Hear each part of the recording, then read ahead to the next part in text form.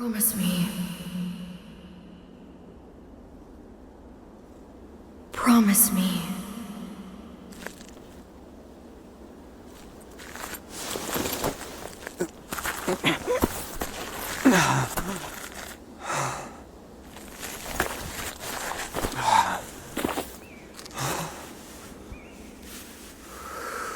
That together, the three of us will bring about a new age of peace.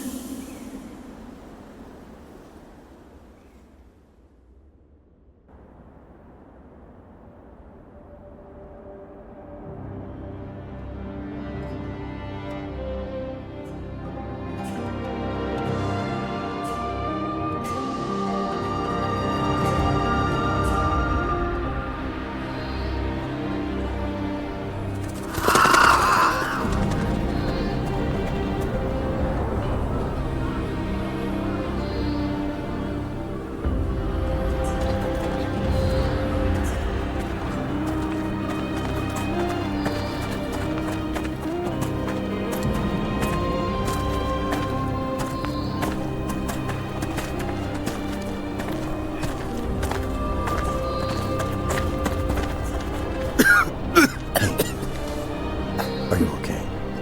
Drink. Yes. Father, are you...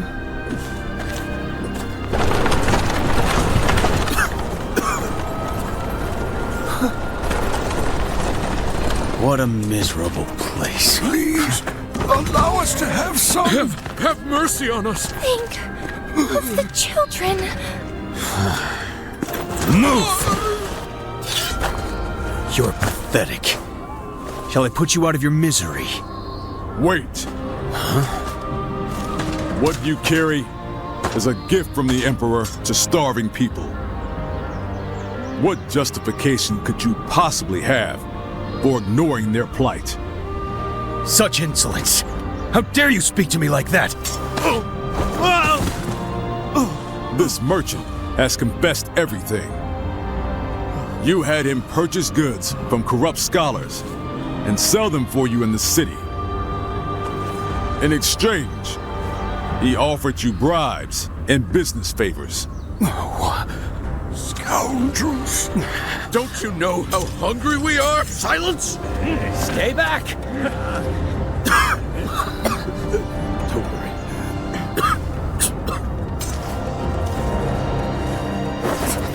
Son, wait! No closer!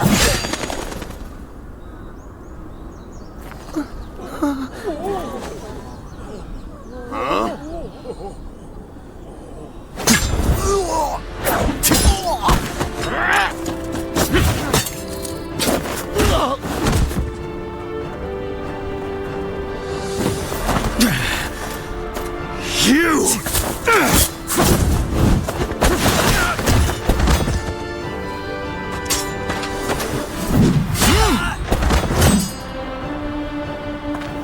I don't know who you are, but you have my thanks. Call for reinforcements! Sir! Even more are coming? More soldiers are coming! Hey, you two. This way.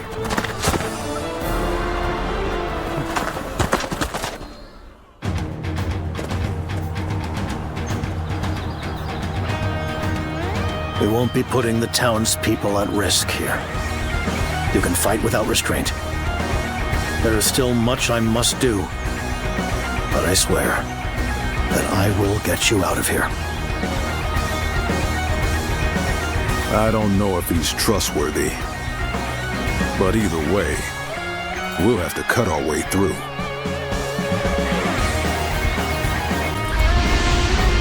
But there are no guards. This must be... You're out of luck. This is where you scoundrels meet your end.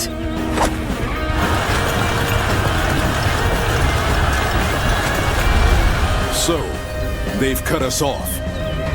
We may be outnumbered, but we must not falter.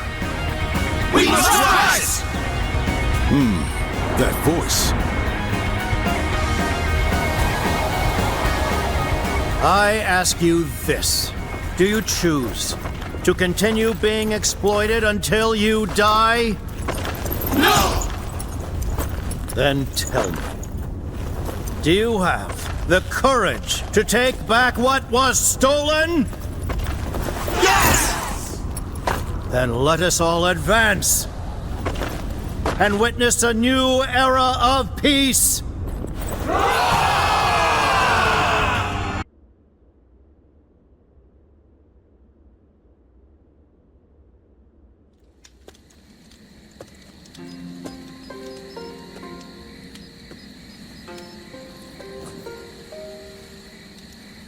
You know, I didn't have the chance to thank you.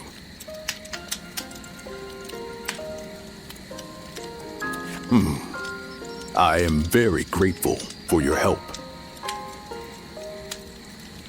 Though it was rude of me to accept it without even asking your name. Tell me, what are you called?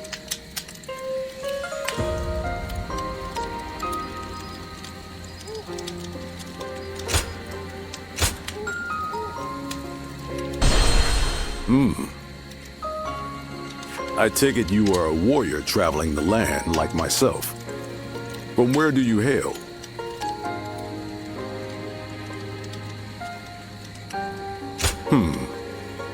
That is quite intriguing. You fought with such effortless skill. I've never seen anything like it. I'm curious to know where you trained.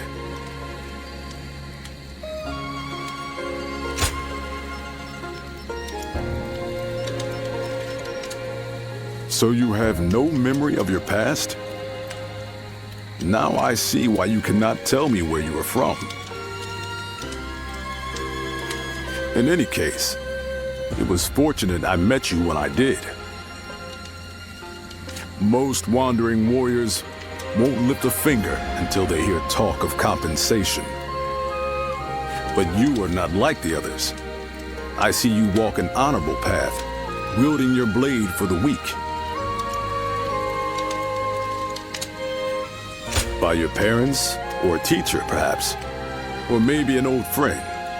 Whoever it was has taught you well. Are you aware that there have been many similar happenings of late?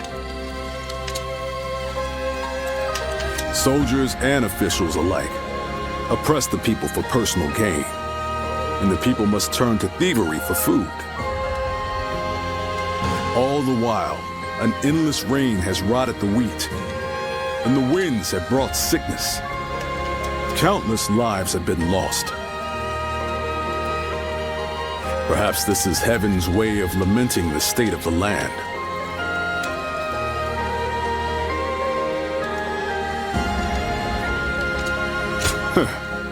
Is that where your doubts lie? You are an odd one. I am sure you have also heard rumors about the Way of the Great Peace. They are a cult that follows a great sage called Zhang Jiao. Recently, I've been hearing their ranks are growing rapidly. Their promises of a brighter future must be drawing in the powerless masses.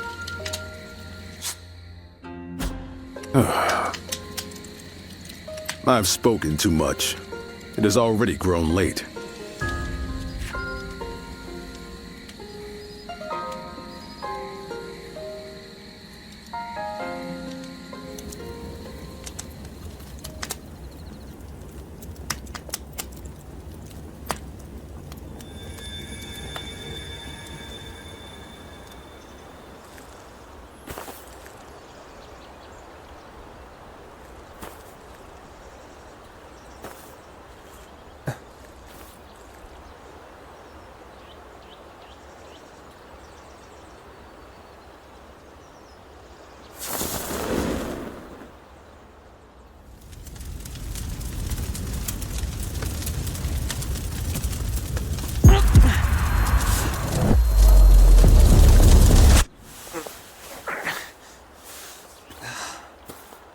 A country that has long been divided will reunite.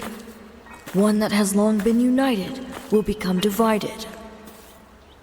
Long ago, the Han Dynasty was founded by Emperor Gaozu and re-established by Emperor Guangwu. And yet, heaven's will is now clear. The coming age will inevitably be one of great chaos. That is why you must bring peace to the world. The guiding light already lies within you. Rise now, guardian of peace, and take flight.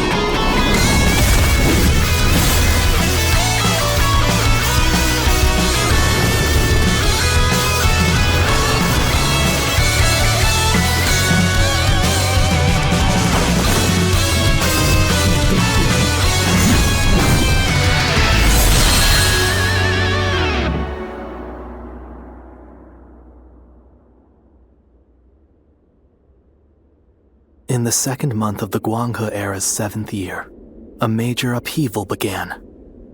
By extending a hand to suffering peasants, the way of the Great Peace gained immense support. Jiang Jiao, the movement's founder, declared a rebellion against the Han Dynasty. In aid of the provinces, countless adherents of the way of the Great Peace rose in revolt. To demonstrate their unity, they clad themselves in yellow and referred to themselves as the Yellow Turbans. This would later be called the Yellow Turban Rebellion. And so, the era was set on the path toward great turmoil. Chapter 1. The Yellow Turbans Rebellion turns to a reign of terror. Heroes rise in the midst of turmoil.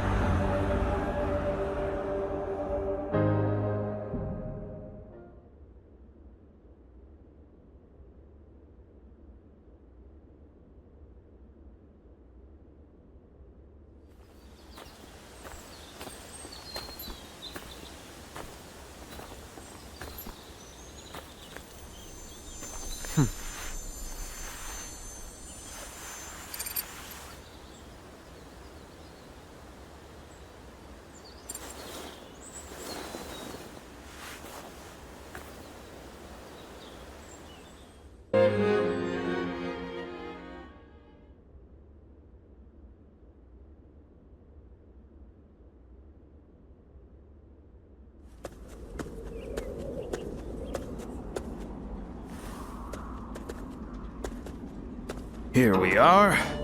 This is your room.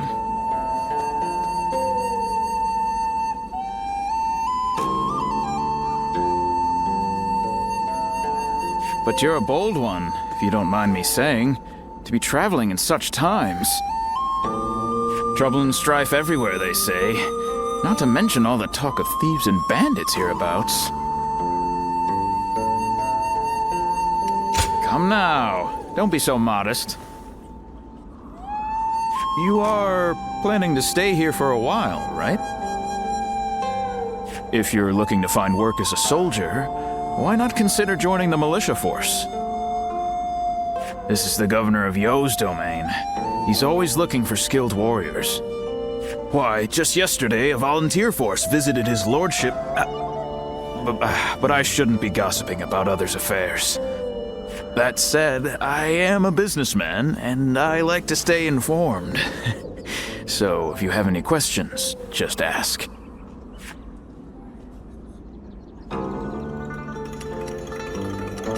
It's a small army of volunteers recruited to fight the Yellow Turbans, who are growing bolder and more unruly by the day. I remember when everyone believed the way of the Great Peace would make the world a better place. Ah, that would be Lord Liu Yen, a man of noble birth, related to the Han. He was dismayed by the chaos and turmoil, so he's raising an army to defeat the Yellow Turbans. A truly great man. Ah, is that so? Well, the day's still young. Once you've unpacked, I suggest you visit the town. Now, if you will excuse me.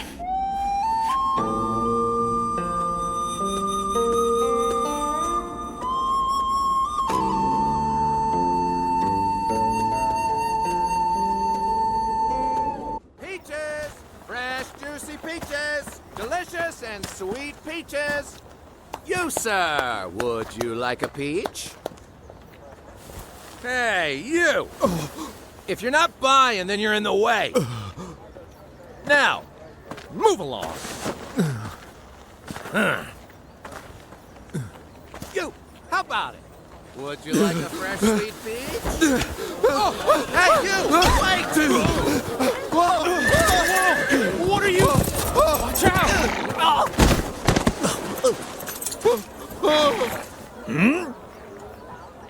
What's going on?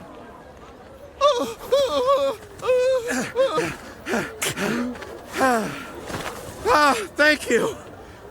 Hey, just give up already. Forgive me. My family haven't eaten in days. And what of it? You're just another refugee who couldn't protect your land. If you don't work, how do you expect to provide for your family? I would work if I could, but... Chucky. Here. Huh?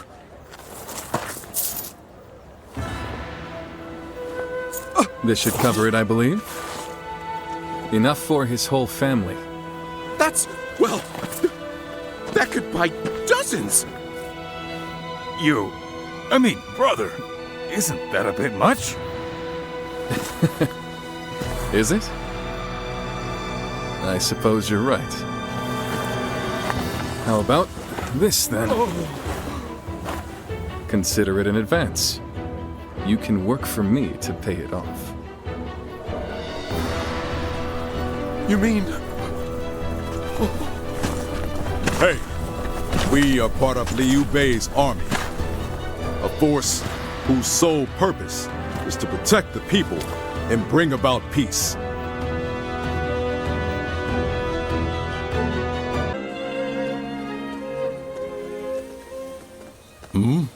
Are you? I knew it was you. I've not seen you since G, but it is good to see you doing well. Someone you know, brother? Yes. We fought together in G province. These are my companions. We swore a vow of brotherhood with each other just recently. This is Zhang Fei. And this is Liu Bei, the eldest of us three. It's good to meet you. I have heard from Guan Yu that you were a man of great valor. I am surprised you remember, brother. I only spoke of him but for a moment at a feast. That was more than enough. Remembering names and reputations is a skill of mine. As unimpressive as it may be.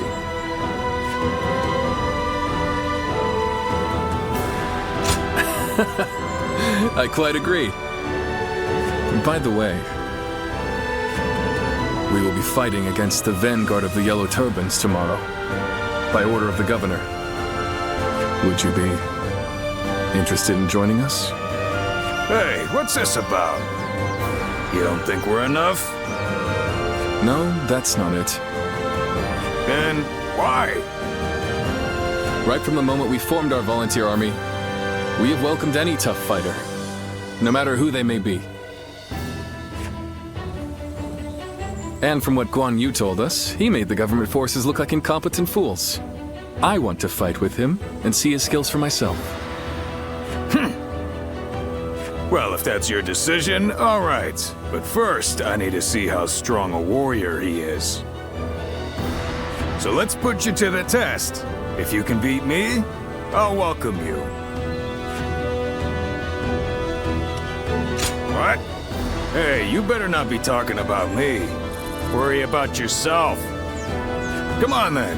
Let's go somewhere with enough space.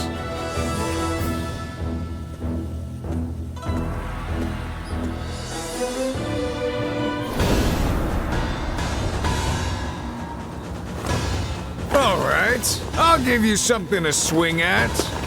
Come at me any way you like.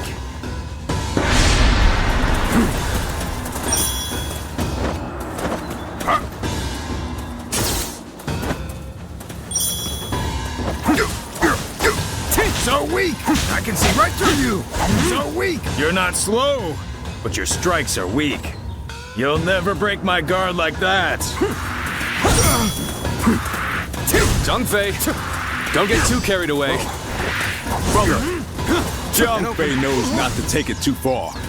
Besides, a warrior of his prowess has little need for our concern. Looking rough. You're better than I thought.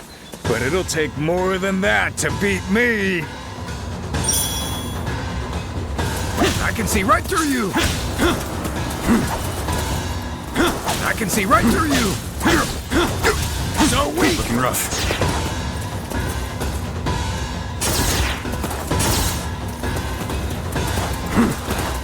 Looking rough. So weak.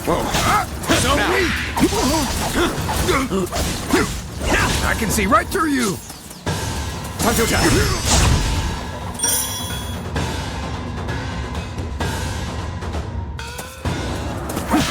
I can see right through you.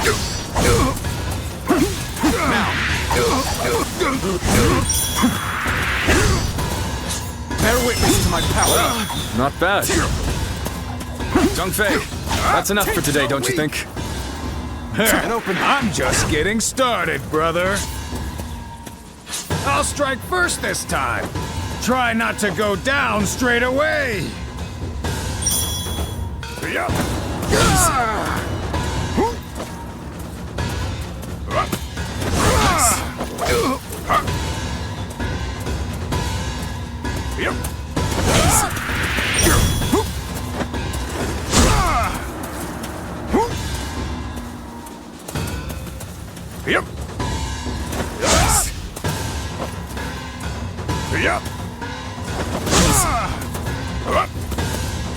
Turn the tables.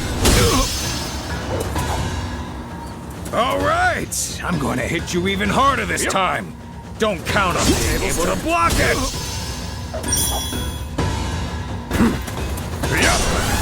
Looking rough.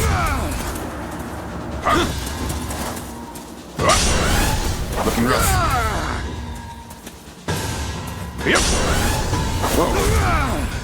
I'm all warmed up now. Go on. Try to take me down. Let's get serious.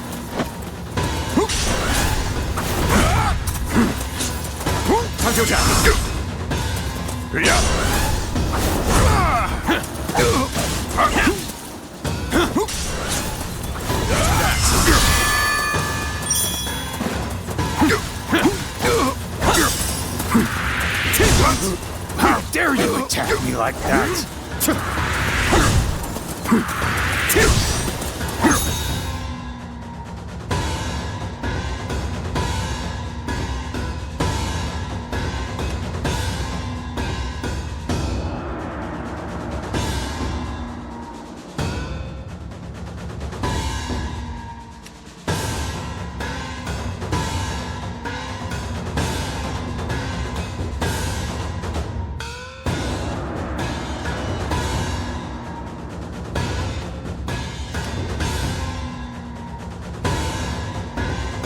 Guan Yu. Zhang Fei is incredible. He looks like he could go on forever.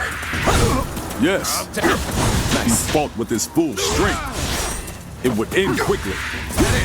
But his opponent has great potential. We'll just have to see how he turns out. Huh? We've made an interesting new acquaintance. Time to act. Take this! Got this! An opening! An opening! Now you're really starting to fight back. Maybe I should too! You're mine!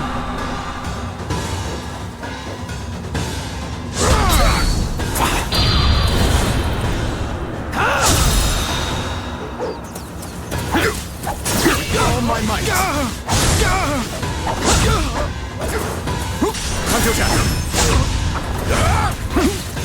Stop there. We've seen enough. This was a test of skill, not a duel to the death.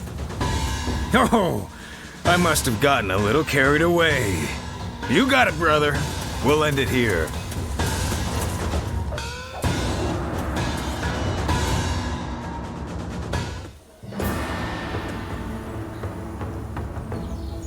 Do you see what I meant now, Zhang Fei?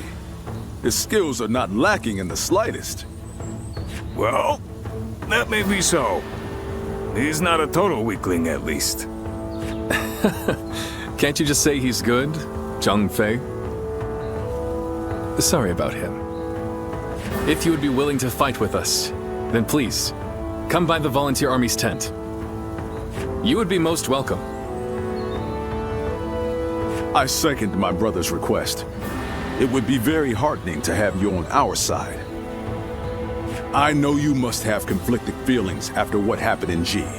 After all, we both have died back then without the Yellow Turban's help.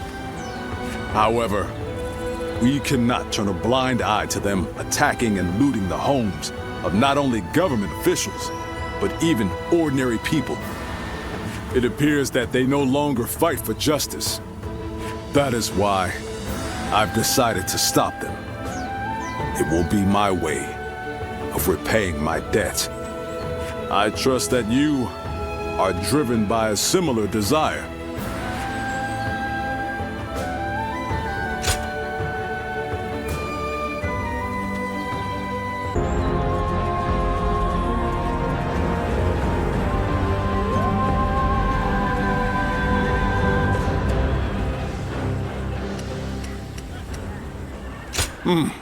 It is good to have you here. So you're not one to ignore people crying out for help. I respect that. Welcome to the Volunteer Army. We appreciate you joining us.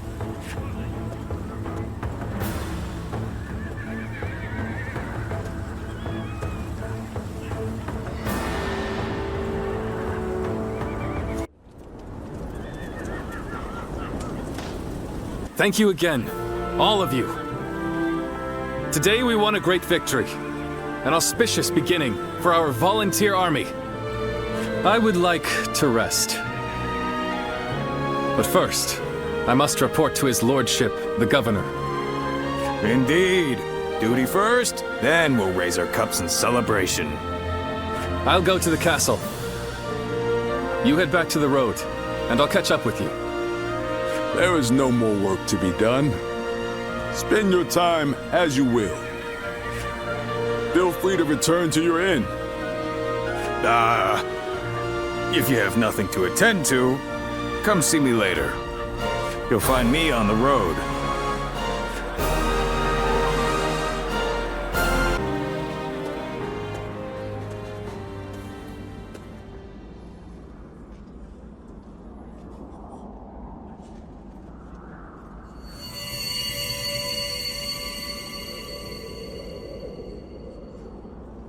Guardian of Peace.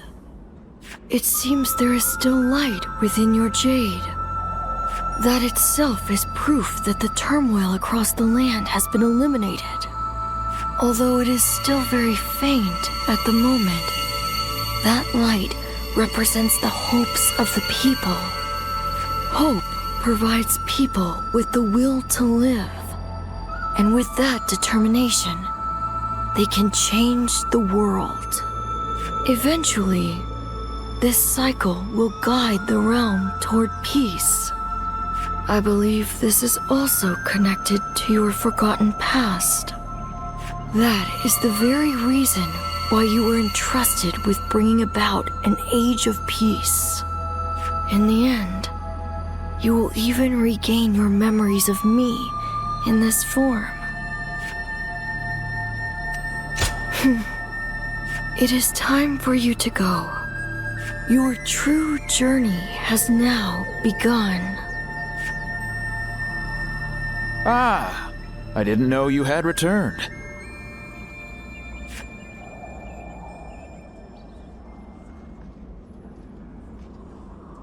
Are you okay? You seem a little dazed. I suppose you must be tired.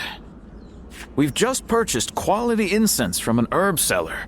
Apparently, it will help you get a great night's sleep. I'm sorry. I didn't mean to prattle on. Please, excuse me.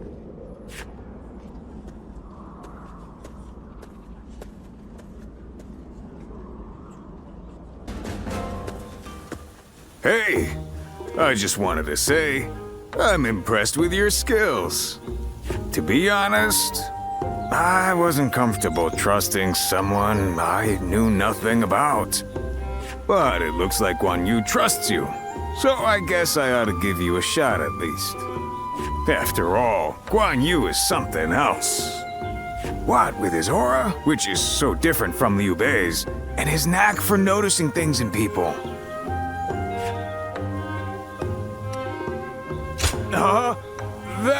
That's not what I meant. Guan Yu is just so damn impressive. His look, his voice. He seems like a big deal. You know, the three of us haven't actually been together that long. We met next to a recruitment poster when they were looking for people to hunt the yellow turbans. And we got talking. My peach trees happen to be in bloom, so I invited them over for a drink under them. What a time that was. We chatted a lot. That was when we became brothers. We may not have been born together, but I knew then I had found my family. To tell the truth, we've really only just gotten started. I have to work hard to prove myself to my brothers. What am I saying? I'm sorry. The truth is, I was always suspicious of you. I was working so hard. And then you came in and won them over. I got caught up in our rivalry. But I think your intentions are good. Maybe we can keep fighting the good fight together?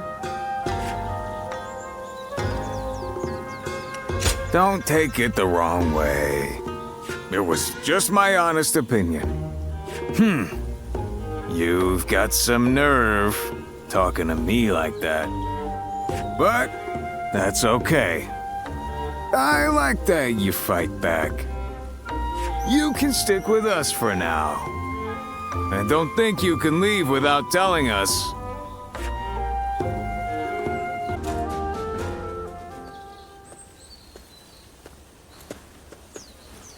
Brother, welcome back. What did the governor say? He was impressed by our success and has ordered us to go to the aid of government forces in Yingchuan. Yes, yes. And what else? Nothing else. Why, you expected more? Of course I did. Was there no mention of a reward? Ah, that. There may have been, but I do not recall exactly. We risk our lives, and you're sent away with nothing but a pat on the back and new orders. We do not fight for gold or rewards. This is good enough for the time being. Yes, Guan Yu is right. But... Think on it, Zhang Fei. This is just the first step on the road to great things. We are turning our talk, our dreams, into reality. Doesn't that fill your heart with fire? I'm no match for your passion, brother. You were a great help to us. I'm glad we met back there.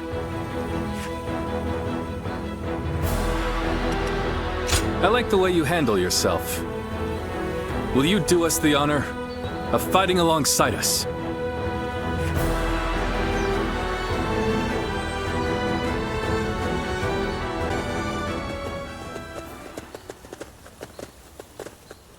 It's been some time. Or perhaps I should say it's nice to meet you. Do you remember? About the village? About us?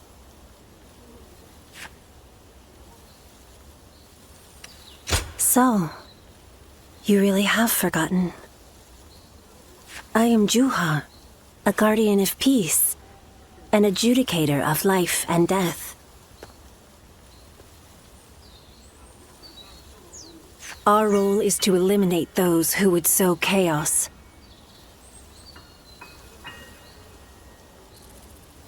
You don't remember even that? And yet, if you are really so intent on defeating Zhang Jiao, maybe you are still one of us, with or without your memories. I can see your eyes haven't changed at all.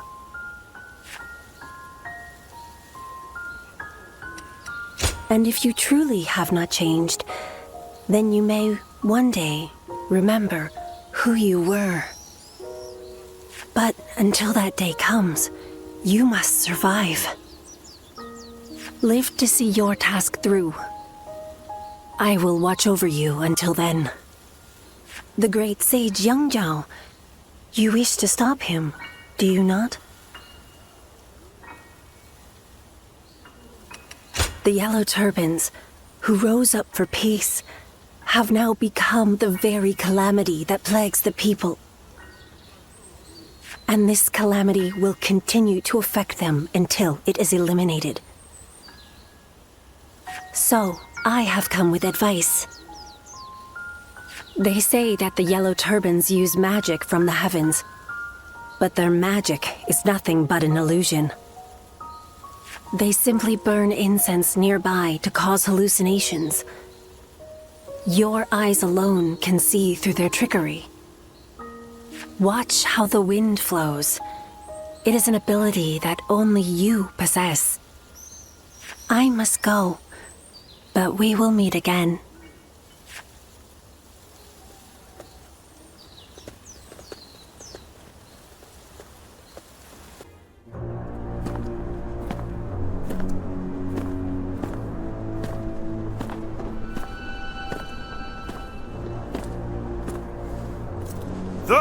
The heavens are on our side!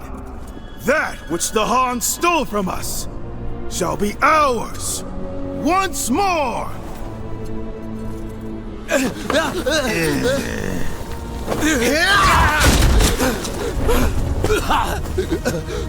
I thought you were on our side! We are, as long as you pay us!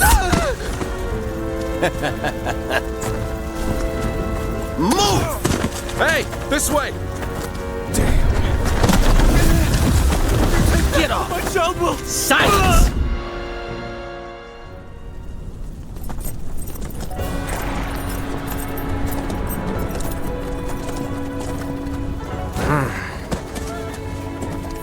This just won't do.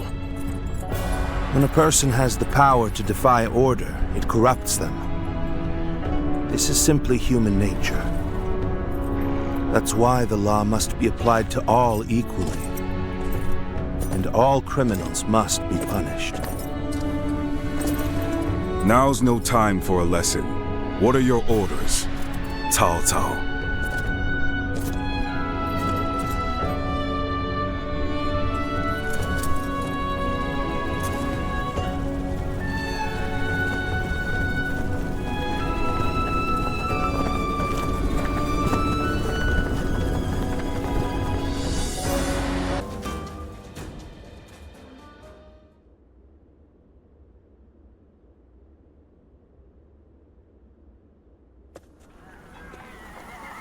I know you. You are the ones who subdued the Yellow Turbans in Yo. Yes. What is your name? Where are you from? Liu Bei of Zhuo. Vassal to Lord Lu Ji. Liu Bei. I do not know that name. Your position? I have none. I work to provide help to those who need my services. Volunteer swordsman. But still, it's a good thing, I suppose, for like-minded men to gather like this. Thank you for your kind words. However, ours is a ragged crew. Unlike your lordship, we are humble, and our numbers few. It is natural for you to doubt us. However, if you were to give us one chance, here and now, to prove our worth, let this ragged band of volunteers show that we can be of service to the mighty Han. Bold words. Perhaps it is only bluster. But I see no reason not to give them a chance. They could become a valuable asset. You will serve under Cao Cao and fight together in the vanguard. Acceptable? Of course. Then this discussion is concluded. Don't let us down. Sir!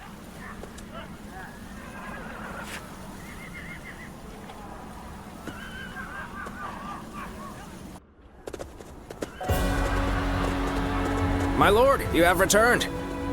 So, is the meeting over? Who are these people? I don't recognize them. They're a volunteer force, said to have crushed the Yellow Turbans in Yo Province. They will be under my command in the coming battle. Oh? Allow me to officially introduce myself. My name is Cao Cao. I look forward to seeing what you're capable of in combat. Sir. So, I take it you're a lot more capable than the government forces. I am Xiahou Yuan. We welcome anyone who is here to help our lord. Isn't that right, cousin? Xiahou Dun. You would do well to remember that if we're to fight together. Thank you for your words of welcome. They seem like more reasonable people than the ones earlier.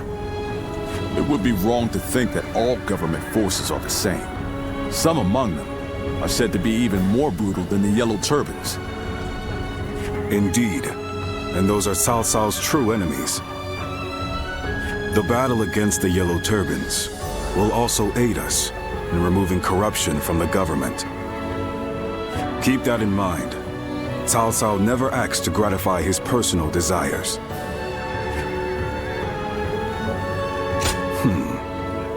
You're as bold as he is. It's about time we see what the volunteer force is really made of. Xiahou Dun, enough. When a man is not guided by the law, he is no different from a beast. Whether he is a Yellow Turban or a government soldier is irrelevant. Men who behave like beasts must be punished. That's all that matters. I've heard enough moralizing. I must go and supervise the battle preparations. Very well. You should ensure the volunteer force is ready for battle. I'll inform you of our plans later. Leave it to me.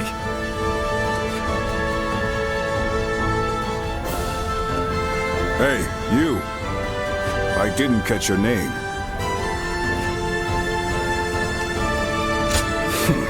Arrogant, aren't you? Or are you truly that confident? We're done here. Show me what you're made of in the coming battle.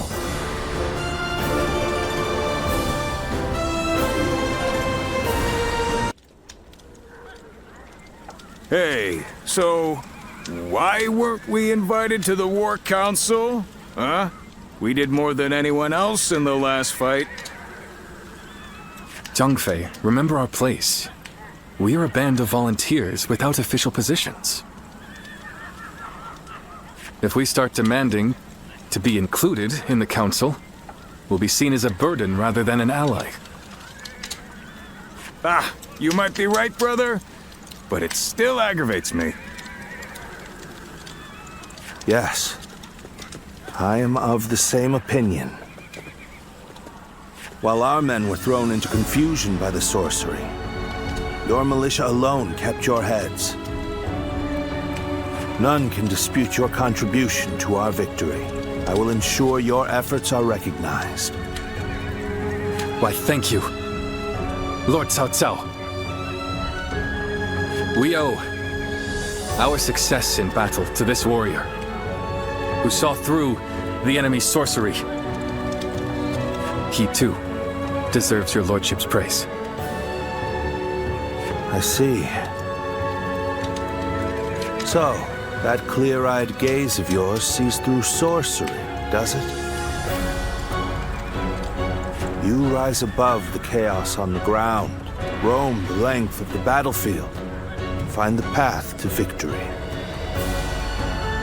Like a bird of prey soaring in the sky, Ziluan, that should be your name.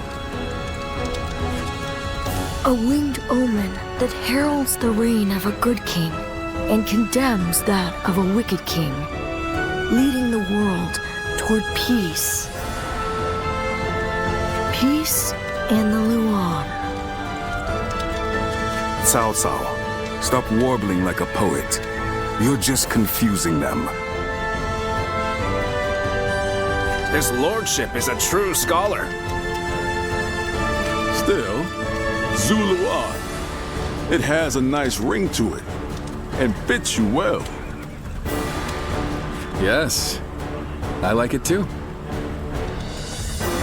It's not our opinion that counts, though, is it, brother? Lively group you have here. I shall be counting on you in the coming battles.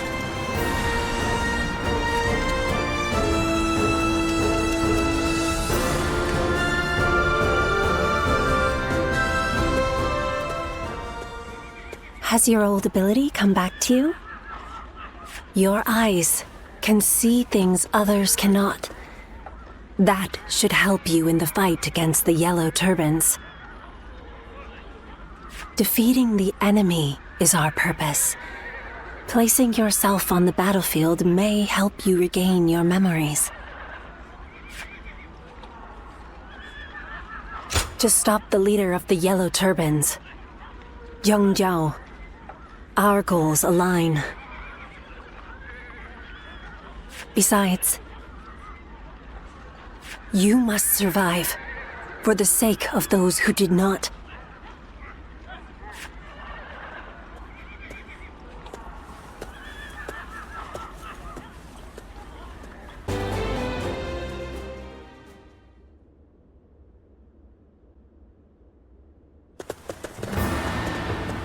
Lord Chujin, you wish to see me?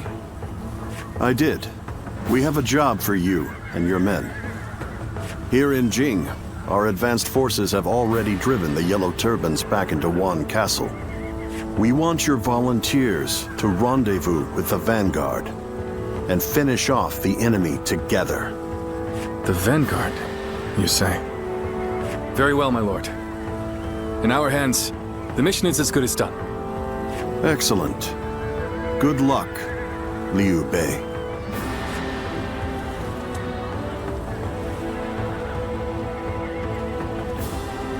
A report, my lord. Lord Sun Jian has arrived. He asks for an audience with you, my lord. Oh, then send him in.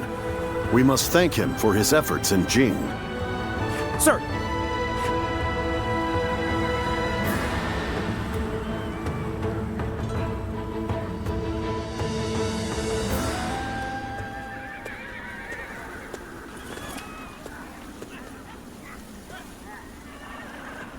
I, Sun Jian, come humbly before you.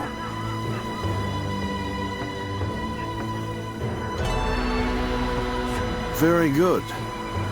I have heard about your achievements. I am honored. I wish to see your strength under my flag.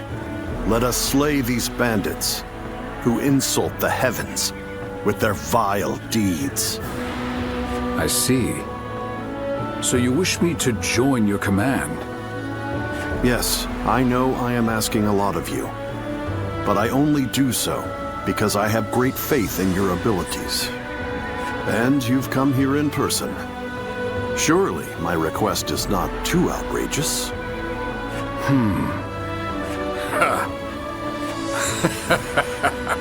I did not expect such humility. You need only tell me to follow your orders, Lord Jujin. You are the general of the household, while I am but a regional official. Why would I hesitate to accept your offer? The might of the House of Sun exists solely to serve the Han. We'll follow any order if it helps bring peace to the realm.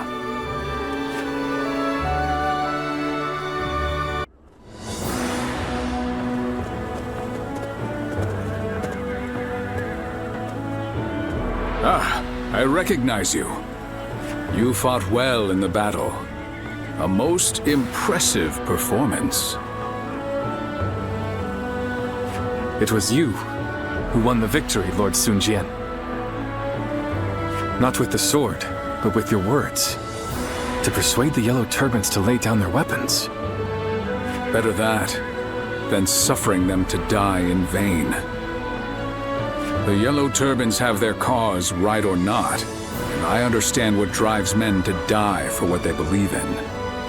But they will not win their cause, nor feed their starving families, by throwing themselves on the swords of my men. I am an officer of the government, and though I know it sounds arrogant to speak this way, the Yellow Turbans make false promises to inflame the minds of those who would fight for life, and so lead them instead to death. I think I agree with you, your lordship. Those poor souls didn't join the Yellow Turbans just to be slaughtered on the battlefield. When I met you in G, they were not as fanatical as they seem now. Indeed. Yet I still remember the righteousness I saw in your heart. G Province? Are you talking about the disturbance last year? I heard 2 great warriors drove off an official's private army. It's probably best you don't know the details. Then I shall pretend I never asked. After all, I've no interest in arresting men of honor. You seem calm, yet I sense a fire burning within you. You're my type of warrior, truth be told. When officials turn to tyranny, it is a sign that imperial power is weakening. At such times, we must rise to the occasion. I am sure that we will have the chance to fight together again sometime. I, for one, look forward to it.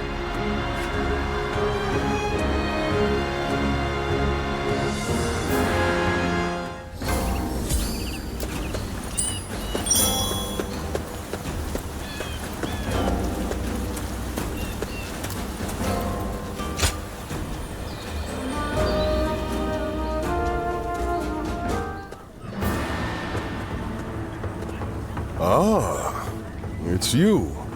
You were with the volunteer force. What was it? Perhaps we didn't state our names. I am Huang Gai, and you are? I think not. The way you fought was something to behold. Yes, I remember now. Those two giants stood out amongst the volunteer force, but I could tell you were something special. You acted of your own volition to take care of things, even when the enemy started using those strange tricks. When I saw that, I knew you were awfully level-headed, more than just brawn. So tell me, who are you really? You don't seem the type to go home and work the fields once the army is disbanded. So, you are familiar with fighting to make a living. No matter how brilliant someone is and how detailed their plan, no one knows what will happen on the battlefield. However, having you among our forces will allow us to respond to a variety of situations. You have the valuable knack of realizing what must be done and what must be sacrificed to achieve a goal. From now on, I will know who to turn to in the most crucial battles. I will be counting on you.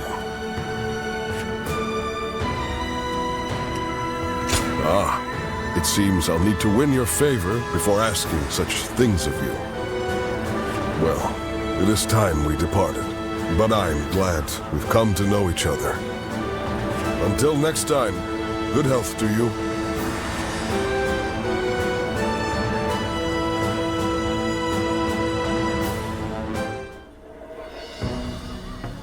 Ji province, you say? Yes. Huang Fu Song went with Cao Cao in pursuit of Zhang Bao. We will lead Sun Jian and go after Zhang Liang. Soon, they will both be at our mercy. The survivors will try to regroup, combine their forces in one place. Of course. Ji province. The home base of the Yellow Turbans. Yes. Lord Liu Ji has already arrived in Ji and is taking control. I want you to provide him with support. Lord Liu Ji, my old mentor. Thank you for selecting us for this mission. Ah, yes, I remember that now. I am sure Lord Liu Ji will be glad to have you. Yes. Until I met him, I was a mediocre student. But he changed my attitude. For that, I owe him a great deal. We shall set off right away.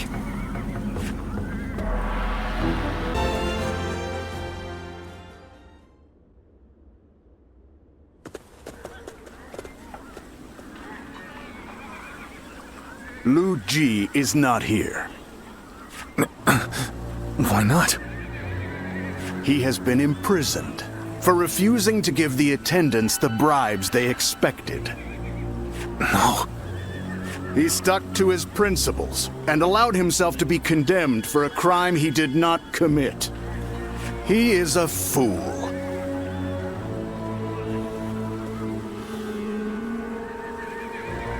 The corrupt officials are the ones at fault. There is no reason Lord Liu Ji should be blamed. Those with power live. Those without die. Anyone who fails to understand this truth is nothing more than a fool. Cunning is but another means to power. Liu Ji failed to realize this, and now finds himself a captive. So, are you one of the powerful, or not? I do not judge on status or title. Prove it during this battle. You may make a name for yourself if you are successful.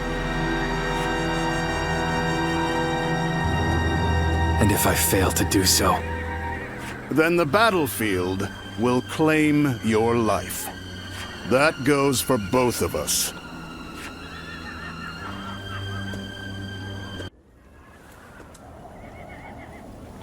We have defeated Cao Cao's main force in battle.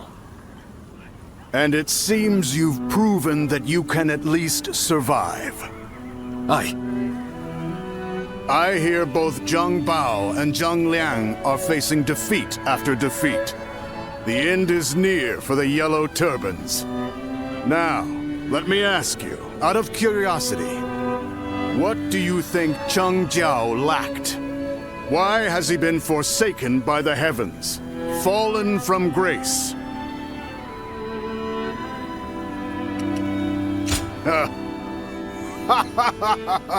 Interesting. So, he was not powerful enough to win the heavens' favor. A good enough answer. It matters not what one's ideals are. Without strength or victory, nothing is accomplished. In both politics and war, the weak are the first to flounder. And as soon as one has shown their weakness, their fate is sealed. Ridiculous. So those without strength are destined for doom? That is the nature of this realm. It's nature.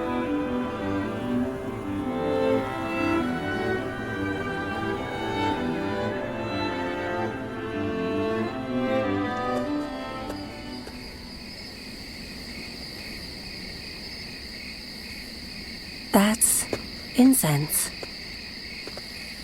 The same type the Yellow Turbans use to create their illusions. But right now, it's being used for communication. Follow the scent. There. You'll find someone waiting for you. Very few people know how to use this incense. You would do well to remember that.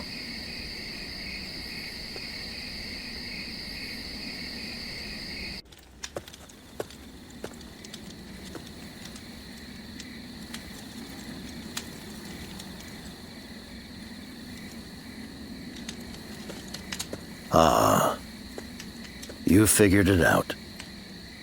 If you followed the flow of incense here, that means you are a guardian of peace.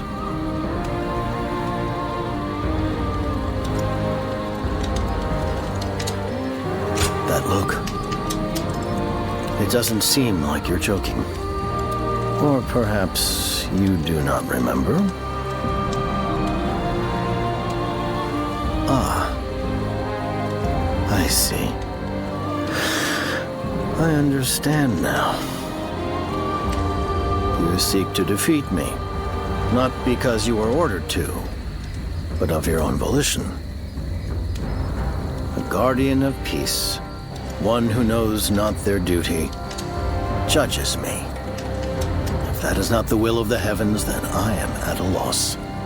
Even if both heaven and earth try to judge me, I will not stop believing in my righteousness as long as others ask it of me. I know that this path, this ideal, is not a mistake.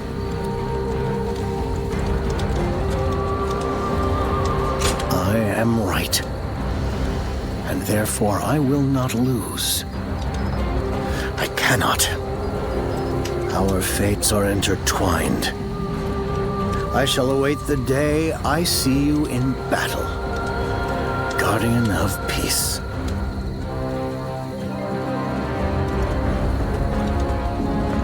I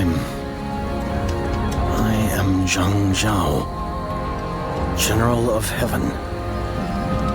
These two hands will upend the heavens if need be.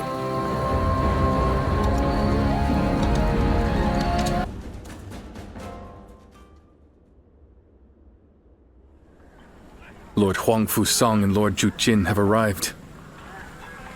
The final battle will be upon us soon.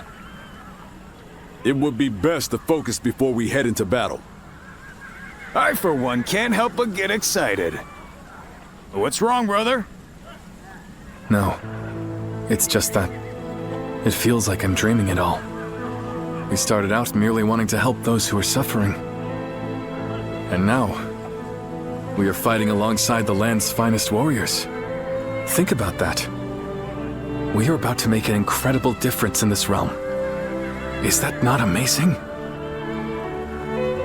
A tad early for that, is it not?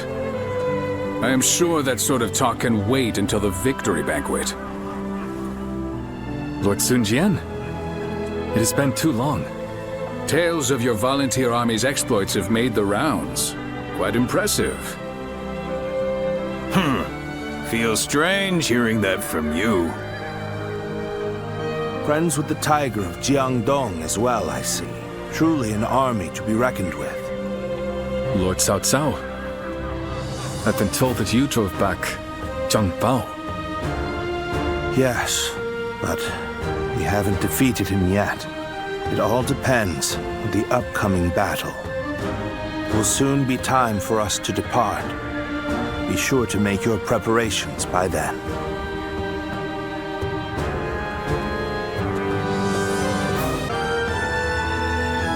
Now then, I assume we are all ready? We have the Yellow Turbans cornered. This battle will likely decide their fate. We have achieved victory against them time and again. There is nothing for us to fear. Believe in one another and march forward, and we shall be unstoppable. I also look forward to seeing what the volunteers can do. We came here to put an end to the turmoil. And we will give our all to see it done. Ha! I see no need for further discussion, Cao Cao. All that's left is to hunt down the wounded beasts. Very well. Let us go.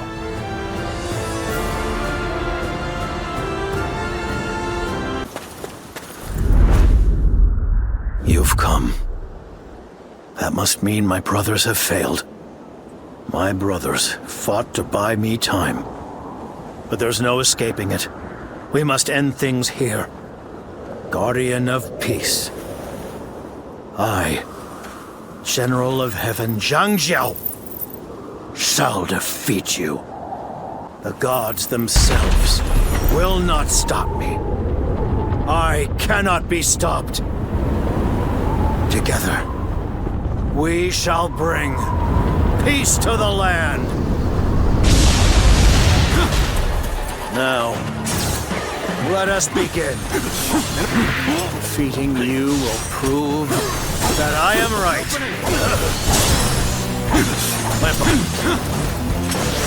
Lampo.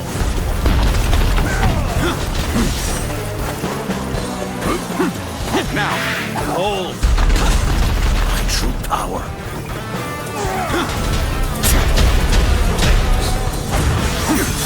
Now. Looking rough. An opening. Looking rough. Take this. Take that. An opening. Lampo. Tables turn. All my might.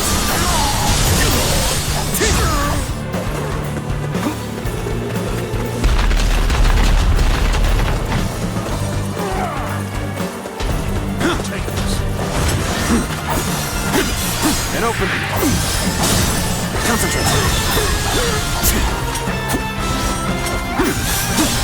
An opening. Cao Cao. Take that! An opening.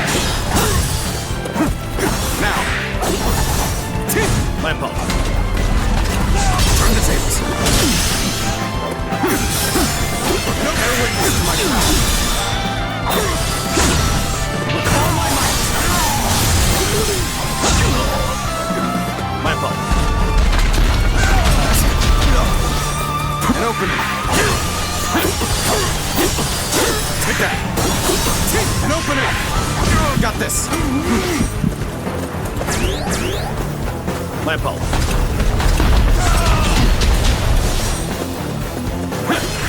Set it!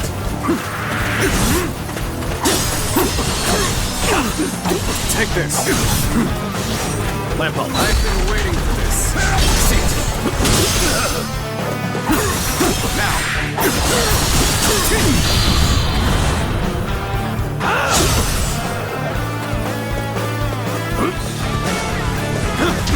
Let's get serious.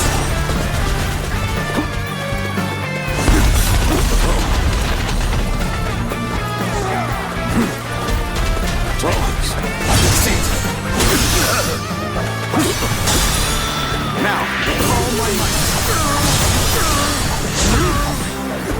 Lampo.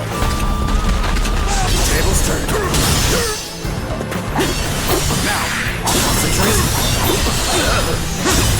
Cao Cao. Turn it. Take this. Turn the tables. Take that. And open it.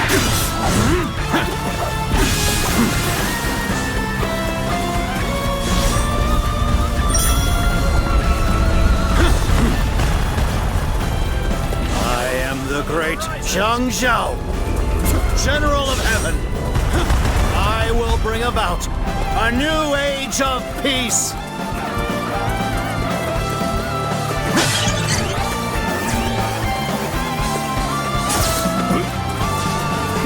Looking rough.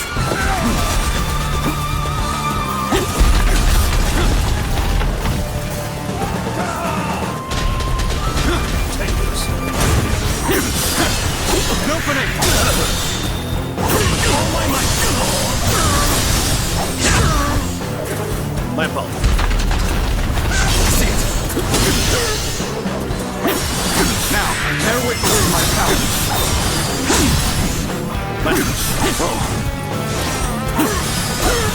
An opening.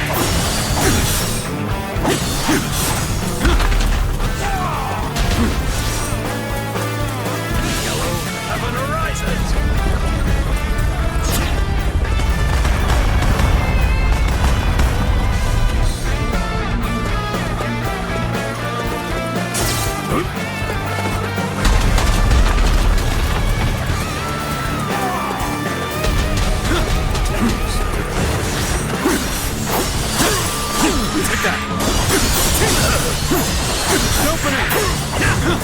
Lampo. Tables turned. Now, concentrate. So, this is a guardian of peace. Confess that I am a little disappointed. Zilluan, you did not train all those years only to fall here. Remember, with the skills you possess, you are equal to 1,000 fighters. The spirit of a god of war lies within you. Awaken it.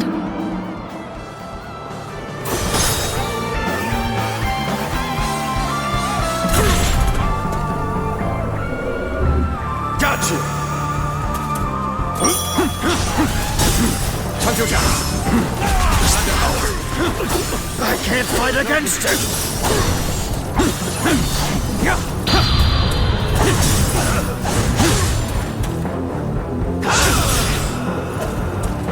So, I am no match for you.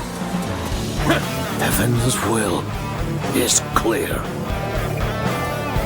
For Cao Cao! We will never abandon you! You saved us. It was you, not the gods, who came to our aid. Yes, that's right. I cannot lose. Not while my men believe in me. I have to believe that they are right. That I, too, am right. Death to the Han! The yellow heaven rises!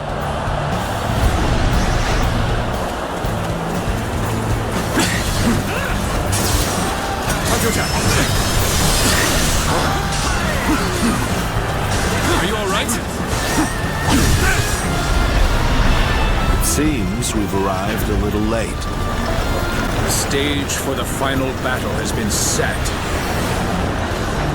It must be time to begin. Stay strong. Prove the heavens wrong.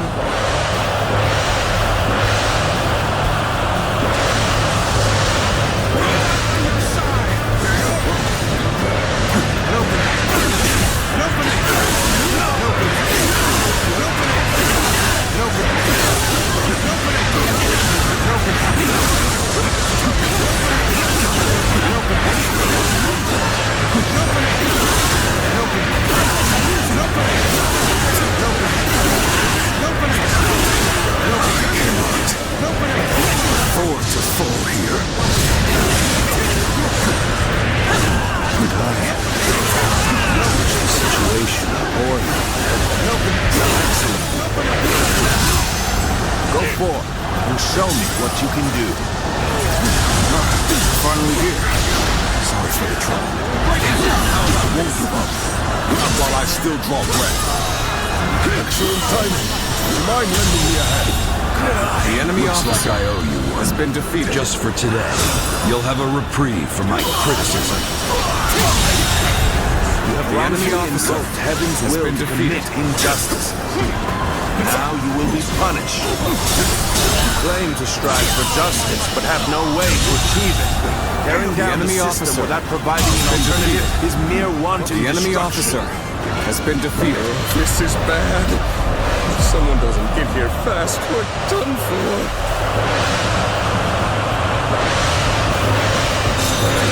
Jiang Xiao has high aspirations, but is misguided. Or rather, he simply doesn't know what he's doing. How does he intend to create the era of peace he speaks of? Hands alone don't put food on the table. Will someone please notice me? I need help! Reinforcements! I thank you for your aid. Come to help me out? I would be a fool to refuse your aid.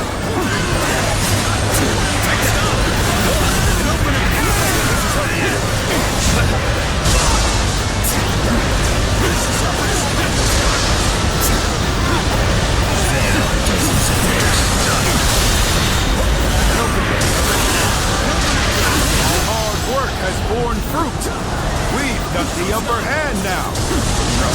The head is thorny, but walk it we shall. The enemy officer has been defeated. Bear witness to my power. Victory.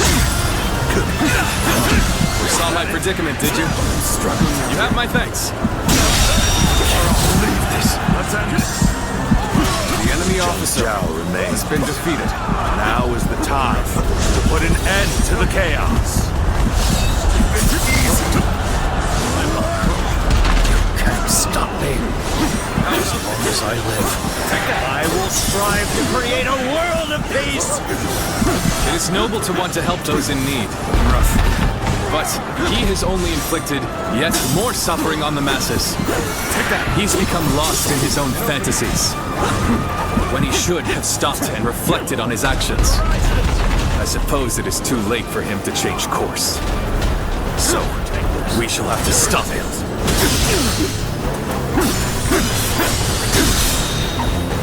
Take this.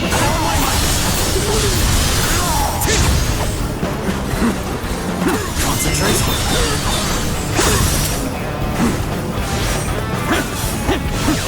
Heaven arises!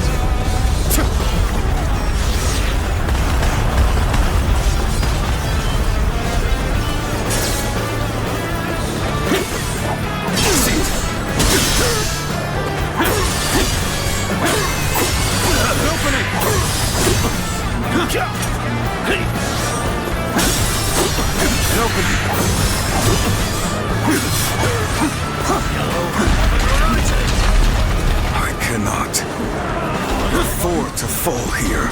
Let's go! We're finally here. Sorry for the trouble. Bear witness to my power. Whoa, looking rough.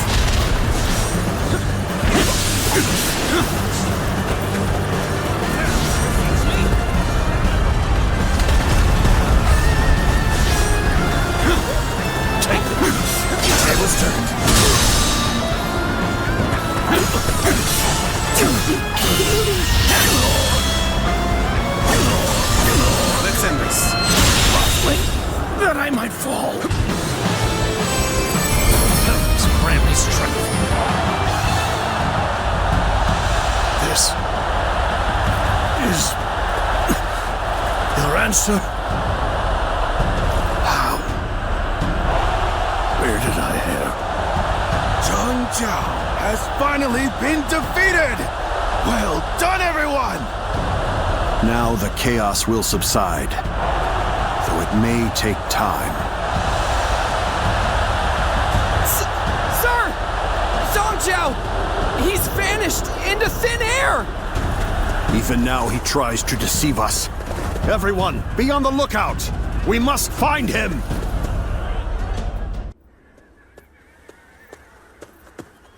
Cao Cao has evaded us. We are still making every effort to find him, but... I see. Very well. Dismissed. He was wounded badly. I doubt he'd make it. No! We must find him. Search every corner. We've searched everywhere. Spending more time on this will only exhaust our troops. Oh. He will die soon, even if we leave him be. Not even a doctor of surpassing skill would be able to save him.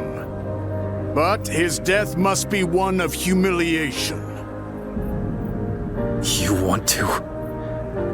A hero who died bravely, fighting to the bitter end. Such a death could very well become the symbol for another uprising. Unless we cut off his head and display it, the Yellow Turbans will rise again. That we cannot allow. On this one, Dong Zhuo is right. Split up and search for Cao Cao. Understood?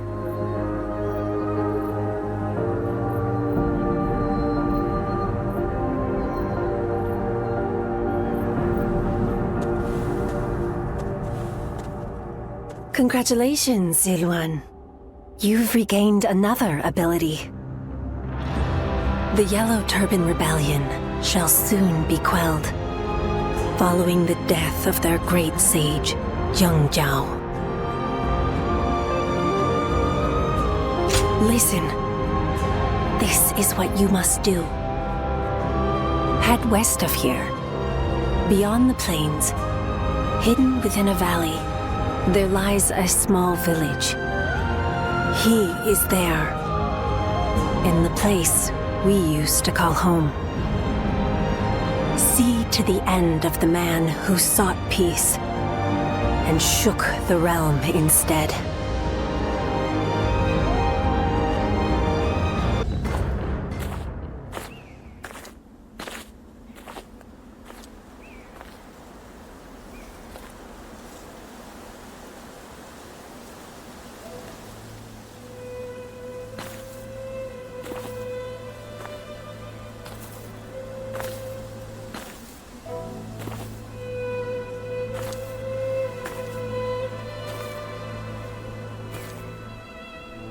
Once, I came upon a sage in this land who taught me a particular skill. And he told me something. Use this power to help those in need. But lose your way, and you shall be punished by a guardian of peace. And now, here you are.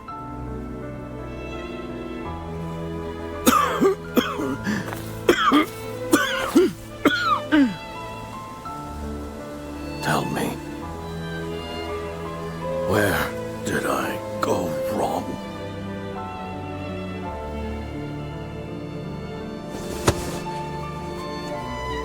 Our greed grew stronger with each success. Why wasn't I able to prevent that? If this is just human nature, then there is no way to save this world.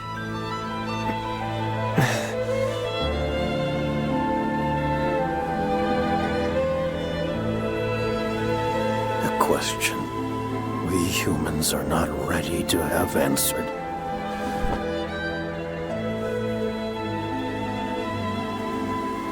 I am the great sage Cao Cao. I allowed the people to dream of peace. Dreams can move people. People can change the world.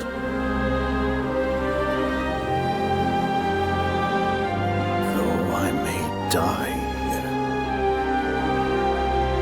the world will go on. In the end, there must be.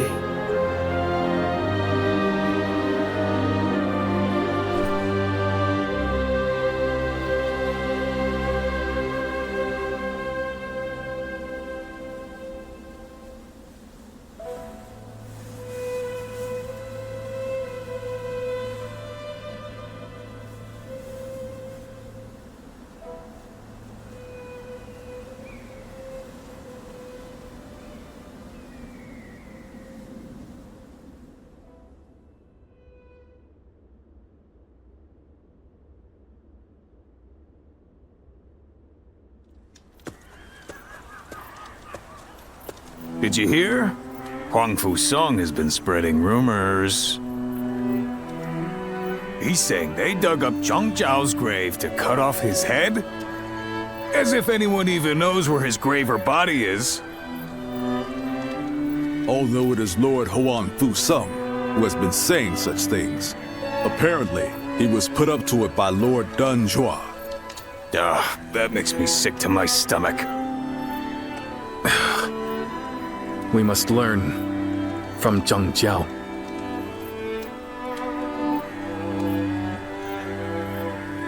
Ever since we first fought against the Yellow Turbans, I have been thinking. I believe Cao Cao was a man of dignity, who stood up to help those in suffering. But he grew too hasty in working toward his goals, and lost something important along the way. Who is to say that we will not make the same mistake? Brother. That is why I've decided to wait for my opportunity. I still need to think calmly and thoroughly about how we might best serve the people. Besides, we have plenty of time now that the battle is over. And apparently, there is an official post we'll be needed for here in G. You know, you are much too patient, brother. But you know what? I agree that rushing won't do any good. Indeed. As your sworn brothers, we walk the same path as you. That's right. Wait a minute. What are you gonna do about the volunteer army? It is disbanded as of today.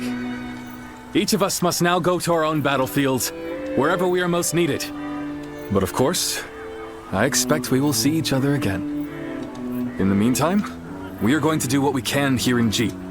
Come by at any time. We'd be happy to welcome you.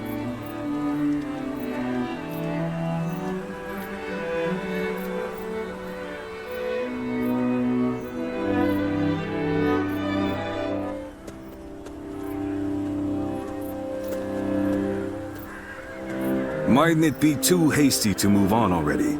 Can we not afford to have our soldiers rest for a while longer? What needed to be done here has been done. I will be unable to find rest while we linger here. Impatient as ever. And where is it you intend to go in such a hurry? Luoyang. Cao Cao. You can't be. Justice has been dealt to Cao Cao, the renegade, but not to the traitors in the capital.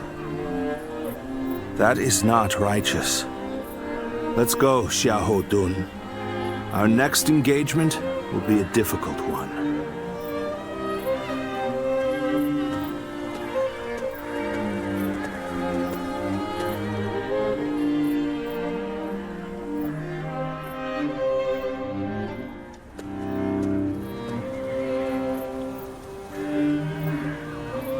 Well, I suppose we've stayed here long enough. We shall withdraw as well. Yes. What's wrong, my lord? You look rather glum. Zhang Jiao has been defeated, and the Yellow Turbans are no more. That is worth celebrating. But, with them gone, where will people's rage and discontent be aimed at now? We should be prepared, for another storm will be brewing soon. We are the Sun, the proud blades of the Han. Whatever the circumstances, we must fulfill our duty as warriors.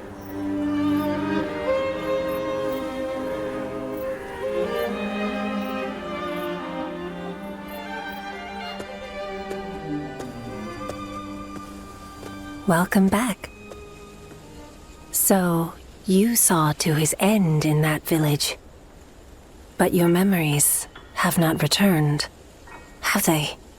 You cannot remember who you are. Ah, so he told you, did he? Once, there was a group of people with honorable intentions. They aided Emperor Cao Cao and assisted with the founding of the Han. It is said that they excelled in combat, that they could read the winds and manipulate incense. They were the guardians of peace. Those who upheld tranquility from within the shadows of history.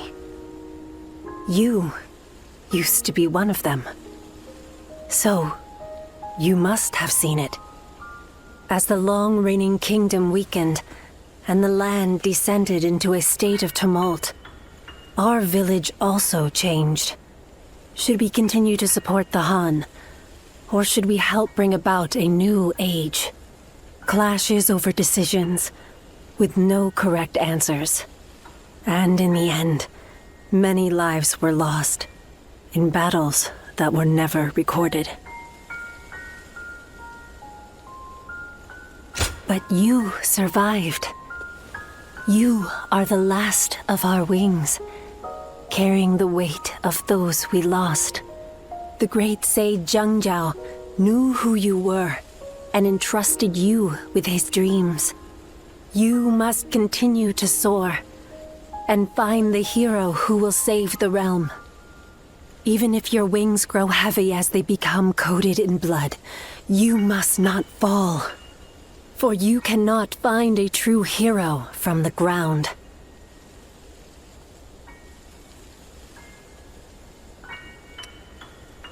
Ziluan, a sacred bird who soars through azure skies. We will meet again, when you need me once more.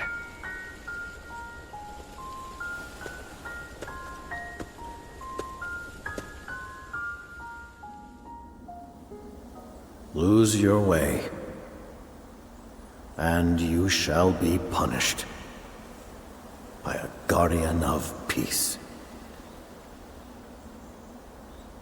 And now, here you are.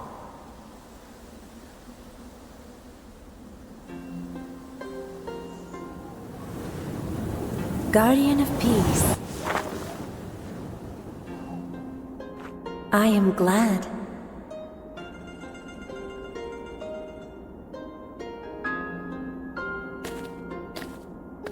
Congratulations, Ziluan. Now you too have become a Guardian of Peace.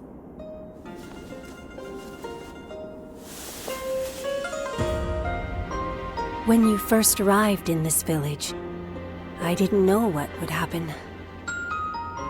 But I am glad to see how you have grown.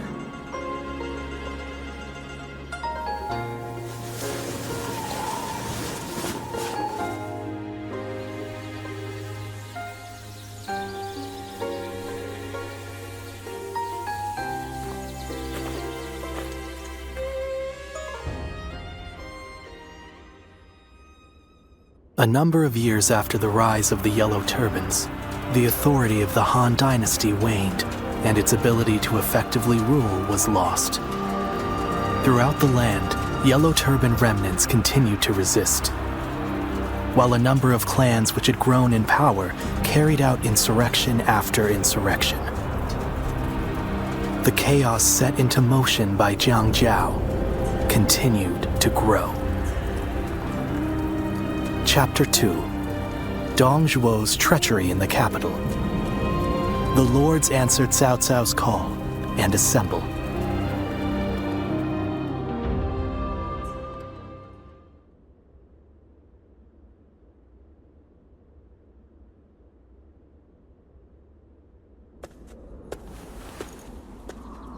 Oh, hello. You're back a little late today. The Yellow Turban Rebellion was starting to settle down, but now new uprisings are springing up all over. The world is becoming a dangerous place. Professional soldiers have been kept busy, to say the least. We appreciate your service. I almost forgot. I came to bring you your letters. Who knows? Maybe some wealthy lords have need of your services. Well, if you have anything to ask me, now's a good time to do it. Yes, a few arrived while you were away. You should take a look at them later. From now on, I'll just put all of your letters in your room when they arrive. I see. The volunteer army has disbanded, so now you need a new source of income. Is that right? Well, let's see. The lords of the land are always recruiting. Fighting for coin from battlefield to battlefield doesn't sound like a bad start. Of course, a warrior of your talents might be better suited to serving a single lord. Is that so? Then I'll be on my way.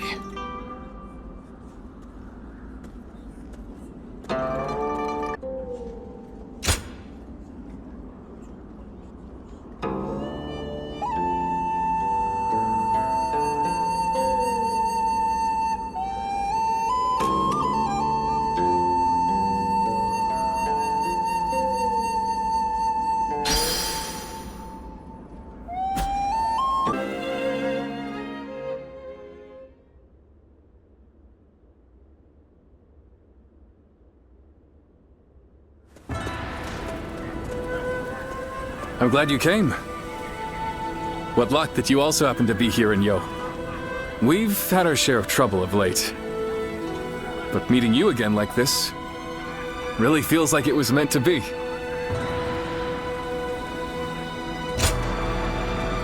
After suppressing the Yellow Turbans, we were given a position in Ji Province.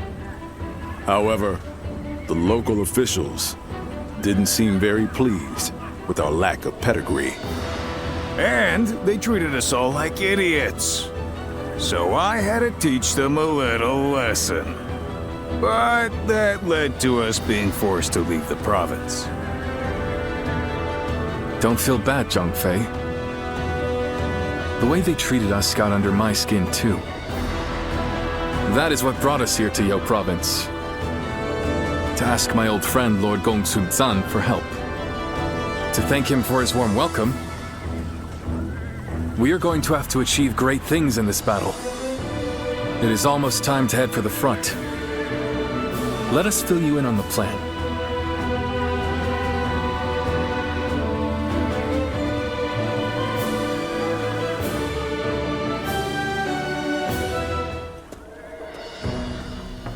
All right, before we start the meeting, Guan Yu, I believe you had something you wanted to discuss. Yes. In the coming battle, the enemy will have a positional advantage. It is also likely that they have set traps at strategic locations. With this in mind, I have decided it would be best for you and I to operate as a unit. Not being bound to the main force would allow us to move freely across the battlefield and better adapt our strategy to any situation. The last time we fought together was in Ji, was it not? Feels like old times again. Let's make it a battle to remember.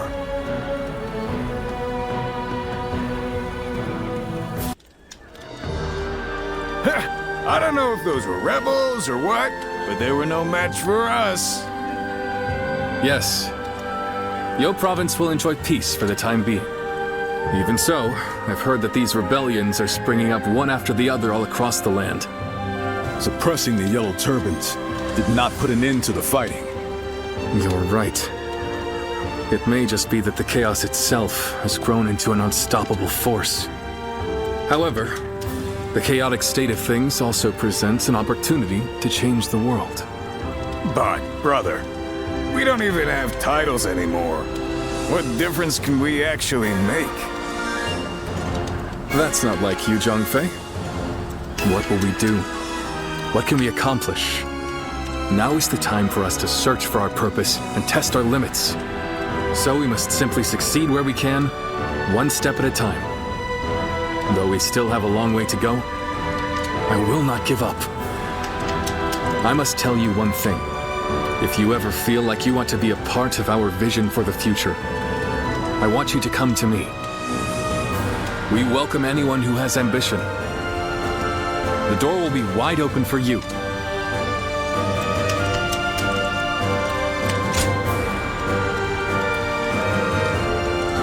Please don't forget this.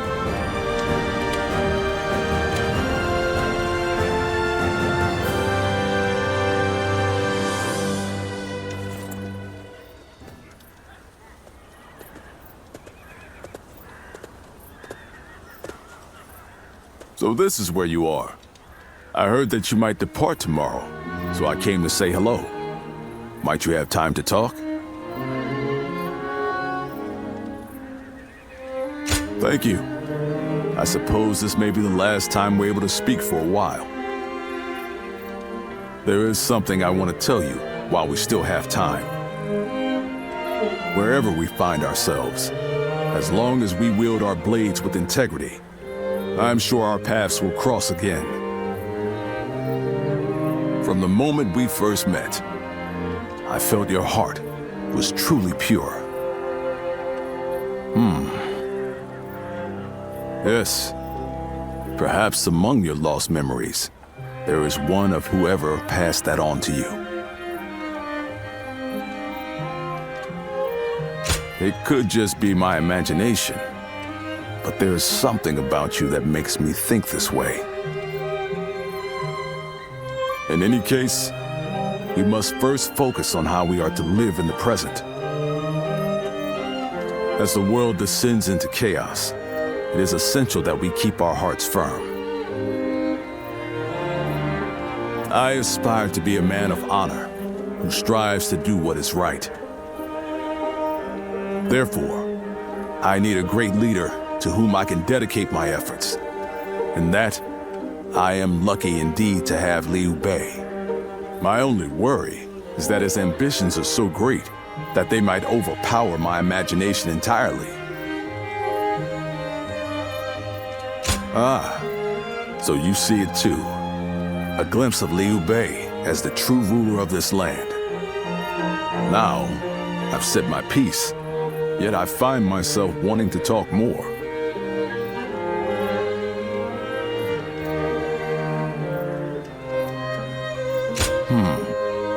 You feel the same way? Then let us find somewhere to sit and relax before we continue. Tonight, I wish to etch the features of your face and the sound of your voice into my memory.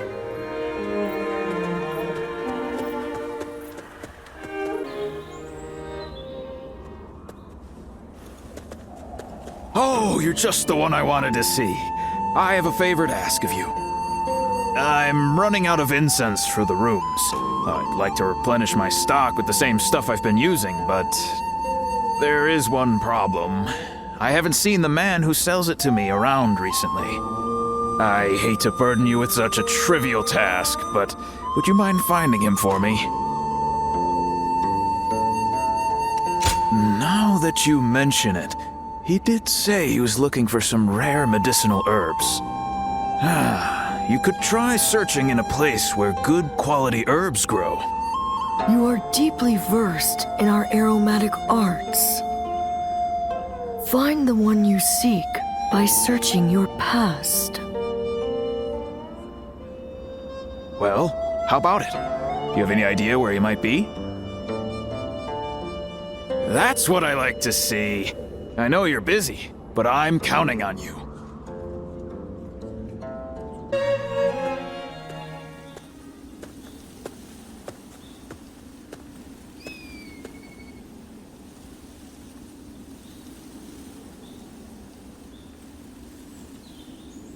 Zilwan?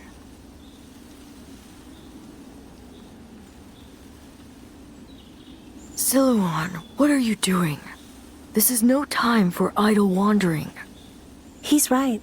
We should hurry.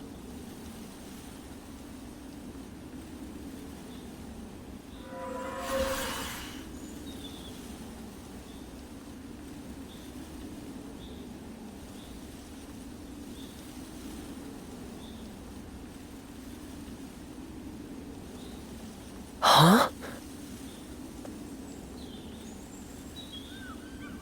There's someone here?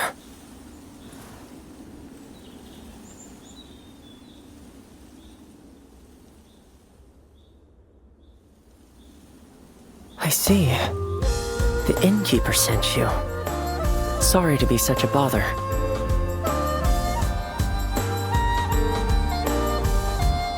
Cao, the leader of the Yellow Turbans, used some special herbs. Rumors of their origin led me all the way here. As incense, they induce visions in those who smell them, and as medicine, they cure fatigue and heal wounds. You could even say that most of Cao's miracles were made possible by the power of those herbs. But this is surprising. I never expected anyone other than him to know about this place.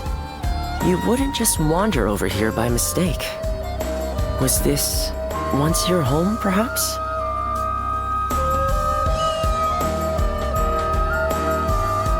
A vague response. It is only natural that some past events escape our memory. But your case is very unusual indeed. It seems that your past has been completely erased from your mind. I can conclusively say that I have no idea. I've never encountered anyone like you before. If I had to hazard a guess, I'd say that you are suffering from some kind of formless malady. And finding a cure for such a thing is beyond my current abilities. This is quite humiliating and intriguing. Would you mind if I traveled with you for a while until I find a cure? It may surprise you, but I am a skilled doctor. I can treat you if you are injured, and even earn us some money for travel.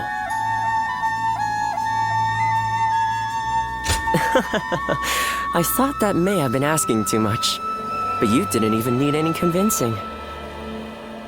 Thank you. Now, let us strike while the iron is hot, as they say. Let's go back to the inn and start by sorting through your experiences and everything that has happened. Oh, I haven't introduced myself yet, have I? My name is... Well, you can call me Yuan Hua. Now, can you tell me some more about yourself, my traveling warrior friend?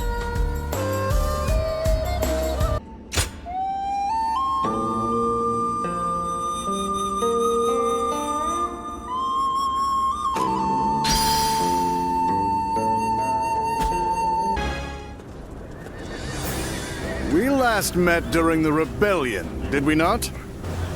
It was I who summoned you, but I never expected you'd be eager enough to come all this way.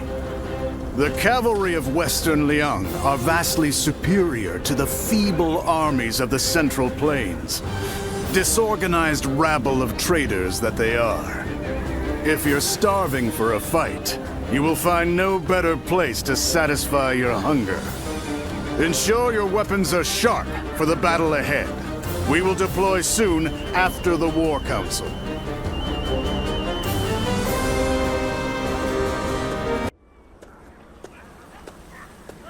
So, it was you that caught my eye out on the battlefield. No surprise there. You fought well. Enjoy your praise from the great Dong Zhuo. How do you find the winds in Liang province? There's a greater chill to them than in the Central Plains. A frontier region, far removed from the cities. Even the Imperial Court's authority doesn't reach here. Its people simply live as they wish, without a care for the state. It's been the site of countless uprisings. Yet, I prefer being posted here. The geography and climate are harsh, and so the people here seek the power to devour others, and to avoid being devoured themselves. Though the weak masses may also devour the strong. The fallen become sustenance. That is the essence of life. Do you not think it more agreeable than stagnating in some boring administrative post?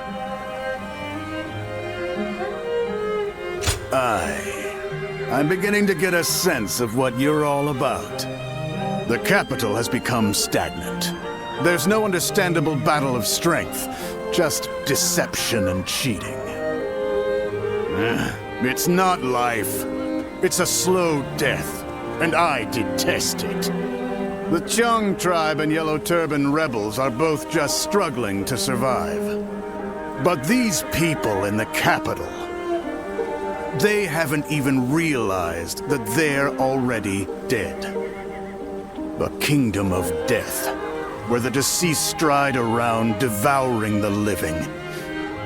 That's the reality of the Han Dynasty. If that is the case... this conversation's gone on too long. Off with you.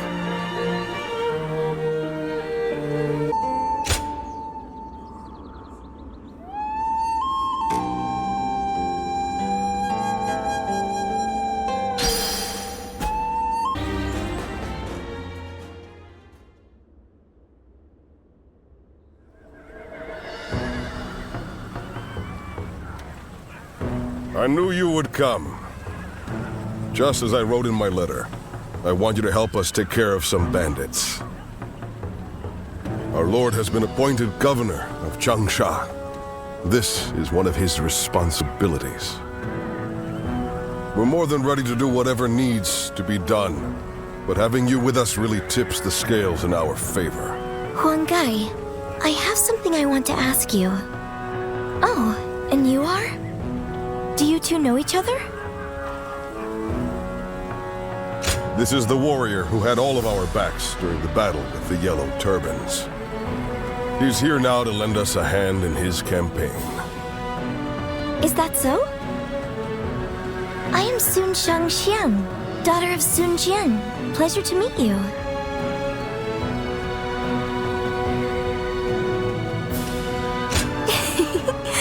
Thank you. I will do my best to live up to my family name. Just don't take it too far out there. If things get out of hand, come straight to us for help. By the way, Princess, where is Lord Changpu? He was with you, if I'm not mistaken. Oh no, I left him alone back there. He might be scouring the camp for me now. I should get going. I'll see you at the next War Council. Evading Lord Changpu is no mean feat. The princess is an incredibly skilled warrior, but the battlefield is an unpredictable place. I want you looking after her too, just in case.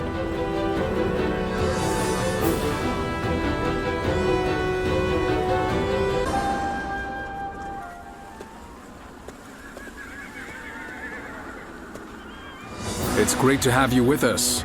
Please allow me to once again extend our warmest welcome.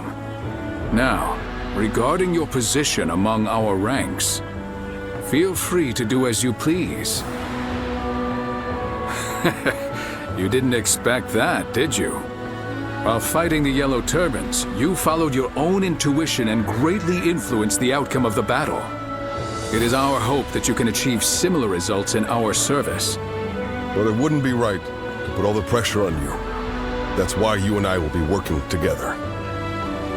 Huang Gai, wait. I think it would be better if I went with him.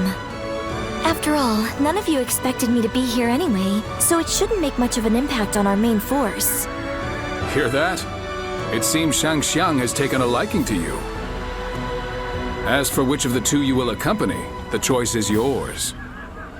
Don't worry. I won't force you to choose me. I would be very happy to have the chance to fight by your side.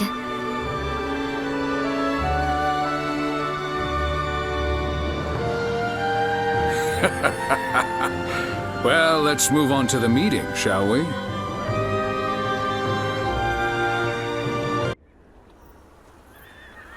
Well, that just about does it for now. We managed to pull through with very few losses, either due to everyone's hard work or the bravery of our lord and the princess. One thing's for sure, chasing after you scared me half to death. Sorry for making you worry. I'll try to become strong enough that you'll be able to follow me without fear. All I ask is that you don't get carried away. Lord Changpu and I aren't exactly spring chickens, you know. Now that we've dealt with their leader, the bandits of Jing won't be causing any trouble for a while. The people will be able to return to their normal lives as well. How lucky they all are to have such a wonderful governor like our lord.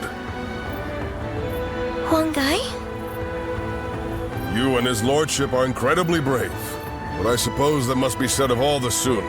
It's quite a challenge just keeping up. We couldn't have done it without you either. We should fight together again someday.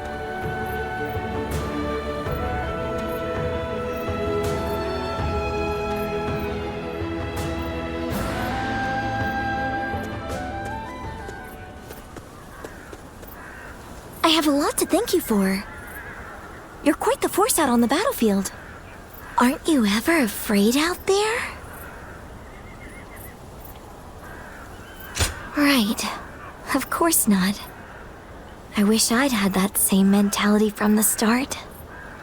I've always approached battles seriously. And yet, I'm still finding it difficult to keep my composure. Because every weapon brandished by the enemy, every single arrow, is aiming to take my life. Sometimes that awareness causes my body to just seize up. One time when that happened, I saw you fighting. You were so calm, and that resolve made its way to me. So I made every effort to do just as you did. I didn't take my eyes off of you, even for a moment. And then, my body began to move freely, like during training. It was thanks to you that I was able to continue the fight. Glad you think so, but I can't fall victim to self-satisfaction, can I? I felt the desire to be like my father. To be the pride of my family. To inspire everyone. But I lost sight of what I needed to do. I'm embarrassed now that I see what a burden I've been for everyone. In that battle, I realized just how much work I have yet to do. I must strengthen myself and overcome my fears so that I may charge into the next battle with dignity.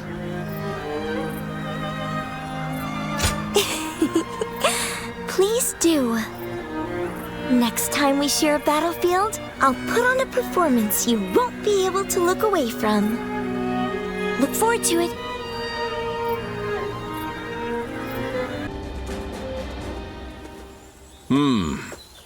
Excuse me. Might I have a moment?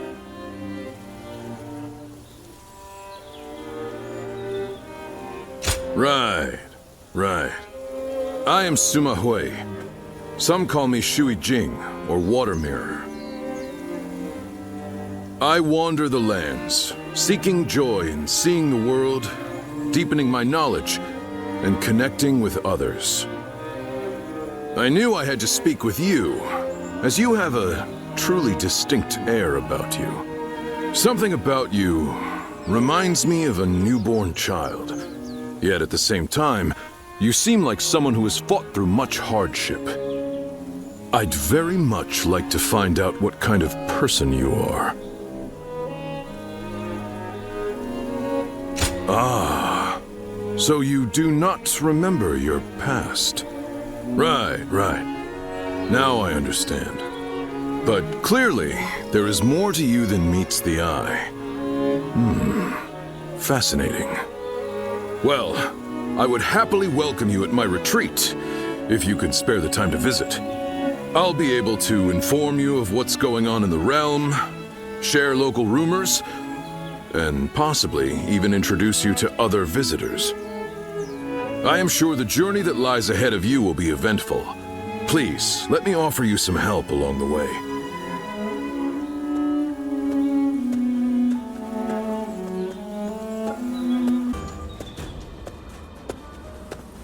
Oh, Ziluan, welcome back. You've been rushing about from place to place by the looks of it. Rebellions here, battles there. The world's worse off for it, I'm sure. It's times like these that we need the Emperor to put on a show of force to restore order. Well, if you need anything, I'm here. As usual, things are not as they should be. Capital affairs being what they are, the attendants in the Consort clan alike are throwing their weight around to stir up trouble.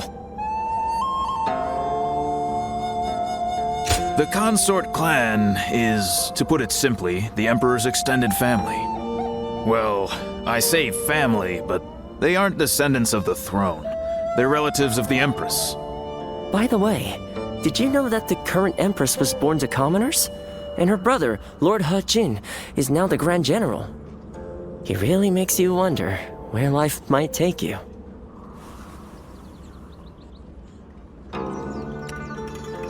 They are eunuchs who serve the people in the highest echelons of society. It's an esteemed profession, but, well, I wouldn't want to do it. Once you become a eunuch, you can't really go back to living the way you were before.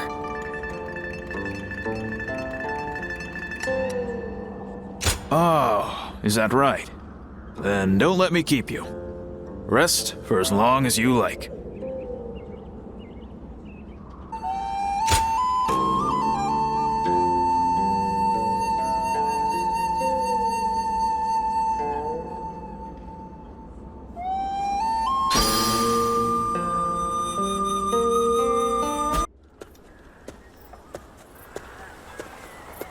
Hey, I know we had orders from Lord He Jin, but do you really think letting them go is the right choice?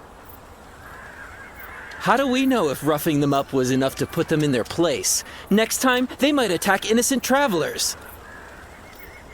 That might be true, but we can't just go against the Grand General's orders, can we? Yeah, I know that, but still. Suli is right on the Emperor's doorstep, and yet the whole place has gone to hell.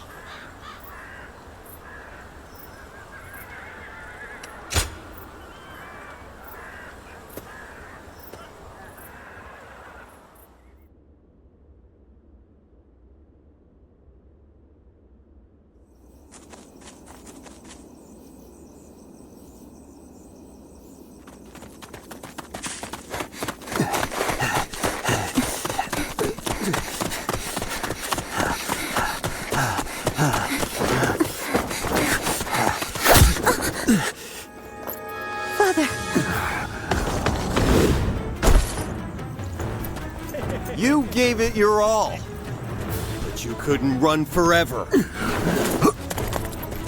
Anything valuable you have, we'll be taking.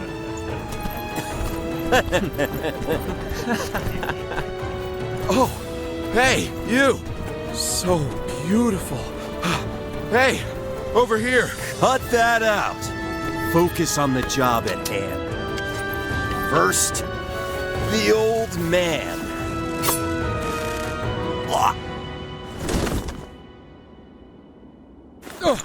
Take this! Wait!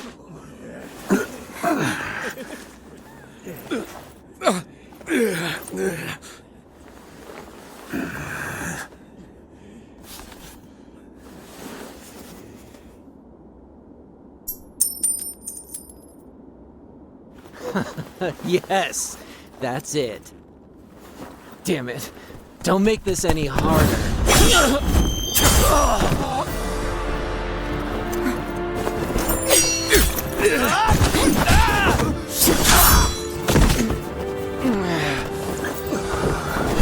You bastard!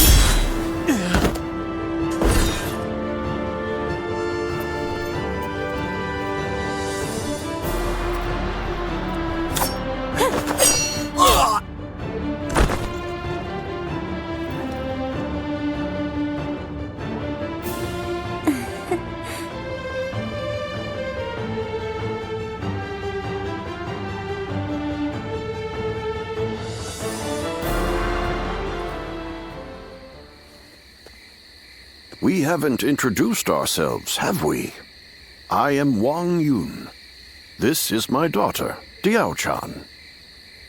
You have my thanks, Zluan. Ah, so it really is you. I heard the name mentioned while the Yellow Turbans were still running amok. Black clothes with a crimson sash. You looked the part, so I went with my gut. So you were the one that turned the tide during the rebellion. That explains your impressive skills on the battlefield. I still have much to learn, I assure you.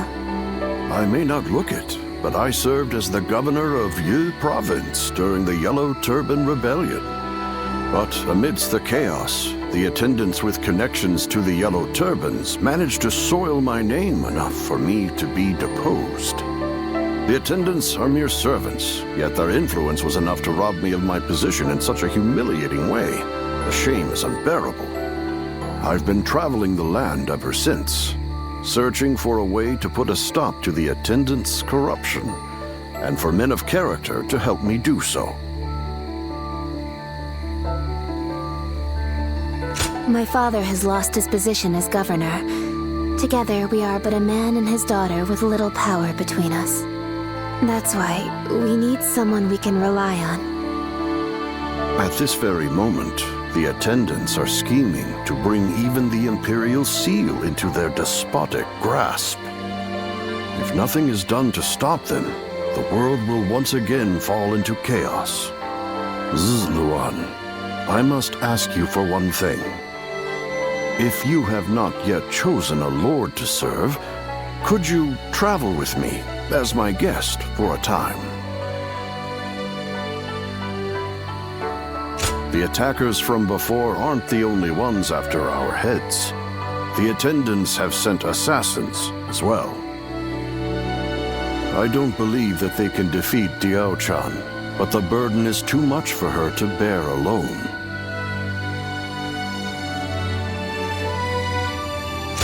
You will? Then you have my thanks. Once again, we are in your debt. We will reward you accordingly in due time. Very well, then. You can start by escorting us back to the inn. I will tell you more about our plans later.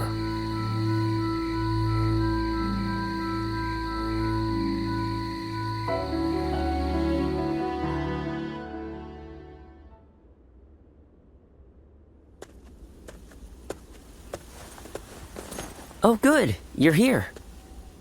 I just took a message for you from someone who said they were with Wang Yun. They said Wang Yun is waiting to receive word from a collaborator, so he wants you to stay here in town for the time being. Also, he has some business to attend to in town, so you should feel free to go and ask him if anything is unclear. I'm not sure what this is all about, but please try not to put yourself in too much danger. I can't cure you if you're dead.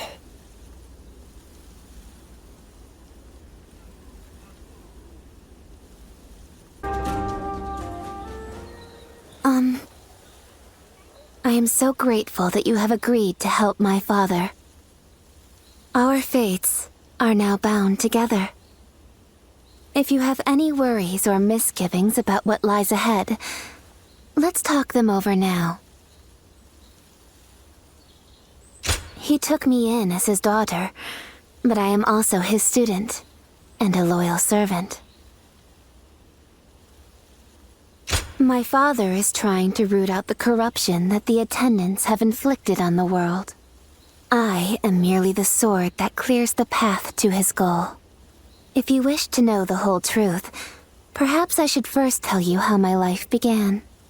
I was born in a small mountain village. It was decided that I would become a spy, so I underwent training. But one day, a large fire broke out in the village. That was when I met Wang Yun. I had nowhere to go, but he took my hand and led the way. He trained me to be the weapon that would rid the world of corruption. When my father first met you, he saw something in you. The way you walk, the way you fight, he could tell that you were different from the others. He saw it in me, too. Is that so? Then I will not inquire further. In this world, some things are best forgotten. Did you hear? Word is that the Emperor has passed away. Is it really true? Then who will rule the land now? His Majesty is. We should go to my father. He might be able to tell us what's going on.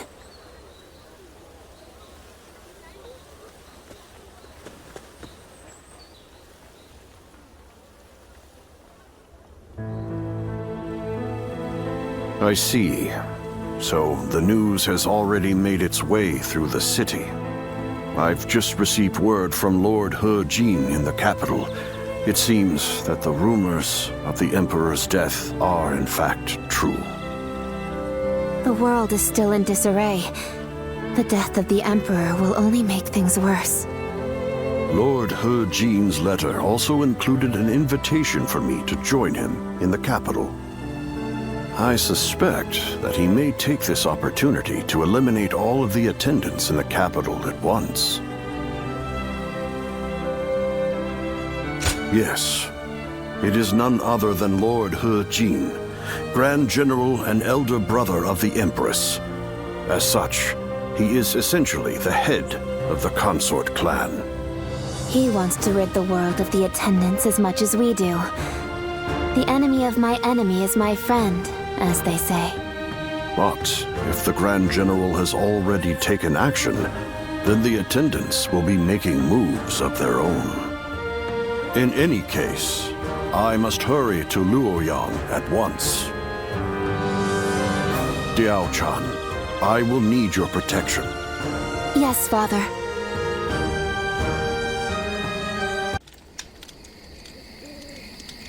Lord Wang Yun, I am glad to see you in good health. I am here to welcome you on orders from the Grand General. I am very grateful. We expected assassins, but the bandits were a surprise indeed. I must also give my thanks to Lord Dong Zhou. I've also been ordered by Lord He Jin to welcome you to the capital. A banquet has been prepared to thank you for coming all this way. We insist that you rest in the city tonight. A dinner invitation from Grand General He Jin himself. I am sure it will be a grand feast. However, I think I'll pass on this occasion. Why is that? We came in such a hurry, all the way from Western Liang. I would not disgrace such a fine gathering by showing up as filthy as we are. Is that so? We've set up camp outside the capital. We'll rest our feet there.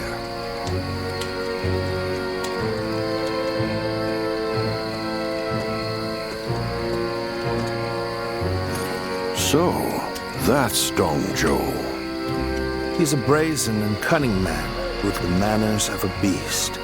Judging by his reluctance to enter the capital, that snout of his must have caught the scent of danger.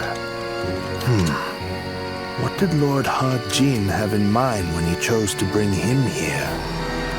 For now, we can only trust his judgment. The attendant's stronghold is very heavily guarded. It might take the power of a beast to break through its defenses. The power of a beast. You should rest for tonight, Lord Wang Yun. We will discuss the future with Grand General He Jin later.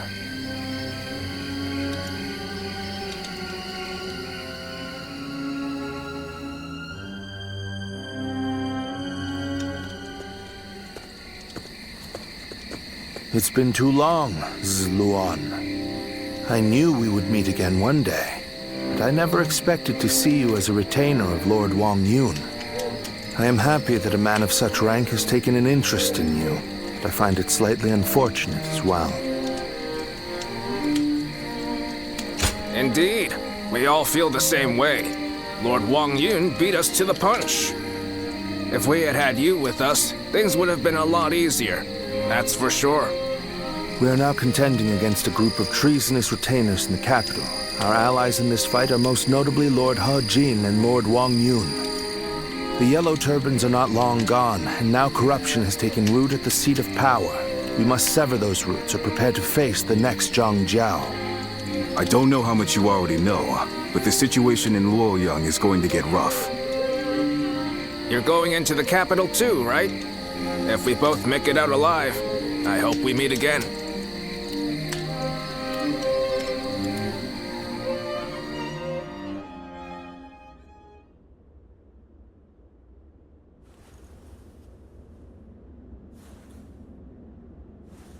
It's getting hard to keep up with everything that's happened.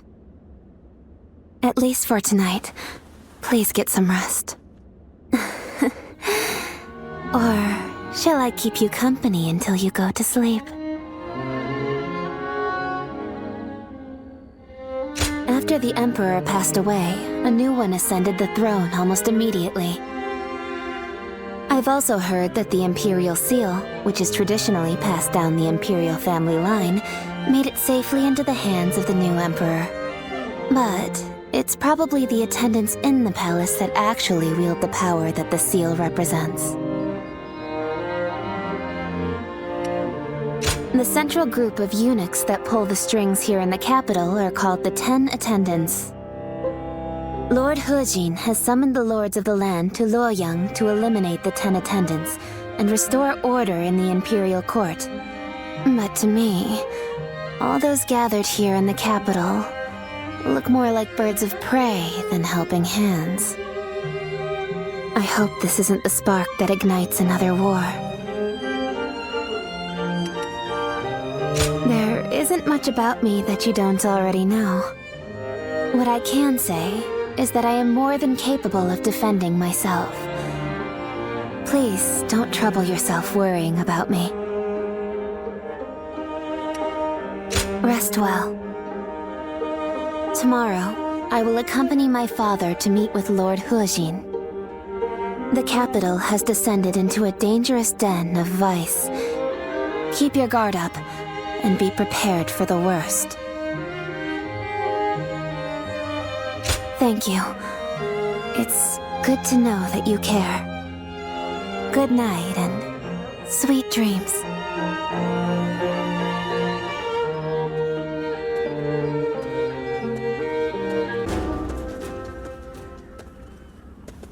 Lords from every corner of the land are answering the call from Grand General He Jin to gather here.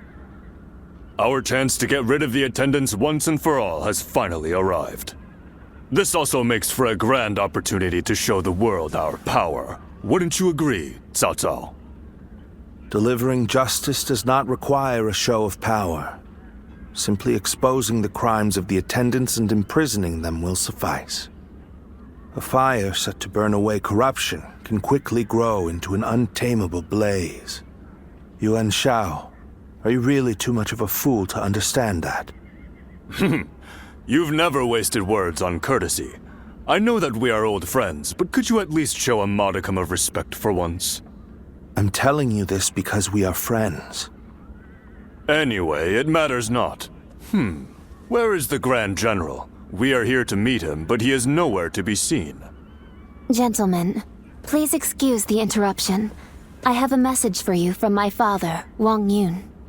Lord Hujin has been summoned to the palace by imperial decree. Please, make haste to the imperial court. What? To the Imperial Court? We are to dive into that snake's den with those attendants?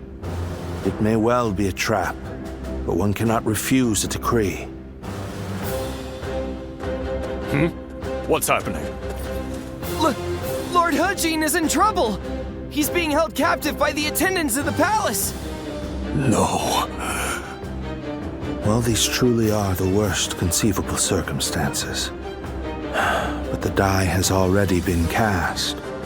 There is no turning back now. Right. Come, Cao Cao. We will bring the attendants to justice in Lord Hujin's name.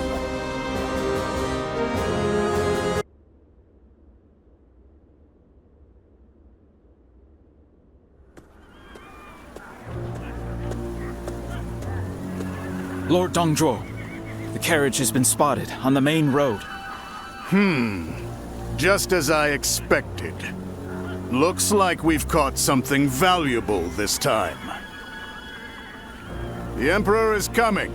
We must welcome him in the proper fashion. Yes, sir. Let us begin. This will be a feast fit for royalty.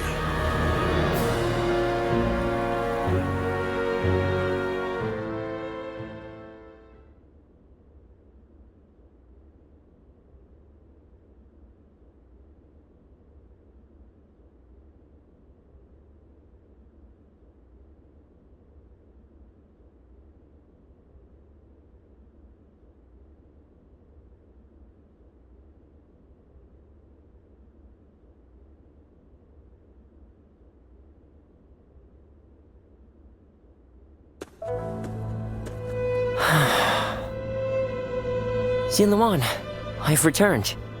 The number of wounded and sick grows each day. The majority of local doctors must have already fled.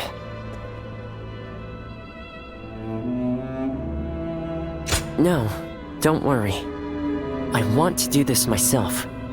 But, Ziluan, this is my advice as a man of medicine. Lord Wang Yun may have ordered you here, but I think we should leave Luoyang. To stay is to invite death itself. Luoyang has become a battlefield. One wrong word could mean the end for you. Excuse me. I wish to speak with you about my father, but I see that I am interrupting. Ah, I see. I have some other matters to attend to anyway. Please, take your time. Thank you.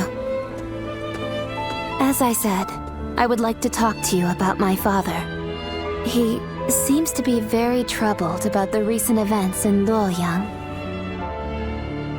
Lord Dongzhuo's men have rampaged through the city, and I hear he has been equally disruptive in the Imperial Court. I am certain my father feels responsible for this.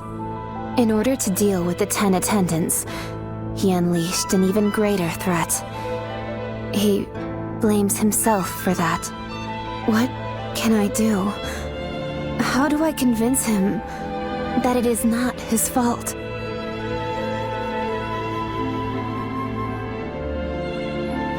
You really are as kind as you are strong. Even as the city descends into chaos, I see in your eyes the glimmer of hope. I didn't know it at the time, but I think I came here hoping to hear those exact words. I shall leave you be now.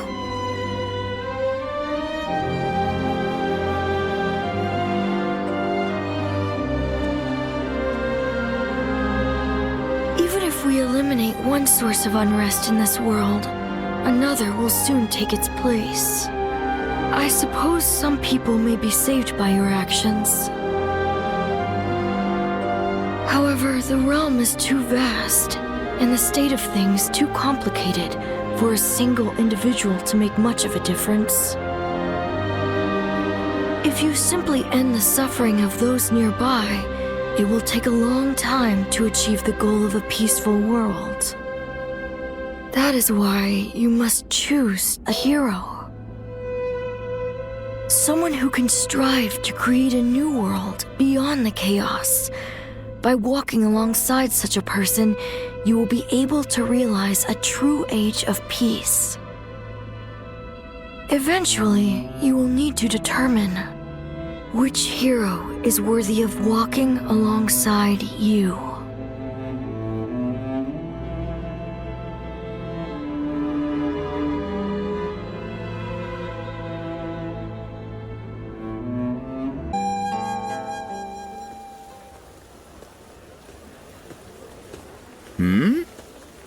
It's you. You were with the volunteers who took down Zhang Qiao. That was quite the battle. I never would have expected to see you here. My name is Jia Shu. We haven't actually spoken before, though I've wanted to make your acquaintance for quite some time now. Well, you're one to talk. Actually, I'm a vassal of Lord Dongzhuo. There's no need to be on guard. I don't bite, unlike Lord Dongzhuo. Still, if you want to leave Luoyang with all your limbs attached, I'd keep my head down if I were you. Take it from a friend.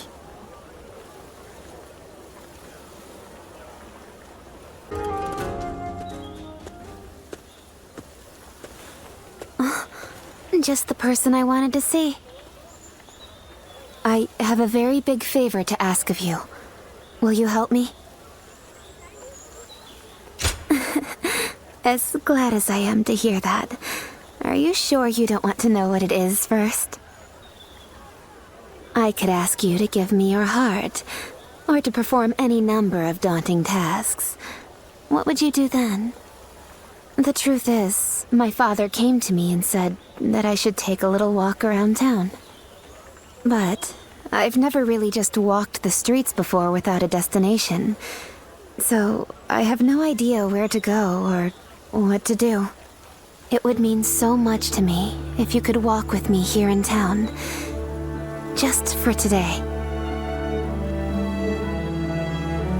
I can't thank you enough. All right. Let's get going, shall we?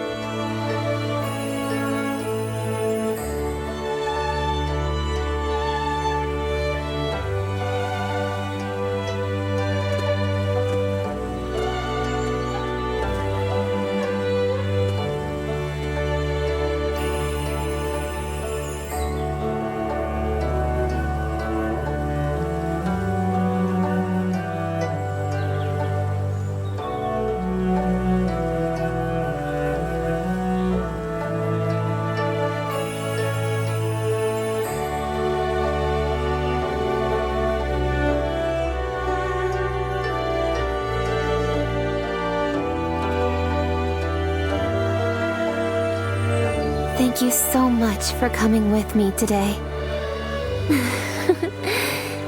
Is it just my imagination, or are you new to this kind of thing as well? Let's just leave it at that. Whatever the case may be, I really enjoyed our time together. As long as I have this memory, I'll be able to go on fighting forever. No matter what hardship might come my way. I would like to be able to go for another walk with you sometime. I hope with all my heart that such a day will come.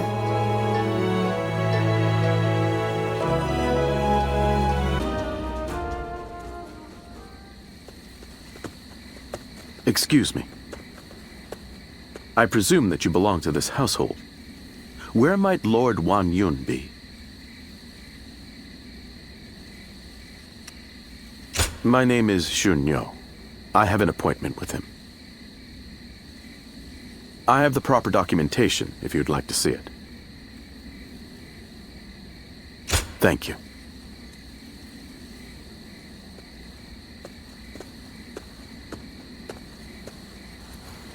That sash.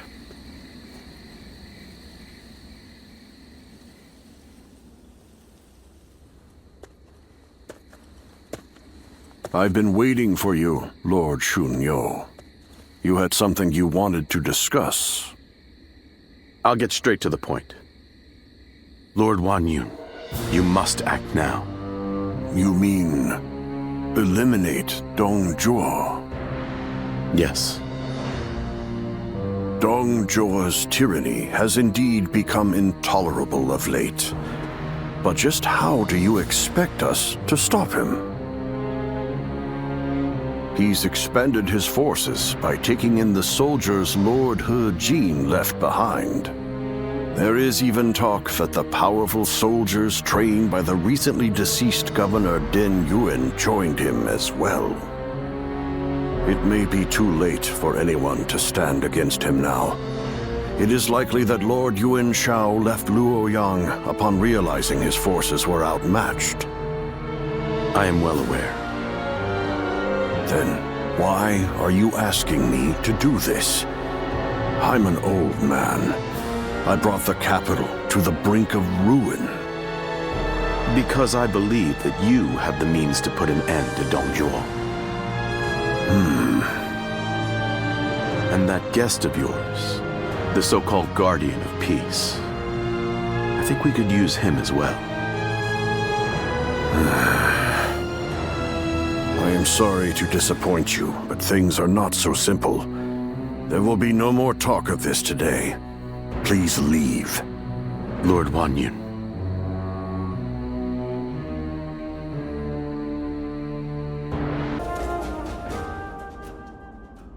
There is something important that we must discuss. As I have told you, before all of this, I originally served as a civil servant.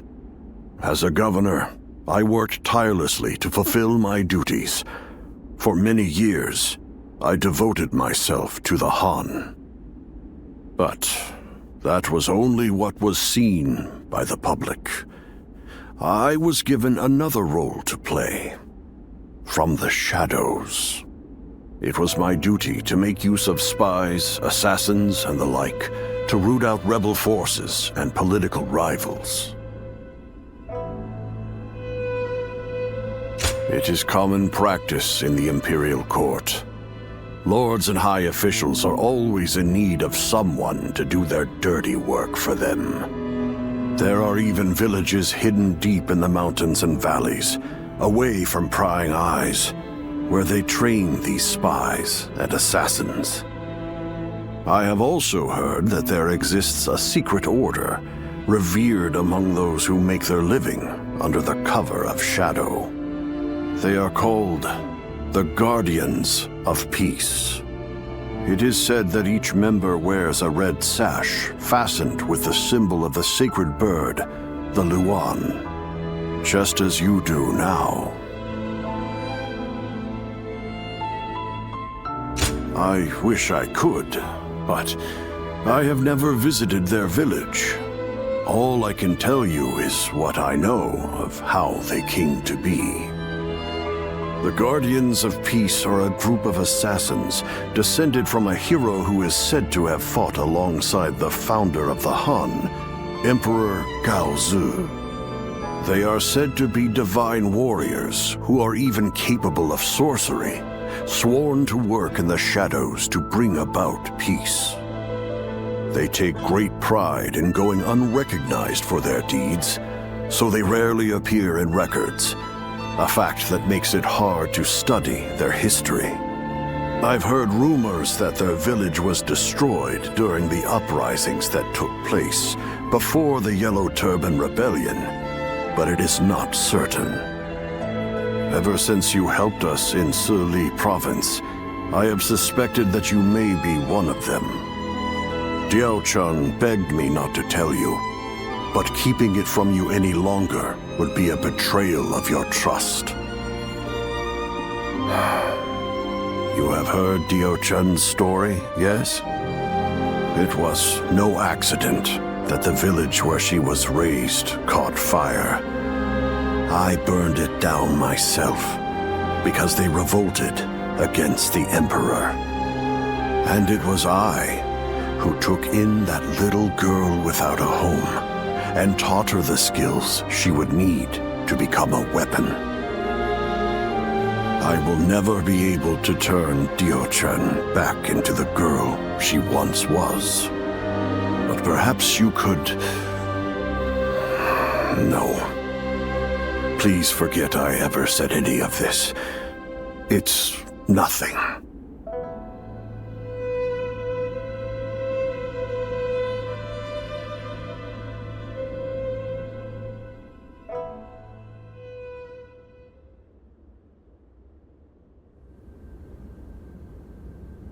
We've just received an urgent message. It seems Dong Zhuo has deposed His Majesty the Emperor and forced Prince Liu Xie of Chunliu to ascend the throne. They say that all those who stood against him have either been banished from the capital or killed outright. No. Dong Zhuo's arrogance has grown so strong that he has taken the Emperor's chambers as his own. The brutality of his soldiers knows no bounds.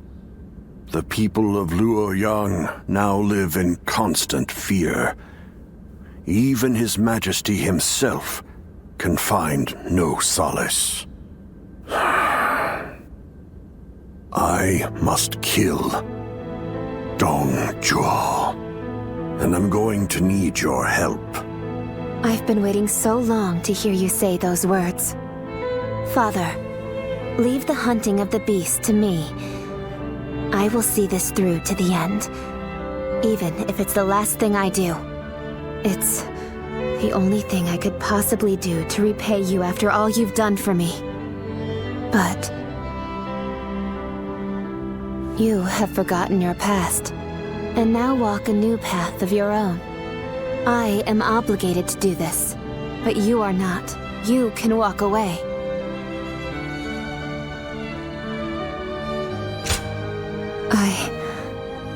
I am sorry, but you're our only hope.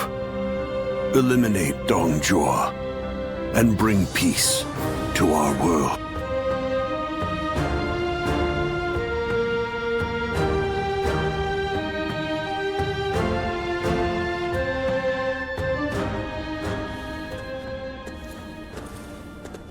Lord Cao Cao, thank you for waiting.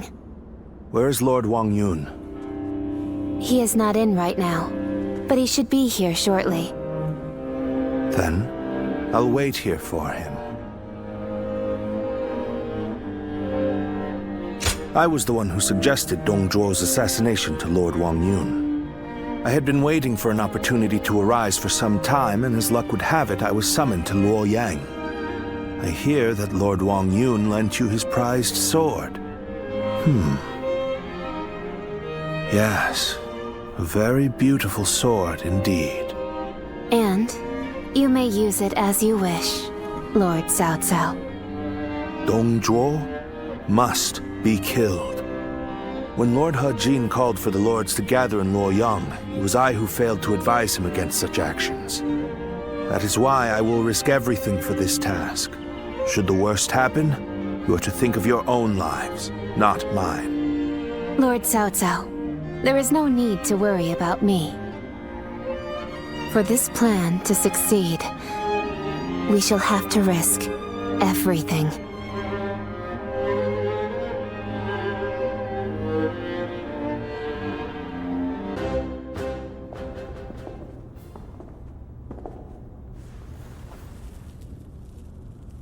I, Cao Cao, come humbly before you.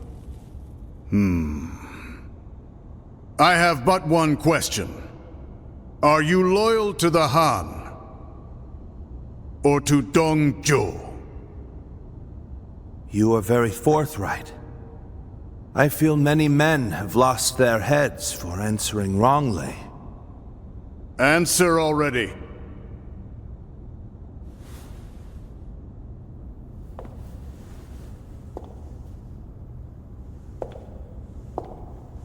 I shall make you an offer instead. Oh. And this is? Diaojun is my name. You understand me well, Cao Cao.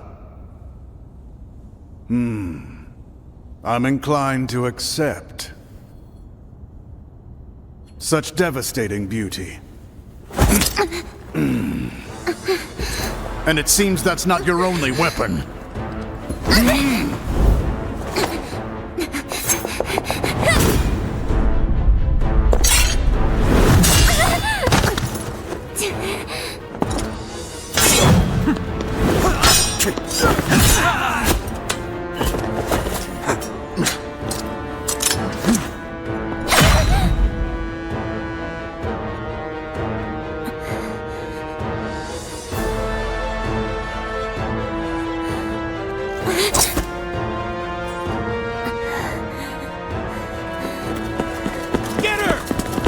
Struggle!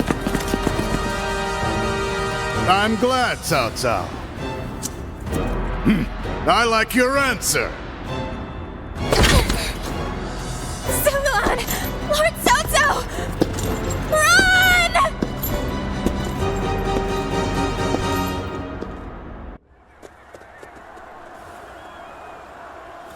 It's no use. The town's full of soldiers. What should we do, my lord?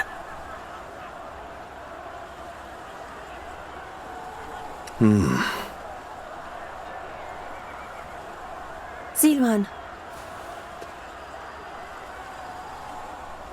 Come, this way.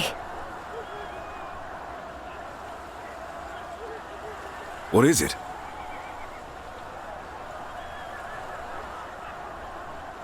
What? Very well. I trust you.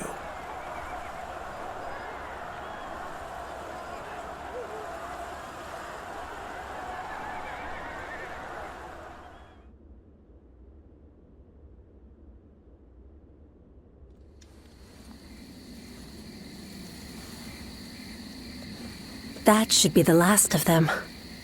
I'm glad I made it in time.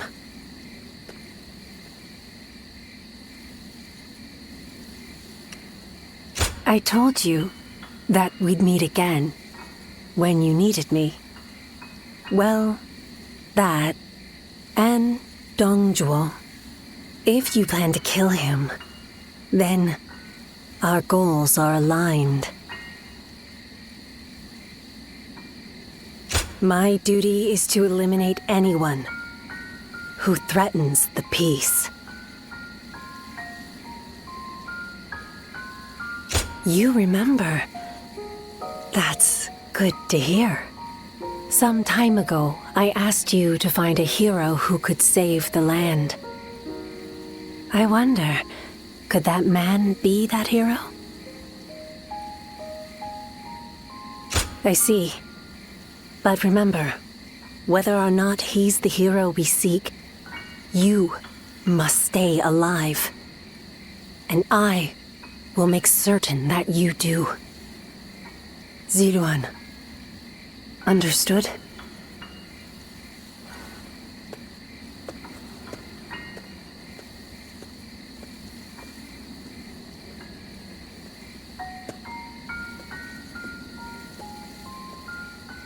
Things have finally settled down a bit. What a relief. Your swift intuition really saved us there. Thank you.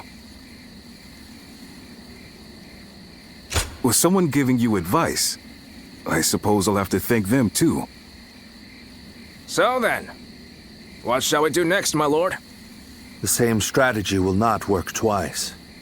We must attack with an army massive enough to crush Dong Zhuo, even if it throws the land into chaos once more. And how are we to gather such an army? Our forces alone aren't up for the task. We must garner the support of the nobility. I will take care of that. I want you to come with me. We can't betray that girl's wishes. Now can we? That's what I like to hear. I have to say, though, this was one tough day. Agreed. You should all try to get some rest. I'll take first watch.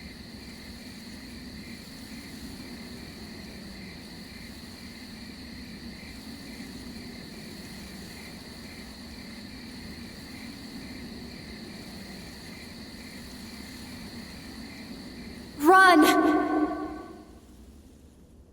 Run! Go, Ziluan.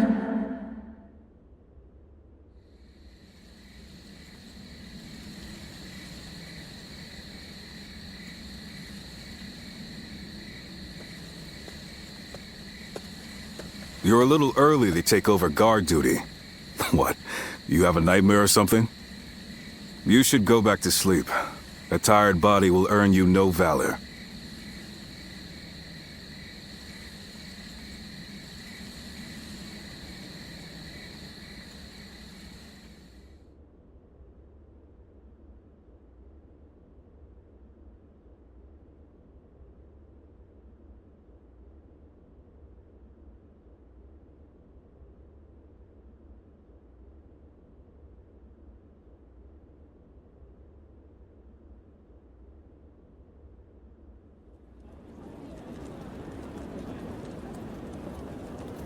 I, Wang Kuang, governor of Henei, cede power to Lord Yuan Shao in order to defeat Dong Zhuo. Lord Wang Kuang, welcome. No sight could have lifted my heart more. Your words honor me. Zhang Yang, governor of Shandong. I have come to join the alliance against Dong Zhuo. You are most welcome, Lord Zhang Yang. Show us what you're capable of. By all means, I shall do so. Lord Yuan Shao, I have come from Yong Province. Allow me to be of service. Lord Cao Cao. That was a splendid manifesto. Yes. Having the illustrious Lord Yuan Shao become the leader of our alliance was a stroke of genius. Having felled the 10 attendants, Dong Zhuo's occupation of Luoyang is our responsibility. If Yuan Shao can make up for that by leading the coalition, it's a small price for him to pay.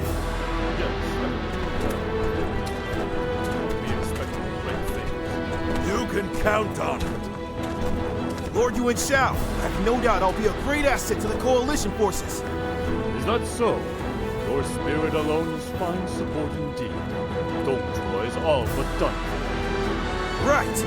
We'll strike them down together.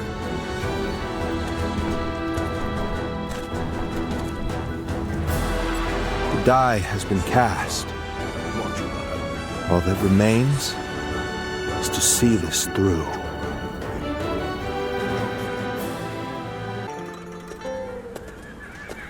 There's something I've been meaning to ask. That young lad carrying herbs around the camp, is he with you? I figured as much. I thought I saw you together earlier. Sorry to ask this, but could you thank him for me later? It's nothing really, just he provided treatment to one of my men earlier. I want to make sure he knows he's appreciated. Tell that young healer that Dian Wei, vassal of Chang Miao, sends his thanks. Make sure he gets the message.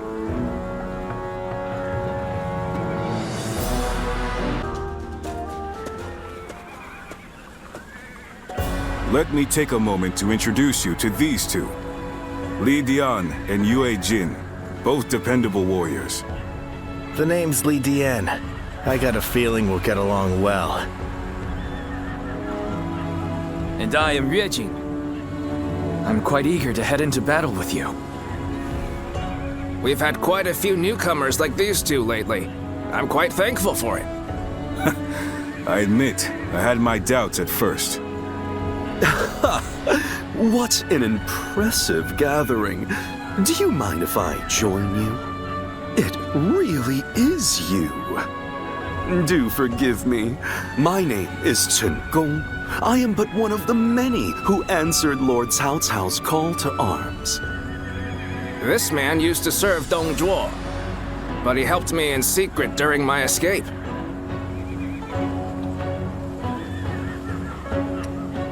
I will not ask you to place faith in a traitor, but I will say that you can depend on me. And if you would allow me, I will expend every sliver of my strength in the coming battle so that I may earn your trust.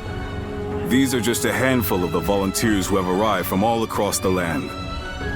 Speaking of which, I saw a few warriors I recognize from our time fighting the Yellow Turbans. You might even know a couple of them.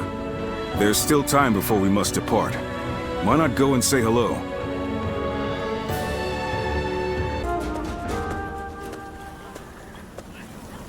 Long time no see.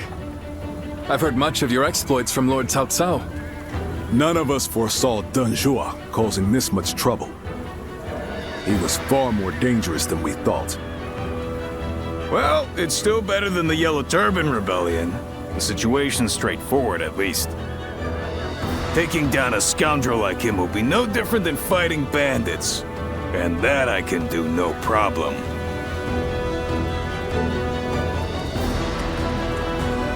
You bet!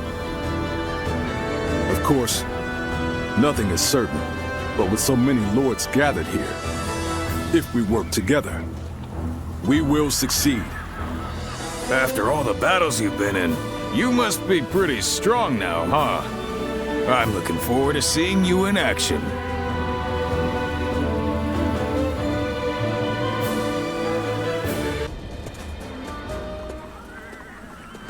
It's good to see you again. I knew you wouldn't let me down. Come to meet everyone here, have you? She stayed in Changsha. The princess wanted to come, but she chose to hold the fort with her brother.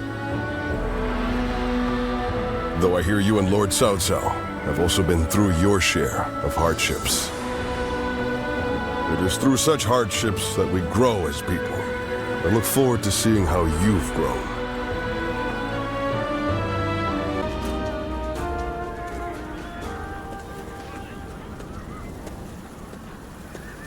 I need to speak with you. Do you have a moment?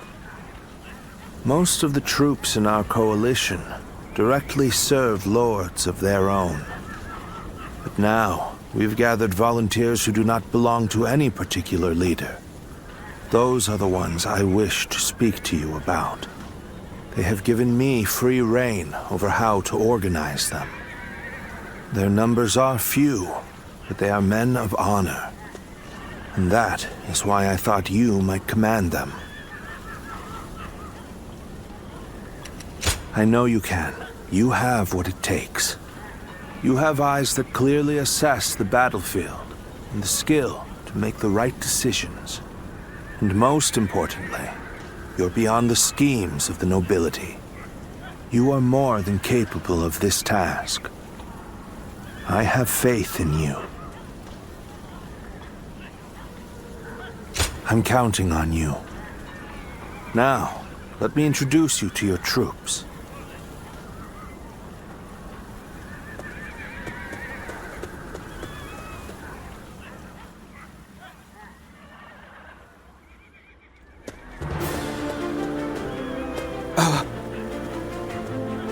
You must be our commander. I'm proud to be serving you. We're a varied bunch. Some of us are well-versed in the martial arts, while others just came from sowing the fields. But we're all the same in wanting to make the world a better place. We look forward to your command, sir.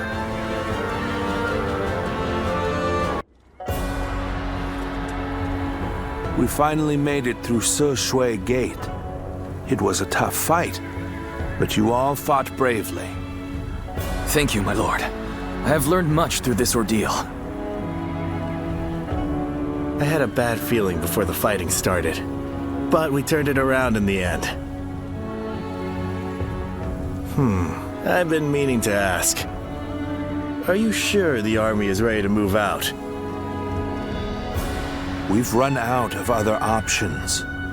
If we can't agree here and now, then the whole coalition could fall apart.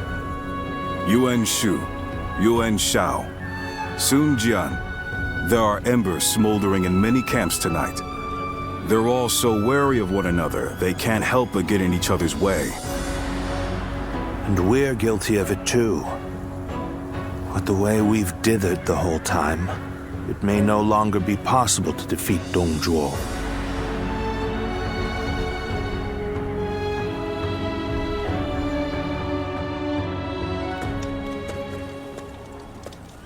Don't you think Yuan Shu crossed a line back there? Lord Sun Jian has every right to be furious with him. He has brought shame upon the House of Yuan with such conduct.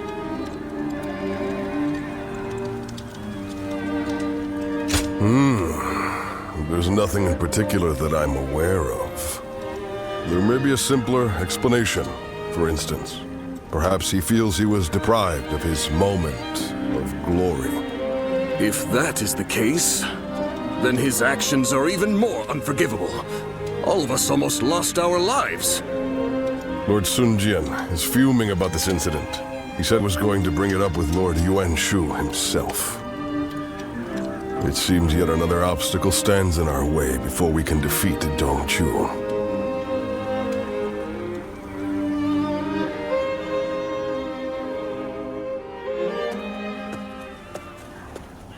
Lord Yuan Shu, what were you thinking? What do you mean? Oh, you mean my actions in the battle? We had the important task of defending the stronghold. There wasn't time to think about those who rushed brashly out to the front line. Rushed out? We may have pushed the vanguard, but we didn't plan to go that far from the stronghold. Is that so? Then I must have been mistaken. Lord Yuan Shu, let me be very clear. I apologize if you think I overstepped my mark. However, I will not forgive you for putting my men in danger for the sake of your pride. For my pride, you say? You think I would be jealous of a petty magistrate like yourself? Well, here is some advice for you, Sun Jian. It is better to back down gracefully than bark incessantly. If you want to live, that is.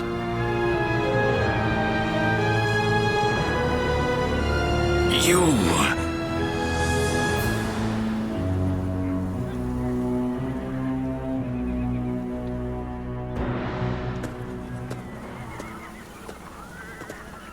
Not bad.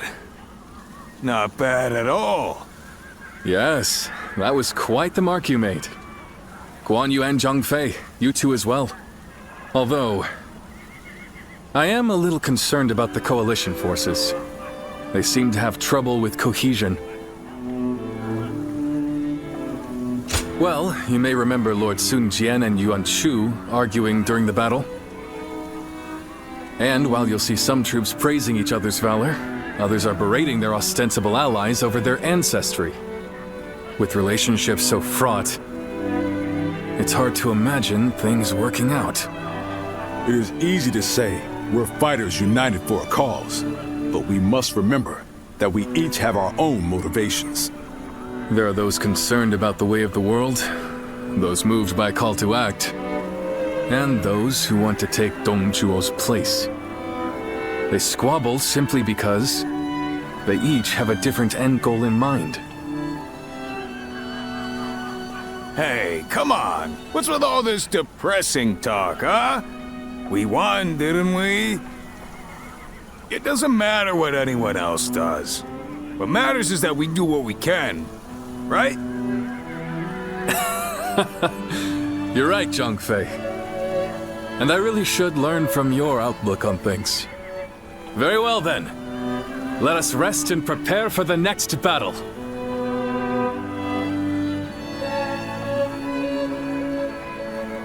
Behold, the strength of a true warrior. It's Liu Bei! Open it! We gotta get out of here!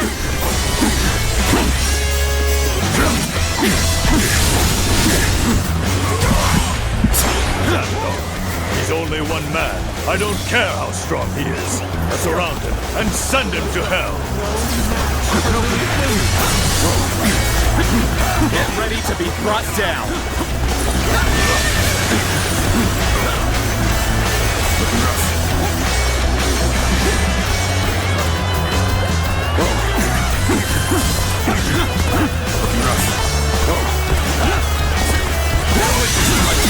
No matter how many pests swarm, I'll crush them all.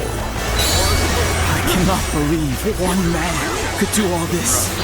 No, not a man. A demon. Take this!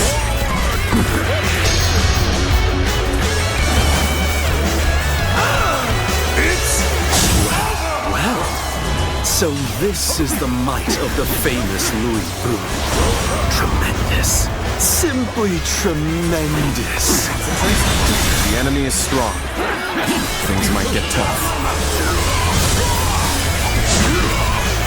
Reckless fools. You shall pay with your lives. This is not working out. Was my training not enough? Open it!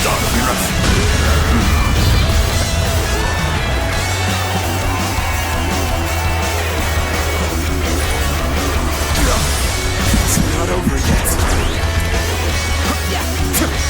That's enough, Liu Bei. Looking rough. Kill their leader and finish this once and for all. Very well. This won't take long. Take this! It's time to advance. Get open. How cheeky of you to bare your fangs at me. I shall feast on the likes of you and swallow you whole. Where did I go wrong? Things don't look too good. Take this. Take that! Succumb to my might! Succumb to my might! My apologies, but I must fall back. Quicker. Bring them down.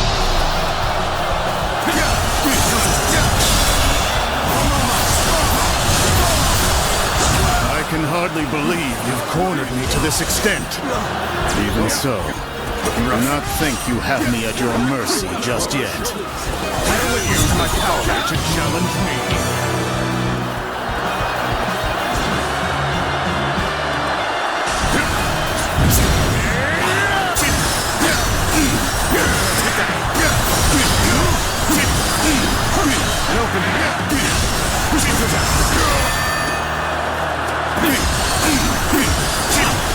Take this!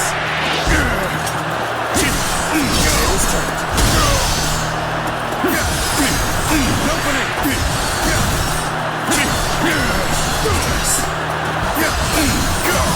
Take that!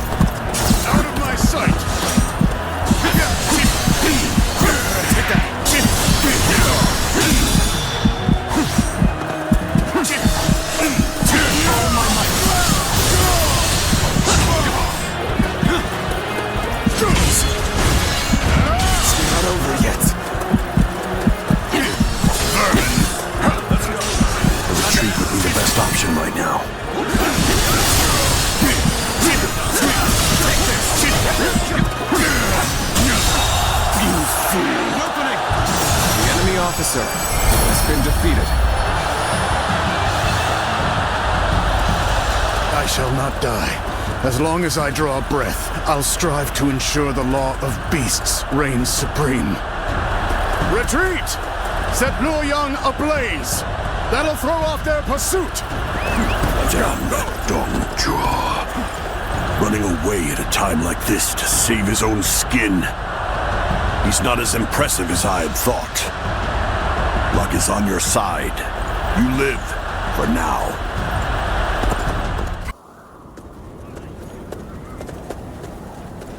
Cao Cao, you're here. The Emperor has already been moved to Chang'an. It seems that dog Dongzhuo always intended to abandon Luoyang. Then we must pursue them at once. We may never get a chance like this again. No, we will stay in Luoyang. The lords need calming, and the city must be rebuilt. You fool, Yuan Shao.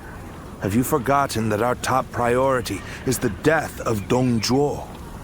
You are as cold-hearted as always. Do you not see the city in ruins?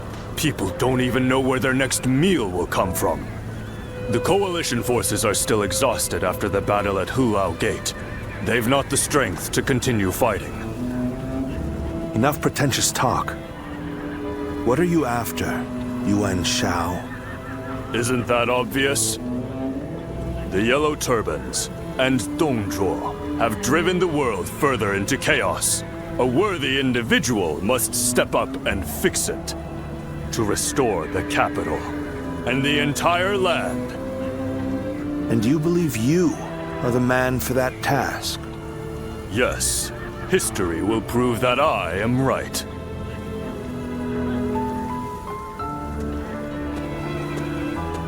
To restore the land. So you aim for glory well above your station.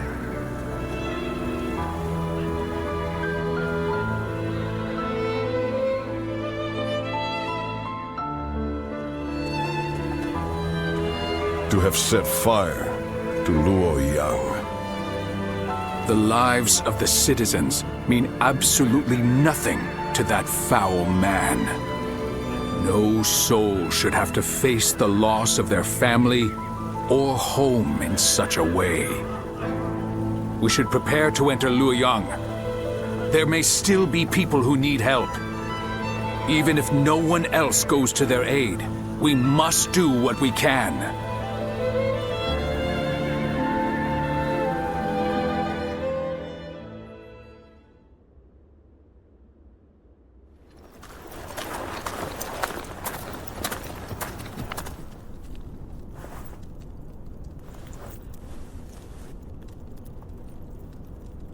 I do believe you have something to report to me, Sun Jian.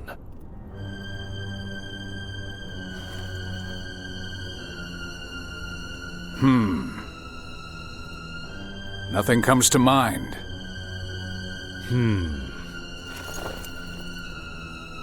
I heard that the fabled Imperial Seal was discovered in the ruins of Luoyang.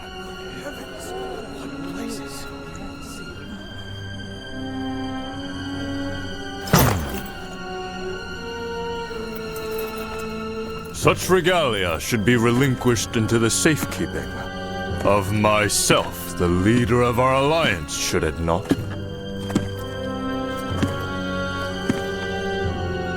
To hide it away would be tantamount to insurrection.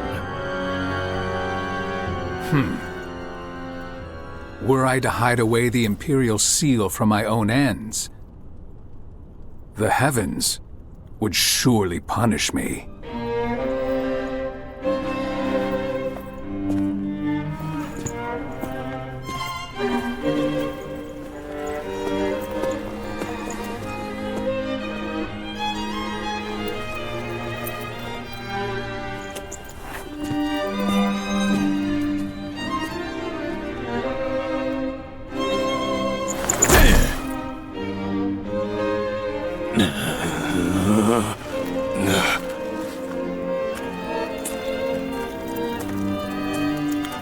Well now, time to see which of us is worthy.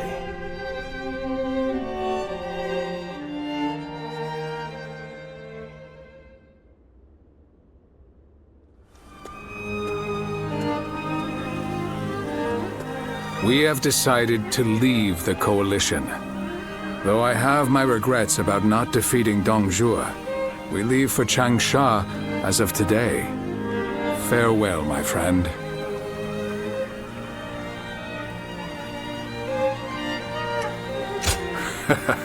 I appreciate that. What about right now? Would you follow us to Changsha? Trying to recruit him before we do, Lord Sun Jian? We've been found out. So much for my plan of dragging him along by force. In all seriousness, Lord Sun Jian, I understand you are leaving the coalition. Is that because of last night? It is not my place to say, but if I were to remain here, that would only cause unnecessary strife. If the Imperial Seal truly exists, then I believe it should be back in His Majesty's hands. But His Majesty is under the control of Dong Zhuo. How could anyone return the seal to His Majesty in his current state? Lord Cao Cao. I support Lord Sun Jian's actions, regardless of what Yuan Shao may say. If we have indeed found the seal, then the best course of action is to keep it secret and hidden. But hiding it would make it a source of suspicion and conflict. And since the argument yesterday, it seems like there are already lords considering pulling out of the coalition. We came together to stop Dong Zhuo, and yet it's internal bickering that may prove to be our downfall. That is why I said Lord Sun Jian's response was the correct one. If the Imperial Seal were to fall into the hands of a man of lowly character, the embers of war would burst into flames. So, we may as well leave things the way they are. Let the nobles keep each other in check. You're saying we should take advantage of their feuding? Lord Cao Cao, I too am a man of, as you put it, lowly character. That is why I fail to understand your ambitious and far-sighted plans. Even if it's only a small fire that burns before us, is it not better to extinguish it here and now before it grows? You both make compelling points, but let us cease our arguing for now. I'd like to ask you both what you intend to do next. Will you remain in the coalition? As much as I would like to, defeating Dong Zhuo will be no easy task if we are divided in purpose. I will follow Lord Gongsun Zan as he leaves the coalition. I wish to help be of service to his territory. That is a role suited to a man of lowly character like me. I too intend to leave the coalition, so that I may consider what I should work toward achieving. I realize that I was the one who called it together, but this army no longer has the ability to slay Dong Zhuo.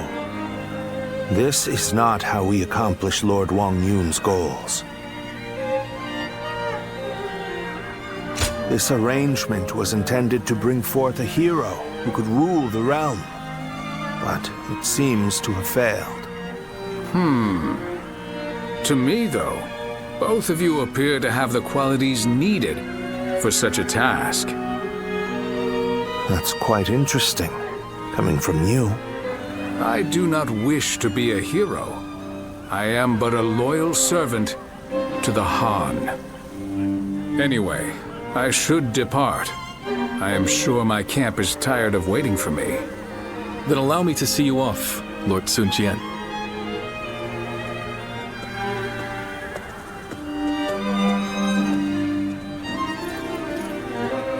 The ways of the beast are not fit for men. Yet they have not the will to provoke change. 3 sprouts have budded, guardian of peace. Now you shall see how they grow.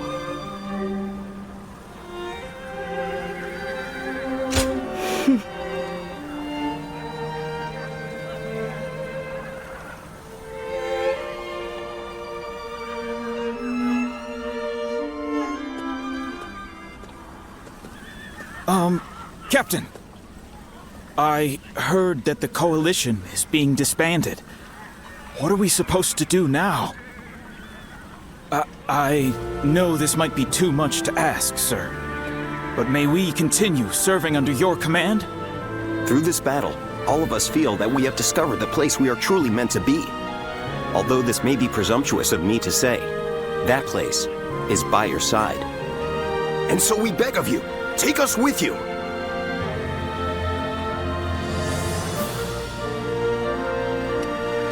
Thank you. Thank you so much. We won't let you down. We appreciate it, Captain. Each one of us will put forth every effort under your command.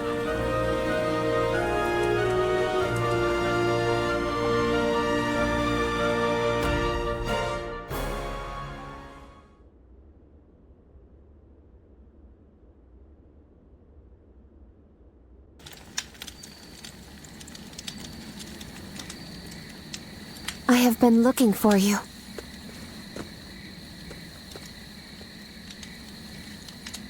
I'm glad we were able to meet like this. I would be sad if I couldn't say goodbye. Yes. I don't think we shall meet again. Dongzhuo will fall before the coalition forces have regrouped. I have made sure of that.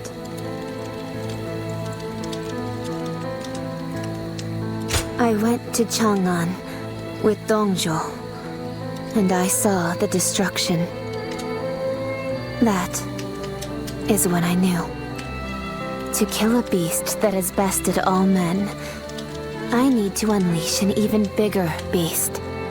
I will use myself as bait to pit Liu Bei against Dongzhuo. No matter what happens, I cannot allow this strategy to fail. But still, I am not afraid. Do you remember what I said? I am strong, as long as I remember our time together.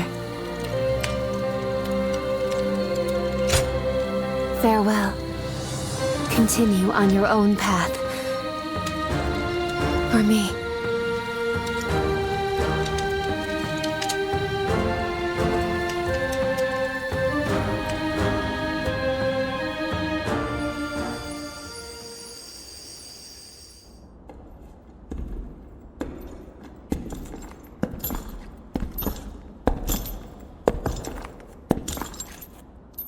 Lord Liu Bei. I'll make your dream a reality.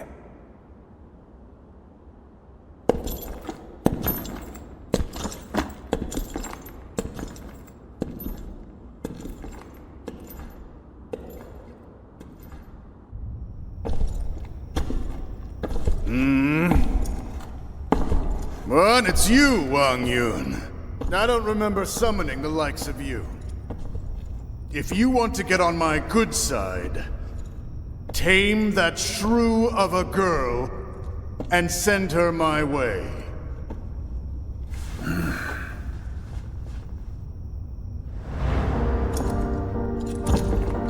What do you think you're...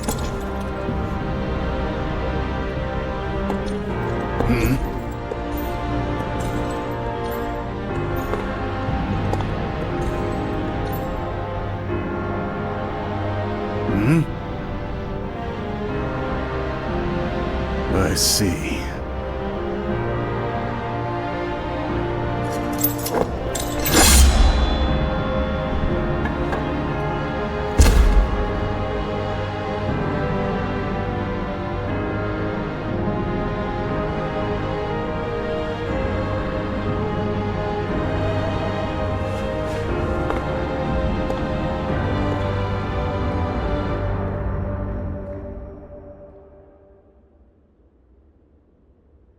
The coalition against Dongzhuo collapsed.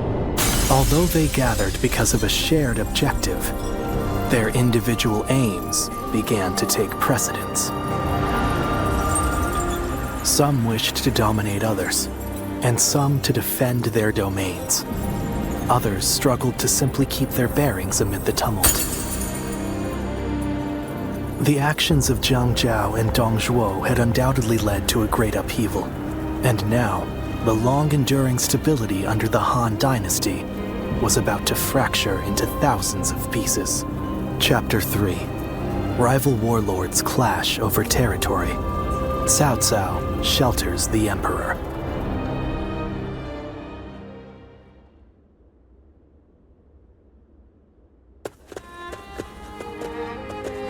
Oh, my esteemed guests! It has been ages since you last graced us with your presence. I'd heard there was a dreadfully large battle over at the capital, and assumed you hadn't made it out alive. Is that any way to speak to a guest? Oh, heavens me, do excuse my manners. I'm of course always happy to see you return here in one piece. The long journey must have exhausted you, so please, rest for the day. And if there's anything you need, please feel free to ask. Well, I have seen a great many bulletins lately. Lords from somewhere or other looking for soldiers and such. I don't know much about it, but I think it must have something to do with that great battle at the capital and whatnot. Recently, we've had people who lost their land and homes down south making their way up here. I've also got a strange feeling that I'm hearing more talk of bloodshed than usual. These are dark times we're in, indeed. Yes, I do, as a matter of fact. I'll bring them over to your room later. It seems odd that you would keep the letters. If you thought we wouldn't be coming back, but... oh, forget it.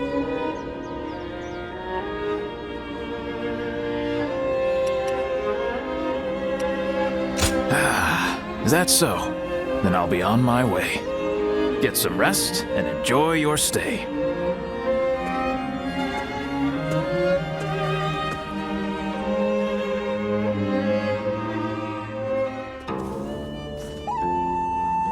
This is a world of greatness and strife. Heroes once bound by friendship are set against each other by fate. You must find your own ambition. Discover a way through the chaos. The choice is yours and yours alone. Only your will can guide you.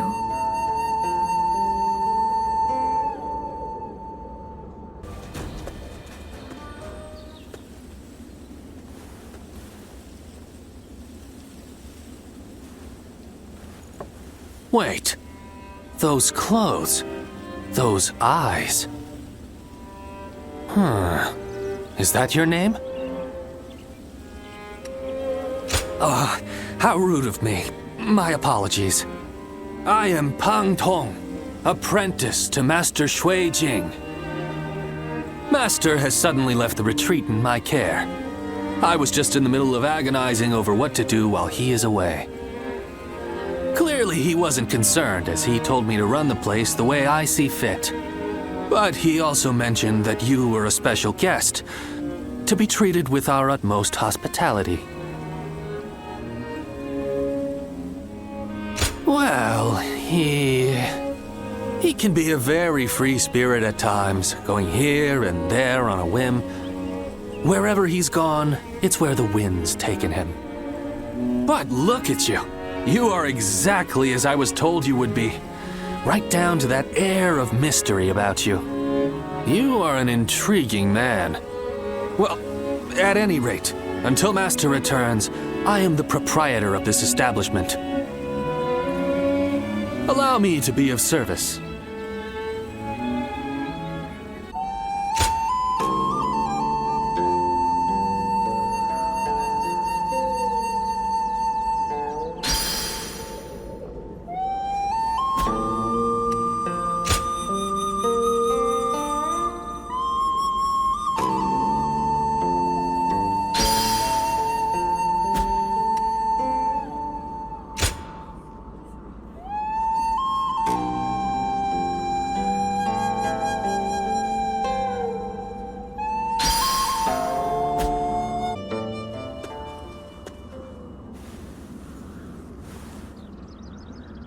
Is there something on your mind, Ziluan? I haven't seen you since the incident with Dongjuo. I'm glad you're doing well. Have you found the hero, then? Someone who can bring us all peace.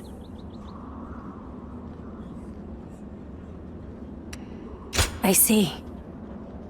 Among the likes of Cao Cao, Sun Jian, and Liu Bei, is there anyone worthy of being called a true hero? In time, they are certain to clash with one another. When that happens, with whom will you side? Your decision will set the course of our future. And those who take the wrong path, just as Zheng Zhao and Dongjuo did, must be eliminated. So, choose wisely. The next time we meet, I want you to show me the choice you've made.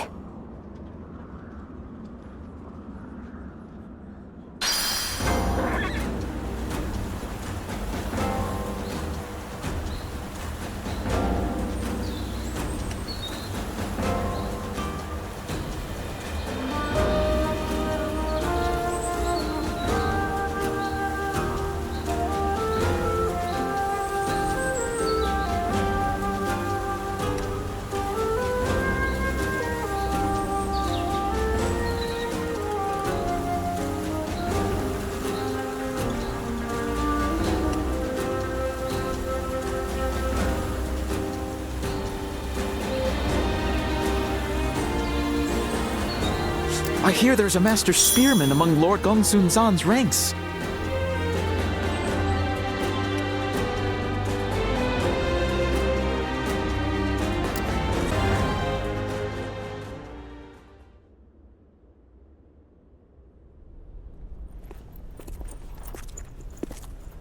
The governor is on his way.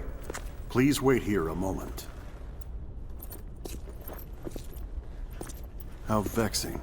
Treating everyone like an honored guest. My apologies. Sir! You seem quite taken aback. I admit, I haven't gotten used to this either. Now that you're the governor, you must look, and more importantly, act the part, sir. Indeed. I am Liu Bei, Governor of Pingyuan. It is an honor to have you join us. Ah, knock it off already. This is creeping me out. Seeing a man of your caliber nonplussed over such matters is quite funny, Zhang. That's enough of pleasantries. Let us attend to the matter at hand.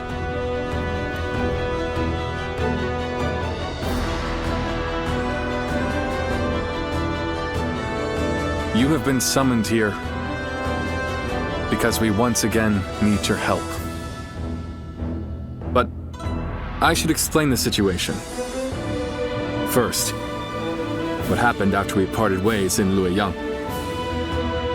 We returned to You Province with Lord Gongsun Zan, and I was appointed as governor of Pingyuan. I think I'm doing a good job, if I do say so myself. My work has been praised by others.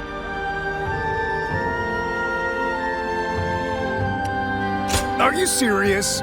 And there I was thinking that we were starting to make a name for ourselves. Well, it was only after we left Luoyang that everything happened. And in any case, we still rely on Lord Gongsun Zan for protection. As we speak, our benefactor is under attack from Yuan Shao in Ji Province. I hear they're struggling. I'm sure they would appreciate our help. We owe a lot to Gongsun Zan. What worth is there in life if you forget the kindness shown to you? However, now that Yuan Shao has gained a foothold in Ji, he may be stronger than when he led the coalition forces. Meanwhile, our army is still finding its feet, and they far outnumber us.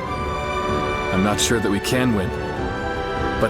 There come times in life when one must fight all the same. For us, that time is now. I want to do all that I can. That is why I summoned you. Please, we need your help.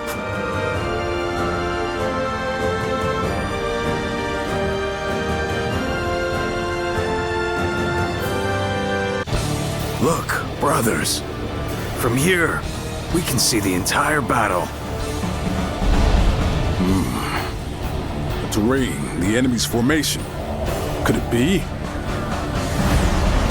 Yes. The lee of the hill is hidden from Gongsun Zan's position. They'll be ambushed if they attack head-on. It would be a bloodbath. Quickly, warn Lord Gongsun Zan.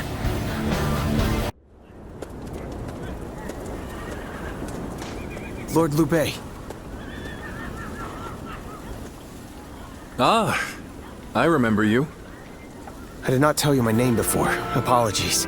I am Cao Yang of Changsan. I serve under Lord Gongsun Zan. It is thanks to you that I managed to survive, Lord Liu Bei.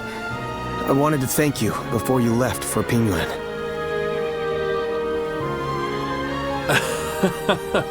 How very proper of you.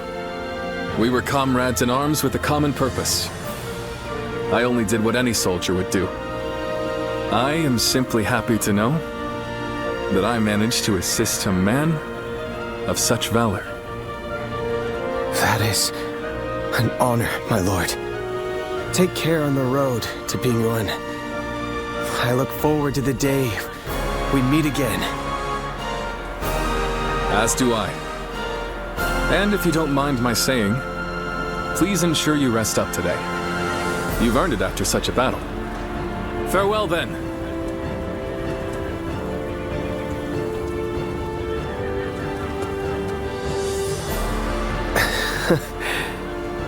What a wonderful person he is. Fighting for other people's causes and leaving without expecting gratitude. Is this the true meaning of justice?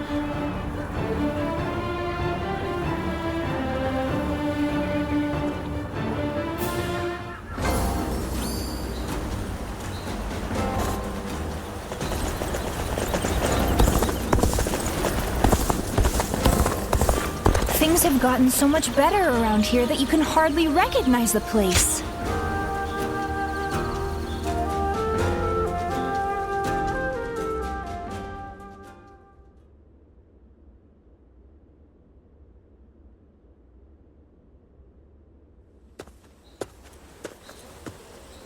Ah, what perfect timing! Hey, would you like to join me for a meal? A nearby village gave me some quality meat. I've been on patrol around here, taking care of troublemakers. It's just a reward, no? You know, it's nice to feel appreciated after all the work I've done. Excuse me, you two. I am Tai Shi Tzu of Donglai. I take it you serve the governor of Pingyuan. Would you be able to secure an audience for me?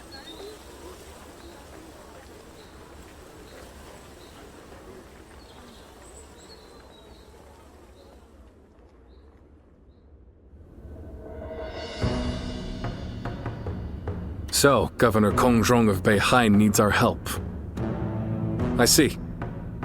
I understand the situation.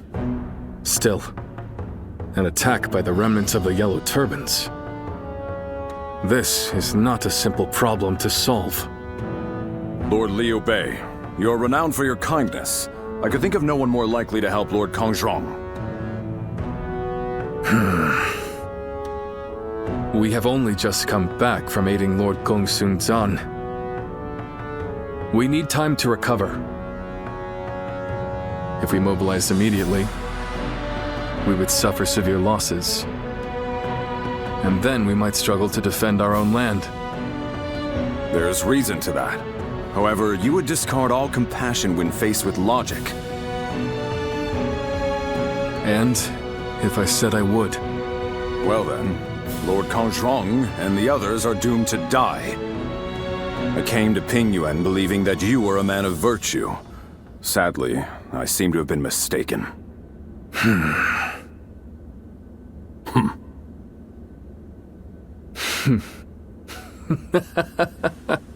I'm sorry. It was cruel of me to test you like that. We shall go to Lord Kong Zhong's aid and ensure no harm comes to him. But you were right. There is no benefit to you in this. You will go regardless. You misunderstand me. It is precisely because there is no gain to be had that we will go. I raised this army to help those in need. I have no intention of turning away from that goal. Is that not itself a reward? You're an interesting man. You have impressed me, Lord Liu Bei. I feel assured that Lord Kong Zhong will be safe.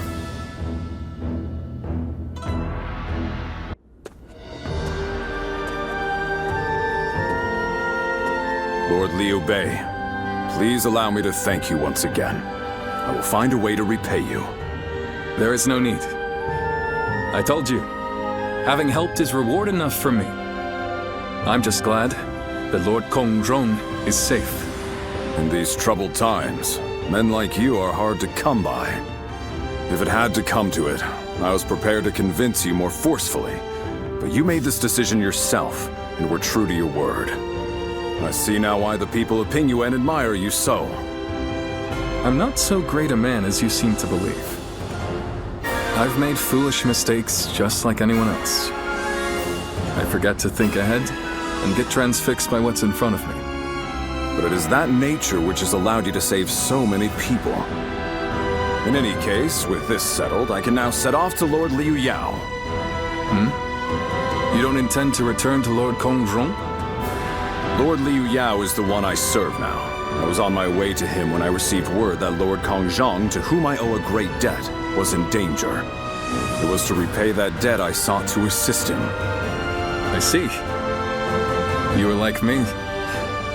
You believe in duty. You are too kind. I feel a little embarrassed hearing that from you, Lord Liu Bei. Now, I must depart. If we meet again someday, I hope we will do so as allies.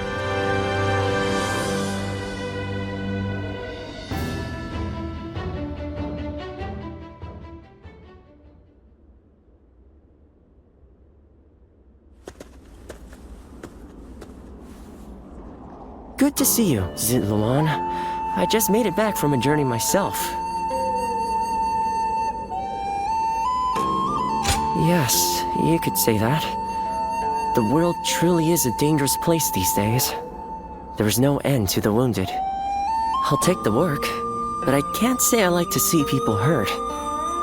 You know things are good if the doctors have time to grow bored. The Yellow Turban Rebellion was the needle that popped the boil. All of that pus is just oozing out across the land. Zhang Zhao wanted to change the world, and he may have succeeded in a way. Well then, let's get back to work now, shall we?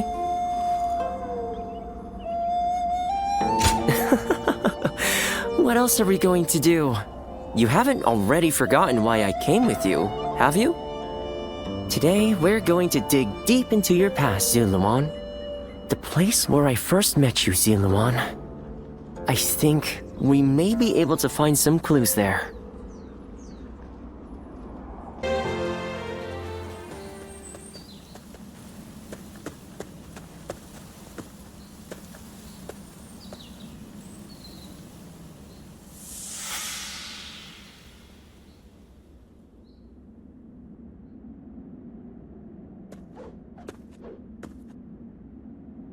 You've gotten stronger, Zitluan.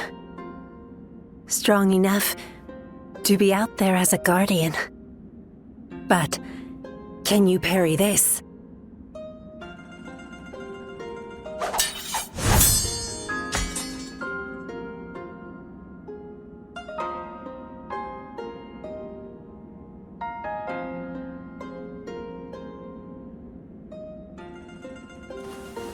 Sorry.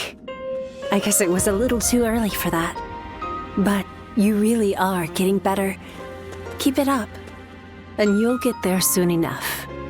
Juha, why don't you take some time to train him in earnest? At this rate, you will only ever trail after Juha. Rote repetition will eventually spoil your natural talent. Let me clarify what Bailuan is saying. He means that you're gifted, so you shouldn't give up. You're impertinent. If you know he has talent, why aren't you training him more? He needs a serious teacher. Well, Bailuan, if anyone is being impertinent, it would be you, because I am serious. Ziluan was born outside the village, and yet he's able to use the abilities that we are trained for from birth. His eyes have abilities that ours do not. And that's why I'm preparing by having him face a powerful opponent. Me.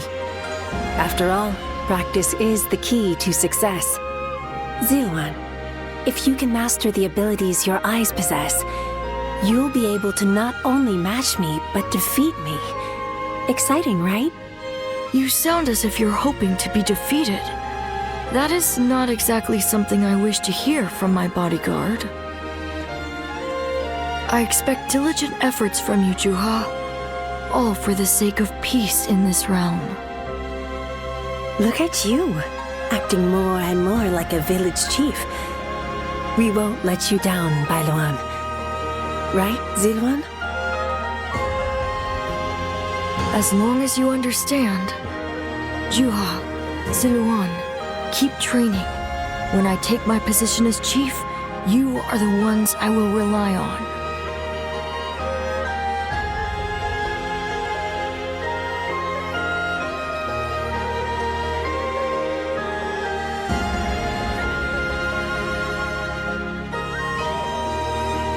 Ziluan?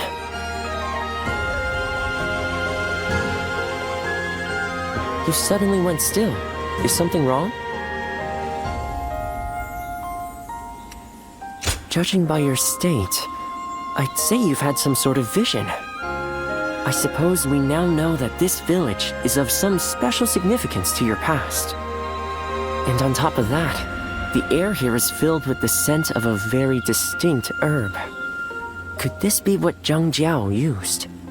Do you think that perhaps all of these things together brought some of your past back to you in the form of a vision?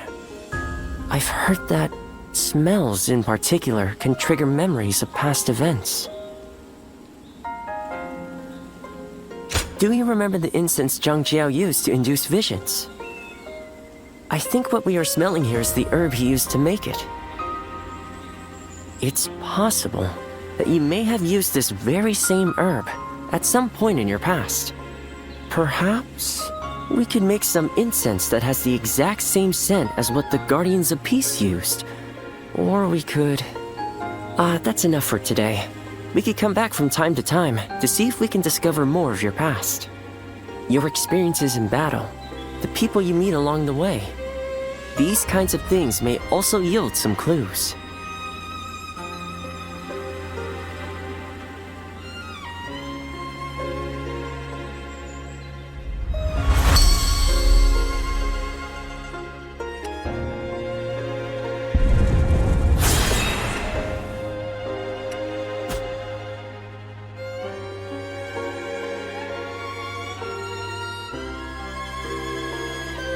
Luan and He, the names of the legendary sacred birds. They are heralds, said to appear only when a great ruler emerges. Juha, Bailuan, and Ziluan. The three of you were given your names in the same place. You were raised together there, and you trained in the art of combat in that same place too. Even after losing all memory of such arts, they remain engraved within your body. You have been trained by a great teacher, Ziluan, one of the best. My father, he taught me the secrets of medicine and healing. My father was a famous doctor, known far and wide. Some even called him a saint, imagine that. But he overworked himself to sustain that reputation. When he fell sick, for all his gifts, he was powerless to save himself. It is said that we stand on the shoulders of those who came before us, but I doubt I will ever climb that high. But now, here you are, Ziluan and Zhehe, reunited. Words cannot express how much I envy you.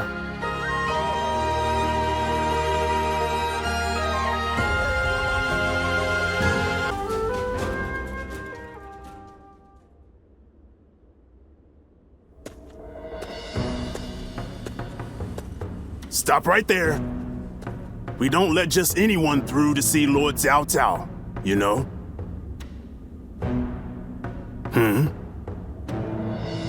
Hey, I remember you from Luoyang. Well, it sure has been a while. Hey, sorry about that. I just never expected to see you here of all places. I guess I was still under Lord Xiang Mao's command the last I saw you. It feels like such a long time ago. Dian Wei, let him through already. He's Cao Cao's guest. Oh, is that right? Well, if our lord called for you, then I ought not get in your way. Now, come on in.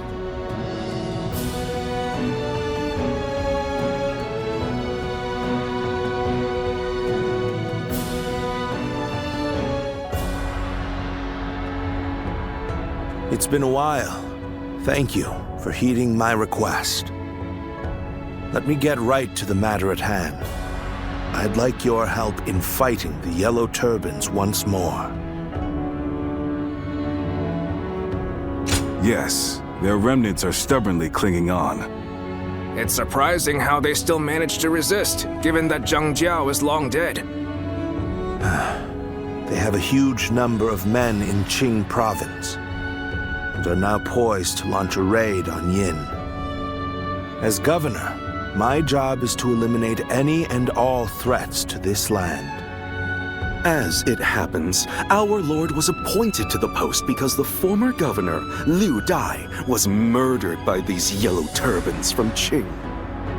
It has benefited us to have this territory as a base, but we cannot govern properly while such a threat lingers.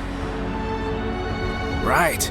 And if those rebels were to launch a full-on invasion, the whole province would be devastated. We have heard reports that they don't even bring their own supplies. They rely almost entirely on looting. So, they abandoned their fields because of war and poverty, and became marauders themselves. Perhaps their situation is an embodiment of the chaos of these times. Do not think of them as mere rabble. They're an enemy willing to do anything. Treat them as such. They're unlike the Yellow Turbans we fought before. So keep your guard up.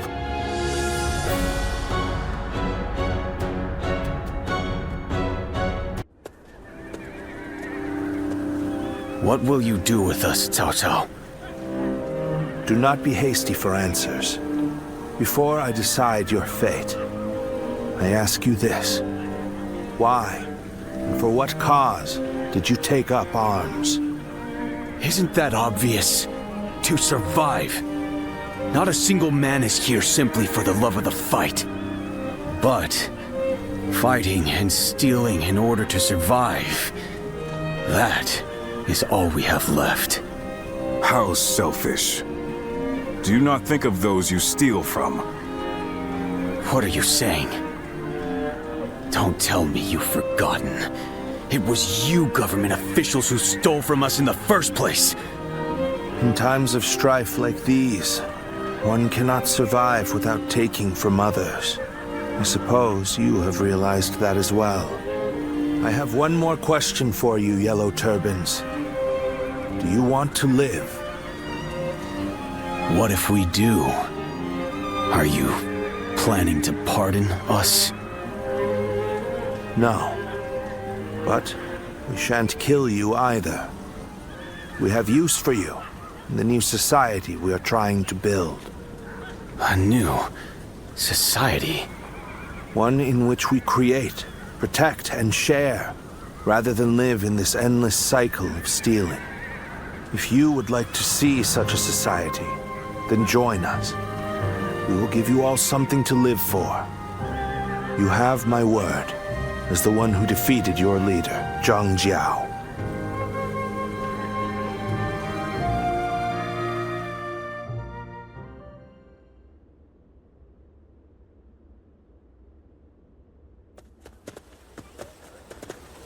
This is Puyang.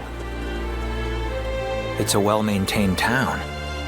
It's hard to believe 1 million people have just arrived. They have taken in the yellow turbans and reshaped them into the Qing militia.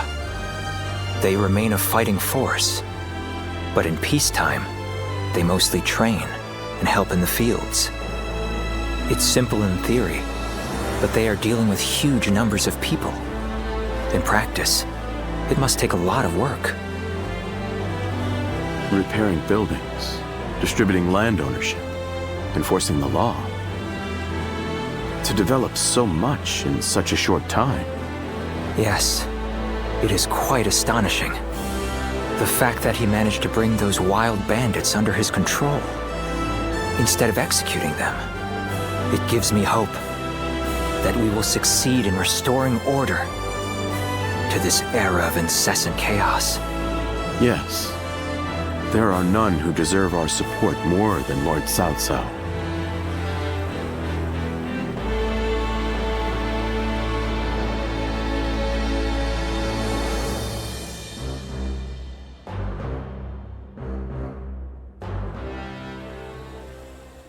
The evil of Dongzhou had to be eliminated. But there was nothing I could do alone. Of course, I also spoke with Lord Wan Yun. But I lacked allies, and could not spur him into action. Interesting. How talkative he is all of a sudden. I think perhaps Lord Shunyo has had too much to drink. Ah, so that's what's loosened his lips. But perhaps it's not such a bad thing.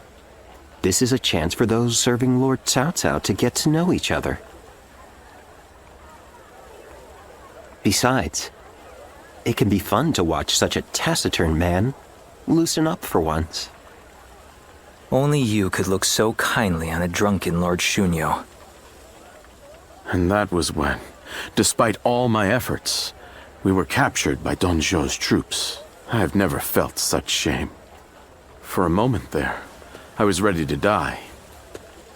Luckily, a house guest of Wan Yun's came to my rescue. In fact, this man here looks just like... At once I feel sober. I never thought I would meet my savior like this. Does this mean that you were the one who saved Lord Shunyo in Luoyang? Well, what an honor it is to meet you. I am Shunyu, a relative of Lord Shunyo. It is a pleasure to make your acquaintance. I am Guojia. I only just met these two at the governor's castle. If you're here in Puyang, does that mean you've entered Lord Cao Cao's service? Oh, my apologies. I assumed that you were like us. We are all drawn to Puyang because of Lord Cao Cao's reputation. I hope we get the chance to fight side by side.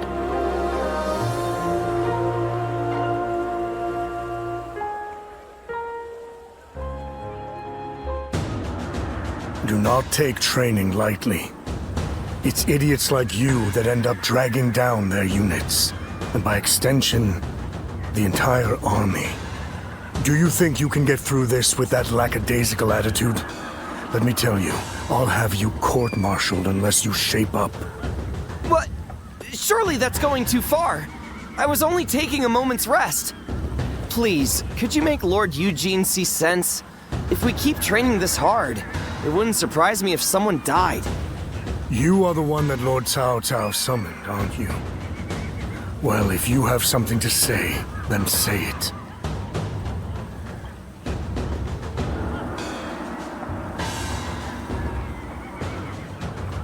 I'll be the judge of that. Unless these men are willing to go to their limits, they won't be fit to serve as our allies. Lord Cao Cao has entrusted me with taking these men from Qin and turning them into proper soldiers. They have been in many battles, and yet have never had any real training. They have no understanding of strategy, procedure, or the underlying principles of war. That can only end in disaster. I suggest you also take care to train with sufficient diligence. That is, unless you wish to die a nobody.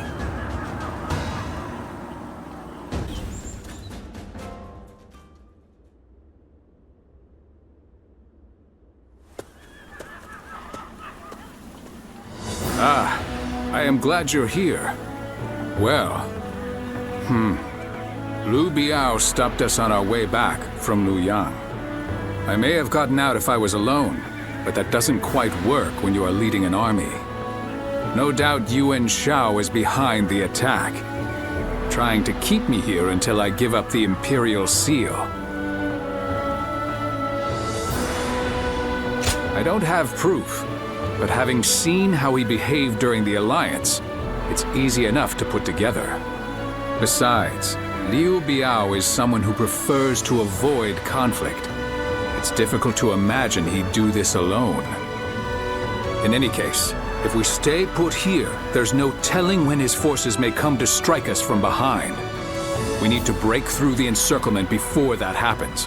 I take it you'll give us a hand? Glad to hear it. I'm counting on you.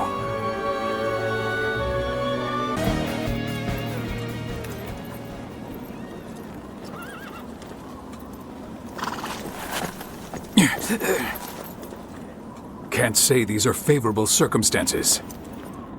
Ready!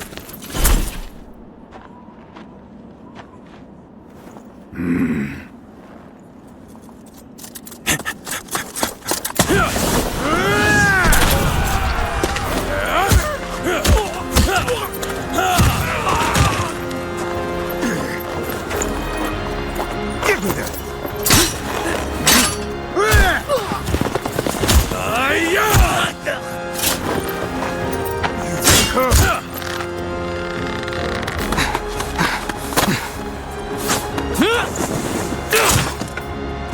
Sun Tzu, you're too reckless. I told you we must stick together. Apologies, Zhou Yu. I figured drawing their attention would make the rest easier. We'd better join the effort.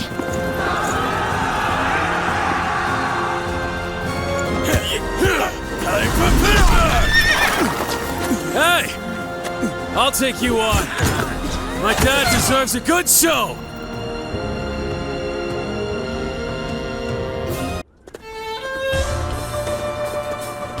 There is nothing more gratifying than seeing my children gathered in one place. Do you not think you are a bit reckless, sir? Try not to worry Zhou Yu so much. There's no need for a lecture, Father. After all, we managed to break through the enemy line unscathed. You need not be concerned, Lord Sun Jian. I am used to this sort of trouble. And we must thank you too. Oh, you know him, Shenxiang? I certainly do. I'm Sensei. Sounds like you've helped out our father a lot. I am Zhou Yu. Lord Sun Jian has entrusted me with keeping Sun Tzu safe. Well, that's true, but... Anyway, I look forward to working with you. It's thanks to you that our plan succeeded. You have our gratitude. Now then, about our next move. Changsha will most likely be sieged by Liu Bei's troops. They will not simply let us go after we broke through their encirclement. And worse still, we have no rear guard, meaning that if we remain on the defensive, we will lose. Instead, we must make preparations in Changsha and launch a counterattack. That is where I need your help. Wait, hold on. Why were you attacked by Liu Bei in the first place? Well, something happened in Luoyang. I will explain once we have time. I want to discuss things with Cheng Pu and the others as well. First, let us all return to Changsha.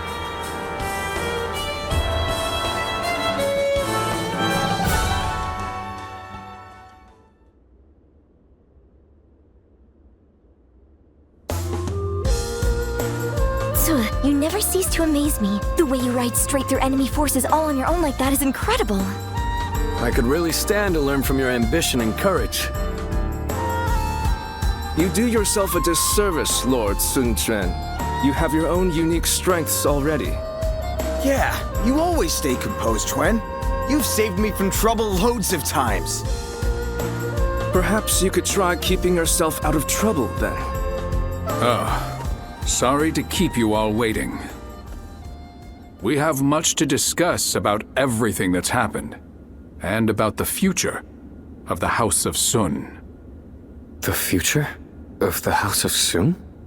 After the defeat of Dongjue, by a strange twist of fate, we happened to discover the Imperial Seal among the ruins of Luoyang. The Imperial Seal? Then Liu Bei's attempt to prevent our return was... Precisely. My first thought was that they were coming after the seal. But I have no intention of ever handing it over to the likes of them.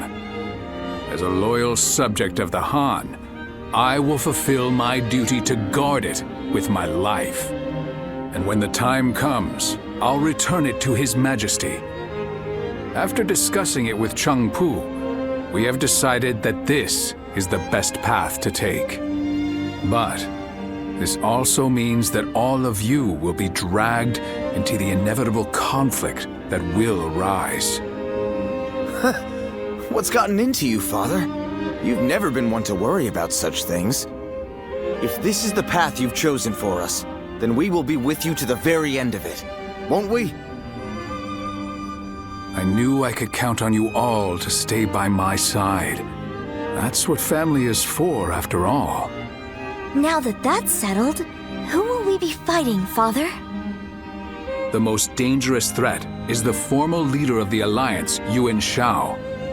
He believes that the Imperial Seal belongs in his hands. There are many other forces interested in claiming the seal for themselves. But one of them, Yuan Shu, has just sent a messenger. He has promised us aid if we attack Liu Bei. In our current state, this offer could not have come at a more fortunate time. Yes. This is most likely a trap meant to trick us into destroying each other. And then he'll pick at our remains like some kind of vulture. Yuan Shu is a treacherous fool. He is indeed. But I plan to jump right into this trap of his all the same. To protect the Imperial Seal from the chaos of our world, we must be prepared to ally with beasts and overcome all obstacles. Besides, there is nothing for us to fear. All we have to do is defeat Liu Bei's forces. Yuan Shu will soon learn that it will take more than a few cunning tricks to bring down the Tiger of Jiangdong.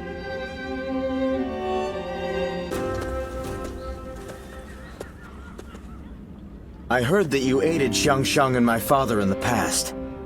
I appreciate your support now, too. The Sun clan needs more people like you. Please keep fighting for our side. I'm counting on you. The fight to protect the Imperial Seal from our rivals is far from over. Now that I think about it, my father was very brave to keep such a thing. But I suppose that's just the kind of man he is. After all, they don't call him the Tiger simply because of his prowess in battle. Once he sets his mind on something, he dashes forth with courage and vigor. The lesser beasts in his way can't help but clear a path for him. Oh, so you do know him well. Yes, I can believe that you entrusted one another with your lives. My tendency to run wherever my feet take me comes from my father. I also tend to trip and fall quite a bit along the way. Zhou Yu is always scolding me for it. I wish I possessed some of Chuan's composure. Unlike me, he's always thinking things through. You should get to know him if you get the chance. All right, it's settled. It seems the Sun family is going to be enjoying your company for a long time yet. As long as you are here, the Tiger's stronghold will be impenetrable. I'm sure of it. My father will lead the way and we will support him with all our strength.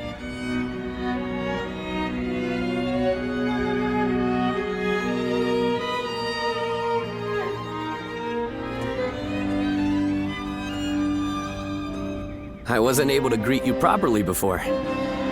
I am Sun Jian, son of Sun Jian.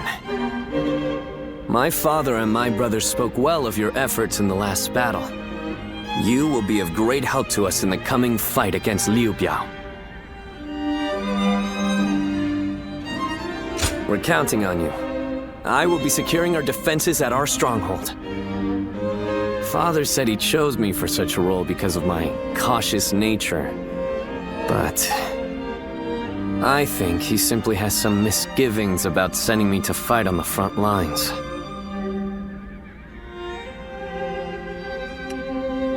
You're right. My journey has only just begun. I am a member of the Sun family. I have spared no effort in becoming a man capable of honoring our name. But every battle I fight reminds me of how much greater my father and brother are than me. I feel I still have a long way to go before I can stand as their equal. We've only just met, but here I am telling you all my thoughts and insecurities. You're right. I have to believe that such a day will come, and work hard to reach it in the meantime. Sorry, I have just gone on and on about myself. Regardless, today has been fruitful. If it isn't too much trouble, I want to speak with you like this again. Being with you keeps me from straying from my true path. I can feel it.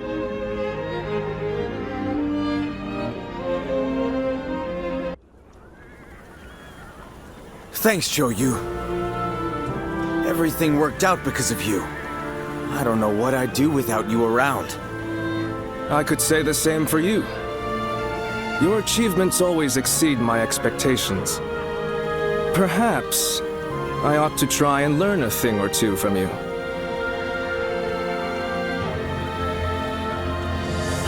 Seeing the young ones making their mark is so heartening, is it not? Yes.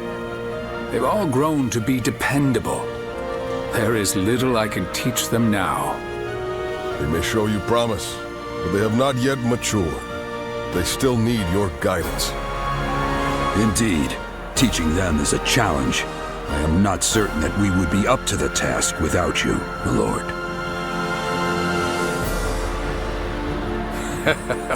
Do not worry. I don't intend to retire just yet. There is still a great deal I must do, for the sake of both the Han and my family.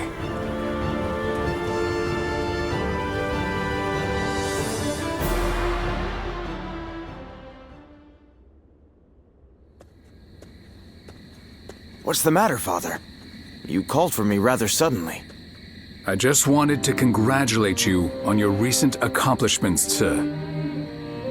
You did well. It feels a bit strange hearing you say that. Anyway, as long as we keep working together, Liu Biao and Yuan Shao will have no hope of beating us. That said, I can hardly believe how persistent they're being. It's beyond desperation. They are well aware that as a symbol of imperial authority and legitimacy, the seal could be used to claim absolute power. I don't doubt that those who wish to use the seal to fulfill their greedy ambitions will continue to come after us. So we'll be a target as long as we have the seal, even if we defeat Yuan Shao? I suppose so. Yes. Well, it isn't like that changes anything for us. We'll keep working together and protect it. Simple as that. Just leave it to me, Father. I won't let him touch anyone in our family. Glad to hear that from my boy. Then I better work just as hard. We will need to think of a plan.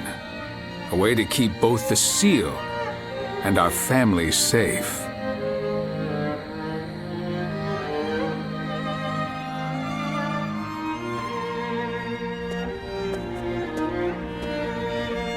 Oh, it is you. Don't look so concerned. I was just thinking about something.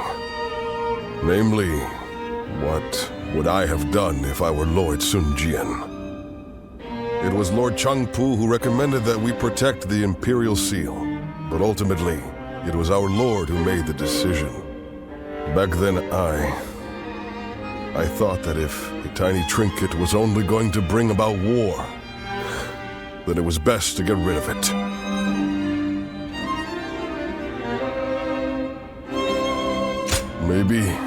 Maybe not. We never know what is right until after the fact.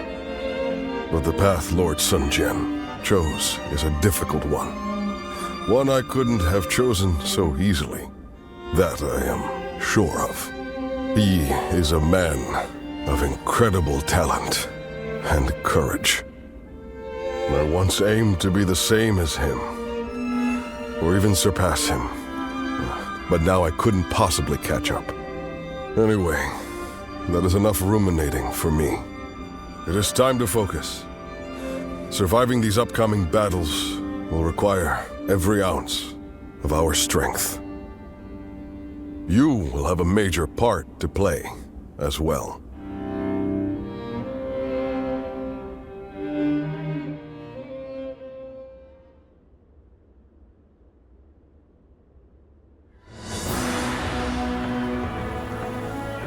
Sometimes, I can't help but marvel at my father.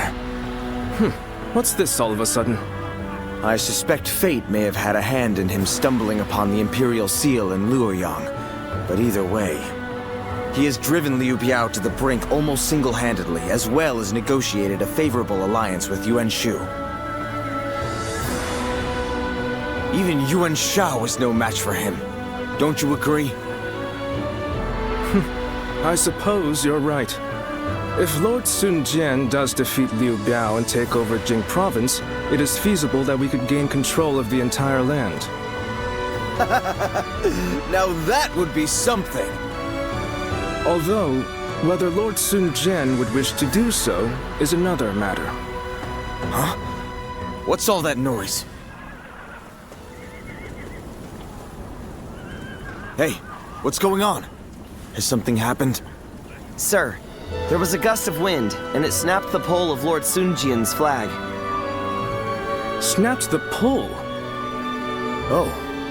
Well, such things can happen. I just hope the wind won't affect our advance. Yes, I hope so too.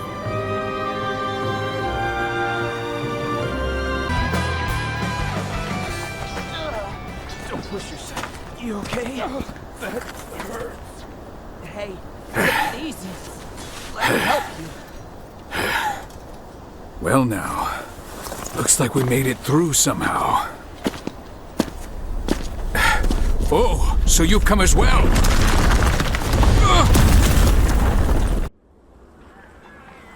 Lord Sun Jian. I still cannot believe that he's dead. Damn it! How are we going to tell everyone in Changsha? We should have protected him with our lives. This is my failure, an irreparable one at that. No. What's happened has happened. There's no changing that. Rather than weep or mourn, we had better spend this time thinking about what to do next. Lord Sun Ce, our options are limited. The best path may be to make peace with Liu Bei and return to Changsha. Yes, we gain nothing from staying here any longer. But can we be sure that Liu Bei would agree to talk? His army must have taken a beating thanks to Lord Sun Jian. I am sure they would welcome peace. Seems like a waste given how far we've come. But I see no other way. So assuming Liu Bei accepts, our problem will be Yuan Shao and Yuan Shu. What about them? They will use everything at their disposal to claim the Imperial Seal for themselves. And we cannot evade them indefinitely. But now that he is no longer with us, won't it be difficult for us to stay our course? There's no way around it. We will need to grit our teeth for a while, but I know we can bear these hardships together. Of course. Good. Then Changpu, bring a messenger in. And Handang, go to Xuan and the others. I want you to work with Huang Gai and get us ready to move out. I don't know what Yuan Shao might do if we dawdle for too long. And I want to bring Father home as soon as I can.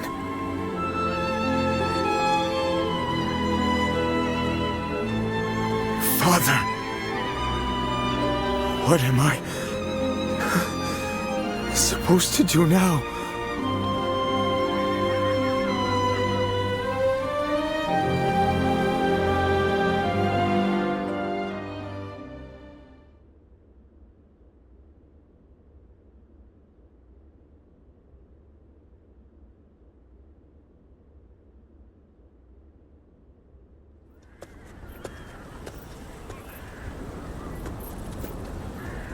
I was unsure whether I should tell you this, but I intend to leave the Sun clan for a time, and I think you should do so as well.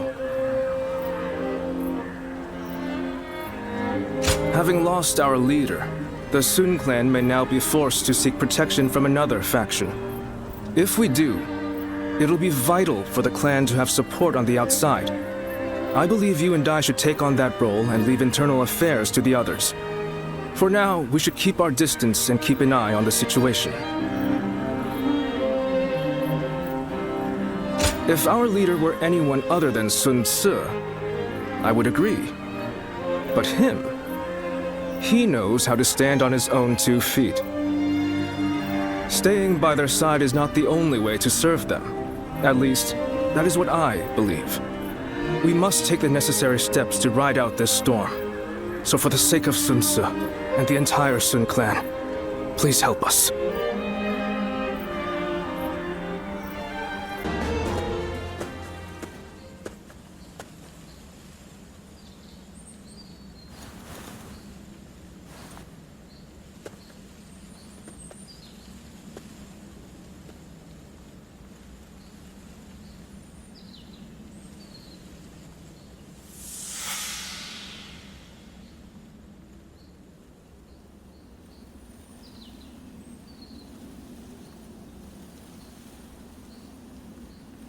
There you are.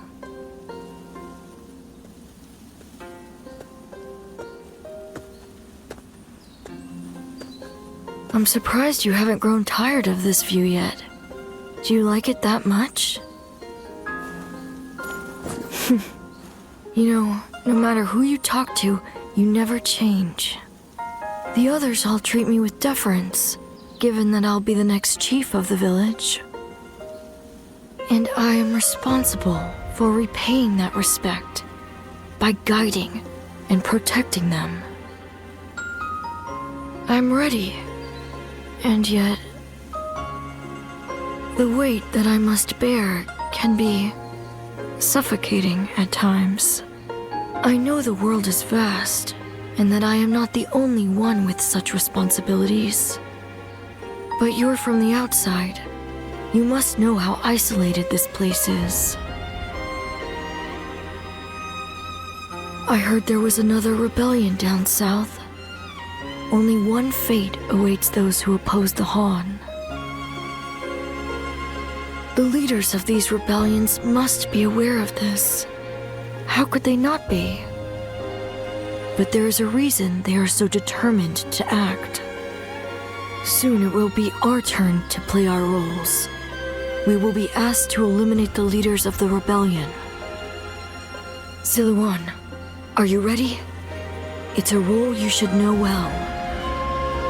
The Han Dynasty is collapsing, discontent is rife, enemies within and without plot its demise. It cannot go on, something must give. The time will come when we must risk our lives and fulfill our roles as the guardians of peace. Siluan, listen. When that time comes, you and Juha will become my wings.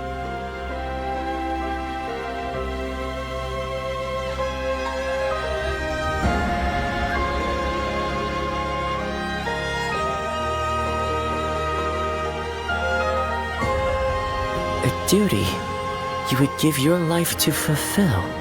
Huh. To tell the truth, I've never understood that way of thinking. I mean, what good are you to your duty or anyone else if you end up dying? When he lived, my father was lauded as a saint. But now that he's gone, nobody so much as speaks his name. But I suppose we all have our own way of doing things.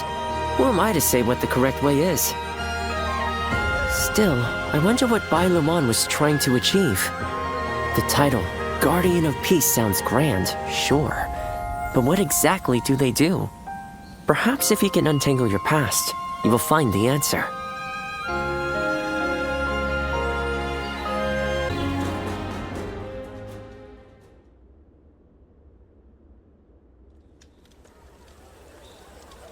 Did you hear about Lord Cao Cao's father?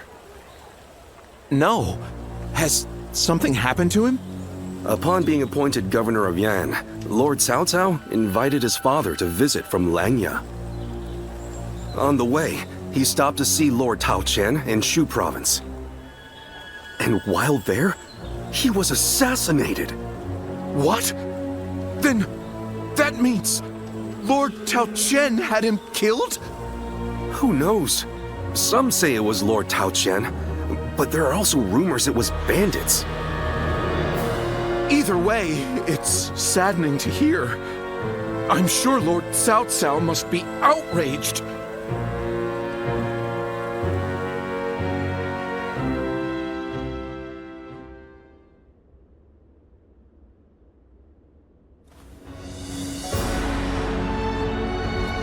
We will destroy Tao Chen. Ah, we're going to war to avenge your father? A worthy cause, to be sure. A war of vengeance. Indeed. I doubt anyone would blame me for hunting down Tao Chen as revenge for him killing my father. But just defeating him will solve nothing. I intend to use this battle to further my greater goal. Are you not angry? It seems as if you're using your father's death as a convenient excuse for an attack. We must use every advantage available to us, even the deaths of our loved ones. We cannot allow anger or grief to get in the way of our progress.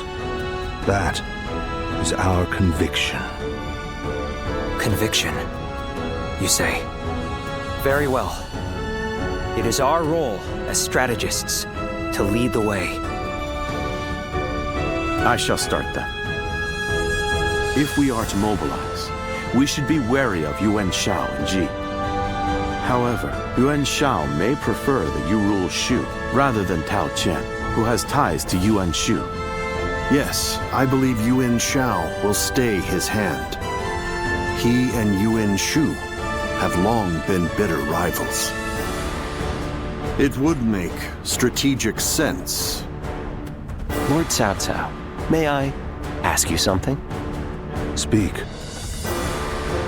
If we win this battle, we will be in a strong position. A position strong enough to seek to conquer the entire realm. I take it you are prepared to do so? I am. I do not know if this is the right path. Only history will tell. That is why I have gathered the wisest and bravest in the land. If we still lose, even with all that, we will know that I was wrong. Only you would think that way, Cao Cao. Well, it feels great to have a clear objective. I need all of you to be prepared.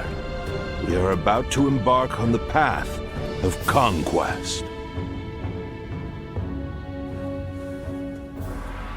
What he says is right.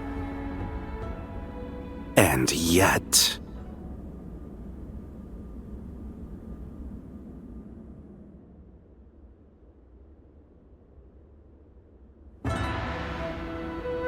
Lord Liu Bei, I am deeply grateful for your help. I need to thank you properly. There is no need for that. Anyway, please tell me. What is this urgent matter? I am hesitant to ask, but the fact is, I need you to lend me your strength again. My strength? Yes. Cao Jian, governor of Shu province, is in peril. Would you go to his aid? Lord Cao Jian? Has something happened in Shu? Were you aware that Cao Cao has become governor of Yan province? Yes, I had heard. Upon receiving his appointment, he invited his father, Lord Cao Song, to his province. On the way, Lord Cao Song stopped at Lord Cao Qian's residence, and there, he died under suspicious circumstances. No. Cao Cao, believing Lord Cao Qian was to blame, ordered his troops to ravage Shu. But Lord Cao Qian is a man of integrity. I cannot imagine him doing anything like that. I too have often heard that he is a good man. On the other hand, Lord Cao Cao is also fair and just. I expect he would try to determine the culprit instead of blindly seeking vengeance. But it appears he has neglected to do so. Could it be that he has a goal besides vengeance? It is possible. In which case, he is merely using his father's murder as a pretext for invasion. Could there be anything more horrifying than that? Even animals are not so cruel. Whatever the case may be, he cannot be allowed to do as he pleases. Lord Liu Bei, please, go to the aid of Lord Cao Qian. Save my friend and the people of Shu. Lord Kongzhong.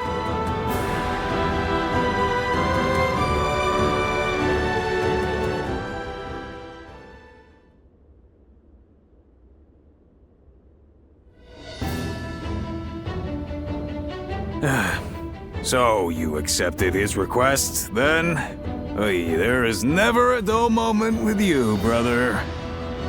Still, why would Lord Cao Cao take such a drastic step? I don't know.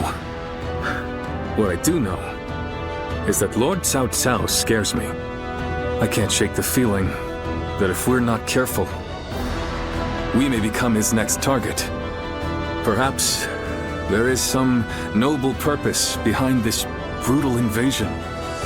Yet, no matter how one attempts to justify it, the fact remains that he is perpetrating a heinous act.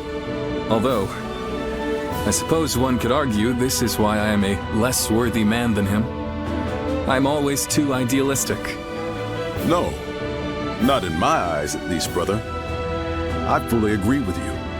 Following the most righteous path does not always lead to virtue.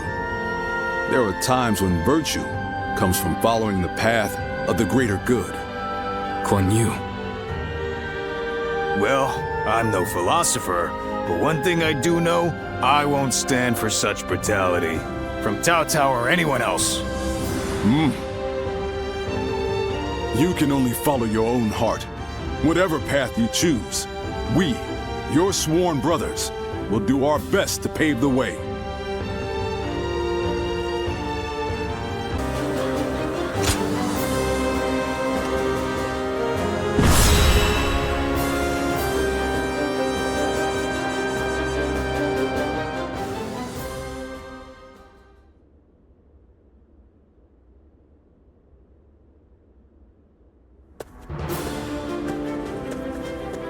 Lord Goja, I heard you are leaving soon.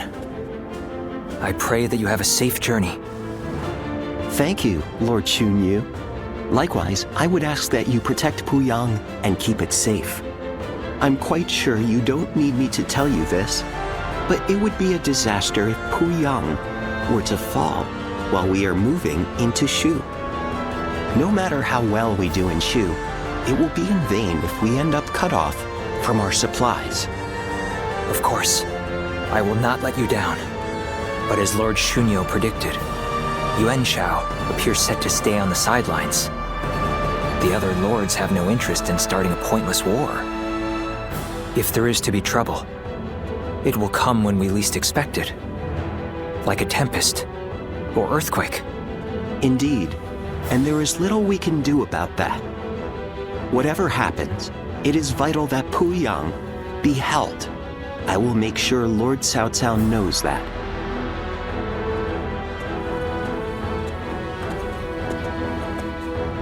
Ah, it seems you are heading out as well. May fortune be with you. Remember that Lord Cao Cao's very future depends on this battle. I ask that you do everything in your power. Forgive me. The fact is, I had a few too many cups of wine last night. They say wine is the greatest of all medicines, but please, Lord Goja, we can't have you out of action. I'll try to cut back then, when in camp, at least.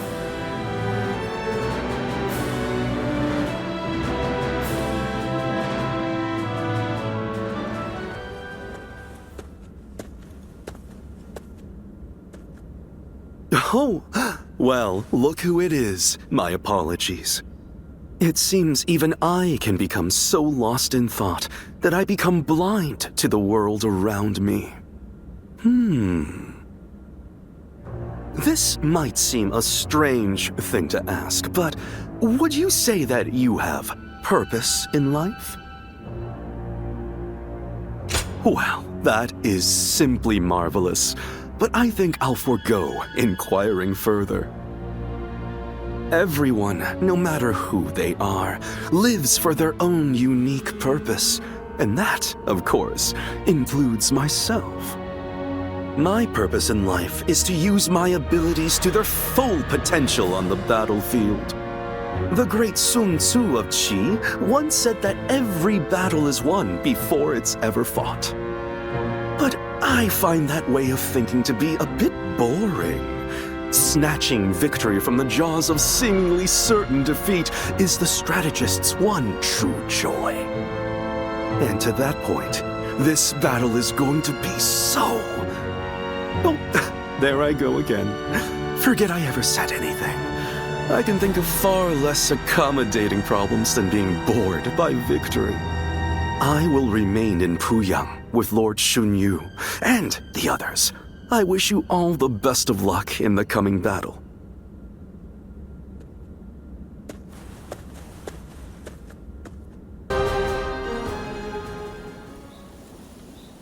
Let's see if we can catch up. I'm ready! I'm gonna catch you! This is a familiar sight. I remember when you first came to the village. The child we've taken in is just like you when you arrived. You were sitting there on your own, looking dazed.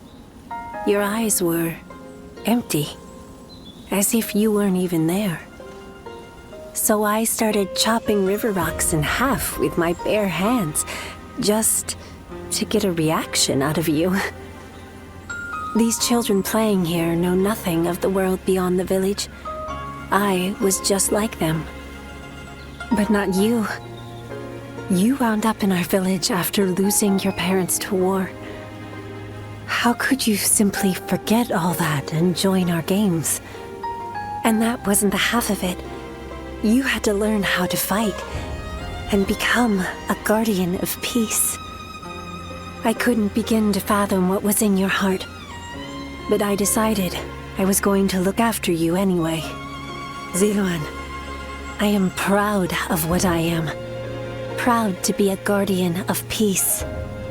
And if maintaining peace means getting my hands dirty, I am ready to do just that. But when I look at these children, I can't help hoping that they won't grow up like us. Is that arrogant of me? Do you think? I want us to be the end of it.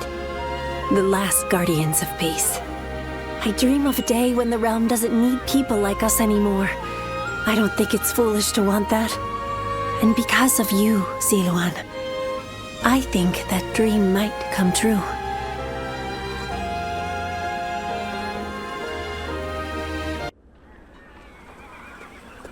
Cao Jin is nowhere to be found within the castle walls. He must have escaped before we got here. So, Cao Jian has evaded us. Send out the troops and find him. We will be in serious trouble if he manages to get help from the other lords. Reporting, sir! What now? Liu Bei is attacking Puyang! A large portion of Yan has been taken. Lord Xuanyu and Lord Chengyu are holding on as best they can, but the situation is not going in our favor. Lord Xuanyu and Chengyu? But then, what is Lord Chenggong up to? There's no sign of him in the castle. If it was him who called in Liu Bei, I knew he could not be trusted. Not only did he betray Dongzhuo, but now he dares to betray us too. In a way, he's more reliable than anyone. He always chooses the path of greed. Loyalty be damned. Chen Gong has chosen to betray us, simply because the path I chose was not enough to satisfy his greed. Hence, our paths have diverged. My lord, as I suggested before, we should withdraw from this point and turn back to recapture Puyang. If we lose our base in Yan, whatever victories we achieve in Shu will be hollow ones. Withdraw the men. Notify the officers. Sir!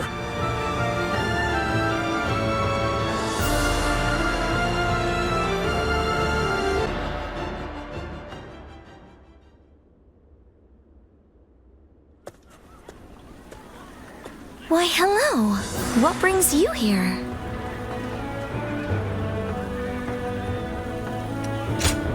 Why, thank you. It's a weight off my mind knowing that you've come to our rescue. I don't like to complain, but it's been lonely, stuck out here on our own. We're expecting our brother back fairly soon. I'm sure he'll be pleased to see you. Heavens forgive me, but dealing with Yuan Shu is almost intolerable. Well, well. You're back. That I am. Oh, I wasn't expecting to see you here. It's been a while. Thank you for coming. I suppose it was Huang Gai that convinced you? Either way, it's good that you're here. We could do with your help in the next battle. Brother, do you have new orders from Yuan Shu? Yes. He wants us to attack Shu next, beginning with Liu Bei and Xiaopei. But we have no reason to make war with Shu.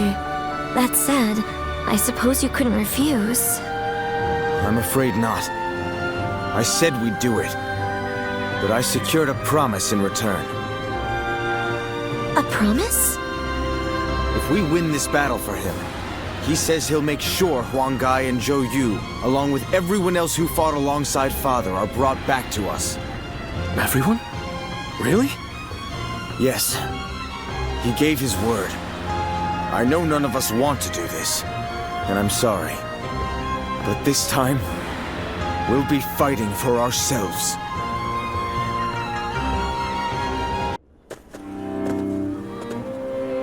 Brother, we're ready to move out. Let's hurry back to Shouchun. You need to give Yuan Shu news of our victory. Yes, you're right. Xuan, Shanxiang, forgive me. You've been forced to fight in this campaign at my behest. Brother. No, brother. It's all right. You shouldn't blame yourself. We are a family, and we're in this together. Besides, we always go into battle with firm resolve. Right. Our minds are made up. We must reunite with our comrades, no matter who we have to fight. Thanks, you two. It saddens me that we've all been split up, but having the two of you with me gives me courage. I'm sorry, but can you go on ahead? I'll come along soon, I promise.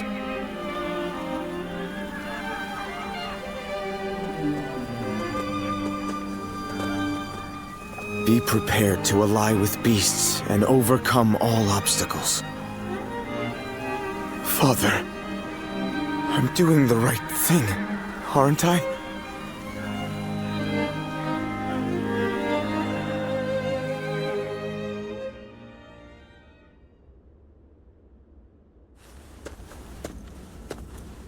You did well, Sun Jian. My invasion of Shu can now proceed just as I had planned. I've done as you asked. Now will you allow Father's vassals to return to us? No. Your work is far from finished. Your next destination is Lujiang. You ought to prepare your men for battle immediately. Lujiang? But why?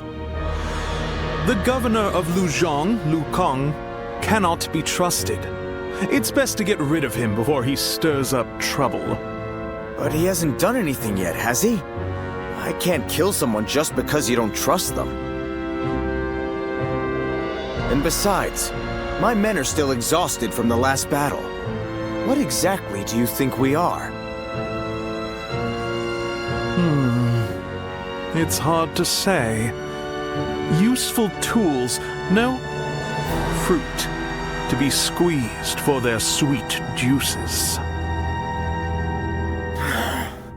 I assume you jest, but it seems you have no intention of listening to anything I have to say. You don't seem to understand, do you? As your patron, I wish only to lead you down the right path. But if you are unhappy with the situation, I suppose I can reconsider my plans for you. The Yuan are a generous family, after all. What do you mean? If you win this battle, Sun Jian, I may be able to make you governor of Lujiang. And with such an esteemed position, you could reunite with your officers and restore your clan to its former glory. You wouldn't be lying to us again, would you? I, Yuan Shu, am not known to lie. When you return victorious, your service will be rewarded accordingly.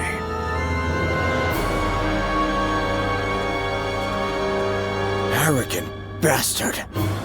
Lord Sun Jian, pardon the interruption. I have a message for you. Oh, thanks. I've been expecting it.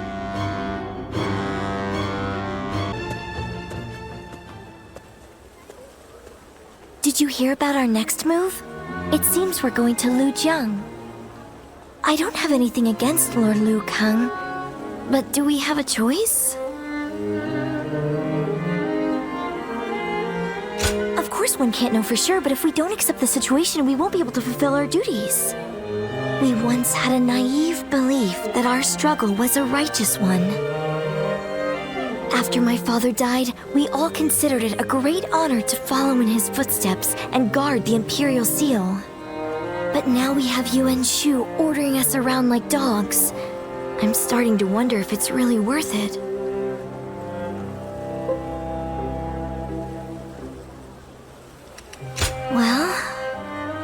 It is something my father fought hard to protect. I realize we can't just let it go so easily. You know, I didn't come here to complain about my problems, but something about you just makes me want to talk. It's a good thing, though. I feel a little better now. You're the only one I can turn to for things like this. Thanks for being there for me.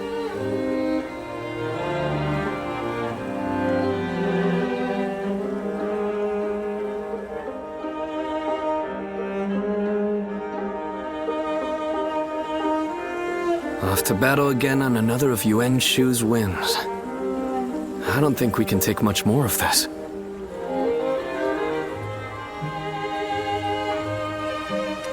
I know. But that doesn't change the fact that we're just being tasked with removing a thorn from Yuan Shu's side. During the attack on Shu, Yuan Shu demanded supplies from Lord Liu Kong, but he refused the order. He says this is about preventing further treachery, but it's clear that this is nothing more than a personal vendetta. If my brother is convinced it's good for us, then so be it. I can get through it if I know it will help restore the Sun clan.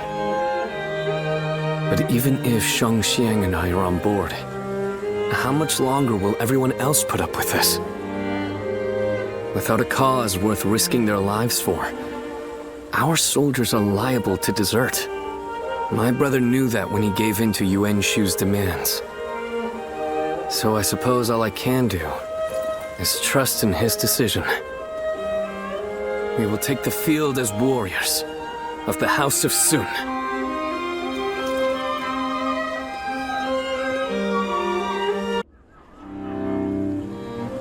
I have nothing more to say to you.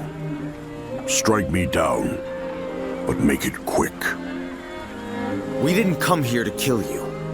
Just give up your position as governor. That's all we want. Huh. So the tiger cub turned hunting dog has learned to covet power in the same way as his master, Yuan Shu. Lord Sun Jian would be so displeased. Thinking about how my father would have viewed this won't change a thing. But I can tell you one thing I know for sure. I'm not fighting this battle for Yuan Shu. I'm fighting in order to achieve my own goals. Oh? I came here, ready to fight to the end with pride in my heart. There's nothing you can say that'll change that. I am the son of Sun Jian, the Tiger of Jiandong, and no battle of mine will ever bring shame upon his name. Interesting. Well, son of the House of Sun, you're the winner here. If you won't cut me down, then I will hold my tongue. The land of Lu Jiang is yours.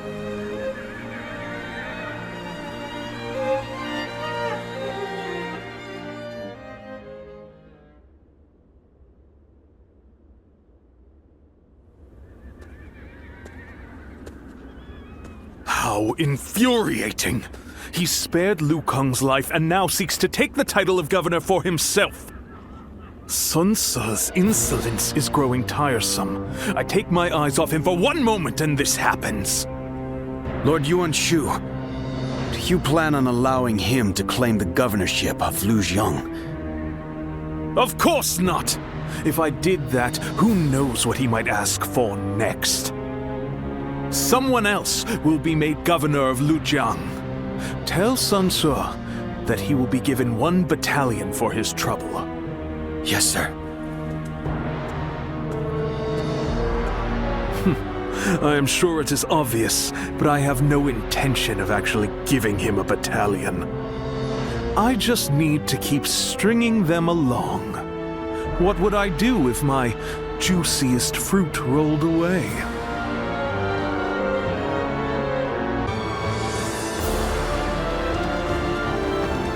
Liu Bei's reckless bravery is as unstoppable as a tempest. There's nothing anyone can do in the face of it. No way to predict which way it will blow next. But still, Chen Gong alone was able to harness that tempest and use it to carry out his plans. It's a real pity that he turned to the other side. I wonder why he did it. Why did he betray Lord Cao Cao?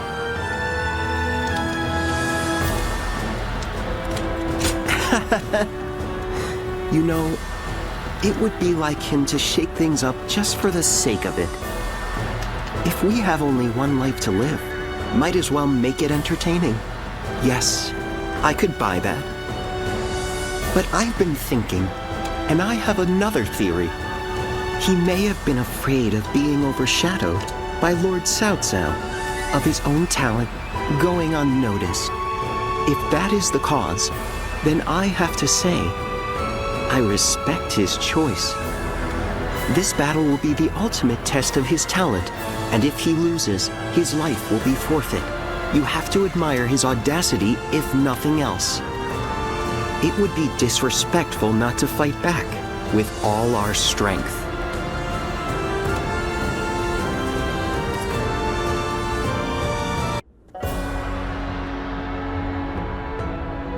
So, Liu Bei has pulled back. Likely he plans to hole up in Puyang Castle. Most of our troops' rations and supplies are stored in Puyang. He knew exactly where our weak point was. Thanks to Lord Chenggong, I don't doubt. However, it will be almost impossible to take back Puyang by force. Our troops are exhausted, and we would suffer enormous casualties. Not to mention Liu Bei's army is in Shu. If he moved against us while we were besieging the castle, we could be crushed between him and the walls. Which means we must hurry to secure provisions for our troops. And then, regroup. Secure provisions indeed. But from where? If we can't take them, we'll have to make our own. After all, Yen isn't the only place where food grows. Aha! Gathering food ourselves to make provisions. I have an idea. I'm listening. We have reports that Yellow Turban remnants are plundering Yu Province. Local officials are doing little to stop them. If we take the province under the pretext of stopping the plundering... Ah, a cunning plan, Lord Chunyo. A little bold, perhaps, but it certainly could work. Liu Bei's forces are spent and would be in no position to stop us. Eliminate the Yellow Turbans and restore order to Yu. So long as that is our goal, how could Liu Bei possibly interfere? A solid plan. We will leave Puyang to Liu Bei for now. Tell the men to get ready to march for you.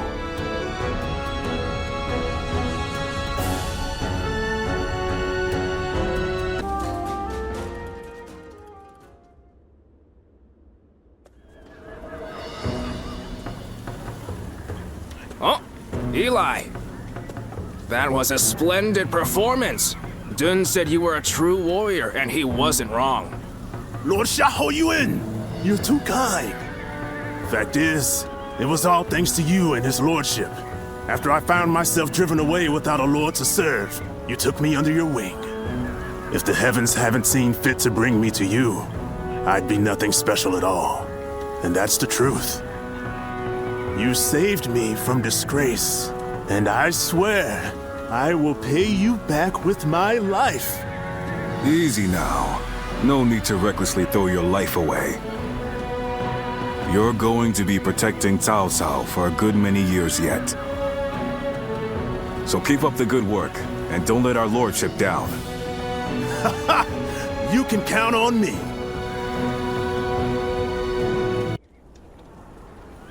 Huh? So, you're not here to plunder food from the village? Well, we do seek food, that's true enough. But no one said anything about plundering. His lordship's trying to build a world where everyone has as much food as they'll ever need. How? Does he intend to do that? It's really quite simple. He'll give fields to everyone so they can grow their own crops. If war comes, the people will take up arms to defend the land. Basically, he wants what you've been doing here to spread across the whole realm. You put it very well, Dion Wei. It's no more than what I learned from the Lord himself. The whole round, you say? So, tell me, are you a great man? That's not for me to say. Depends entirely on the work of those who serve me. If you were my ally, then perhaps the answer would be yes. Ha! Wouldn't that be great? Join us and we'll make sure the harvest is bountiful enough to feed the realm.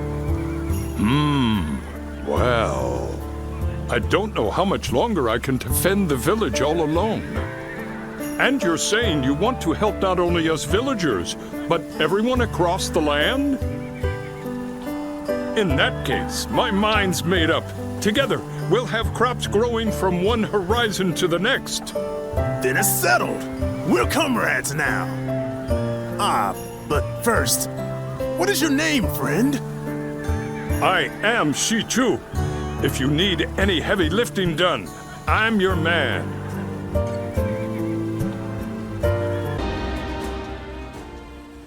With our provisions running low, taking you was exactly what we needed. Now, we can maintain a foothold here for a while and plan our next move. Once our food shortage has been solved and our supply routes secured, we will be ready to take back Yan.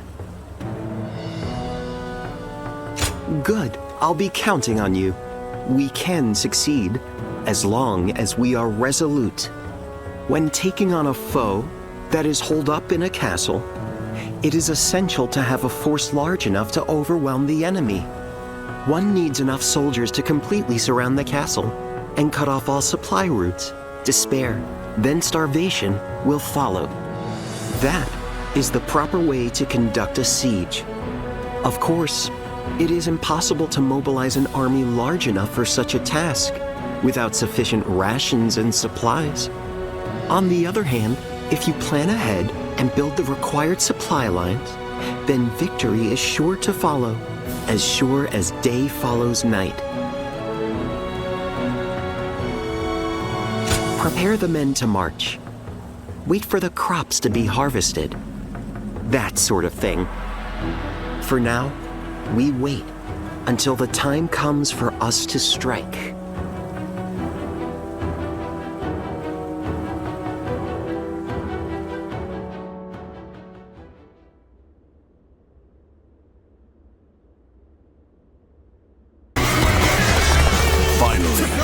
Someone with a backbone.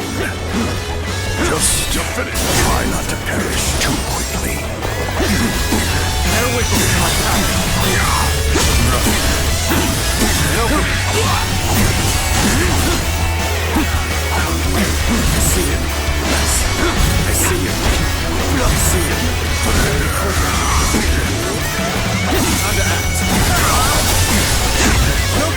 Starting to get fatigued. At this rate. Whoa.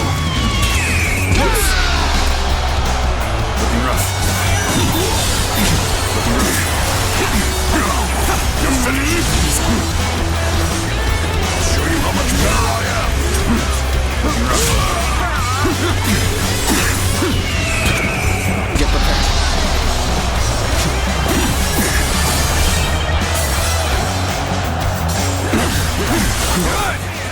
We will rush the castle and catch the enemy off guard.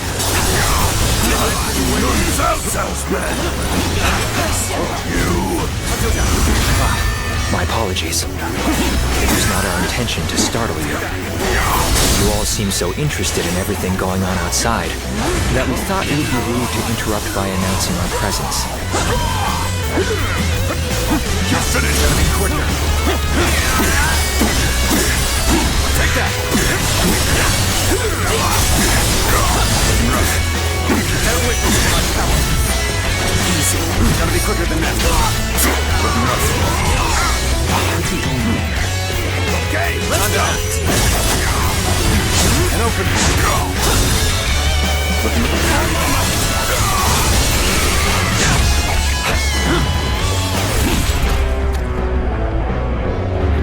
Got you!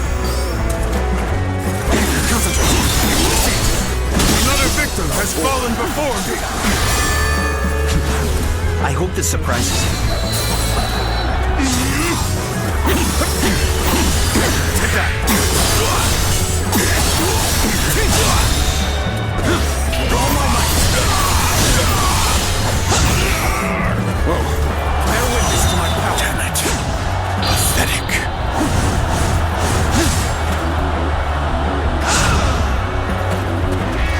Cao Cao, I will finish this. Just you wait. Don't get yourself killed in the meantime.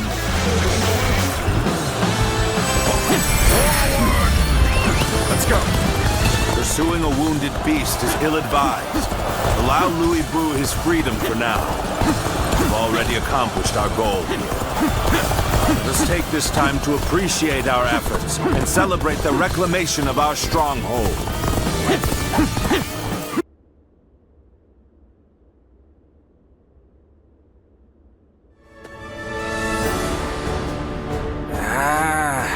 It's been a long time since I was last in Puyang.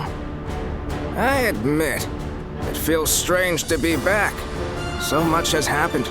So many things have changed. It has been quite hectic. Nonetheless, Lord Cao Cao has taken you and made great progress. He has more subjects, more soldiers, and more officers. It's a far cry from those days back in Luoyang. Indeed.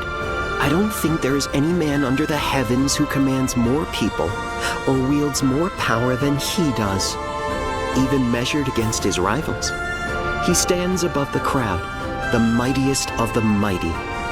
Which begs the question, how should he wield such might? After all, a single decision from his lordship can affect the course of the entire realm. Well, Cao Cao, what do we do next? What's next? Let me share with you my plan.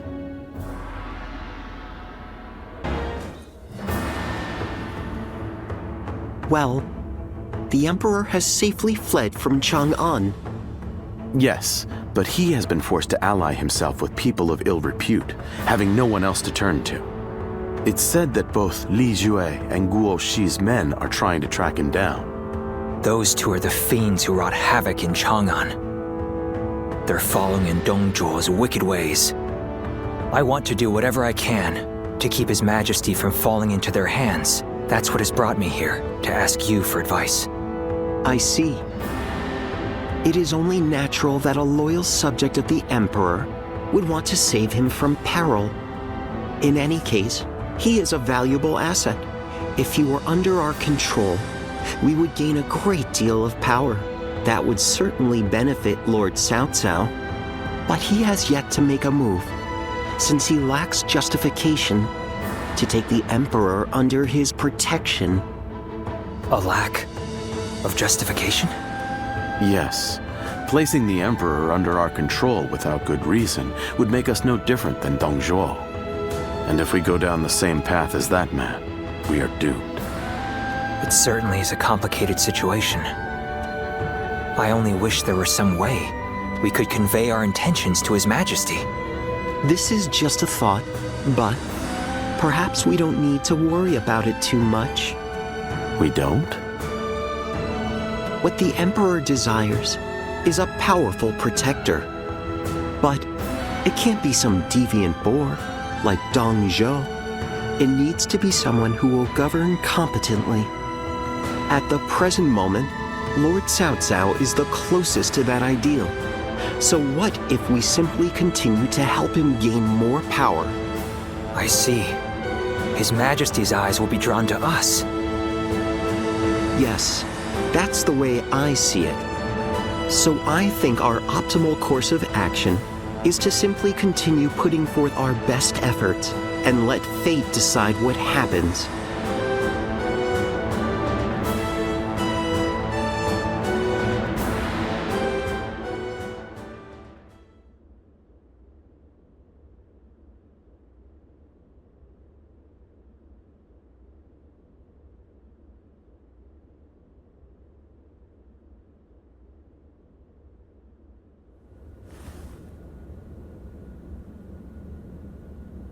We will rescue His Majesty.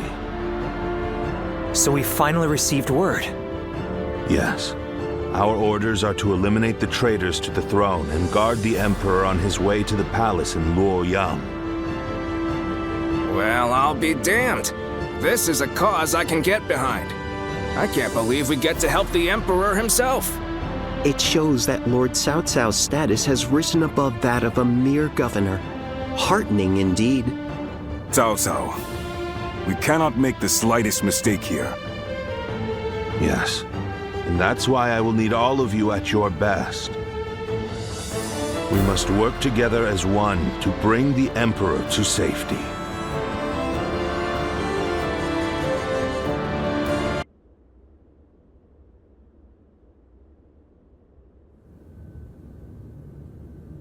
What did you say? You wish to have me placed under your protection? The ruined Luoyang is in a pitiful state, is it not?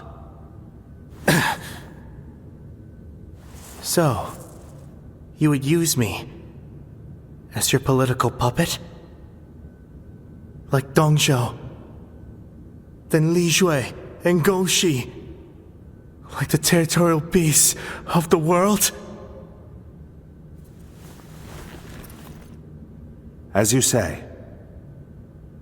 The greed of man throws order into chaos, breeds all the strife we face in this world. Even so, those lacking desire lose sight of their path, of how to live. What we need are laws and systems to regulate such desires. Strength to safeguard such statutes and amend any unrest. And at the zenith of this structure, we need you, Your Majesty, as a symbol most sacrosanct.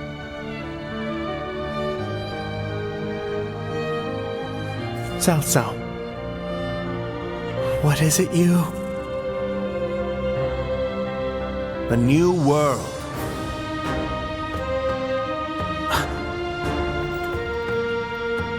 Be that as it may, for the sake of one's ambitions, one must eradicate those standing in the way, or face being eradicated.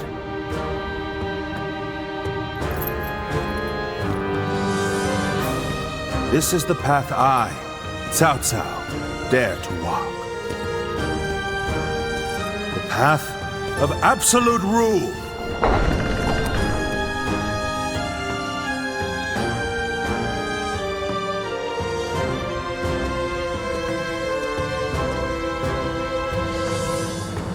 Cao Cao has decided on his goal and gained the means to fulfill it. With pure reason as his guiding principle, he aims to control the land. However, so steadfast is his dedication to this principle that he risks eliminating not only corruption, but compassion as well.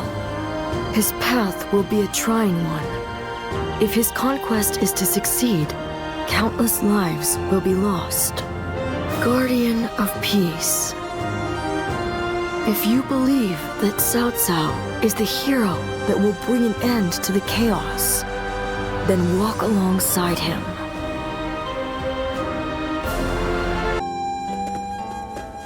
We're coming in. We have something really important to discuss. It's about your future with us and our Lord. As I'm sure you've heard, Cao Cao has made the decision to bring the Emperor to you. This will be a great step forward on his path to supremacy. We know what steps we must take from here on out. All that's left now is to take them. So, how about it? Will you tread this path with us? You are wasted as a mere hired hand. Enter the service of Lord Cao Cao officially so that we can build a powerful new kingdom. Now, I really shouldn't be the one to say this, but the path our Lord has chosen will not be easy. We will likely have to fight all sorts of rivals along the way. I suppose that's what it takes to rule by the sword. That's why having you with us would be so reassuring. More than anything, we would hate to see a friend among the ranks of our enemies. Nevertheless, this decision will affect your future. So will you join us or not? Think carefully before making your choice.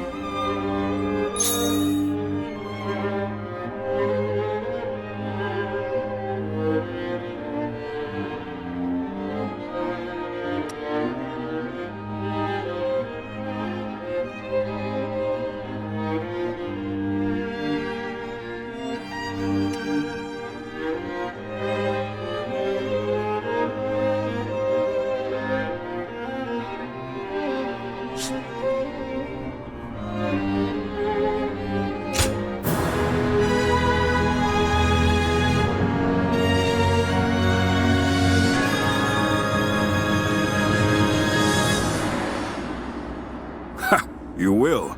Cao Cao will be pleased to hear that. All right.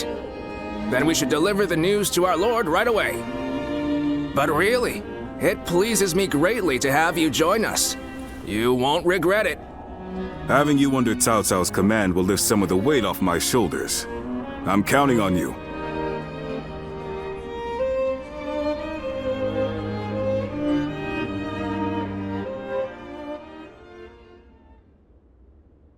Cao Cao rose above his many rival warlords to gain control over the imperial throne. He made great efforts to establish a new regime centered on Shu. In the face of this, Yuan Shao and the other powerful clans could not remain docile, and their ambitions were soon laid bare.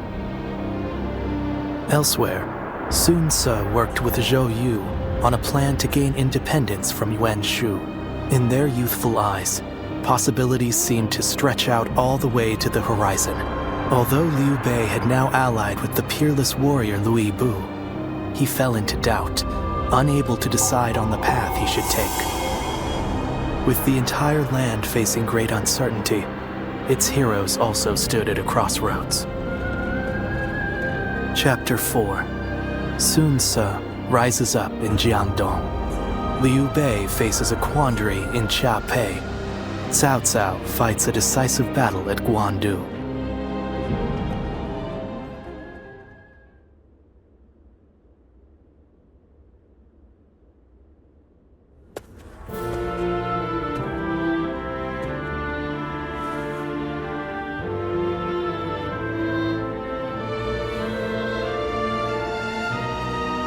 Allow me to welcome you again.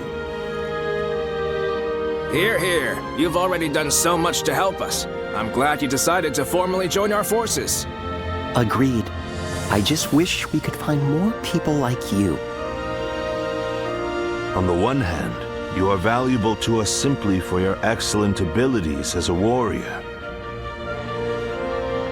Yet, your versatility is what makes you special. And so I will not give you any strict orders. You can do as you see fit.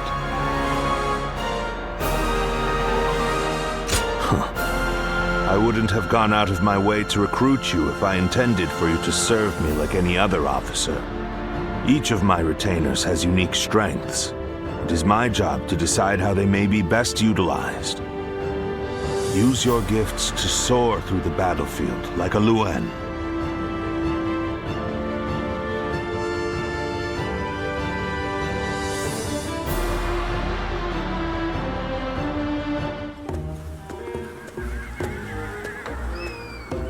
Dian Wei, don't you think you're working too hard?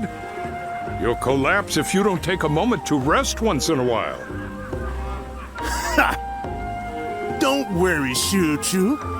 I can handle it. Neither of us came from renowned families. So we need to work hard just to prove ourselves. Right, Yue Jin? Yes. I was a mere record keeper before my promotion. Now I have to keep striving to live up to his lordship's high expectations. And you're one to talk, Xu Chu. You've been working from dawn until dusk as well. Well, I've lived in a village my whole life, but now we're trying to cultivate fields across the realm. There's a lot of work to do. It seems we are all in agreement. I hear that your circumstances are similar to mine. I am new here, and know little of what has passed. I imagine Lord Cao Cao must have recruited you for your particular skills. I thought so. I saw you fight at Hulao Gate and was most impressed. His lordship has an amazing knack for finding talented men like yourself and giving them roles where they could shine. He is not swayed by reputation or accomplishments. He simply assesses each warrior's might and each strategist's shrewdness. Yes, if he hadn't taken notice of me, I'd have remained in the infantry. I may never have had a chance to prove myself. That's why we must work harder than ever.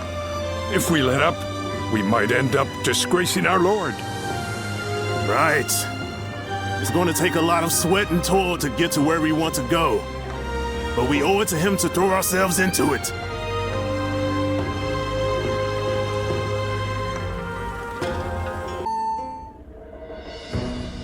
Now, let's discuss what to do about Liu Bei.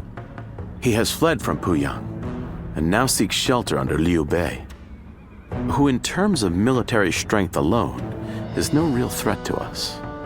But what's concerning is the growing number of elite warriors who have gathered to serve him out of admiration for his character. While we could have easily dealt with each of them individually, now that so many of them are allied together. I am of the same opinion. Especially noteworthy are Guan Yu and Zhang Fei, Liu Bei's two fiercest officers. Then, our aim should be to destroy their unity. It is Liu Bei himself that binds them all together. He is widely respected as a benevolent man. Most would be honored to serve him. But as we know, Liu Bei is ambitious, perhaps too ambitious to remain in anyone's service for long. Then, we ought to have Liu Bei sent to eliminate Yuan Shu by imperial decree. If we can force Liu Bei and Liu Bei into a conflict, both will take heavy losses. Would you elaborate on your reasoning, Lord Shunyu? We shall take advantage of Liu Bei's virtuous nature. From what I understand, he is not the type to turn down people's requests. If he receives orders from the Emperor, he is certain to comply. And once he leads his forces away, Xiaopei will no longer be adequately defended. Chengong would not miss the opportunity to capture it. Yuan Shu and Liu Bei are among our biggest threats. If they destroy each other, it would be a big help. Lord Shunyu, you're being surprisingly ruthless. Are we to assume this is all for the sake of a peaceful future? His lordship has set his sights on conquering the entire realm. If I am to assist him in that goal, I too must be willing to make hard choices. Lord Shunyu, that is... I admit I have my own thoughts on the matter, but I will recommend to Lord Cao Cao that an imperial decree be issued.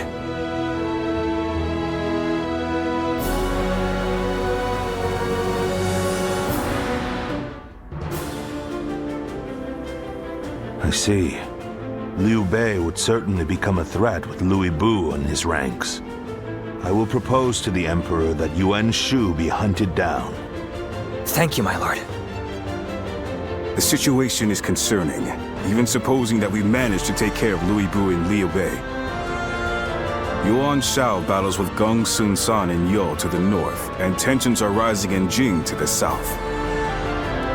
Yuan Shao is the one we should be most wary of. Gong Sun Zan is doing well defending against him, but Yuan Shao now controls most of Hebei, so it is only a matter of time. Yuan Shao will win eventually. And when he does, his forces will be further bolstered by citizens from Yo province and the remnants of Gong Sun Zan's army. After that, he will set his sights on us. Or to be more precise, on the Emperor in the capital. So what do? Ally with Gong Sun San and take him on? It'll take a significant amount of our manpower to overturn Gongsun San's unfavorable odds. Agreed. And if he were to win, we would end up as enemies before long. I think we should hold back and look for a way to weaken both parties. Yen Wei, what do you think? Me? I have nothing to contribute to a discussion on strategy. If we never bring in new voices to our discussions, our strategies will become predictable. It can be useful to hear candid opinions from someone like you sometimes.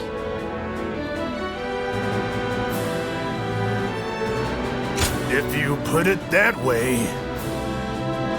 well, in my opinion, the most important thing in any war is to protect whatever you value the most.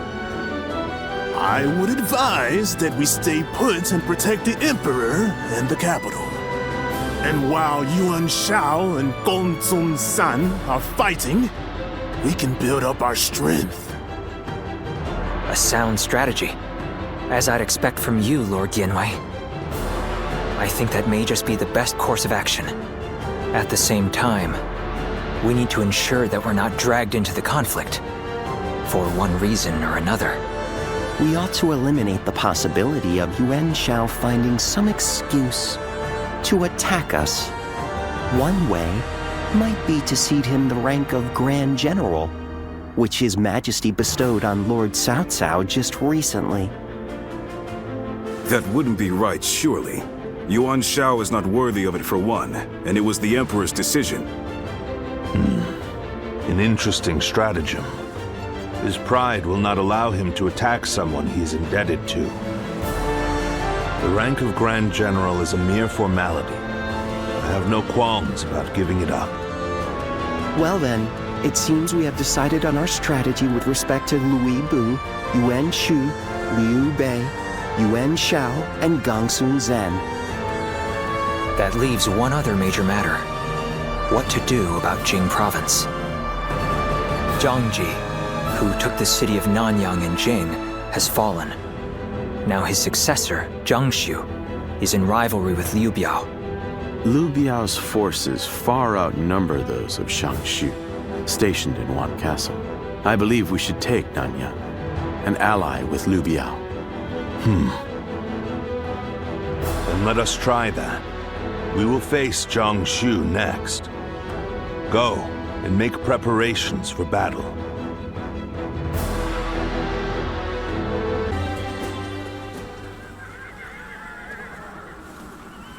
What a shame.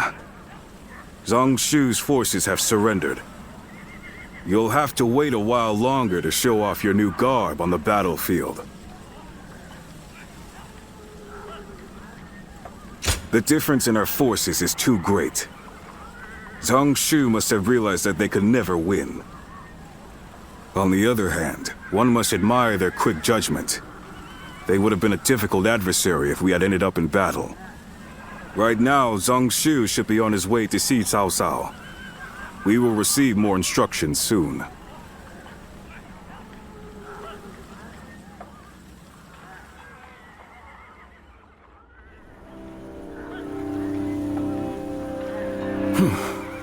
Thank you again, Lord Cao Cao. There is no need to thank me. In fact, I should be thanking you for your wisdom. That is gracious of you to say. While we have the chance, we wish to make a proposal. In honor of this agreement, what say we celebrate with a feast at our expense? Of course, it won't be as sophisticated as perhaps you're used to. Nevertheless, we wish to show you our goodwill. Well, we could use some merriment. Will you also allow us officers to attend? Regretfully, I do not think we could manage a gathering as large as that. The banquet will have to be for a select few only. Otherwise, Wan Castle's provisions would quickly run out. Besides, we don't want a repeat of the incident at Hongmen, We simply wish for Lord Cao Cao to enjoy our finest wine. That is enough, Jiashu. But let me be upfront about the circumstances. Of course, not much time has passed since we were enemies. We will therefore send all our soldiers away from the castle to ensure the banquet passes without incident. Very well. Guo Jia, I will accept their hospitality. There is much to discuss, and this would be a good opportunity for that. But we cannot allow you to go alone, Lord Cao Cao. Take Lord Dian Wei and the others as an escort. Very well, I will. The rest of you will need to remain outside the castle for a while.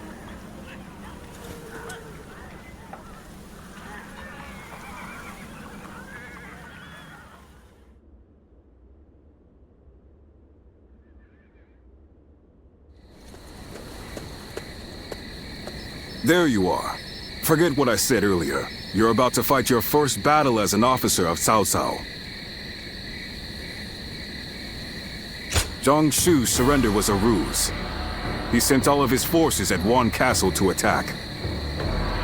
We don't know if Cao Cao is safe, but he should still be in the castle. Although Dian Wei's group is guarding him, he was still reckless.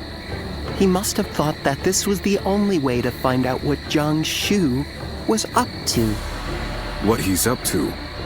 He may already have made peace with Liu Biao, and maybe Yuan Shu, and Liu Bei too. By heading deep into the enemy's territory, Lord Cao Cao would be able to quickly find out the truth of the matter for himself. It'll be in vain if he pays for the knowledge with his life. I suppose he didn't expect Zhang Shu to be so bold. Only he would know.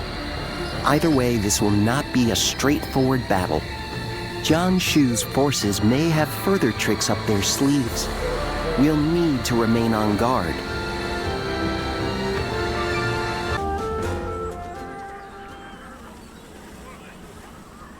What a shame. Zhang Shu's forces have surrendered. You'll have to wait a while longer to show off your new garb on the battlefield. The difference in our forces is too great. Zhang Shu must have realized that they could never win. On the other hand, one must admire their quick judgment. They would have been a difficult adversary if we had ended up in battle. Right now, Zhang Shu should be on his way to see Cao Cao. We will receive more instructions soon.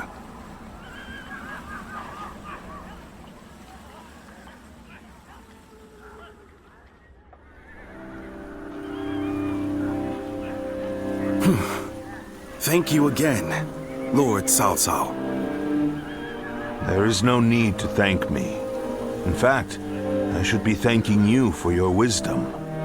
That is gracious of you to say. While we have the chance, we wish to make a proposal. In honor of this agreement, what say we celebrate with a feast at our expense? Of course, it won't be as sophisticated as perhaps you're used to. Nevertheless, we wish to show you our goodwill. Well, we could use some merriment. Will you also allow us officers to attend? Regretfully, I do not think we could manage a gathering as large as that. The banquet will have to be for a select few only. Otherwise, Wan Castle's provisions would quickly run out. Besides, we don't want a repeat of the incident at Hongmen. We simply wish for Lord Cao Cao to enjoy our finest wine. That is enough, Jiashu. But let me be upfront about the circumstances. Of course, not much time has passed since we were enemies. We will therefore send all our soldiers away from the castle to ensure the banquet passes without incident. Very well. Guo Jia, I will accept their hospitality. There is much to discuss, and this would be a good opportunity for that. But we cannot allow you to go alone, Lord Cao Cao. Take Lord Dian Wei and the others as an escort. Very well, I will. The rest of you will need to remain outside the castle for a while.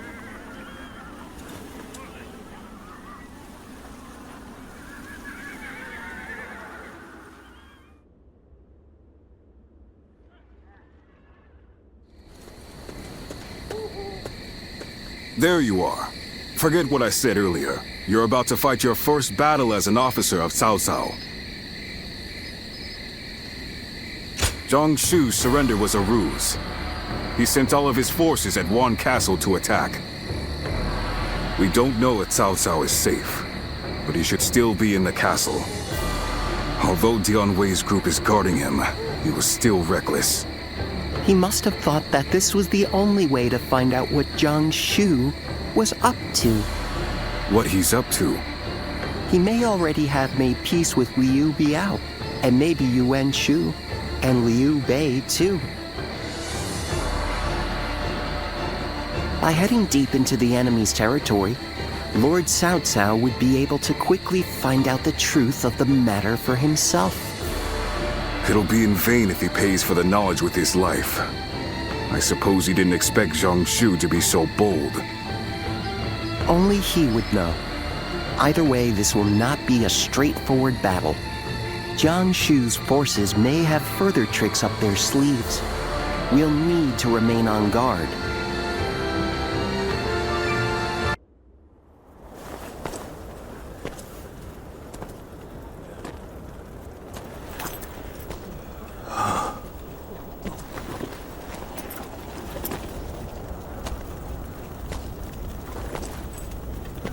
Go on ahead, my lord. And don't look back, no matter what. Very well. I'm counting on you. Dian Wei.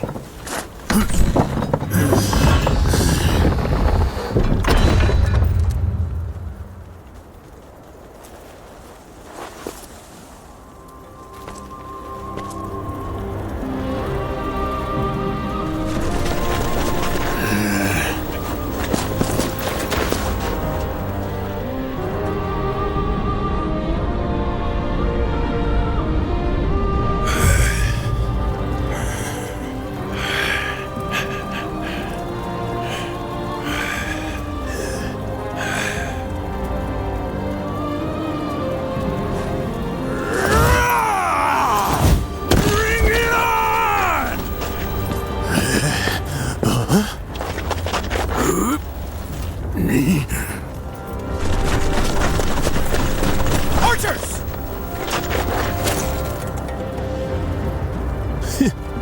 Loose!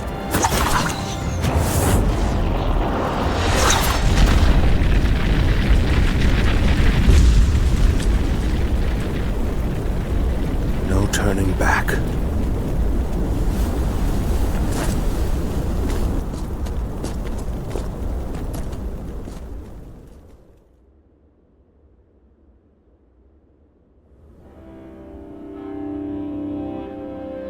Dian Wei. I knew this might happen, but it is devastating all the same. For not only Dian Wei, but even the young lord and his men to have perished, our losses this time have been severe. But we have subjugated Zhang Shu and gained a foothold in Jing province. Though the price we have paid is great, what we have gained is equally significant. Cao Cao, you? Dian Wei was a warrior like no other, and your own son. Both of them have given their lives for you. What of it? Do you remember what I said when my father died? We cannot allow anger or grief to get in the way of our progress. That is our conviction. My lord. To conquer a world in chaos, one must sacrifice lives as well as take them. If we dwell on each loss, we would slow to a standstill. We must focus on our vision for the future of the realm. Not even my own life is too precious to be lost in pursuit of our goal. That is how we repay the loss of life.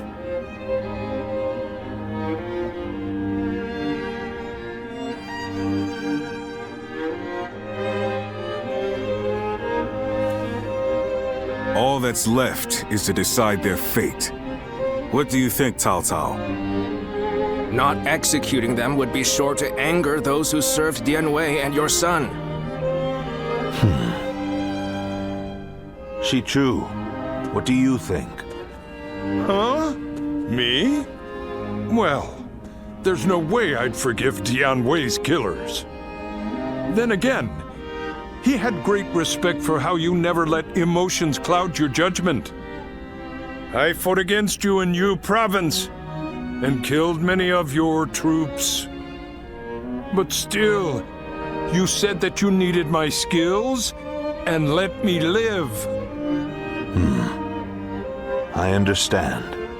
These men killed my most trusted retainer and drove me to the brink of defeat and death. There is no doubting their abilities. I will allow them to serve my cause. So, you will show us mercy? Mercy to you? No.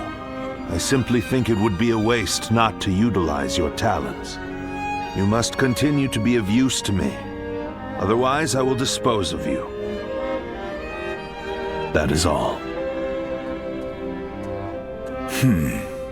Truly impressive.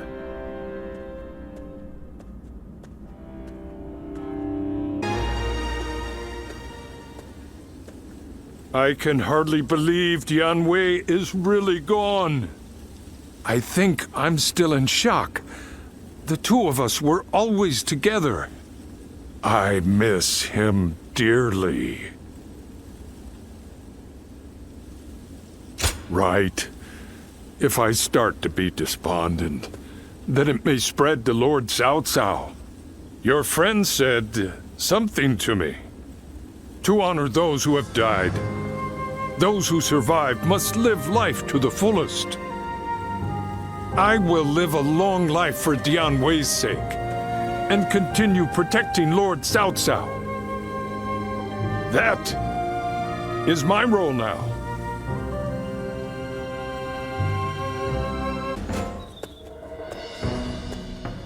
Oh, it's you!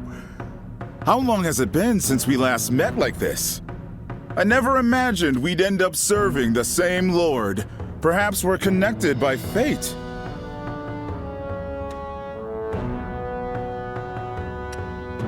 Huh. A more positive response than I expected. I have to say, I respect that. Ah, so you two know each other. That saves me the trouble of making introductions. Anyway, you wanted to see me? What is this about?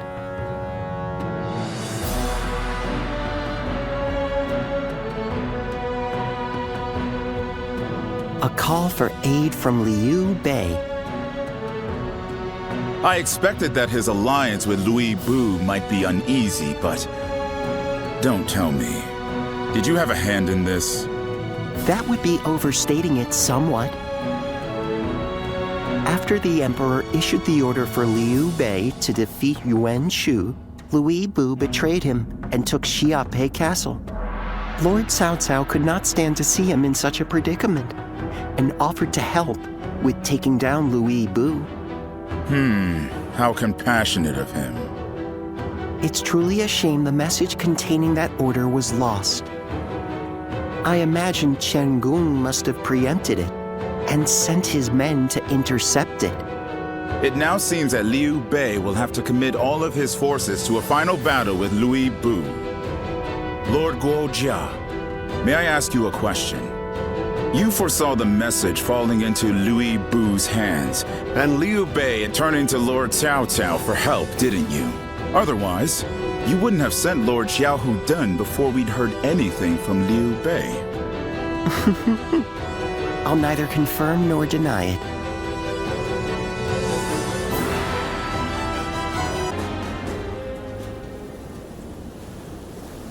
Get out of the way, Ziluan. Listen to us. It has to be done for the sake of the village. What is this? What's going on? Bai Luan. And you're here too, Chuhe.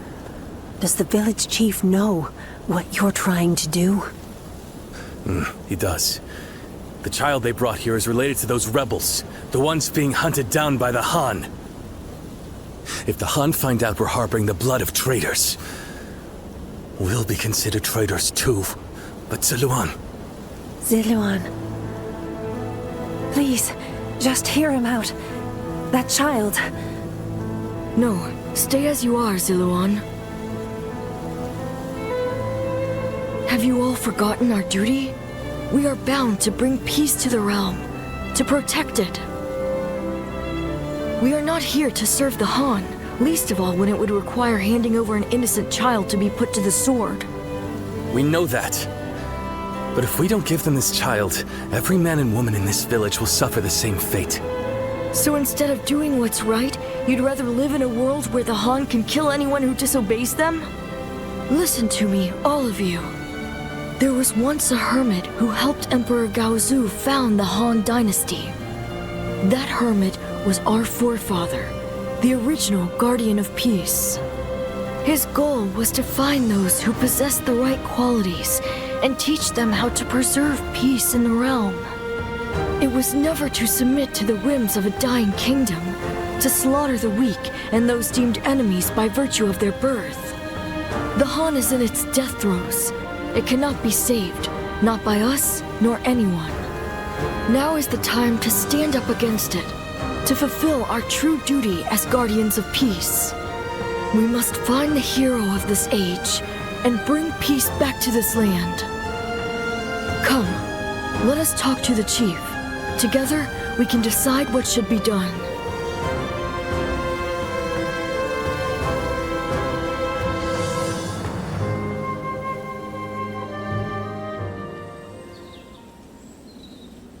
Storm clouds are gathering, and the sky is growing dark. I always knew it wouldn't end with the village's destruction. Ziluan, this is your last chance to turn back. This may sound strange coming from the one who set you on this path, but what awaits you is likely a past better left forgotten. I won't force you to do anything that you don't want to, least of all for my benefit. So your resolve remains unshaken. You are truly a strong man, Ziluan. Truth be told, sometimes I wonder if I've done the right thing. Perhaps it would have been better if your past had stayed forgotten. And yet, I couldn't help but try to achieve something my father never could. I thought that perhaps that I could finally claim to have surpassed my father, the man they called a saint. In the end, this has all been for my own selfish ends. Forgive me. Maybe it would have been better if you had never met me. Still, it's you who wants to confront your past. I set you on that course, and I cannot turn away from you now. This is my responsibility, and I will not abandon it.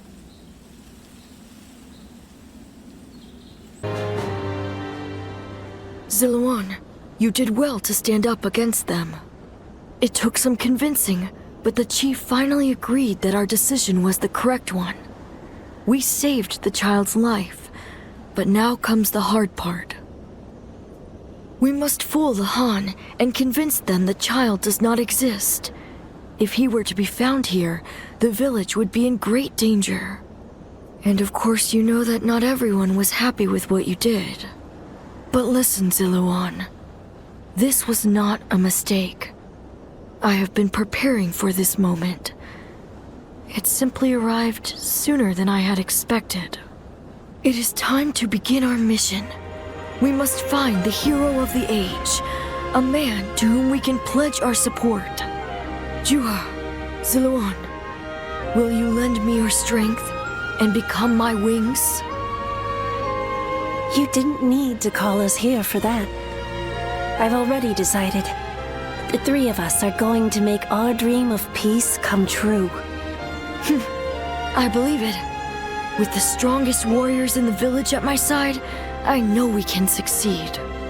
But promise me, both of you, once you have found the hero of the age, you must tell me.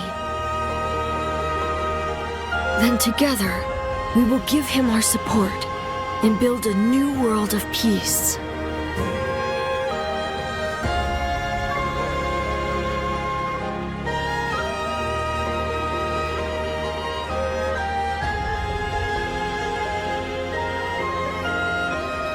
Ziluan, thank you. I was frozen, unsure what to do. It seems I was more constrained by the village and its regulations than I had thought. This is the true face of the village's strongest warrior, who has reaped the ambitions of so many. How weak I am compared to you. Surprised? You didn't expect me to admit to any weaknesses, I bet. But I feel like I can tell you now, because I know I can trust you. Your ancestors lived outside both the rules of the village and the reign of the Han. I've been told they were a proud people. The truth is, there was never any reason to tie yourself to the village. You always had the means to leave. You have the freedom to fly far, far away from this place. Wherever your destiny might lead you. I want to go on that journey with you, and Bailuan too. Into a world of peace, where we can all soar free.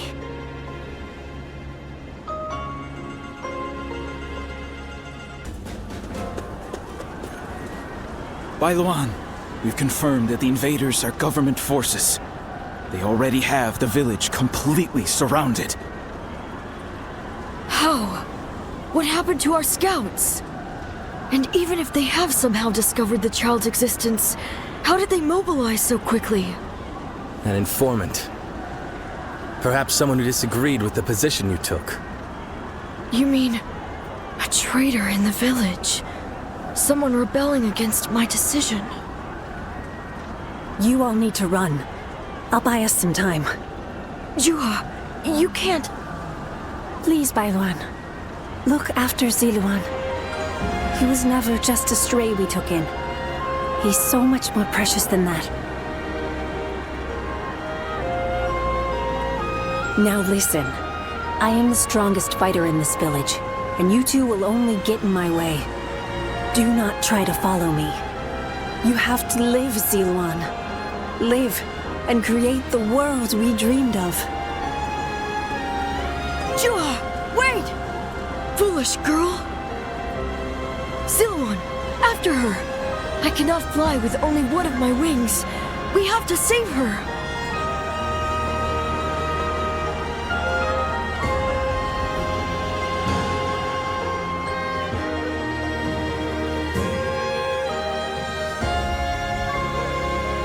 Juha entrusted you with her dream. She knew she would never be able to realize that dream. Yet she believed he would make it come to pass. Perhaps my father believed something similar. But Juha survived, and she appeared before you. Does that mean... No. He couldn't. Things are drawing to a close, Ziluan. And I will be at your side until the end.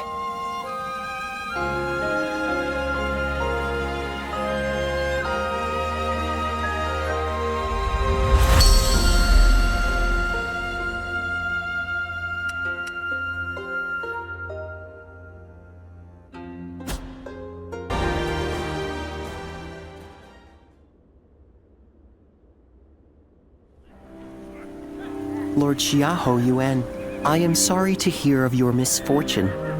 Yes, I was entrusted with the vanguard, but it was no use. When Liu Bei's forces attacked, we had to retreat. And Dun... he... I'm angry at my own incompetence.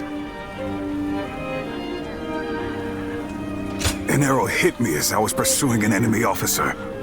Lord Xiahou Dun, will you still be able to fight? No problem. You will make up for what function I have lost with my eye. Receiving such a request from Lord Xiahou Dun is an honor. You'll have to do your best. Liu Bei had better be ready to face me. I will make him pay for this humiliation. Lord Xiahou Dun, Lord Xiahou Yuan, thank you for your help. Give your thanks to Cao Cao if you must. We have not forgotten what happened at Shu, but under these circumstances, we will let it be water under the bridge. Our lord should be here shortly with the rear guard. We will discuss our strategy in depth later.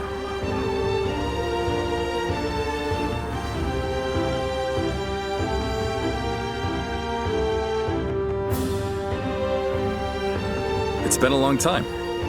Allow me to thank you once again. How many times is it now you've come to our aid?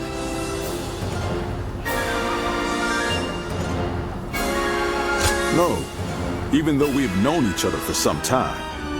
Thanks is still in order. Still, you have obviously been serving Lord Cao Cao with distinction. As your friend, that makes me proud, but no. The important thing is that you're doing well. We will be depending on Lord Cao Cao for a time. I expect it won't be for long, but I look forward to working with you. Yes, it will be an honor to fight at your side again. All right then. Let's combine our strength and teach that blasted Liu Bei a lesson.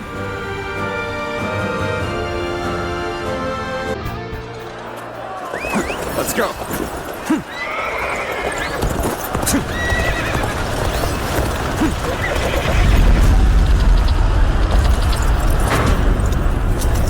Behold, the might of a warrior who stands above all! The only way to take down a demon is with brute force. I'm counting on you.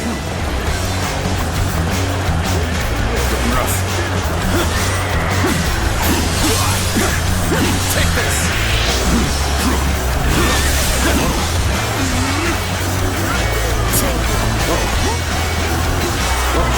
Such a despicably strong and stubborn wretch.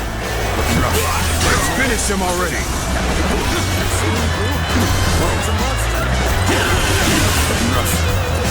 Gotta be quicker than that.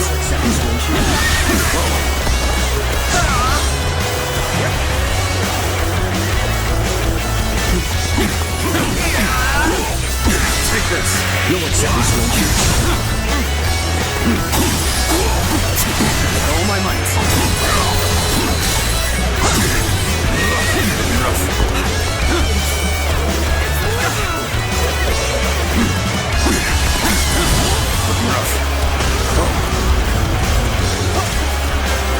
You'll accept this, won't you?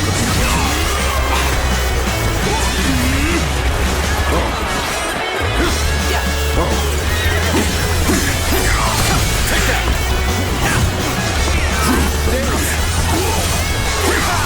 Take this!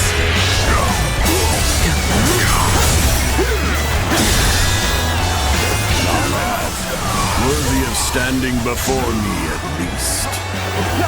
Finally, a battle to get my blood pumping. One of us dies here today. Now you will learn what it means to fight the world's greatest warrior. It's over. So soon.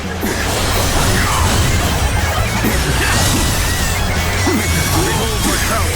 Take that! Ready yourself! Pitiful, like a child flailing their tiny, weak limbs. Gotta be quicker. Ready up! I see it. I see it. Behold my power! Let's go!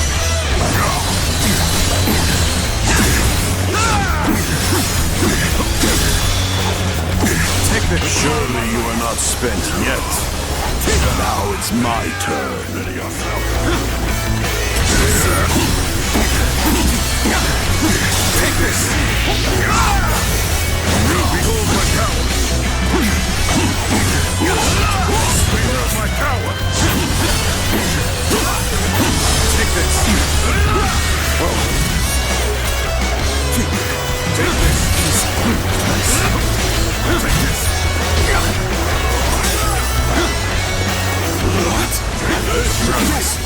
All my might. thrills me. Have you become desperate? It will have no effect on me.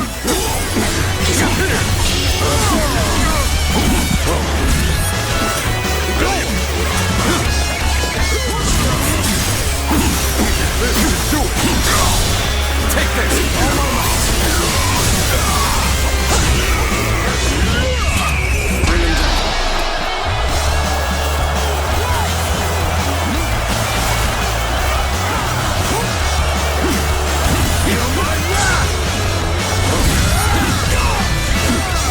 Let's go!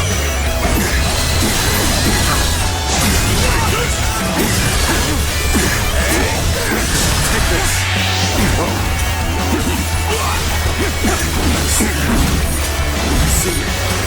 Ready yourself!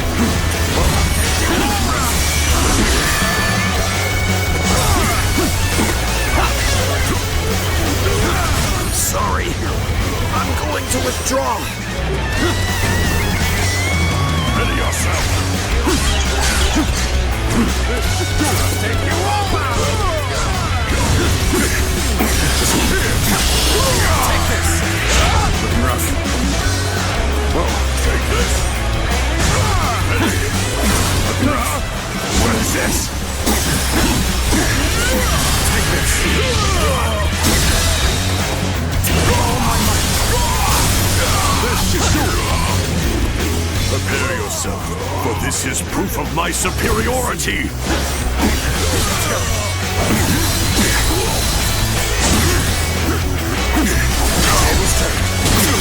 How boring. Ready yourself,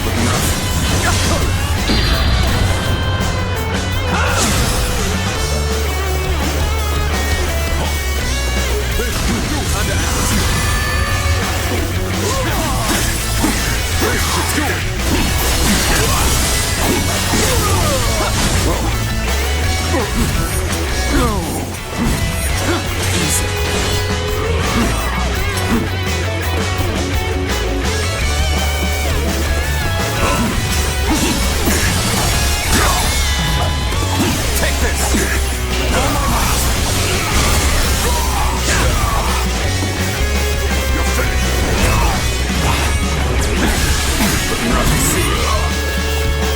I have you now!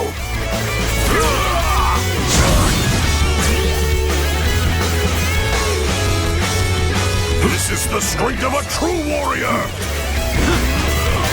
What is this? Afraid of losing your life all of a sudden?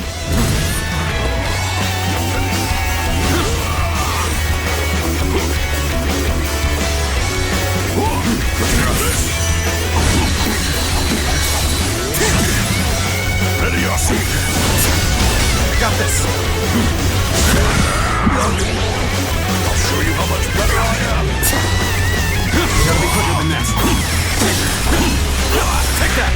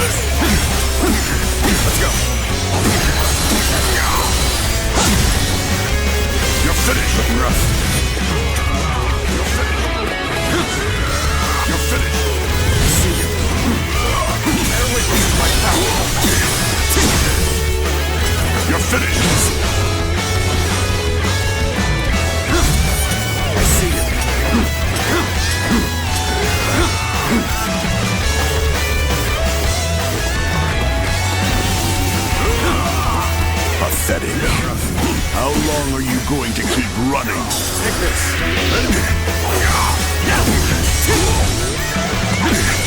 Ready yourself.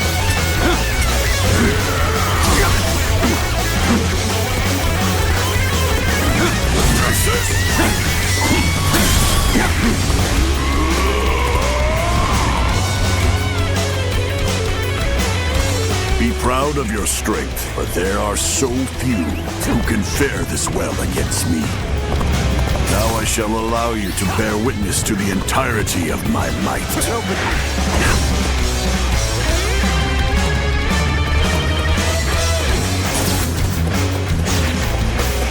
I'll show you how much it's not over yet. Let's go. Is running away like that your idea of a fight? Come at me!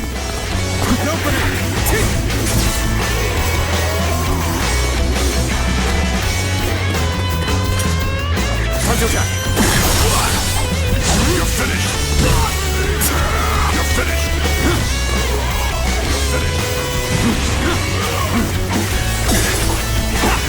Turn the tables. How boring.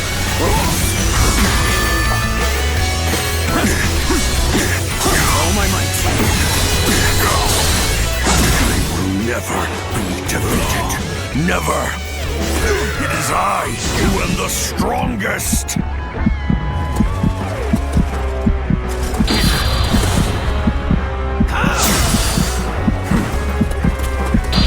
Ready yourself.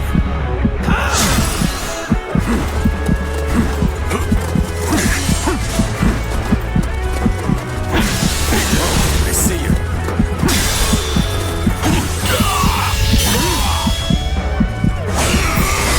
Let's end this. How could I lose? I've survived worse. Sky Piercer feels heavy in my hands. My body is losing strength by the moment. Our time has finally come. Well done for making it this far. But there is nothing more dangerous than a wounded beast. We shall need to hunt together to take him down.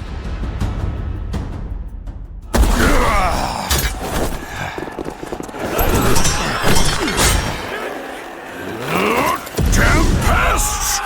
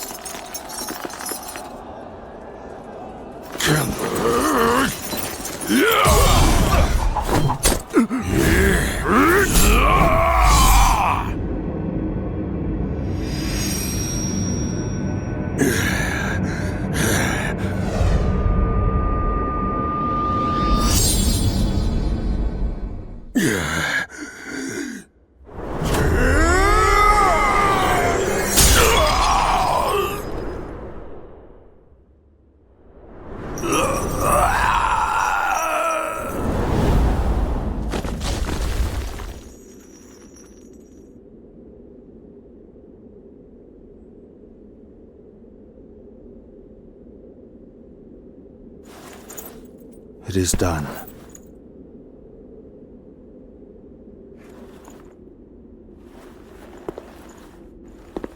How would you have me conclude this matter? That is not for me, but for the court-martials to decide.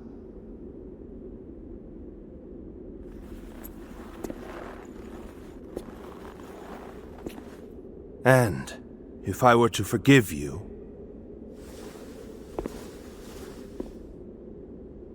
I fear I must refuse.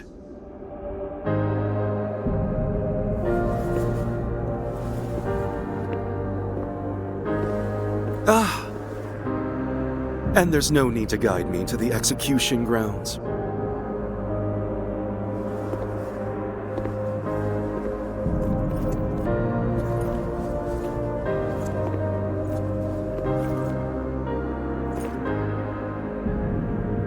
So close.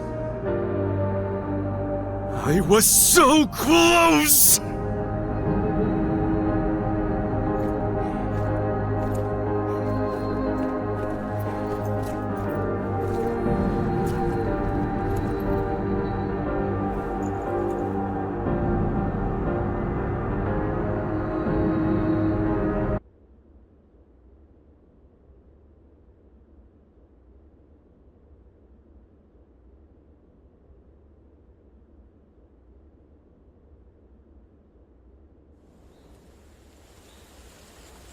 I was taken with Lord Liu Bei's strength. I fought on battlefield after battlefield, hoping I might die a warrior's death at his side. An honor Lord Cao Cao denied me. I hear that it was you who pleaded for my life. What did I do to deserve such cruelty? The loss of a warrior such as yourself would be a loss to the entire realm, and you will never master true strength after death. It is a goal reached only through life. Lord Zhenliao. There you are. Lord Shu Huang. I had heard that you would serve Lord Cao Cao, so I came to give you my greetings. I don't believe we've had a chance to speak in peace since I served under Lord Li Jue in Chang'an. You were in a situation similar to my own, were you not? Lord Shu Huang, if I may ask, how do you serve two lords without any qualms? Saying I have no qualms would be a lie, but so would denying my wish to pursue my path as a warrior. Even as an enemy, I was astounded by how you fought in Xiaopei. Fighting beside you would truly be a blessing. I can only hope that I may follow in your footsteps as a great warrior. Lord Guan Yu, Lord Zhenliao, I ask you both for your guidance. So you would follow me just as I followed Lord Liu Bei? Lord Guan Yu, allow me to thank you for asking that my life be spared. For if I had died in Xiaopei, I would not have had the chance to meet a warrior like Lord Shu Huang again. No thanks are necessary. What say the three of us spar to commemorate our gathering here? A fine idea. You'll hear no complaint from me. After all, a warrior speaks not with their words, but with their blade.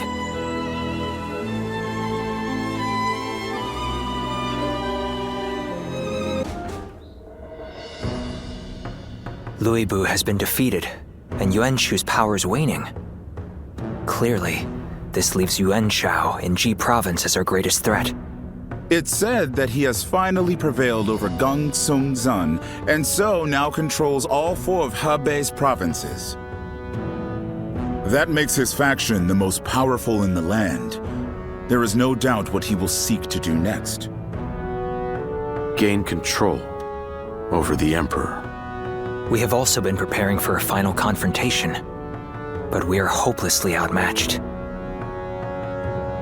If we make one false move, they'll overwhelm us with their superior numbers. Oh? I wouldn't have expected that from you. Saying that we will be overwhelmed if we make a false move suggests that you believe we have a chance of winning. Lord Goja. I agree with you. No matter how strong Yuan Shao may be, there is a road to victory. I'm glad you think so, but could you explain what that road is? Essentially, it comes down to the difference between Lord Cao Cao and Yuan Shao. Yuan Shao insists on finding the ideal solutions to problems, and so he is overly cautious. Of course, that can also be a good thing. In times of peace, it might make him a wise ruler. But in these chaotic times, I believe decisiveness is more valuable than prudence. And most crucial of all, Yuan Shao is known to disfavor those who point out his weaknesses. A flaw like that in someone leading such a vast army is bound to create discord. A fair point. So, are you suggesting he isn't worth worrying about? I wouldn't go that far, but I do believe there is a more dangerous enemy out there. You mean Liu Bei? Lord Cao Cao has a fondness for him, so I shall say no more.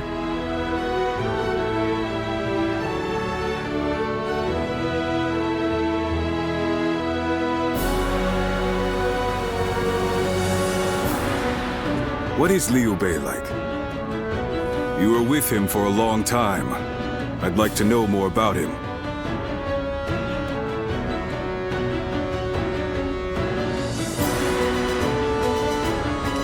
So all the stories say. But it is folly to help anyone and everyone. A man with no backbone is unworthy of our trust. Cao Cao seems to think Liu Bei is capable of great things. If he is indeed comparable to Cao Cao, then we must crush him before he gains strength. And if he becomes a heartless monster like Liu Bei, all the more reason to destroy him. Frankly speaking, no. I have to assume that he may be planning something. I heard that while he and Cao Cao dined together the other day, a crash of thunder took him by such surprise that he dropped his chopsticks. And this man is meant to be destined for greatness. Of course I would be suspicious. But at least I now know that you think highly of him. I suppose I'll have to decide his worth for myself.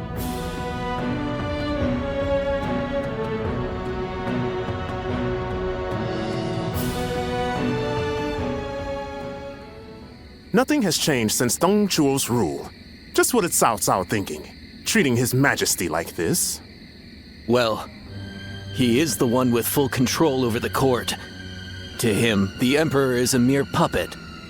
His Majesty might not speak ill of him in front of us, but surely he must be displeased. Or perhaps he is afraid because he is unable to discern Cao Cao's intentions. Have some respect. His Majesty would never fear a charlatan like him. Well, I am certain our dear Emperor is pained at all the tyrannical deeds committed in his name. Perhaps we should have forgone Cao Cao and entrusted someone with more prestige, like Yuan Shao. Ah, but I hear that Liu Bei might also be worthy. Ah, well met. On patrol, I presume? It has grown late. Perhaps it would be wise to leave the patrols to the troops and rest. Speaking of which, we shall do the same. We bid you good night.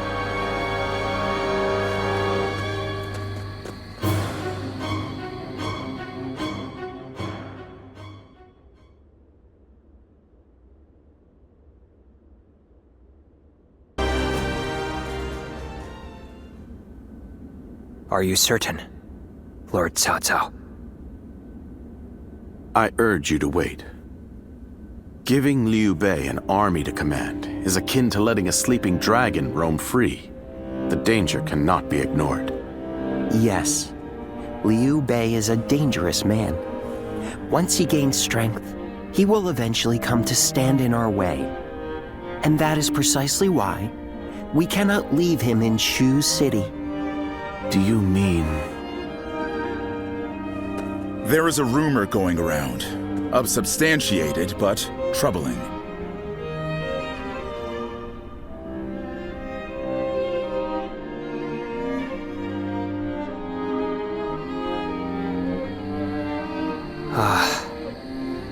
Now I see. Thank you for the report. Sir! Ah, what perfect timing. There is something I wanted you to hear before anyone else. It appears there is a plan in motion to assassinate Lord Cao Cao.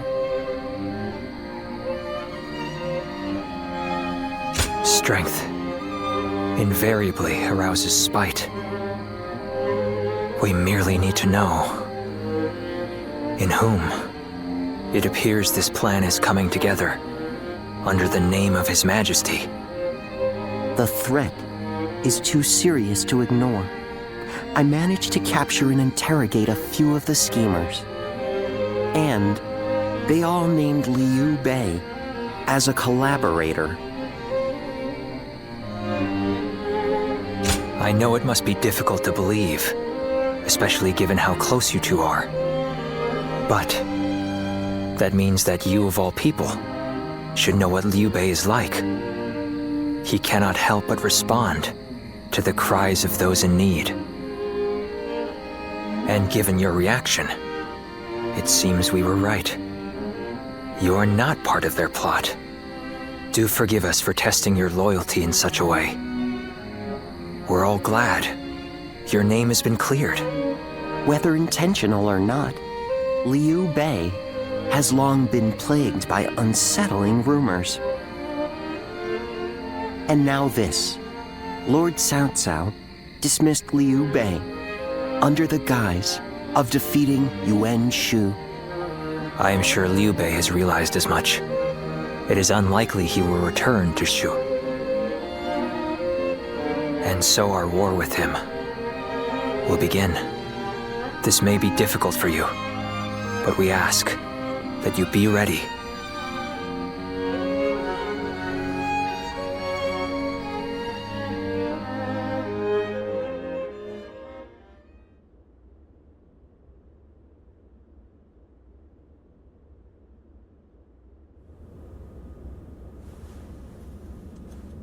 So, Liu Bei has chosen Shi province. Yuan Shu of Shouchen has already fallen. Then our next opponent will be either Yuan Shao or Liu Bei. We should focus on defeating Yuan Shao and gaining control of Hubei. Before we battle Yuan Shao, I would advise first reining in Liu Bei. Liu Bei's forces are small, which makes them quick. While Yuan Shao has your focus, he may strike you from behind. Containing Liu Bei before a battle with Yuan Shao is a viable strategy, especially if we wish to weed out uncertainty.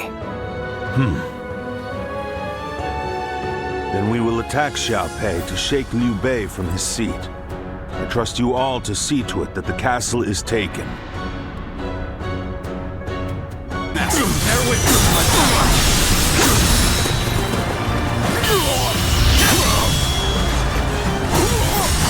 Time to end this! No!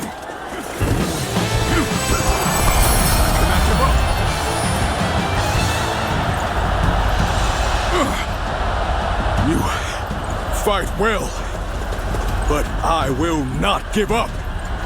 You hear me? Not while my blade is unbroken. Not while life still flickers within me.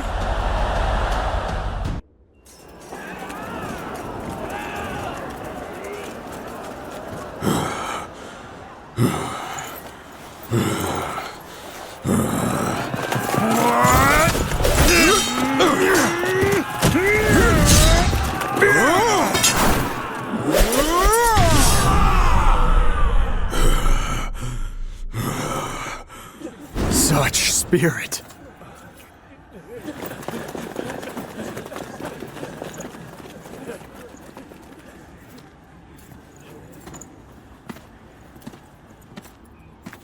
Lord Guan Yu.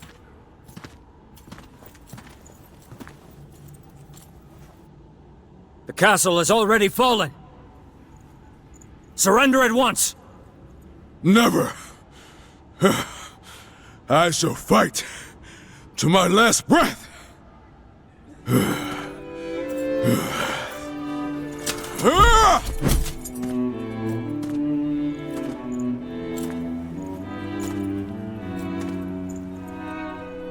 You would dishonor yourself out of stubborn pride, breaking your vow to your sworn brothers that you would die together, defying your duty to protect that which Liu Bei entrusted to you.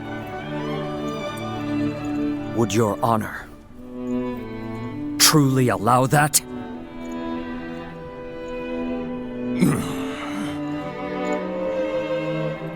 I need 3 promises from you. I will surrender to the Emperor, not to Lord Cao Cao. No harm shall come to the family of Liu Bei.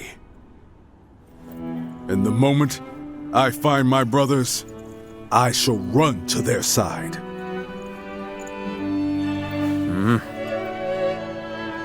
You have my word. I shall convey your wishes to... I accept those terms. How outstanding to have a renowned hero such as you on our side.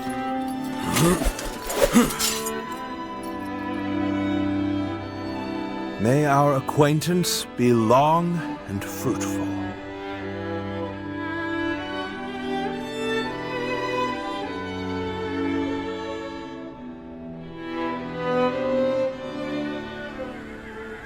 So, Yuan Shao's forces remain inert. Not that they had a choice in the matter. Yuan Shao is afraid of making mistakes. For that reason, he will always try to make the safe choice, leaving him unable to act upon the sudden changes of war. Making the safe choice isn't always a bad thing, but it's hardly a strategy befitting the times. Being able to move quickly at the expense of some griping is by far the wiser choice. Yuan Shao's lordly decision to always pursue the best option is both his strength and his weakness. Using that weakness to our advantage may allow us to decimate his massive army. That should be enough for now. Let us return to you so that we can prepare for what is to come.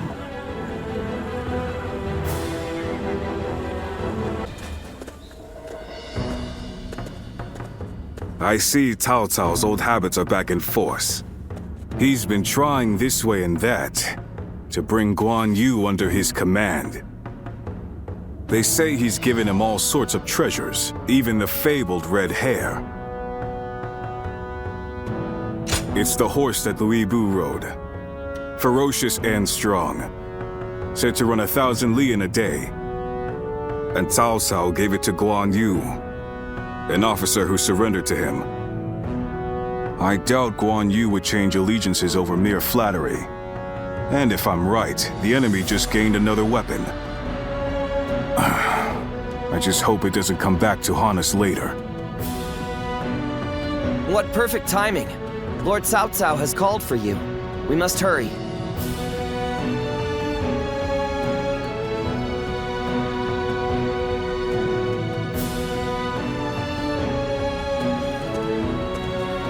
I have a question. Were you close to Guan Yu?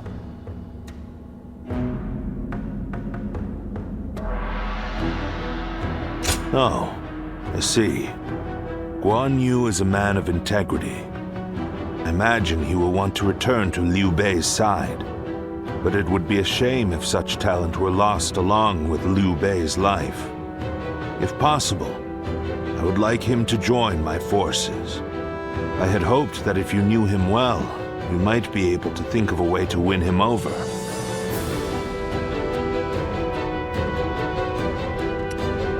I had the same thought.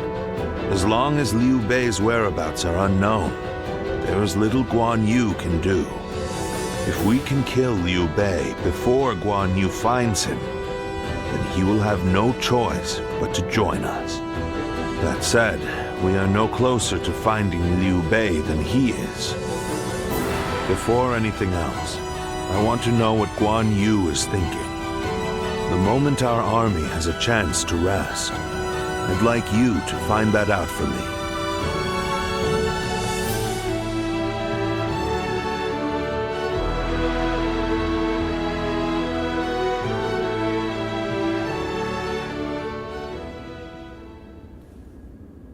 What? You're asking if I want to continue serving Lord Cao Cao? Certainly. He has been incredibly generous and has treated Liu Bei's family well. That is a debt I must repay in full before I leave. But I do not intend to stay here long. I will leave as soon as I know where my brother has gone. I, Guan Yu, will stand with Liu Bei until my death. That is an oath I will not break.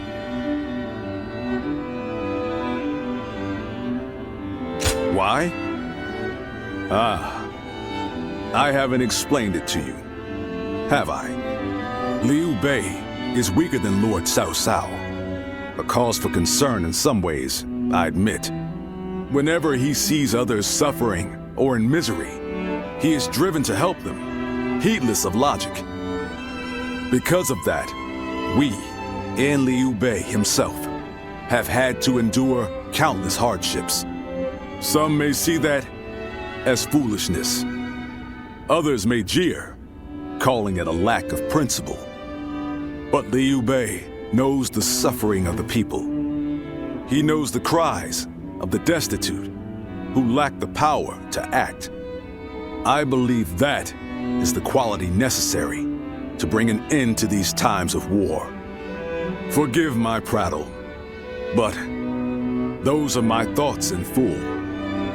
I presume you came here at Lord Cao Cao's behest to see where I stand? If you would, please tell him that I am sorry.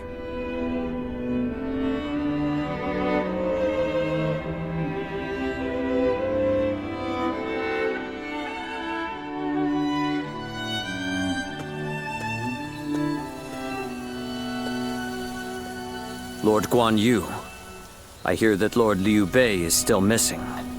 I cannot imagine how that must feel. But I am happy that I could fight alongside you once more. And I say that in earnest. I cannot thank you enough for saving my life and the lives of my brother's family. No need. The loss of a warrior such as yourself would be a loss to the entire realm. You said the same to me once. Zheng Liao. I echo that sentiment. Lord Guan Yu, you are worthy of our respect, and I am glad we could speak once more. Lord Shi Huang. My training with you was my salvation when I lost my way. At the risk of sounding presumptuous, I hope our presence here eases your suffering even a little. Aye. We may have different reasons and circumstances, but we are all warriors climbing the same peak. If we train and continue to better our minds and bodies, a path may one day present itself. I am beyond grateful to both of you.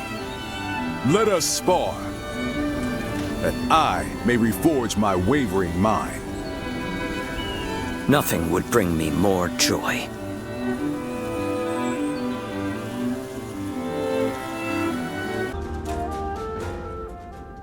Yuan Shao's forces gathered around Baima greatly outnumber our own.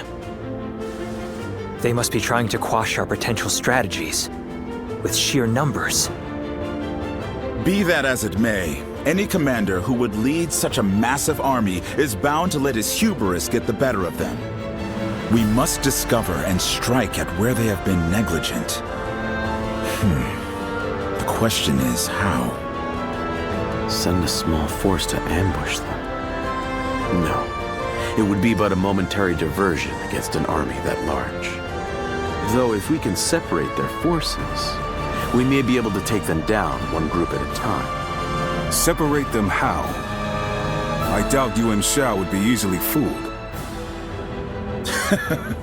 If one wants to catch a catfish sleeping at the bottom of a pond, one must use valuable bait. Bait? Very well. I will join the assault. Then even Yuan Shao will panic and send his army.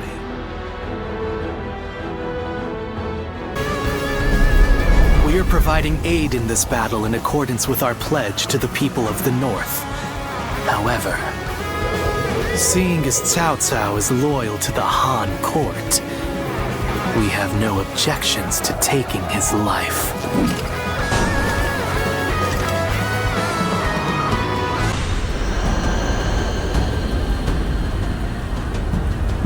foresee losing either Yanliang or Wenshou, but for both to have been slain, you fought well this time, Cao Cao. But this brings you no closer to matching our might.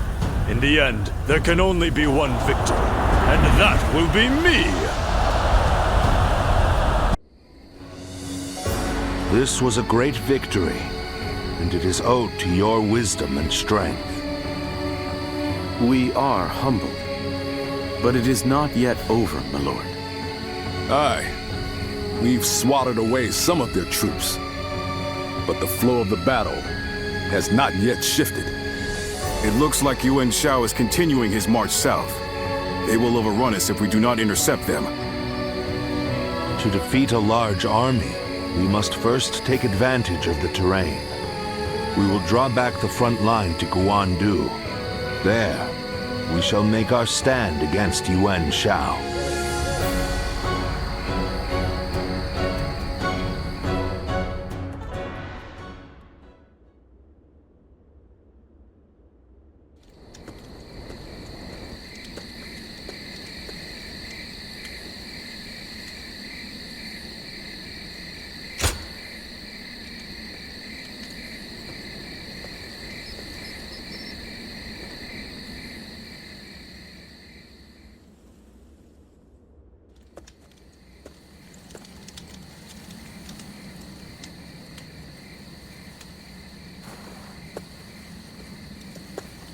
Zuluan, it's been too long. So it really was you. I never would have expected this. But why didn't you tell me where you were? What are you saying, Zuluan? Don't tell me. You've forgotten who I am.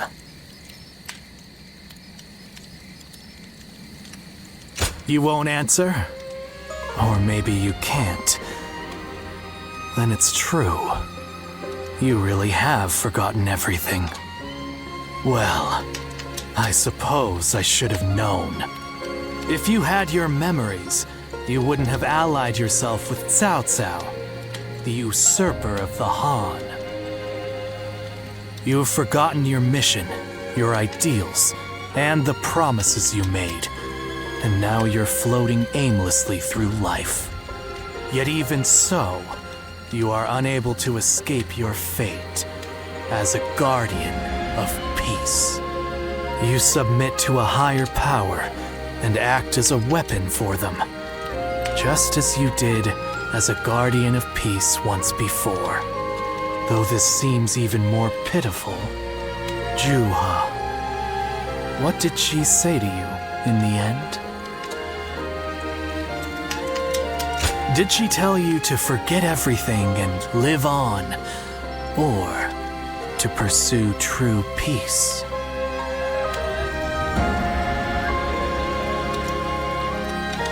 If you can't remember, then let me remind you. Juha is dead. You were there when it happened. And now you're living a carefree life, free from any memory of her death. Perhaps that is the greatest insult of all. Remember, Zuluan!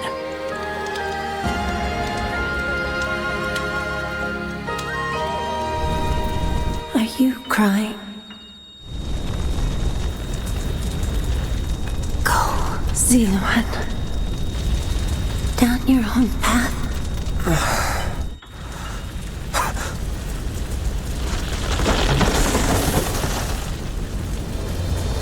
Are you crying? I'm fine.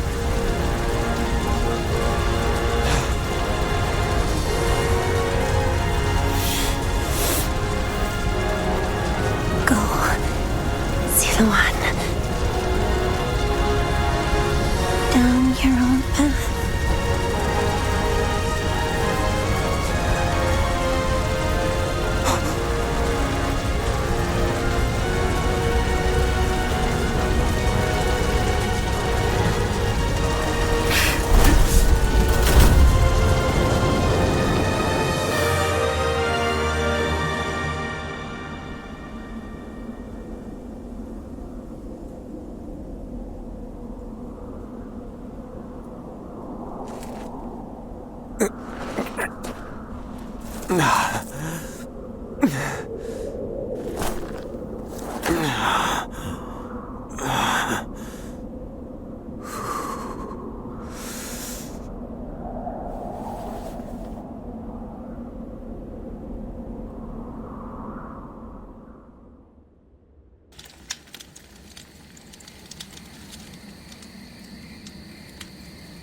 I thought you had both died. I never imagined.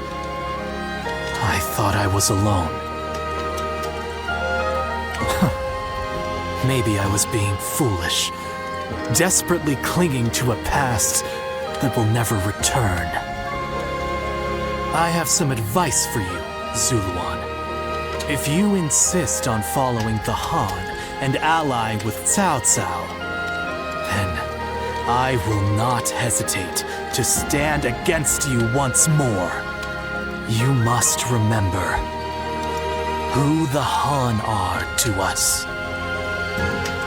Well, the point may be moot if Cao Cao is crushed by Yuan Shao in the next battle. I look forward to seeing him struggle.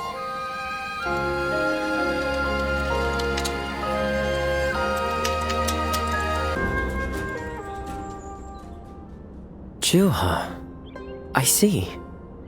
I had been wondering who she was, and why she chose to help you. It may be that the Juha you saw was a mirage, created by your own sense of guilt. That seems to be the logical conclusion. Zuluan, I believe now is the time for you to face the real Juha. You should figure out what it was that all of you staked your lives to accomplish. You, Juha, Bai Luan, and all of the Guardians of Peace.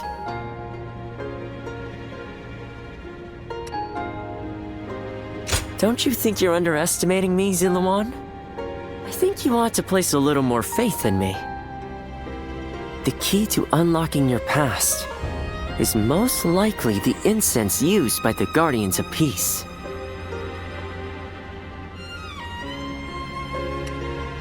Well, while you've been off fighting, I've been busy myself. Very busy, in fact. However, I'm afraid the truth is crueler than you might imagine, Zuluan. I would understand if you wish to avoid learning the truth. That too is a valid choice. But if you do decide you want to unravel your past, it would be my duty as a doctor to offer my full assistance. That said, we had best try out the incense first of all. I will be rather embarrassed if it doesn't help you remember anything.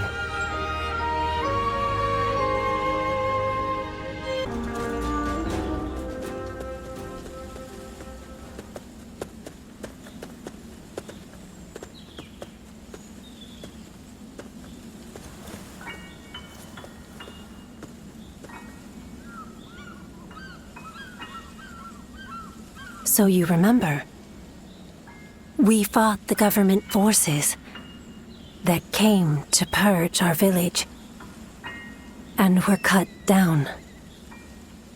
And now, you know, I am but a fragment of your memory, a mirage from your past, born of your deep, painful regret over having survived that day. I think this will probably be the last time you'll see me. You do not need me anymore. Because now, you remember it all. The dreams we shared, the path we chose, the hopes that I passed on to you. I made my own choices, my own decisions. I lived my life without regrets. Feeling guilty for our deaths only cheapens our resolve. So please, do not blame yourself anymore. From this point on, do not let your desire to atone for your past shape your future. Instead, be guided by your will to see your choices through. Now, go forth. You do not need to look back at us anymore.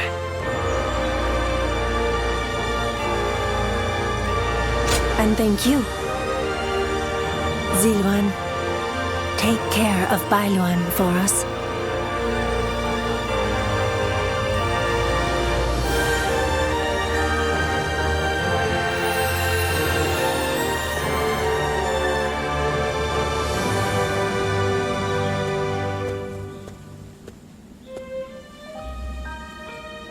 Good. It seems you were able to remember Chuha. That success is a weight off my mind. You did well. I officially pronounce you cured, which means my work is complete. Yes, there is nothing more to be done.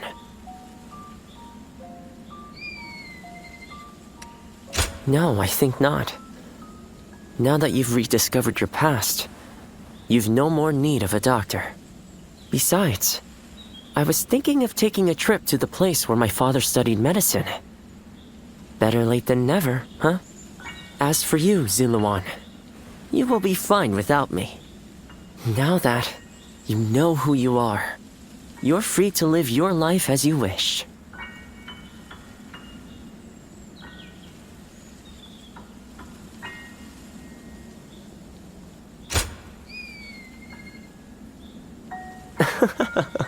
My, how you've changed. Ziluan, you're nothing like you were when we first met. The old you would have never said such a thing. Back then you were a wild warrior, hurling yourself into battle heedless of your wounds. But yes, despite my teasing, our journey has been one of the most rewarding times in my life. I met so many people, all fighting to survive this chaotic era. On second thought, maybe I could linger for a while longer yet. After all, what better place to fulfill my duty?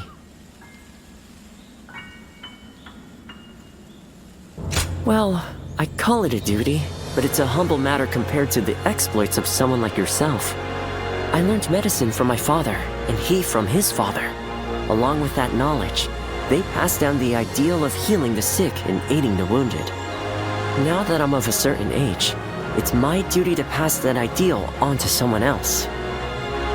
Just as Chuha passed her dreams and ideals on to you. Which is a roundabout way of asking, would you let me travel with you a little while longer? Thank you, Ziluan. I mean, that is to say, I shall continue to be at your service and provide what help I can.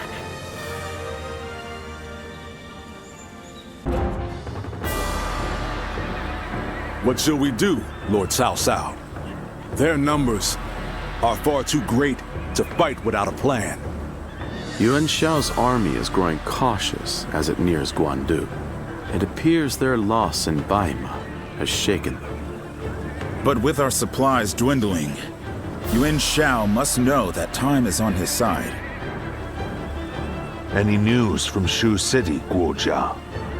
Lord Xun Yu says that lords in the vicinity of Shu City are showing signs of revolt. And there are rumors that Liu Bei was spotted among the leaders of the rebellion. Liu Bei? His Majesty has taken a liking to Liu Bei. If he comes to the rescue, then His Majesty will follow him. Then it is imperative that we send more troops to put the rebellion down, yes? Do not be so nervous, Lord Xun Yu. Those who lack the heart of a warrior are destined for defeat. Let us endure for a while longer. Our chance will come to us in time. Brother.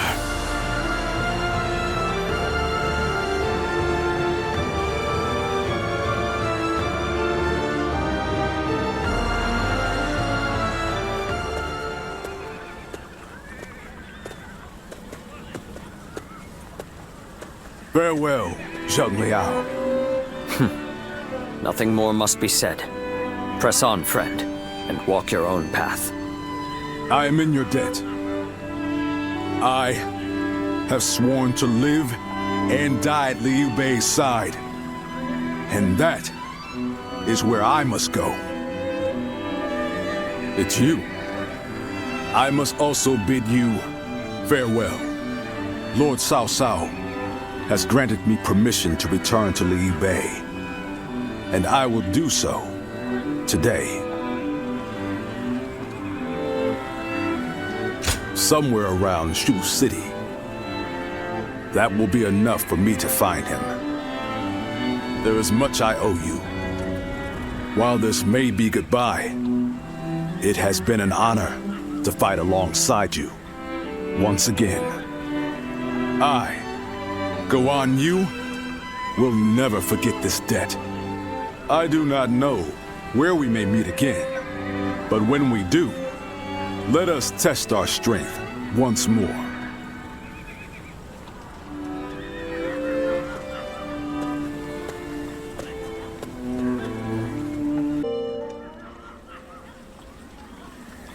Hey, did you hear?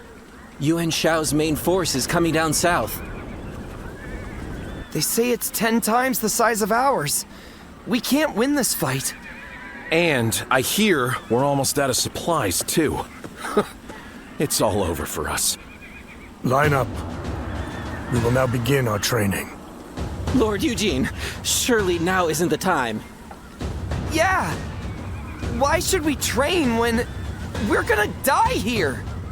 Get moving. Anyone who talks back to a superior officer will be punished. Your job now is not to cower. It is to fulfill your duty as soldiers of Cao Cao's army. Continue to train yourselves until your fear and hesitation are gone. Understood? Sir! Everyone, get in line!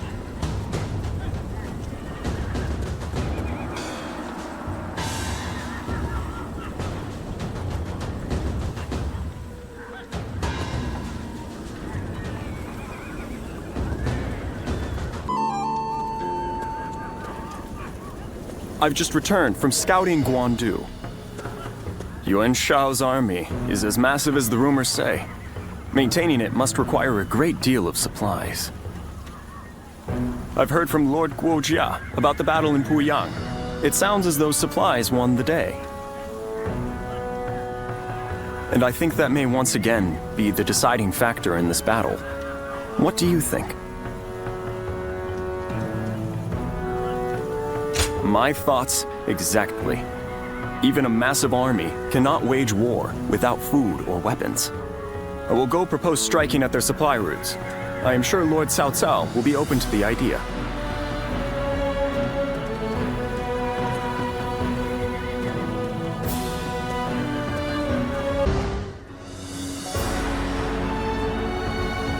Well, this is unusual. Lord Guojia. We hardly ever see you grimace like that. I feel we're still missing something decisive for the upcoming battle. So much already plays to our benefit, but we still lack the final push to guarantee our victory. How unlike you. Weren't you just telling us to wait for opportunities to present themselves? Even I would like some control over the battle's outcome. Ah, there you are. Oh, Lord Shunyo. What is it? Lord Cao Cao is calling for all of you. A letter was brought in from Xu Yo of Yuan Shao's army. A man known to both Lord Cao Cao and Yuan Shao, serving directly under Yuan Shao, I believe. I'm curious to see what a message from an acquaintance like him contains. You must be too, Lord Guojia. I suppose. Let us hope it's good news. One letter could very well turn the tide of war. My, things are becoming interesting. Now that is why everyone's afraid of Lord Guojia.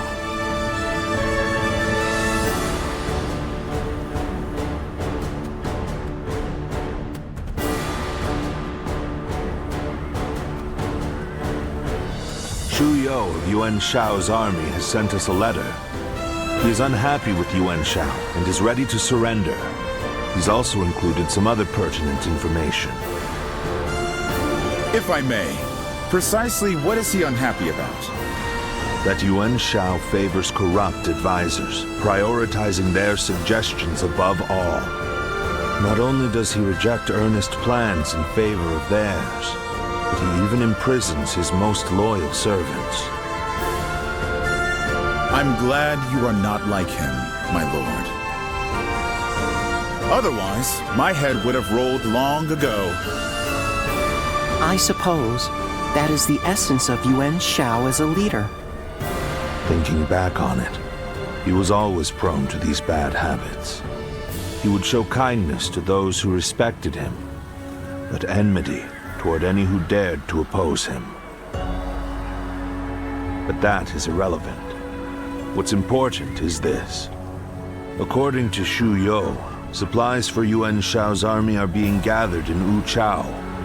He says the defenses there are weak, and that it will easily fall if attacked.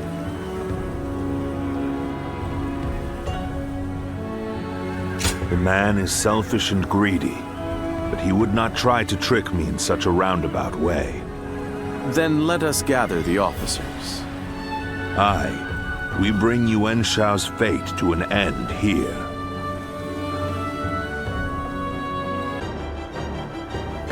The difference in strength is clear to see. In terms of pure numbers, we stand no chance. So, we must first attack the heart of the enemy forces.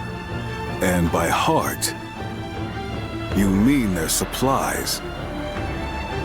That's right. We will send out 2 units from Guandu to attack both the supply line and their stock of provisions. Lord Chu Huang, we will have you lead the unit attacking the supply line. I will not let you down. My men and I will do whatever it takes. Lord Cao Cao will lead the other unit himself.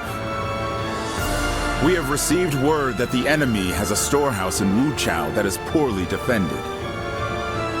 Really? Our scout was certain of it. Xuan Yu Chong is defending the provisions. We will attack him and burn the lot.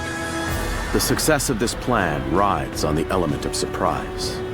The enemy cannot find out what we're up to. And even if we can conceal our true motives, if Guandu falls before the attack is complete, we're done for. So we must make sure that Yuan Shao's army in Guandu is dealt with before we even begin. An assault to their defenses and a surprise attack. If either fails, then all is lost. Let us all play to our strengths and do everything in our power. If we can accomplish that, then victory is assured. Fear not. In this battle, we will show the world our true strength.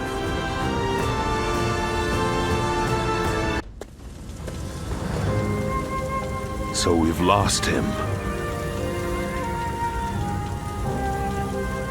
No matter. We have done enough. Even he will not be able to recover from such a loss. Yuan Shao. You once told me that you would be the one to restore the entire land. I suppose history will prove who was right. You are a man of true virtue. Another time, you might have been the victor. But it seems history would not accept you as the hero that will bring these wars to an end. Let us go, Zluan.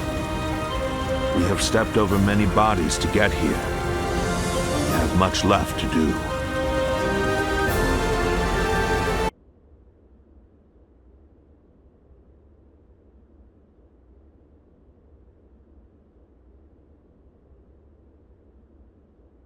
Cao Cao emerged victorious from a decisive battle with Yuan Shao, becoming the most powerful individual in the land. He actively strove to establish hegemony over He Bei, and in turn, the entire land. The Sun clan fell into turmoil after being tragically deprived of their lord once again. However, With their combination of capable youth and dependable seniority, they were able to secure territory for the kingdom of Wu. Their future now lay in the hands of their young leader. Liu Bei had yet to establish his territory and could not realistically attempt to gain supremacy. But he focused on gaining something worthwhile out of his indecision. The turbulent sea of the era turned into a powerful whirlpool, and before long, into a violent torrent. Chapter 5. With Chu Galiang's assistance, Liu Bei decides on a plan to gain power. A decisive battle is held at Chibi.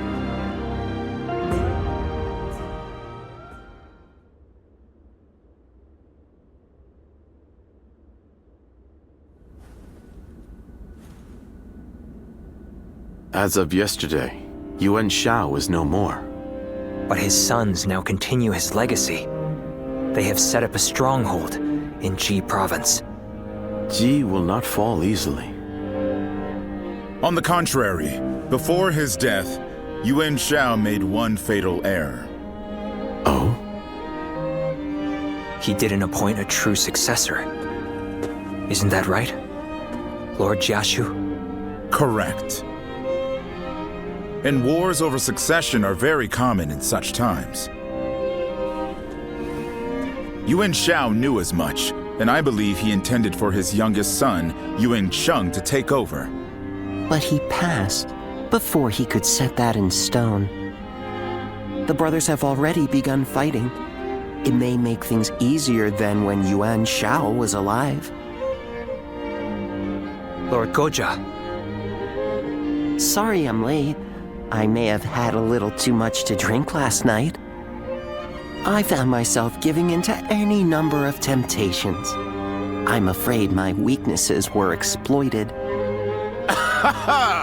How rare to see a mighty strategist in such a state. Men are as surprising as the world around them. Who would have thought the Yuan family's grip on Hebei would end up so loose today? Several officers surrendered to us in Guandu. They may be able to help us take Hebei for ourselves.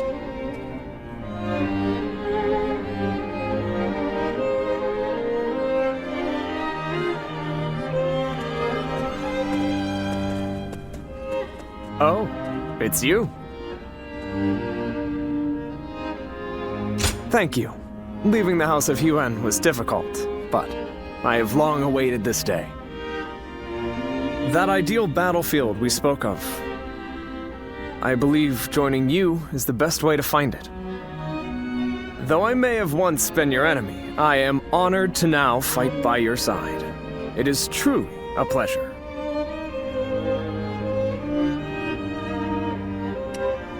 I understand your apprehension. But I suppose all I can do is earn your trust through my deeds. Still, Lord Yuan Shao's children and the rest of his family remain in control of Hie. It is my hope that they will not be involved in our future battles. Especially knowing that Lord Yuan Shi's wife will protect the Yuan family at all costs.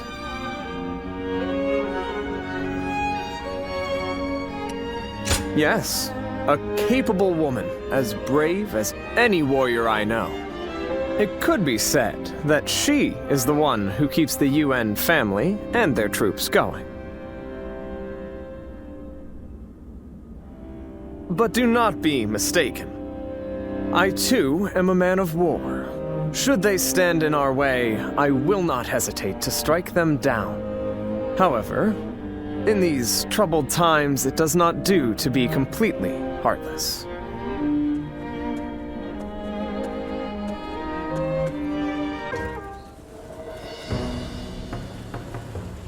Ah, you have perfect timing. I have just received a report. Liu Bei had been amassing forces in Runan and has now escaped to Jin. That province is known for its warriors. If Liu Bei is able to muster an army, he may become a threat. Then again, it's also possible he's already lying dead somewhere, and we're worrying for nothing. It seems Lord Cao Cao agrees.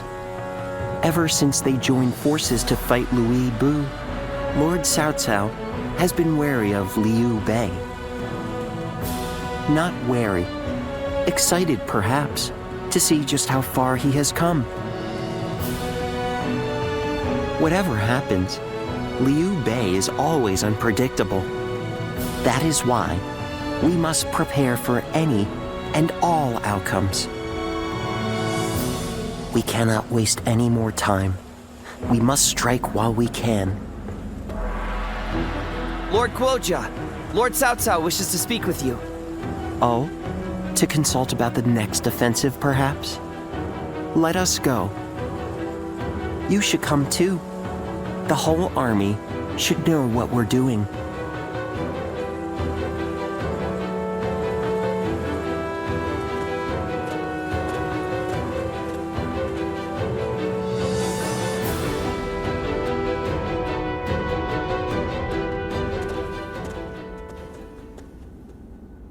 Yuan Tun has sworn his allegiance?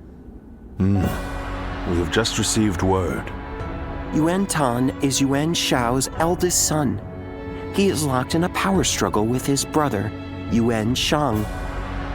I imagine he hopes our strength can shift the battle in his favor.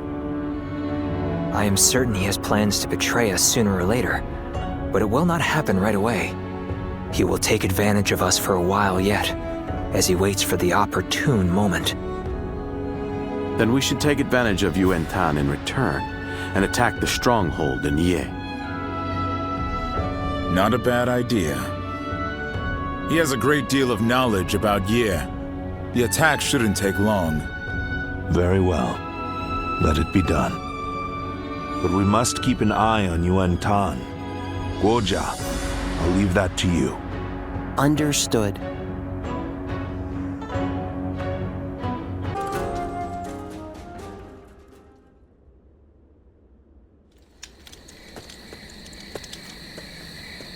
Well now, what are you up to at this hour? Preparing for the next battle. I want to take Ye as quickly as possible. That is why I am having trouble sleeping. Do we try to infiltrate the enemy ranks? Lay siege to their stronghold? The more I consider our attack on Ye, the more strategies come to me.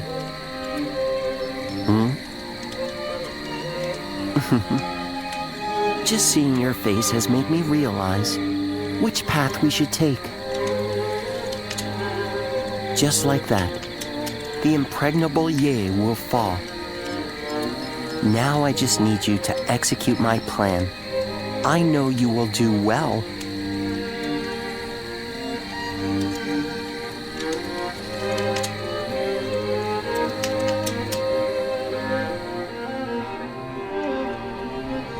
And so I find myself face to face with a traitor. They had hoped a familiar face might be a comfort to you, Lord Yuan Tan. They were sorely mistaken. One man cannot serve two lords. And you turned your back on my father to serve Cao Cao. I once thought of you as loyal, Zhang He.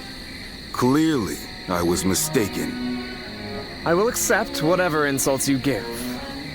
But in this next battle, I hope you will allow me to fight by your side. If something were to happen to you, then I truly would never be able to face Lord Yuan Shao. Empty words. He sees me as a traitor. It is only natural. Even so, Lord Cao Cao is my commander now, and as one of his officers, I shall follow only his orders. So for now, I will pull back from Lord Yuan Tan's side. I wish you good fortune in the battles to come.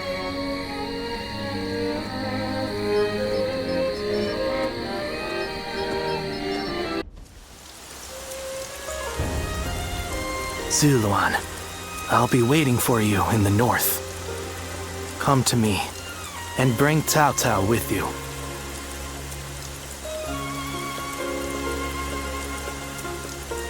The heart of the sacred bird has grown still and cold. The young boy grew to be a man, and over the years, grief and remorse gave way to rage and hatred. Wandering the boundless world, searching for the purest revenge. Thirsting and starved, bleeding from the body as well as the soul. And then he came upon the people of the North. But how could you possibly fathom what lies within his heart? How can one who has forgotten everything possibly see into the mind of one who remembers everything? The path upon which you both tread has been divided into two. Now, there is only one way to reach the end, through your shared trust and mutual resolve.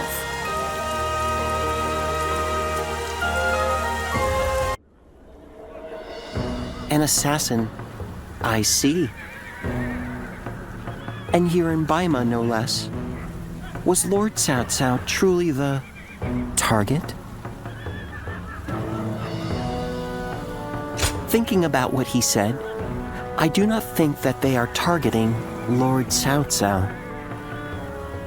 Come to think of it, perhaps the true target was Lord Cao Cao's most valuable possession.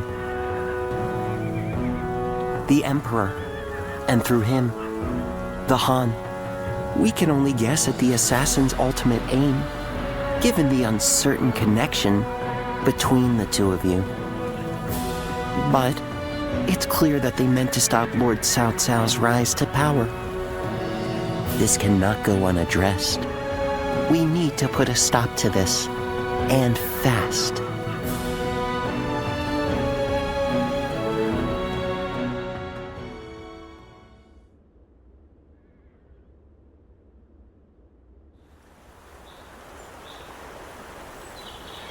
I knew Yuan Shao since we were children. We used to always get into trouble together. We would break into the nobles' houses, and if we were discovered, one of us would take the other by the hand, and off we'd run. And now I will cut down the son of that dear friend. The road to Dominion is a bloody one indeed. Not at all. If I started regretting my actions, I would cease to be Cao Cao. And yet, I still think fondly of my former friend. Perhaps that is my weakness. I have made kindling of my ties with officers, family, and friends. But this last weakness refuses to burn. How ridiculous. Yuan Shao. Soon I will take everything from you. I will not ask you not to hate me. But for as long as I live, I will not look back. I will forget you all and carry on. Regrets and apologies can wait until the next life. Zuluan, let's go. The next battle will end this feud with the Yuan clan.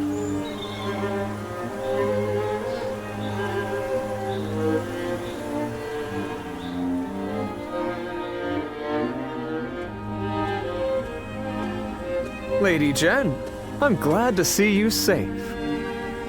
Well, I'm not sure safe is the word I would use to describe the current situation. Perhaps it would have been better if I had fallen in battle. Yet, I have survived and surrendered to our enemy. Or rather, Lord Cao Cao ensured my survival so that he might use me as a tool to bring the Yuan troops to heel. Be that as it may, I'm certain the Yuan clan is glad for your survival. The flower that blooms in adversity is all the more beautiful. And it is a staggering beauty at that. Enchanting even from afar. How little you have changed. But you may be right. Perhaps they're glad I'm still... Lady Jen. We have little choice but to accept our fate in these troubled times. But I would like a little more time to come to terms with my own fate. To bloom in adversity, we must first survive. That is my mission now.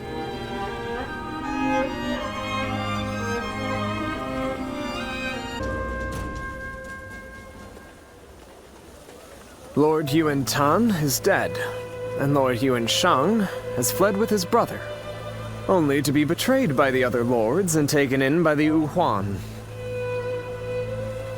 No one could have predicted any of this. When Lord Yuan Shao died, all of Ji mourned his loss. The fact that the Yu Huan accepted Lord Yuan Shao's sons shows just how much they respected him. So little time has passed since his death, but Ji has changed completely. It makes one wonder, if Lord Cao Cao were to fall, how would it shake not just the capital, but the entire realm? Death is inevitable. All men face it one day. But the wise ones know to prepare for such things, and leave behind a legacy. And perhaps that highlights Lord Yuan Shao's foolishness, in a sense. Or maybe his idealism. I do not believe he ever dared to consider his own defeat. If Lord Yuan Shao had given thought to what might happen after his death... Well, I think that's enough sentimentality for today. Besides, I have severed those ties. The Yuan clan is now just another enemy.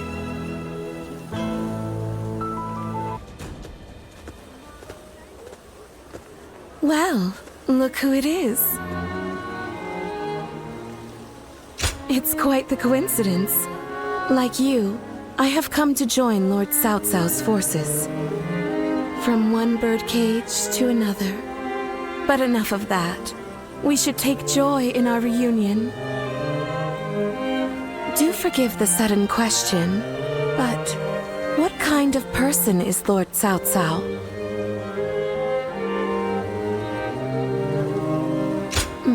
Forgive me. I don't mean to trouble you. I was merely looking for advice. I should have died in the last battle, but Lord Cao Cao allowed me to live. What could that possibly mean? I am certain that my next step forward will reveal itself as soon as I find the answer. But where should that step lead me? That is something I must find out for myself.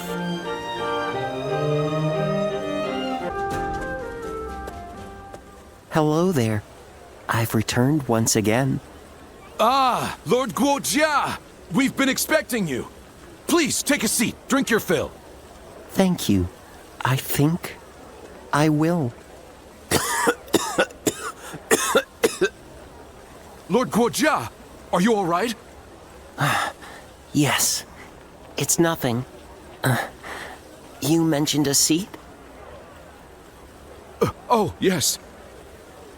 Lord Guojia, I've been looking for you. Lord Chunyo. The meeting is about to begin, so we should head back. Ah, and I was just getting settled. Oh well.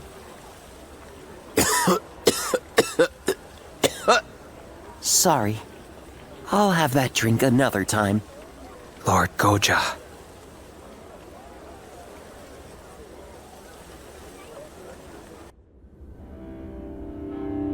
So Yuan Shang and his brother Yuan Shi have fled north to the land of the Wuhan. Then they will not be able to rally their forces again. Right. The Yuan family has lost favor with the nobility. They are no longer of concern to us. So I suggest we head south to face Liu Biao and Liu Bei right away. I have no objections to that. Lord Guojia, do you have anything to say? I think we should eliminate both the Wuan and the Yuan brothers right here. Why do you say that? We have taken the 4 provinces of Hebei, but we are still struggling to maintain control. Yuan Shao may have lost the support of the nobility, but the people still adore him. The Wuan accepting Yuan Shang into their ranks is proof of that. But, Lord Goja... The Wuan have a fearsome cavalry. If Yuan Shang ever does return, he will pose a great threat, especially if he rallies the remainder of the Yuan clan. Even putting aside the likelihood of Yuan Shang's return, the Wu Hun's cavalry is not to be ignored. But consider, what if we were to persuade them to join us, like we did with the Qing troops? They would help us take out our future foes, like Liu Biao and Liu Bei. Defeating the enemy right in front of us will help secure our future. We must defeat the Wuan if we are ever to truly rule Hebei. Lord Cao Cao? Very well, Guojia. Let's see how your plan plays out. As you wish.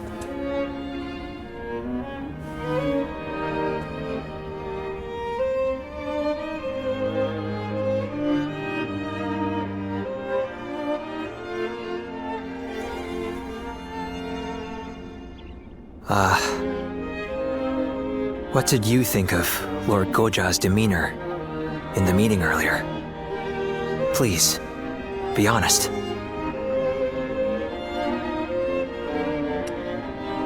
Really?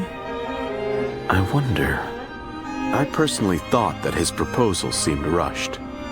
It seemed to me that Lord Goja was unsettled. And that cough. Perhaps he is not feeling well. With his weak constitution, I fear he would not survive the extreme cold in the land of the Wuhuan. But given his strong will, I highly doubt we could convince him not to accompany our forces to the battlefield. We must bring the battle to a quick and decisive end. Then leave Wuhuan territory as soon as possible.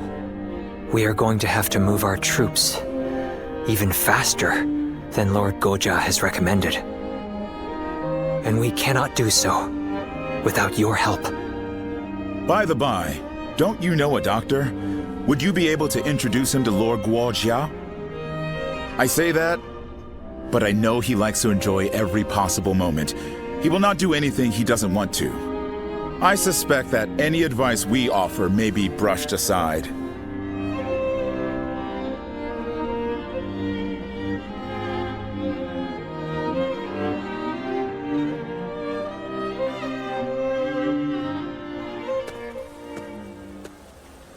Guojia. Lord Cao Cao? Is the plan not to your liking? No, it's not that. I was just thinking that I would like to speak with you. All right then. Shall we go have a drink? No. Here will be fine. If I may ask, why did you agree to the plan? Lord Chunyo and the others felt there was nothing to be gained from it. It's true. There is no real need to defeat Yuan Shang. If I were a strategist, I would have agreed with them. But you spoke up against them.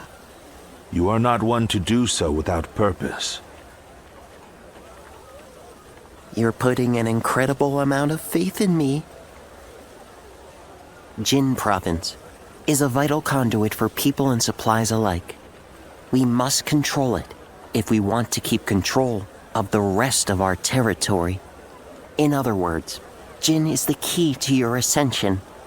But taking Jing is not what you suggested. I believe we need to establish our current position before taking our next step. the realm's greatest warriors, all have Jin in their sights right now. Even if we were to take it, we would not be able to hold it for long. Which is why we should leave Jin for now and concentrate on keeping our hold on Hebei.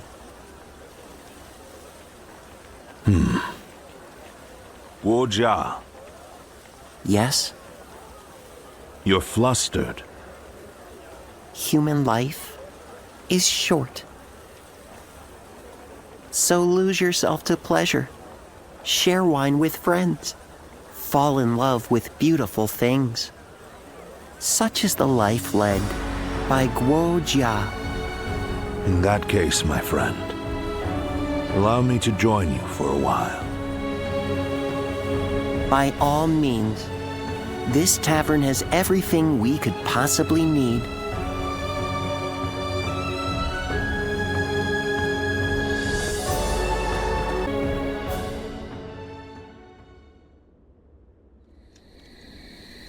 It certainly is cold here. At this rate, it may be snowing even in Ye by the time we return from battle. I like the snow. I enjoy watching it fall as I drink. Though, when I mentioned it to that friend of yours, he told me to stop neglecting my health. You certainly associate with some demanding people. I suppose he's young, but he is an excellent doctor. I hear he has even treated Lord Cao Cao. Still, no one knows one's own body better than oneself. Oh, that reminds me. I meant to ask. When the battle is over and we return to Ye, will you have a drink with me while watching the snow fall? Ah, I'm looking forward to it already. Let's bring the House of Yuan to an end, quell the Yuan, and return to Ye with all haste. I don't want to miss the snow.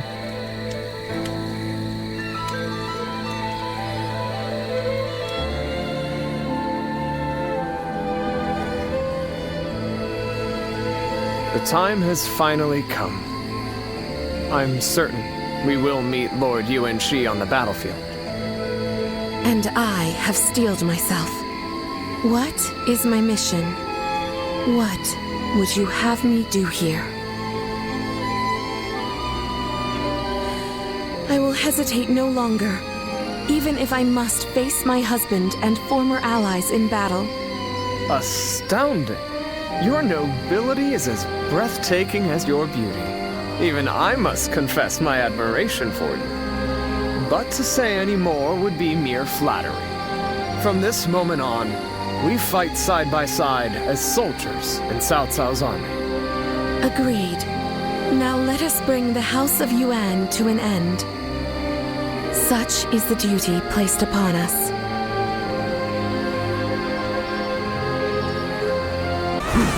I must defeat you and restore the House of Yuan! I will do anything to The enemy achieve that officer goal! has been defeated. Was the restoration of the House of Yuan an impossible dream? Father, I have failed you. You could not have achieved such a victory without all of your wisdom and bravery. Well done. Let's go. This victory solidifies our control of Hebei. I suppose this is the best I could have done. There's a fog coming in. We should withdraw immediately.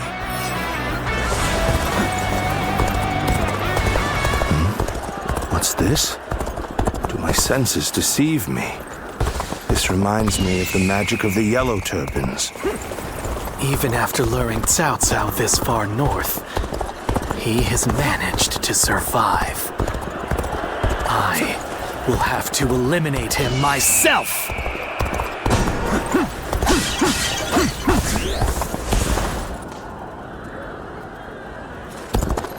This fog is concerning. As a guardian of peace, I think you are best suited to handle matters here.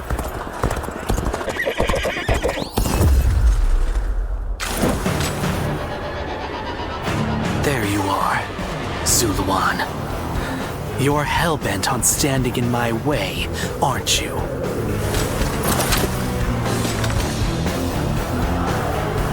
Better ready yourself. You'd best be prepared to fight. This is our destiny, as guardians of peace. Cao Cao believes it is his right to rule over others as the guardian of Emperor Xian. Why do you follow such a fool? Do you truly think the reign of the Han should continue? With their power, all they have done is oppress the weak and sow discord. Is this the path you have chosen? Do you refuse to avenge our homeland and our people? The anguish and despair of that day has been burned into my mind. Better ready, suffering, the agony, the chaos. It has revealed to me my new path. As guardians of peace, we strive to make the world a better place for all. Better ready yourself. Jesus. We must join forces with the victims of tyranny. That is the path I have chosen. And I will not be stopped by someone like you who has forgotten the truth. Take that. Concentrate.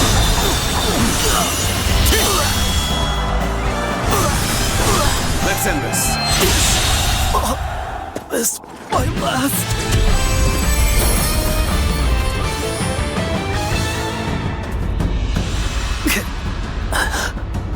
Why don't you remember? How can you?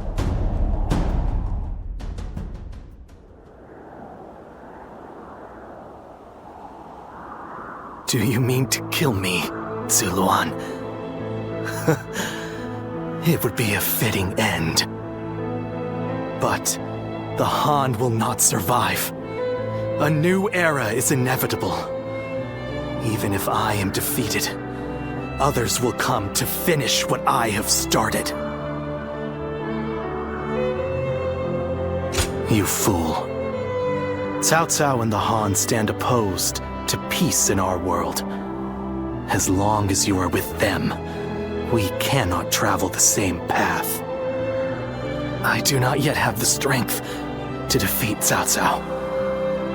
If you won't kill me here, then my only choice is to flee for now. Do you remember the words Juha uttered before her death? Do they still echo in your soul? Live and create the world we dreamed of. If you really believe Cao Cao is a true hero that we can trust to bring our dreams to fruition, then do what you must to make me believe it. But the moment he strays from that path and is deemed unworthy of our trust, the Guardians of Peace will bring him to ruin, no matter how long it takes. Never forget that. Farewell, Zuluan. May we one day fly together.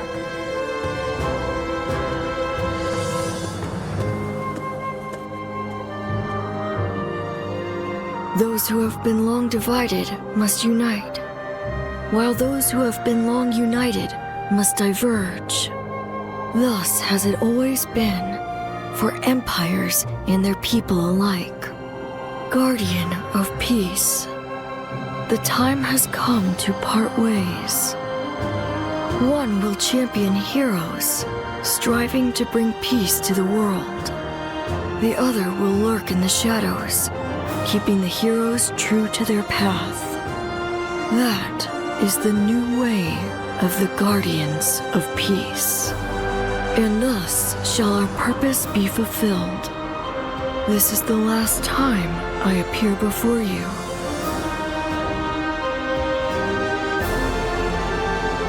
Well, It is said that the founders of our order were mystical beings, that they had the faces of children, with hair as white as snow, and eyes as blue as the surface of a frozen lake, and that no number of years could ever age them.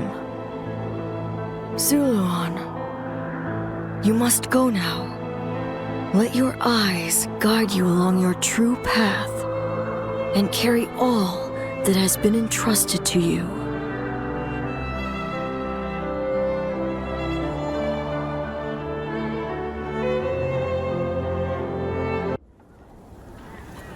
Well fought, all of you. It was an honor, my lord. I'm just glad we could be of use. Lord Cao Cao, you do not look well. The skies are clouding over. It seems it will snow soon. We should return to Ye while the way is still clear.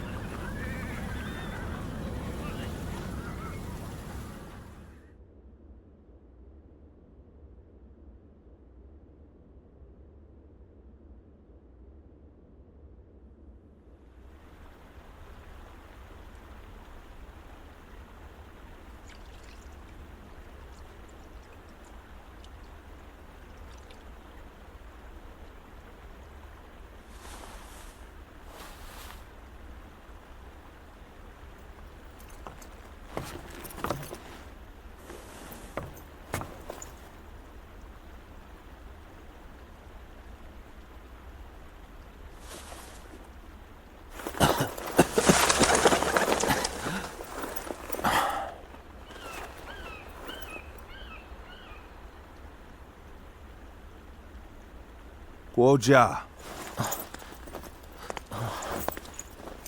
Fluttering snowflakes to complement a drink. How elegant. Will you join me?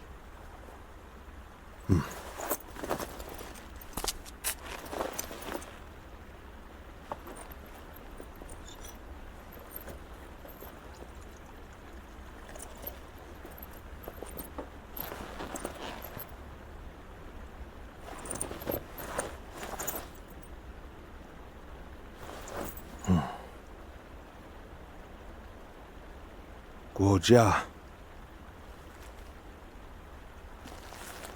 You are splendid indeed.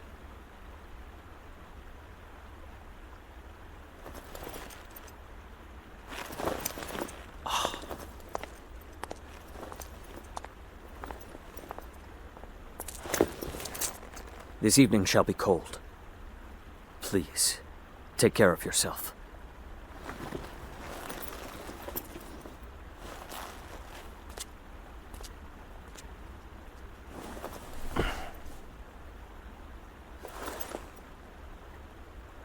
Close my eyes, and I can see the skies of Jing. And in the back of my mind, various stratagems take shape.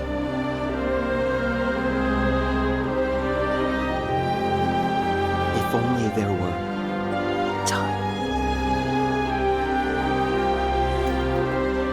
It truly is regrettable.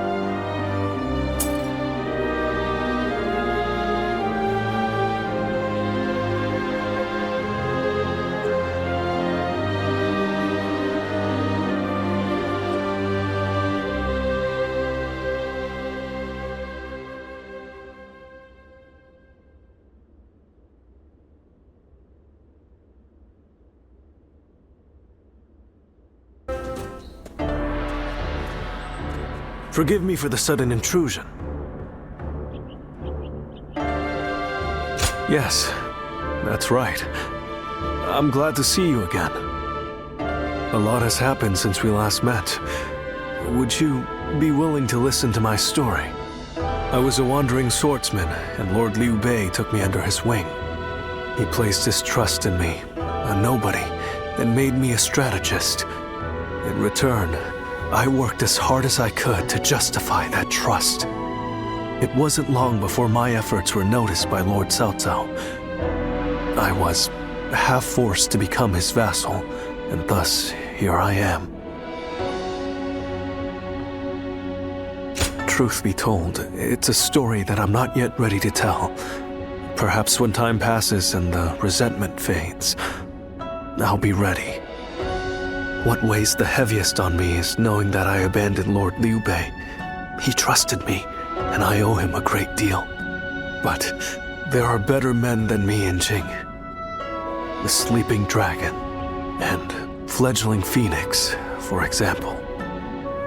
With such men at his side, ready to serve and fight for him, Lord Liu Bei will surely start to amass power and move up in the world. Then, sooner or later, he and Lord Cao Cao will become adversaries. When the fateful moment comes, I wonder if I will be able to fight the man I respect more than any other. Listen to me prattle. Forgive me. I suspect I'll be like this the next time we meet too. My apologies in advance.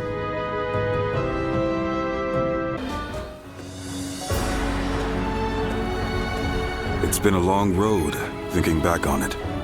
We defeated Chang Jiao, brought down Dong Zhuo, vanquished Yuan Shu, Liu Bei, and Yuan Shao too. I knew from the beginning that this war of conquest Cao Cao chose would require us to eliminate our rivals.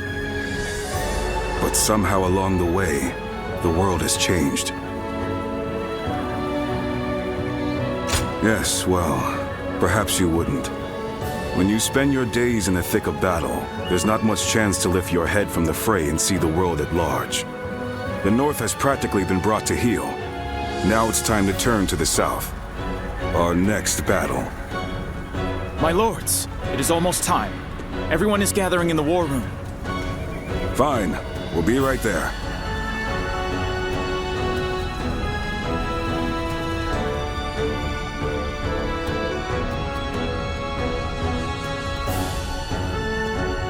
With Yuan Shang's defeat, He Bei is now firmly in our hands. Soon it will be time to march on Jing. Jing is the key. Whatever else happens, the man who controls that region can control the entire realm. Yu Biao is ineffectual, a weak leader. But he has Liu Bei at his side. Liu Bei, of course. You look pleased, my lord. Yes. From the beginning, I thought he might be the one with the ability to stop me. For a while, it seemed he had given up, lost his appetite for the fight. But it appears that is no longer the case. I've been thinking this for some time now. But you're actually fond of him, aren't you? Well, he has something that I don't. What's that? The power to move people with emotion rather than reason. That makes him unpredictable, and all the more dangerous for it. I must defeat him. Until I do, my rule will never truly be secure. Xiahou Dun, I want you to take an advance force into Jing. Understood. You too. I want you to go with him. You know Liu Bei better than any of us. Perhaps you'll know how best to defeat him.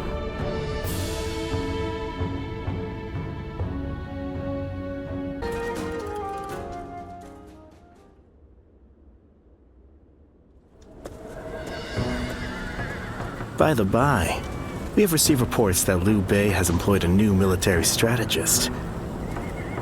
Have you heard about this? The Sleeping Dragon and Fledgling Phoenix, I think. They must be very talented men, walking around with such grand nicknames. I believe one of the two, either the Sleeping Dragon or Fledgling Phoenix, now serves Liu Bei as a strategist. Perhaps you know this already, but I mention it just in case. My intuition is usually right about this kind of thing. Jing has been long known to attract the best warriors. I hope we can convince them to join our cause. If Liu Bei does indeed have a military strategist, it may complicate things significantly. All the more reason, of course, for us to strike while the iron is hot and march into Jing.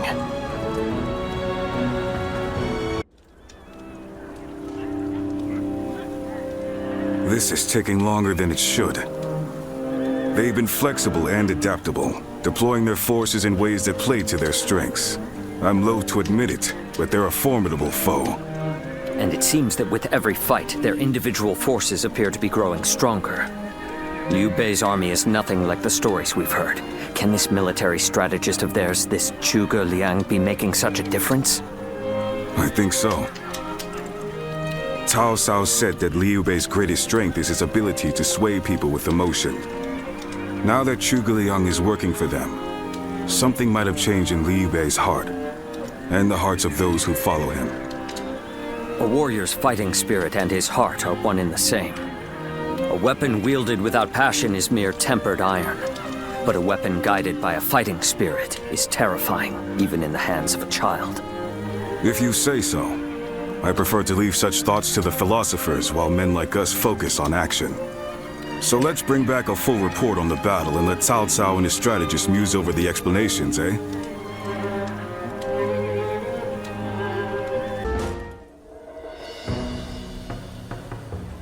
So this is about Zhuge Liang? Yes. You're old acquaintances, aren't you? Can you tell me about him? What kind of man is he? Eccentric without question, but also a genius of the highest order. I'm clever enough, I won't deny it, but I could never match the depth of his understanding and insights. A genius, huh? Can you tell me more? How about a story? This was a long time ago, back when we were students. There was a group of us, including myself and Zhuge Liang. We were discussing our futures, and Zhuge Liang was telling us what we would become. You'll be a governor, you were regional official, and so on.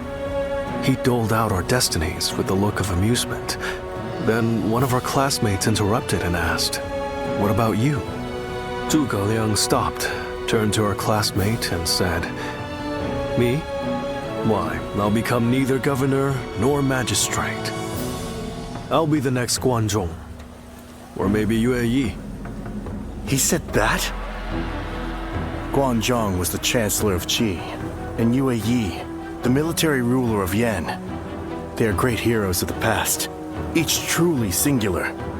My classmate scoffed at his reply. After all, he couldn't be serious, could he? He was a mere scribe, just like them.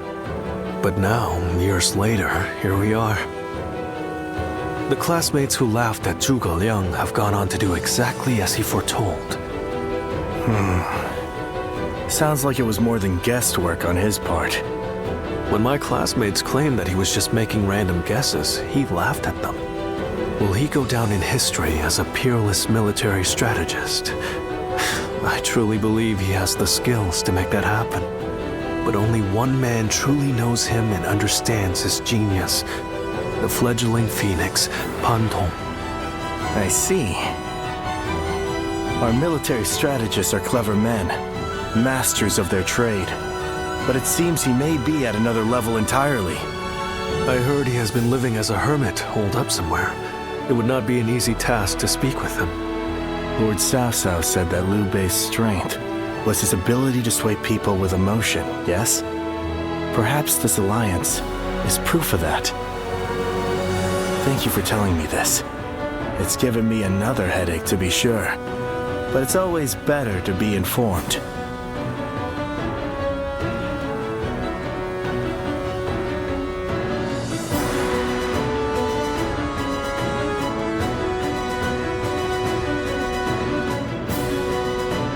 We've been victorious in the initial stage of our invasion of Jing, but I suspect we may yet face a challenge. This Zhuge Liang, the sleeping dragon as they call him, is a worthy adversary. We drove Liu Bei out of Runan and into Jing province.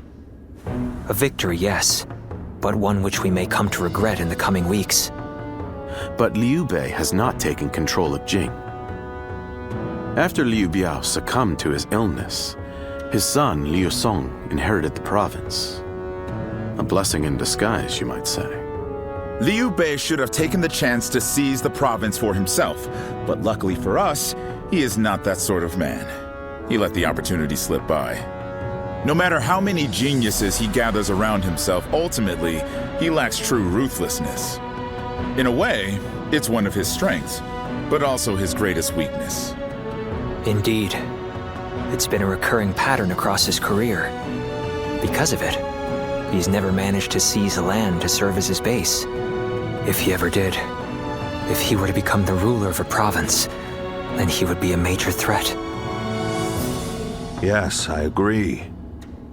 Shishu, do you have counsel for me? No, my lord. Not at this time.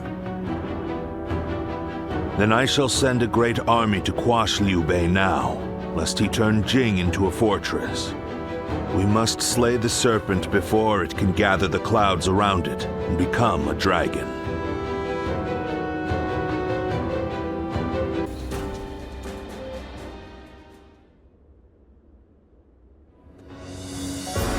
Liu Song was surprisingly quick to make his decision. He hung his head and surrendered as soon as he realized his cause was lost. Liu Bei and his people escaped from Xiangyang. Now he is heading for Jiangxia, no doubt to appeal for aid from Liu Qi, Liu Song's older brother. Liu Bei and his people? That is unusual for both the leader and the peasants who willingly follow him. Not for Liu Bei. He has the power to sway people to his will.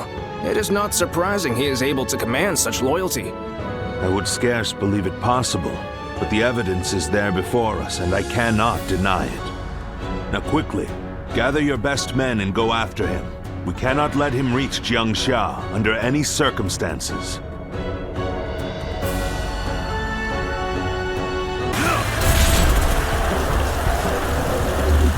Got you!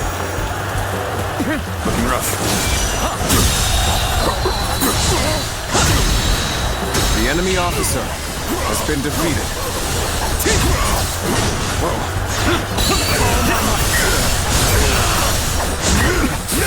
Is this the end for me? After all the sacrifices my comrades have made for me, this is how I repay them. Lord Liu Bei, we'll hold them off. Escape while you can. Let's end this. The enemy officer Show our children has been and defeated. grandchildren. Show them a world in which they can live freely and without strife. You have my word. I will make it a reality.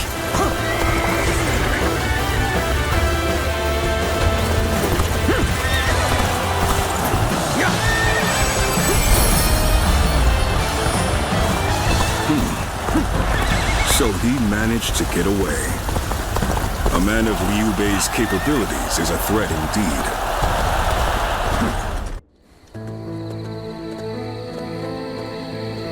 So, Liu Bei's escaped us again.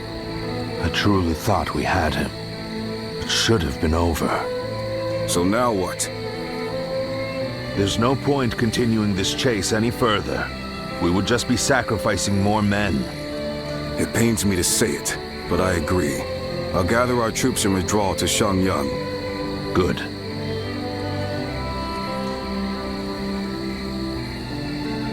Liu Bei, just as I foresaw, you have become the main obstacle standing in my way. But if you insist on taking to the skies like a dragon, you leave me no choice but to shoot you down. It is down to fate now. When we meet again, we will find out once and for all which of us has been chosen by the heavens.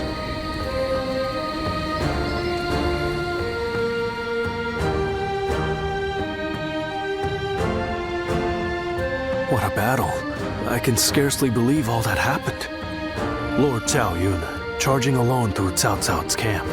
Lord Teng Fei, standing alone and fighting what seemed like an entire army. Despite knowing the danger, the people of Xiangyang are following Lord Liu Bei all the way to Jiangxia. I doubt anyone ever imagined such a thing was possible. Did you?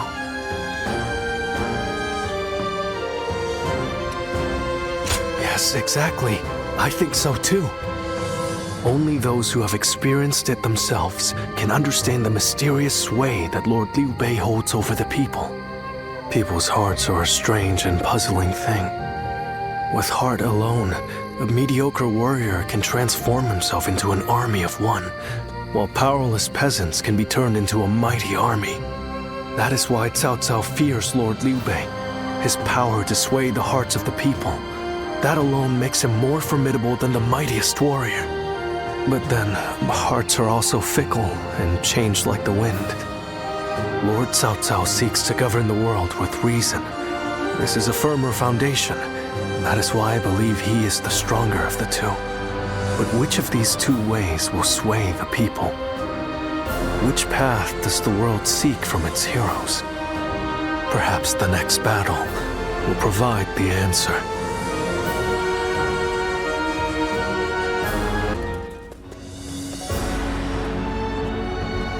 Liu Bei has moved from Zhangsha to Fangkou.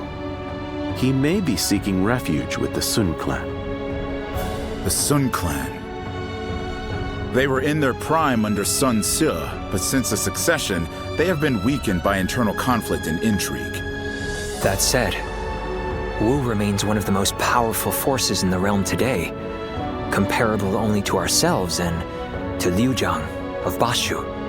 I imagine Liu Bei is carefully considering who to ally with against us. Liu Jiang or Sun Jian? Of those two, Sun Jian is the clear choice. Consider his officers, Cheng Pu, Huang Gai, and Heng Deng, followed by Zhou Yu and Lu Su. A fine mix of age and wisdom with youth and intelligence. Yes, but we have the superior force and an overwhelming advantage in numbers. We could try to contact Wu and ask for their surrender. Yes. If they were wise and the terms were fair, they would surely consider it, especially once they see the size of our army. It's worth a try. Send an envoy. Sun Jian or Sun Ce would simply reject the offer no matter the terms. But with Sun Quan in charge, perhaps they will listen to reason. And if they do refuse our terms, we will simply apply pressure on the Sun clan and fracture their coalition. Yes, and while we wait for a reply, we can continue training our naval forces. Our troops are men of the plains, not the sea. We need experienced naval officers to make them into seafarers. Wu is located on the banks of the Yangtze River, and they likely have sailors aplenty.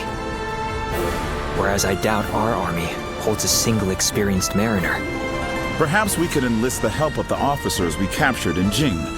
Many of them are well versed in naval matters. We have little choice in the matter. We cannot avoid a fight on the river and will need their aid. Reorganize our forces, taking into account our disadvantage on the water. We want as many ships and men as we can afford. This may be our only opportunity to smash those who oppose us in one fell swoop. We cannot afford to let it slip from our grasp.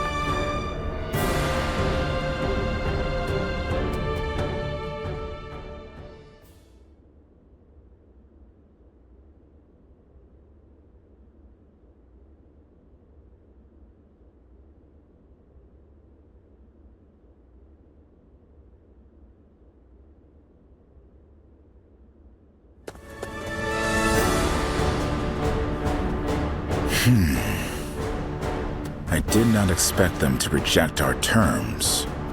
A wandering general with barely an army to his name convinced them to join him in fighting the greatest army in the realm. By sheer force of will, he's dragged a whole nation into his war. Liu Bei's is as troublesome as I feared. What say you, my lord? It is no small matter to go to war against a nation as powerful as Wu. It changes nothing. Our goal remains the same. We will continue the naval training and trust in our strategy to win the day. If we fool ourselves into thinking he is guided by anything other than emotion and instinct, the road to victory will be hard. We can only defeat Liu Bei with our own logic and reason.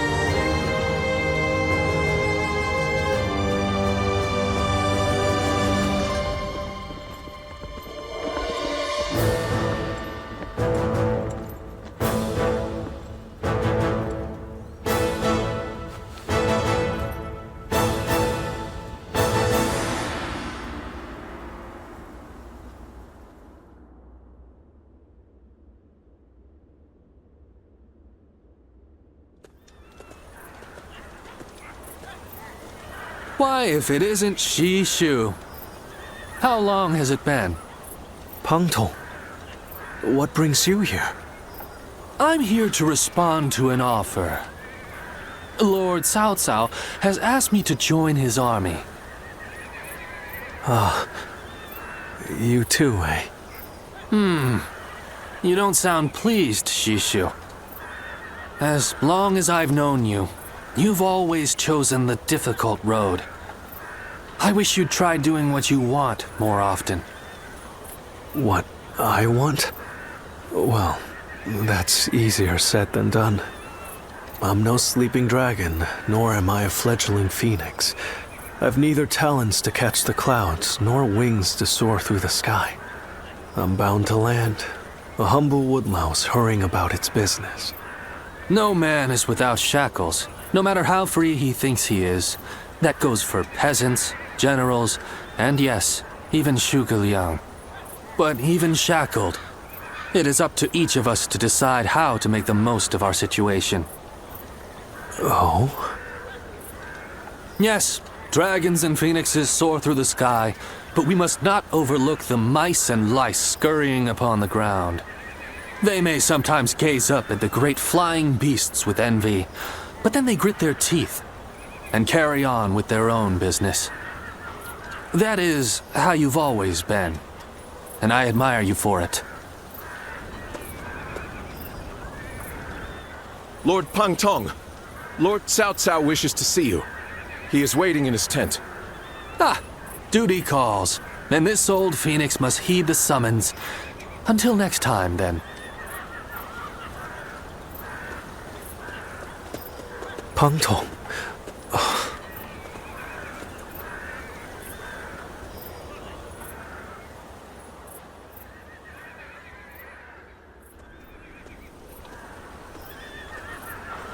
Ah, it's you. But I suppose it's only natural we'd run into each other. Simple. I'm in Lord Cao Cao's service now. When two men have different aspirations, it's only natural that they each follow their own path, which is what we've decided to do. These are turbulent times, after all. Your own path's taken a few twists and turns, hasn't it? No man under heaven has the right to gainsay another man's path, not when he's chosen it of his own volition. This path that I'm on now, well, it's the one I've chosen, and I won't be stepping off it, no matter what anyone says.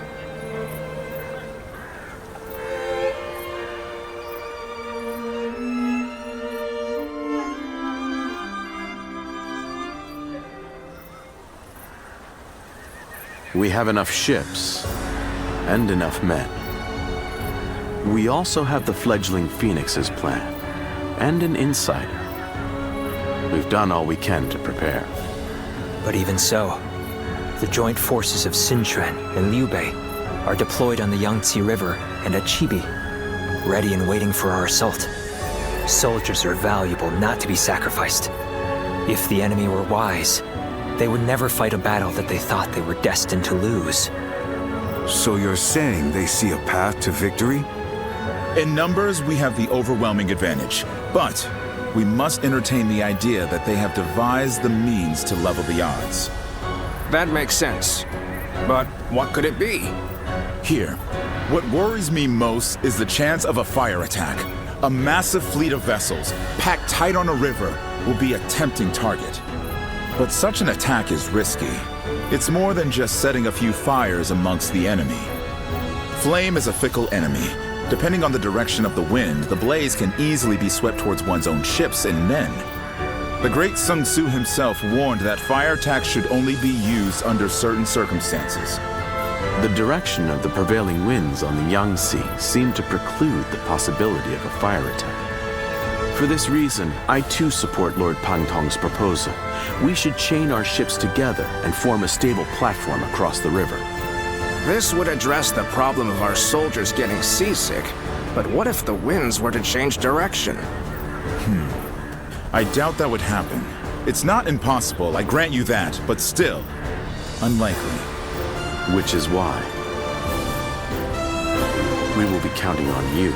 We may have cause to call upon your power as the guardian of peace. You have the power to read the movement of the air itself, yes? Which means you'll be able to tell us the instant the winds change direction. Thank you. We are counting on you. I've been relying on your extraordinary talents for a long time now. Ever since we fought the Yellow Turbans many moons ago. You mustn't forget that more than any man, I know exactly what you're capable of. Now is the time to claim the mantle of greatness. After all, you are my Zluan, remember?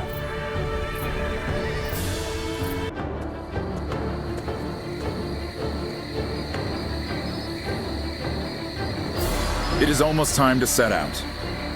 This will be the greatest battle yet. Are you ready for it? Good. Then let us go. From this moment on, you must be on your guard at all times. The wind blows strong from the southeast. The time has come. I must say, playing the role of a traitor cuts deep into one's soul. But I was able to infiltrate deep into the enemy's ranks. It was worth it in the end. At the fires! Commence the counterattack!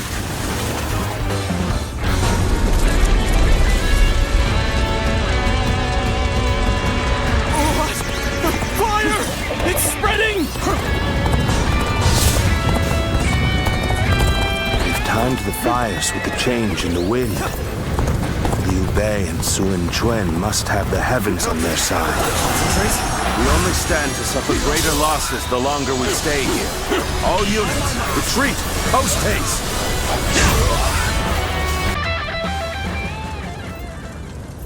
Liu Bei.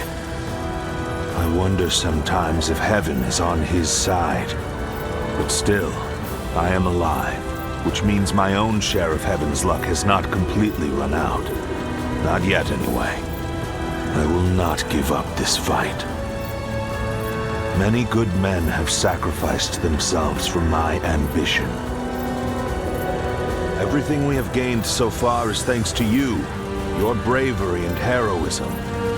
My very life is a testament to all those who have died for my cause, and all those who still live to fight. The future is still in our hands. Lord Cao Cao.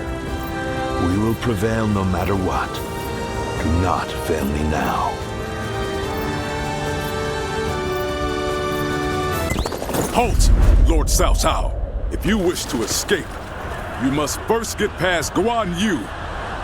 Though I am grateful for your past hospitality, I am still a warrior. My brother's ambitions guide my blade. So, you are the last to stand in my way. Offer me no quarter. Fight as you will. Guan Yu!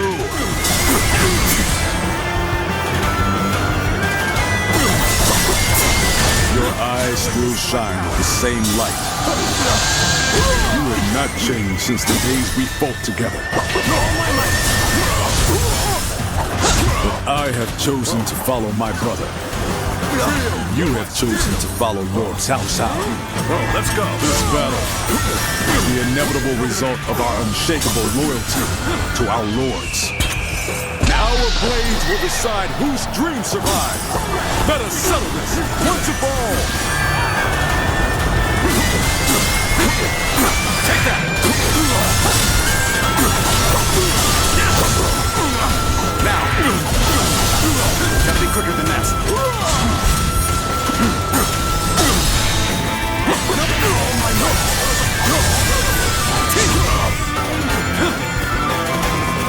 Turn the tables. Bear witness to my power. Are we done for? No! You must keep fighting!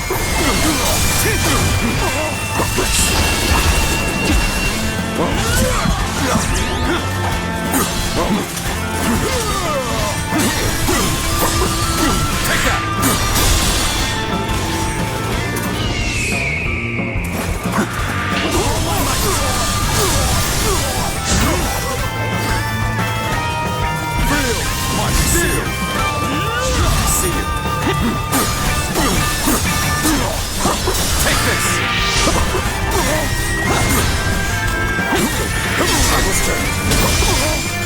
Concentrate. Take this.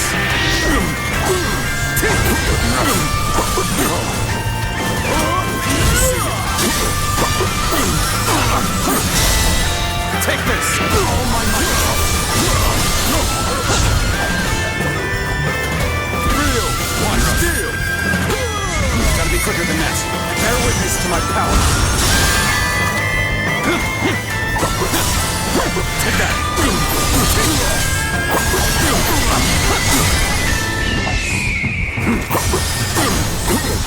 Take that. Let's get serious. Looking rough. See you. There it is to my power.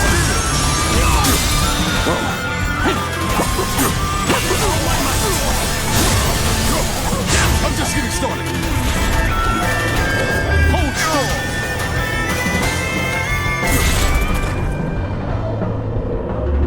Got you. Concentrate. Bear witness to my power.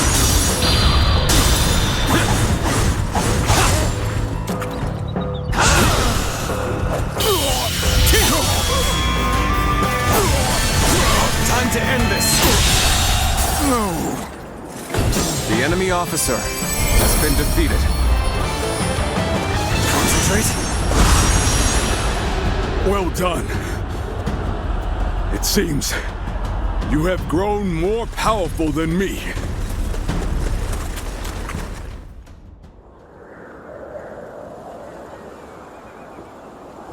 You can go.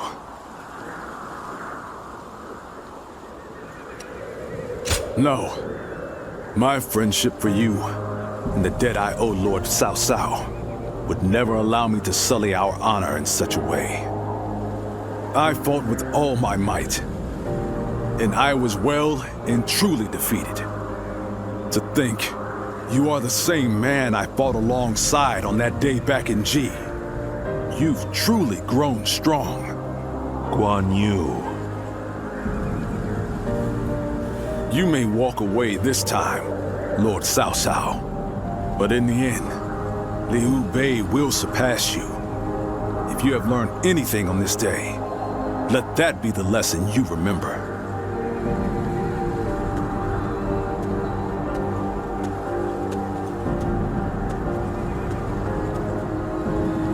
Impossible.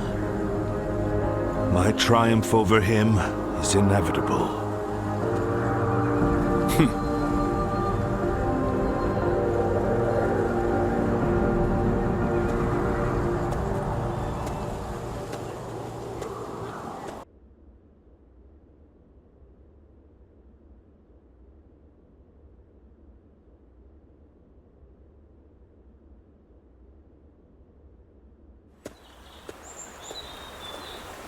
Oh, there he is, the man of the moment.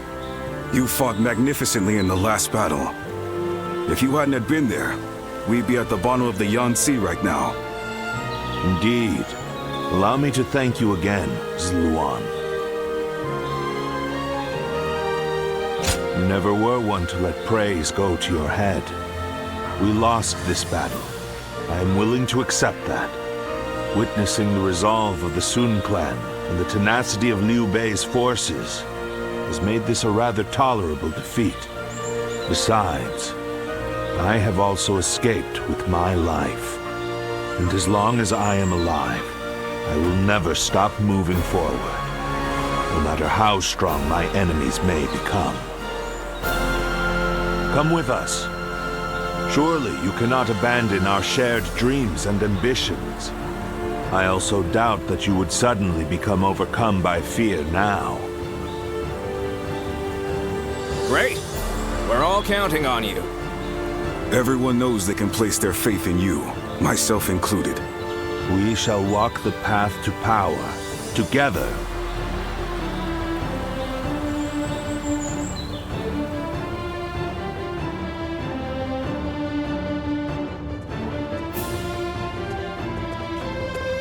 Good timing. We were just thinking about your future with us. Your service under Cao Cao has far exceeded expectations. Protocol dictates that you should be rewarded with a position of some sort. But taking on such a position comes with its own duties and obligations. It does. That is why I have decided to leave the decision to you. One option is to become a general and fight for us openly. You will have a great deal less freedom, but your sacrifice will be rewarded with fame and glory. Or you may choose to support us from the shadows as an officer with no official title. Although your deeds may go unnoticed, you will have the same unimpeded freedom that you currently enjoy. Zluan, which path will you choose?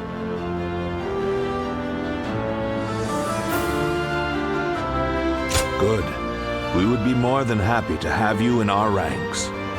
If that is your choice, then let's take this opportunity to grant you a proper rank and title. Cao Cao will take all of your past achievements into consideration to bestow something suitable upon you. Our Lord is a poet after all. I'm sure whatever he comes up with will be magnificent. I will give it some thought. You won't regret the wait, Zluan.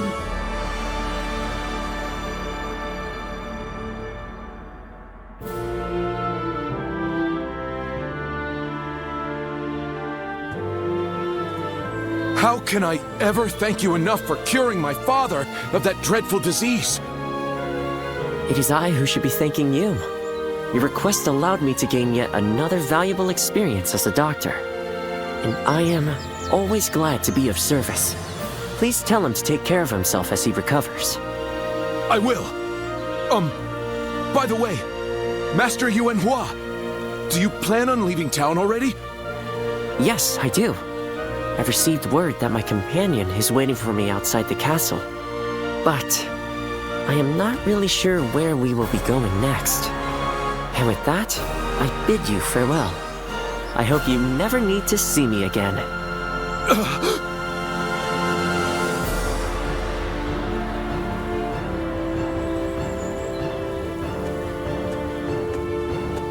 Master Yuan Hua, please, wait!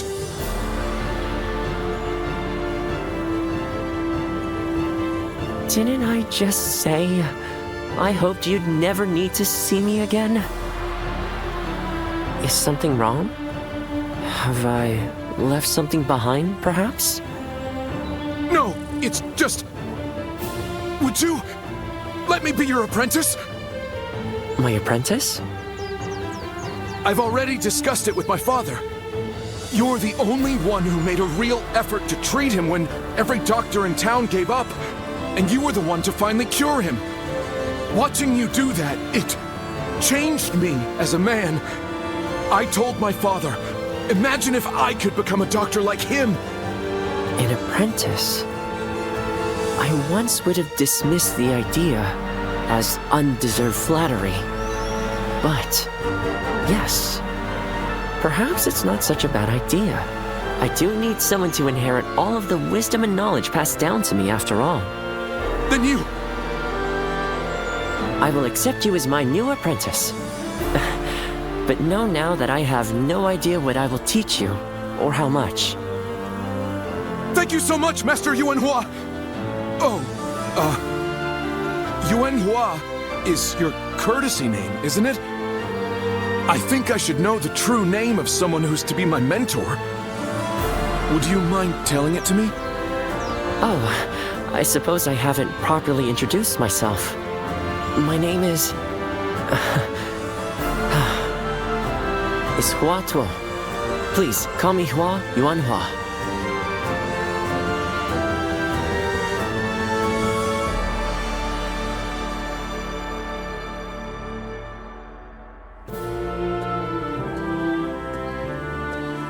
All right, it's a race! I'm next! Wait! I am a bird with no wings, dashed against the earth. Blood clouds my sight, blinding me to the true hero's visage. What sort of peace can possibly be built after so much needless death and so many forsaken ideals. The answer still eludes me. But Cao Cao is the hero you have chosen. And you have decided to carry on Juha's dream for the future. So for now, I'll be watching you, and hoping that the path you choose for the sake of her dream will bring peace to our world.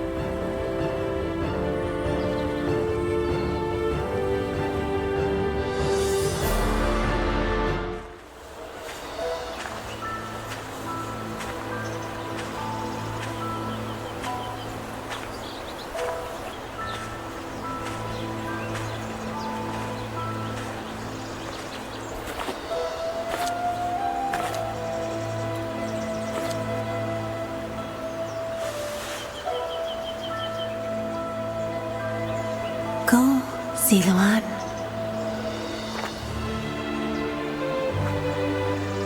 You have found your path. You found comrades to accompany you.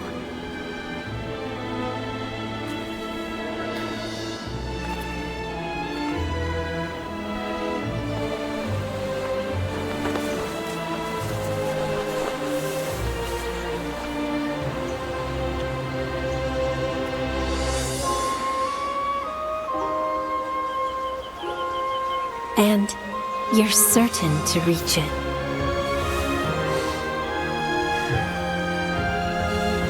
A land of peace.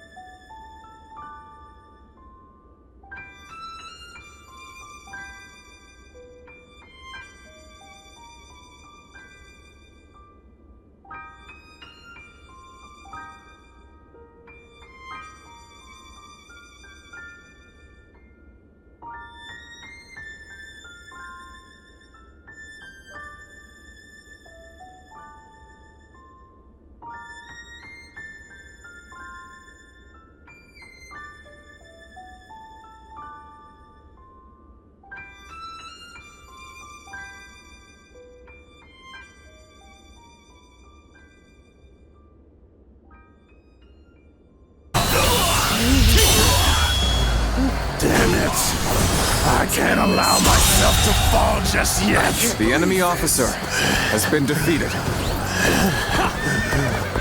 What's this? Their numbers are thinning.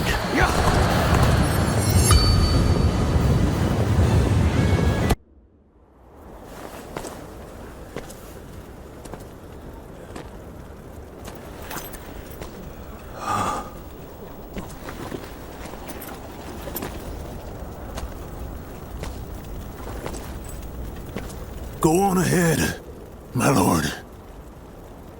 And don't look back, no matter what. Very well. I'm counting on you. Dian Wei.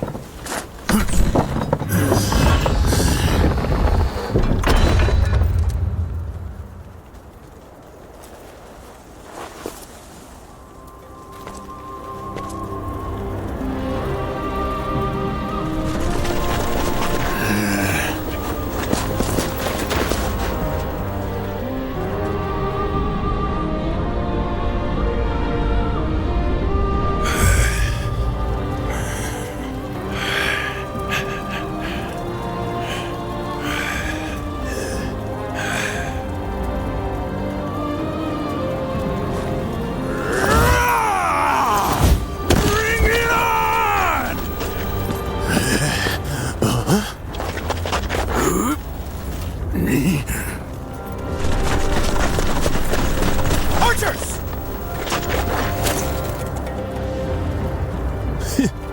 Loose!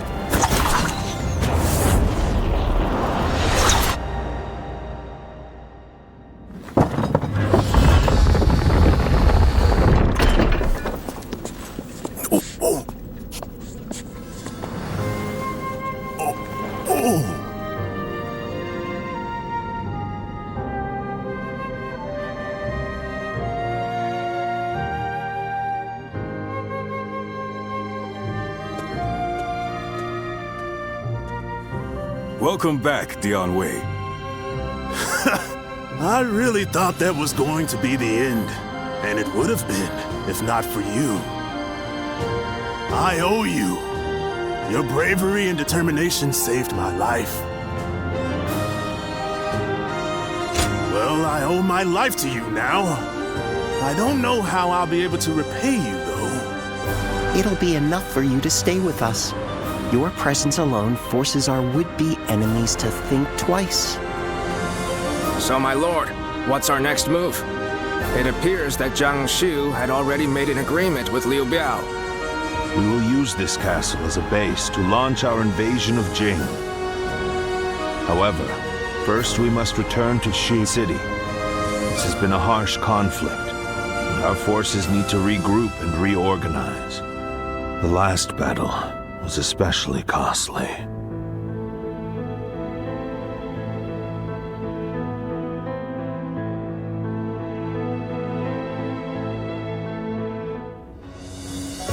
All that's left is to decide their fate. What do you think, Cao Cao? Not executing them would be sure to anger those who served under your son. They would have killed you as well. Surely there's only one option. No, I shan't have them executed. What? Think about it for a moment. It's true that they've caused us a lot of pain. But Lord Cao Cao could put their talents to good use. Exactly. They killed my own flesh and blood, and drove me and Dian Wei to the brink of defeat and death. There's no doubting their abilities. I will allow them to serve my cause. So, you will show us mercy? Mercy to you? No. I simply think it would be a waste not to utilize your talents. You must continue to be of use to me. Otherwise, I will dispose of you. That is all. Truly impressive.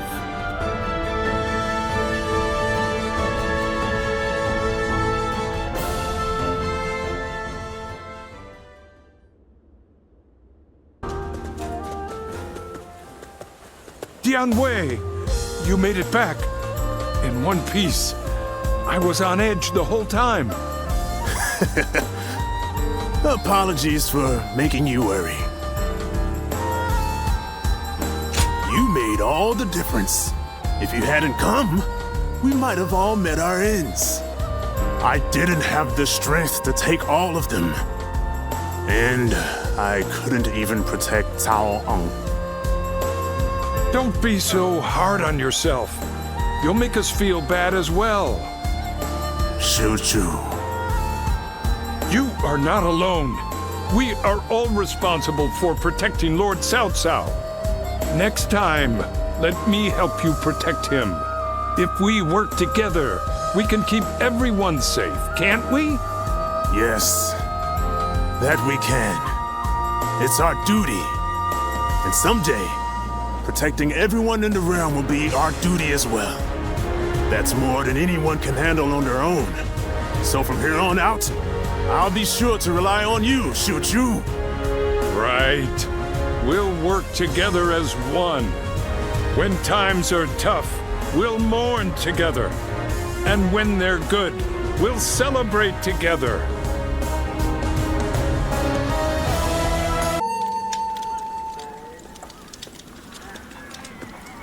Hey, you're looking kind of tired. Well, I have tended to hundreds of the injured since this battle began. What a wretched thing war is. A soldier you patch up and send out in the morning may return that very night as a corpse. If that's not dispiriting, I don't know what is. Mind you, I know that Lord Cao Cao isn't warring without purpose. You don't need to justify your feelings. War draws in and cuts down soldiers and civilians alike. How could any doctor not see that as a waste? Lord Cao Cao chose war, knowing full well what was going to happen. It's only through war that this violent era might be brought to an end. To him, that's worth the sacrifice. It's worth being hated. It's why I also choose the battlefield. I fight so that our Lord no longer needs to abandon people, that we might save a life he'd otherwise be forced to leave behind. All I can do is give my all. That's an admirable perspective. I wonder if someday my state of mind can match your own. Please. That's my line. No matter how strong a warrior I become, I can't do battle against wounds or diseases. Meanwhile, you stand between life and death for every person you help, and never stop fighting. That's truly amazing. I've thought so ever since you saved us in our war against Dongzhuo. Well, that is my job. I simply don't know any other way to live. Come now, be proud.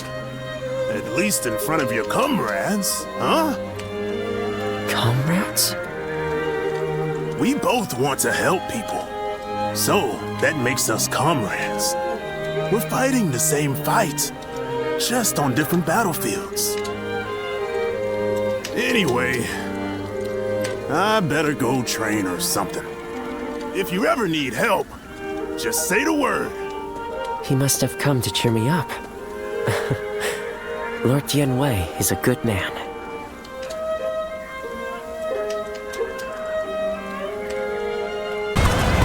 Yes, very good. Everything has gone according to plan so far. Our next move is to take the shortcut and put a knife to the throat of the enemy. We march at once! Will go no further. This place will be your grave, Cao Cao. Better ready. Gotta be quicker. So you have come, Sun Jian. Which means you have decided to remain in the service of Cao Cao and the Han. Begin advancing!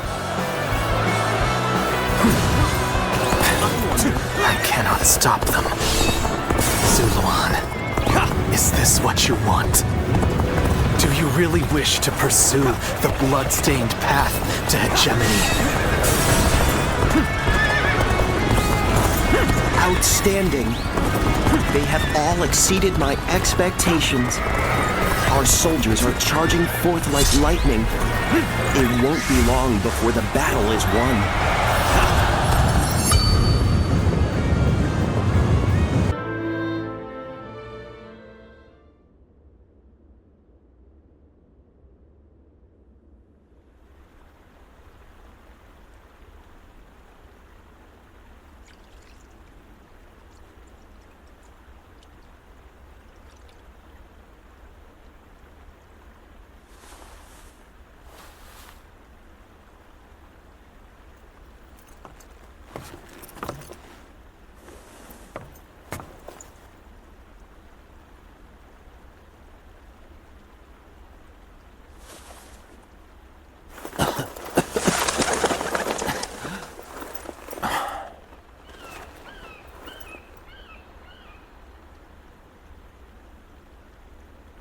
Cao Cao.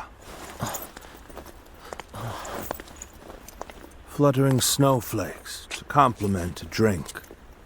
How elegant. Will you join me?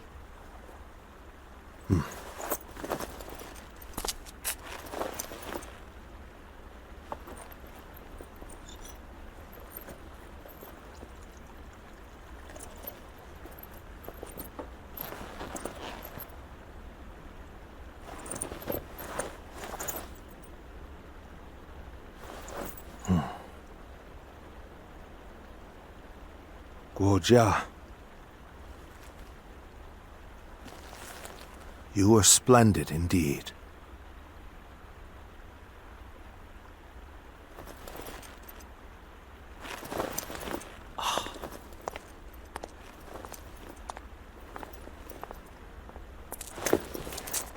This evening shall be cold. Please, take care of yourself.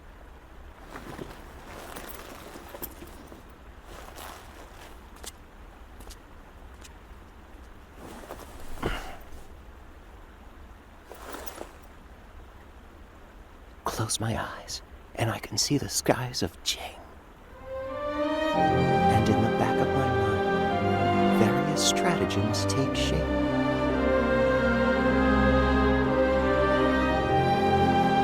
If only there were time. It truly is regrettable.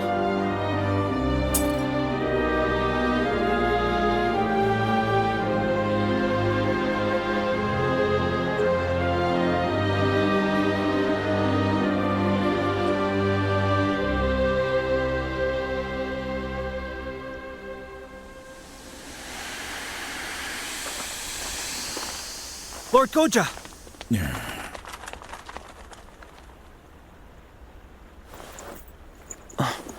Why? The man assigned to watch over you reported to us, saying you would be sure to go out in the snow, and that we should ensure you kept warm. Honestly, I feel as if I'm dealing with a child. You've all come here just to... From Ye, on horseback at full speed. Let us discuss our plans inside. We aren't about to let you slip away without a word. So you wish to take action, then?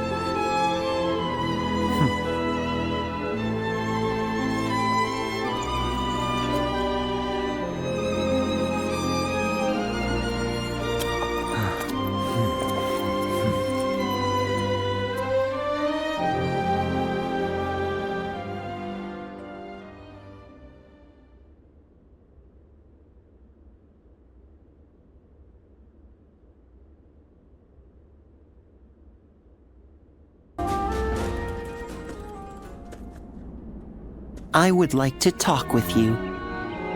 Do you have a moment? Thank you.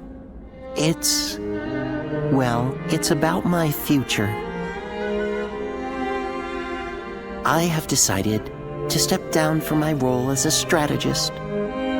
If we are able to defeat Yuan Shang and the Wuan at Mount Bailang and establish the foundations for our kingdom, then my work will be done. At least I had hoped it would be. However, Lord Dian Wei and Master Yuan Hua have led me to change my mind.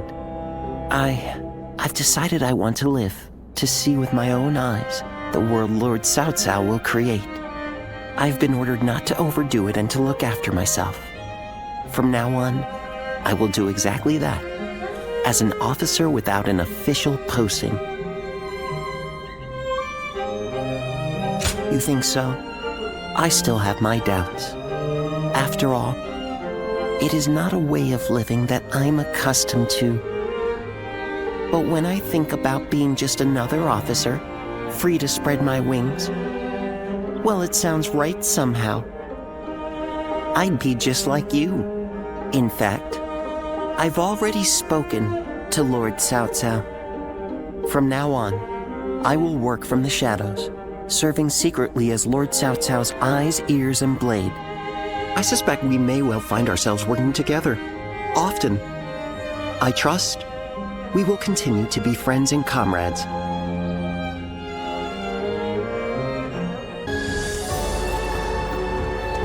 Do you have a moment? I have a request for you. Soon we'll be fighting the decisive battle at Chibi, and I want you to be at my side. Lord Chunyo, Lord Chunyu, and Jia Shu. We know this battle will be full of danger and hidden perils. The problem is, none of us know exactly what they might be, and we've no way of figuring out either. We just don't know enough. We won't know the dangers until we stand on the battlefield itself, feel the shaking beneath our feet, taste the currents in the air.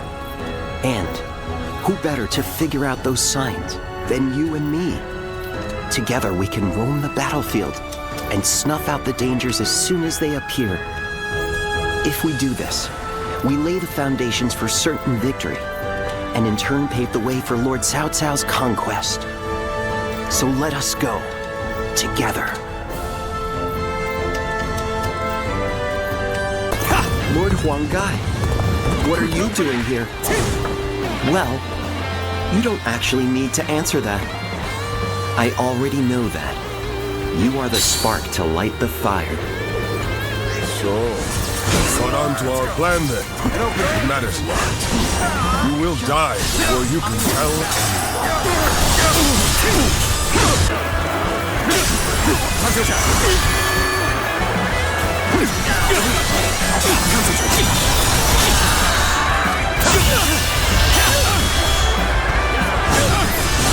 Let's end this. I was careless. The enemy officer has been defeated. I will win. If not today, then someday.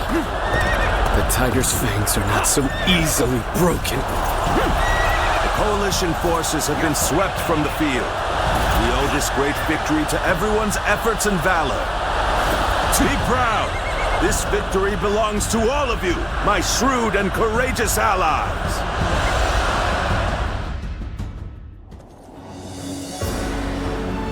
It appears that we've secured victory at last. Yes, and with it, a powerful foothold in Jing. But the war's far from over.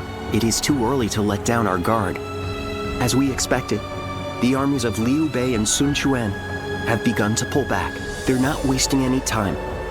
We must deliver a crushing blow now, while their forces are in disarray. Otherwise, they will be able to regroup and launch a counterattack. Order all troops to pursue the enemy. We must honor the sacrifices of all who brought us this far, and ensure that this victory is complete. Consider it done, Cao Cao.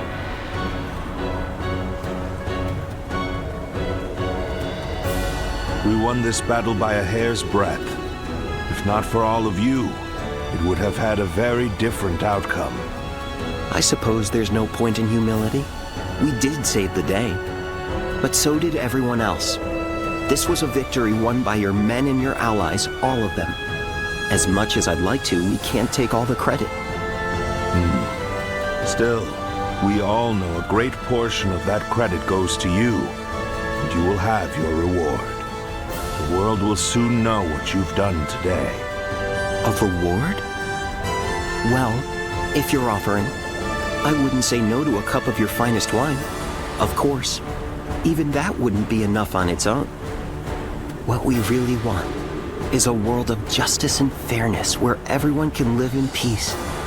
You give us that, and we could truly enjoy our wine.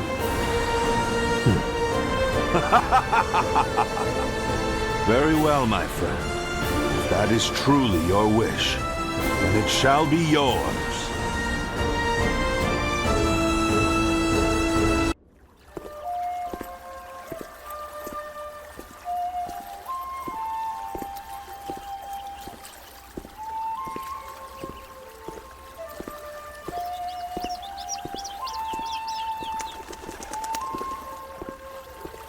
Lord Goja, your leadership at Chibi was magnificent. The tiger bent the knee, but broke no fang. The dragon headed towards Yi province in pursuit of territory. I'm not sure why the result was anything less than perfect. Still, the fact remains that we gained strategic land. It's cause for celebration, to be sure.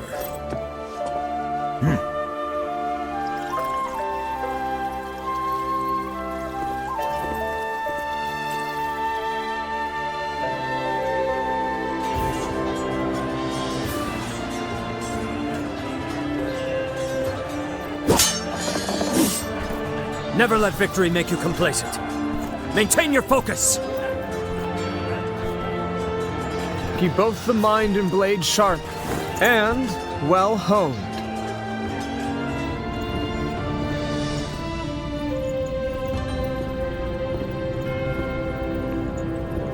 Hey, Cao Cao.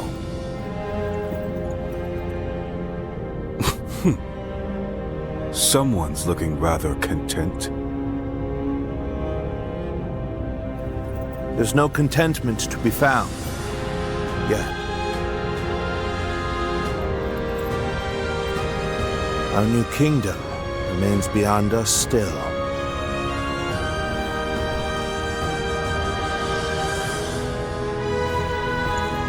Our true journey is only just beginning.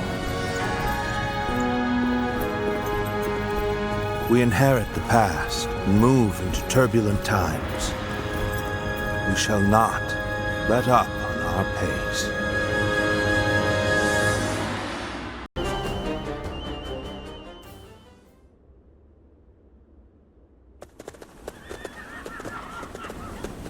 Lord Liu Bei. Oh, it's you. I heard you rode out to aid Lord Cao Jian. I thought I might be of service. As you can see, I've brought extra troops, courtesy of Lord Gongsun Zan. This is my chance to repay the debt I incurred at Jieshao. My spear is at your service. Now this is a fine ally to have at my side. I thank you for coming. Your strength is sorely needed.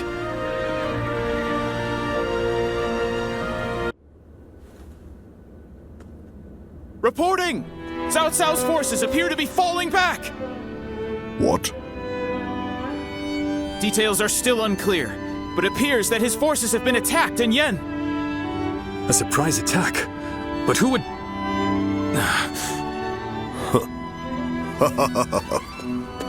Well, Cao Cao, it looks like your wicked deeds will not go unpunished. Still, we only managed to hold him off thanks to the timely aid of you and your allies, Lord Liu Bei. Truly, I am most grateful. Not at all. We're only too pleased to help in whatever way we can. Lord Liu Bei, you are a beacon in this turbulent world. An immoral scoundrel like Cao Cao has no hope of defeating a noble man like yourself. Immoral, you say? I wonder if Lord Cao Cao has ever considered whether his actions are moral or righteous. What do you mean? I mean, I have fought alongside Lord Cao Cao many times, and neither righteousness nor greed drive him. Instead, only one thing rules his heart: pure reason. When he set out to avenge his father's death, I am certain it wasn't rage or grief that drove him to mobilize his army. And now, he marches to take the land of Shu. Not because it is just or unjust, but because it is necessary. Such is the Cao Cao that I know, at least. I didn't realize you held him in such esteem. Perhaps I should rethink my opinion of our enemy. And as the protector of Shu province, perhaps it is about time I decided on a plan for the future.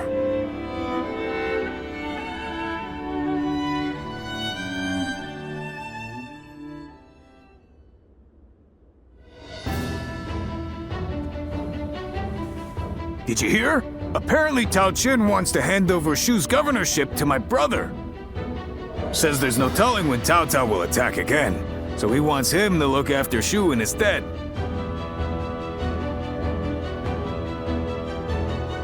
It's about time my brother got some recognition. The heavens know he's done enough to earn it.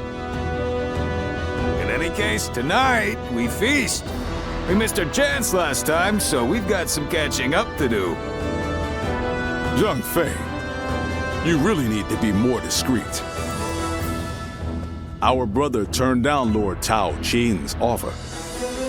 Turned it down? Has he gone mad? He finally had a chance to move up in the world. He said it was too big a responsibility for someone like him without suitable aspirations. Or something like that. Aspirations, eh? Well, they must be something special for him to turn down a whole province. But then, what is Tao Chen going to do about Shu? I haven't heard of anyone else being offered the position of governor. And I don't like the idea of abandoning the province we fought so hard for. Oh, we're not going to do that. Our brother only refused the governorship. We will receive the territory of Xiaopei instead. We can protect the whole province of Shu from there. Our brother does not forsake those in need.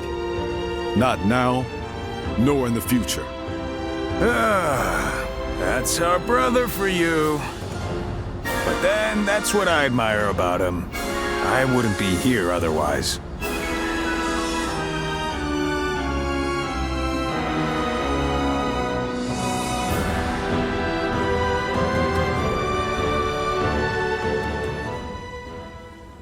I'm glad I was able to fight at your side. My intuition back at Jieqiao was not wrong. You are quite extraordinary. No, I am the one who should be thanking you. You gave me peace of mind in battle by watching my back. Lord Liu Bei is the one who saved the life of my master, Lord Gongsun Zan. Knowing that I'd be able to aid him in some way, I did not fear even Cao Cao's massive army. Now, I'm simply proud that I was able to repay Lord Liu Bei's kindness. And on the subject of masters, you haven't yet decided on one, have you? I was certain you were in the service of Lord Liu Bei. After all, you know his qualities well, do you not? And you are not bound to any other faction. It may be presumptuous, but if I were you, I would swear an oath of allegiance to him without hesitation. Do you not feel the same way? I see. Then Lord Liu Bei will gain a powerful ally. To respond to the endless calls for help that come from all corners in these times. I believe I know how strong one must be to carry this conviction through. I wish to serve Lord Liu Bei because I know the hardships he will face. And so, allow me to at least leave a piece of my heart with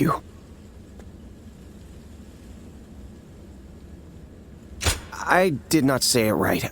I should have just said, I wish you would carry my feelings. I want you to share my hopes for Lord Liu Bei. And someday, I hope that we will walk the same path again.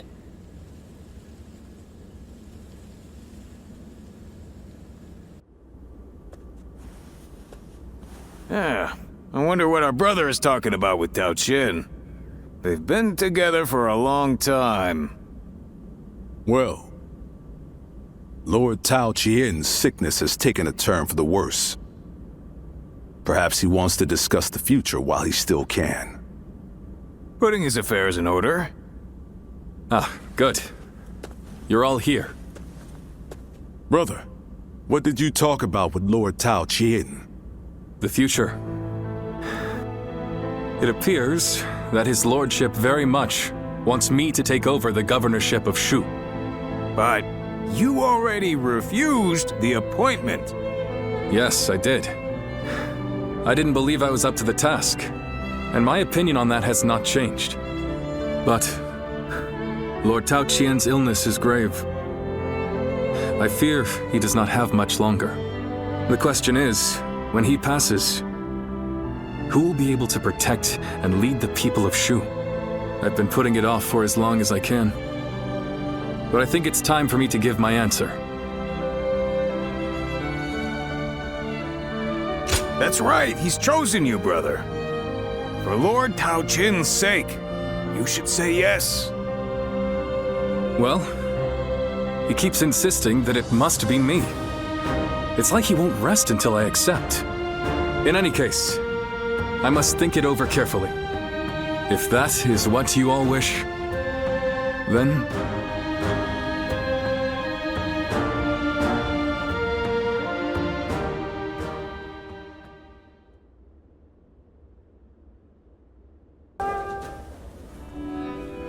Hey, did you hear? Cao Cao's finally managed to defeat Liu Bei. Liu Bei made a long stand at Puyang, but he didn't stand a chance after Lord Cao Cao was resupplied. It seems Yuan Shao and his allies want to take the opportunity to finish him off for good. I don't know what was going through Liu Bei's thick skull, but he came to our brother for help. And knowing our brother, he's going to want to give him a hand. Even though men like Liu Bei are nothing but trouble. Well, I guess we could try, but our brother has such a big heart. It's hard to go against someone so pure. But it's Liu Bei we're talking about here, huh? There's just no way I can trust him. He killed his first lord, Din Yuan, before joining Dan Shua, only to end up murdering him as well. He wears the mask of a man, but has the treacherous heart of a beast. We should be ready, in case he intends to make our brothers his next prey. Yeah, if things go awry, we'll need to be there to protect him. Lord Liu Bei, I'm glad you are safe. Spare me your pity. I was never going to let a worm like Yuan Shao claim my head. But I never thought I would be forced to turn to you. Shen Gong took things too far. I don't know how you can act so high and mighty. You're the one that's come begging for help, remember? Zhang Fei, that's enough. The fact of the matter is, many of our men were wounded or killed in that battle. We made a desperate effort to rescue you, but you give not even a word of thanks. You'll have to forgive those who would air their grievances. Thanks? What foolishness is this? Do you expect me to get on my knees right here and now? No, that is not what we had in mind. We want to make a deal with you. A deal?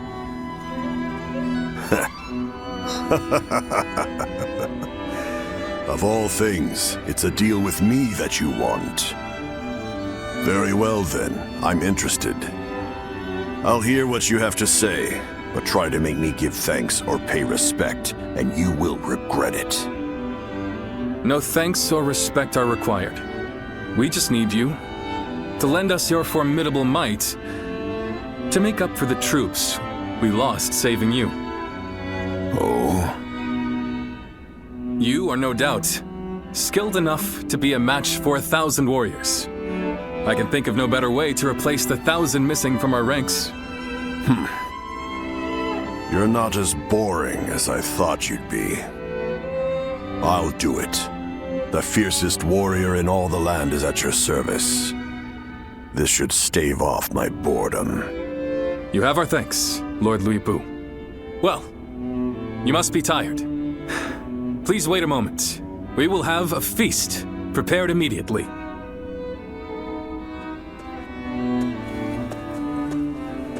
Brother, was this really the right thing to do?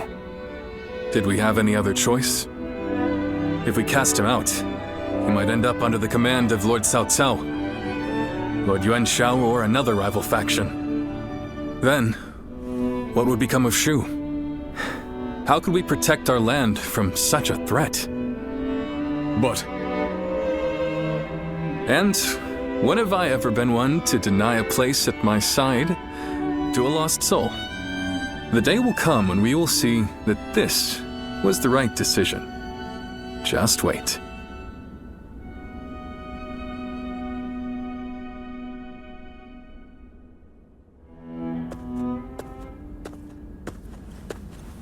Hey. I knew I recognized you from somewhere. You were with Diao Chang at Wang Yun's residence. I'm surprised to see you here. Tell me one thing. Is she here with you? I see. So you don't know where she is. Is that it? After Dong Zhou died, all the rats in Chang'an started to throw their weight around. Wang Yun got caught up in the struggle and lost his life. And after he died, Diao Chan disappeared without saying a word to me. I thought for sure she would have gone to you. I just thought the two of you were close, since you were both together with Wang Yun. But you know, looking at you now, it's all starting to make sense. Who she really cared for all this time. The same shadow follows you both. I guess knowing that will have to be enough.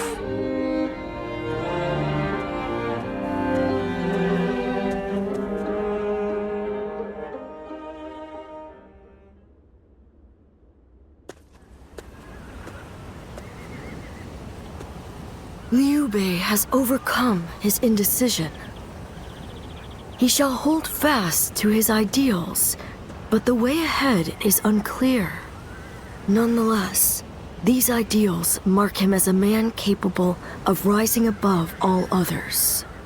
If they become reality, the snake that crawls the earth will take flight and rule the sky as a dragon, guardian of peace.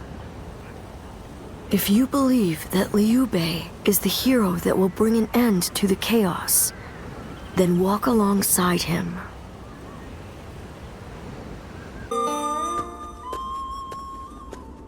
Sorry to barge in on you like this. I have something I need to talk with you about. I would go to Guan Yu and Zhang Fei with this, but let's just say it's a delicate subject with those two.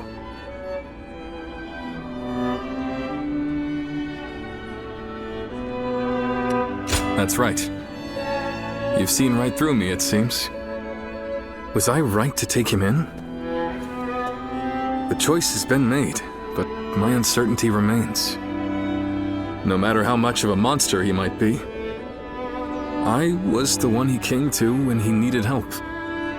But at the same time, the decision I made might end up bringing harm upon my comrades and the people of Shu. Who do I help? And who do I forsake? And beyond that, what goals do I set out to achieve? I am ashamed to admit it, but I think I have even lost sight of what I thought was my dream. Which is why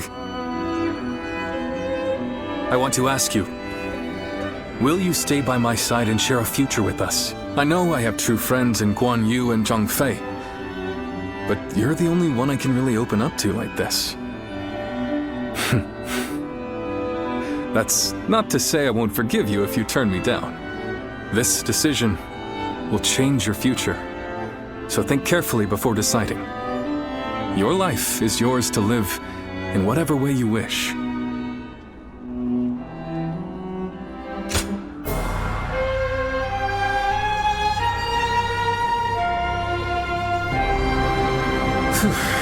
Good. I just felt all the tension leave my body. I am so deeply relieved. What am I saying? I'm already embarrassing myself again, aren't I? You are very special to me. I hope we can make the most of the time we have together.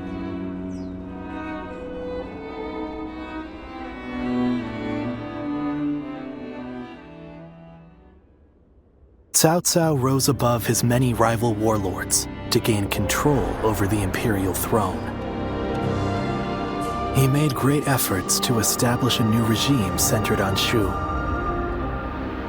In the face of this, Yuan Shao and the other powerful clans could not remain docile, and their ambitions were soon laid bare.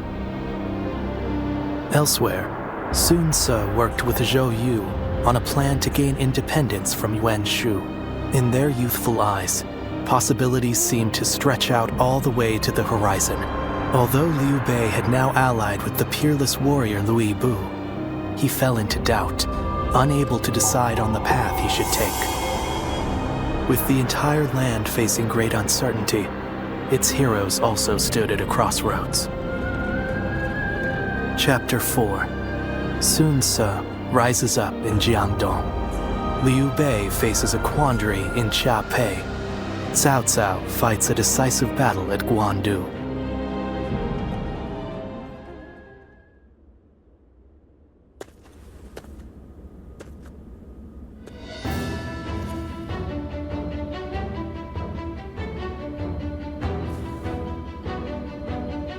Whoa, look at you! A change of attire and you're practically a new man. He is an ally who would fight beside us. This is the least we can do. An ally? Yes. He says he's willing to make our camp his home. Ah, that is excellent news. But are you certain? I seem to recall that you traveled with a purpose. Did you not? I see. Then I will not question you. You and I shall help Liu Bei rise towards greatness. But couldn't you have at least mentioned it to us? You're hurting my feelings here. I'm sorry. I didn't mean to keep you out of it. Next time I'll be sure to tell you beforehand. Look who we have here. Welcome. We are a close-knit bunch, aren't we? Lord Shen-Gong.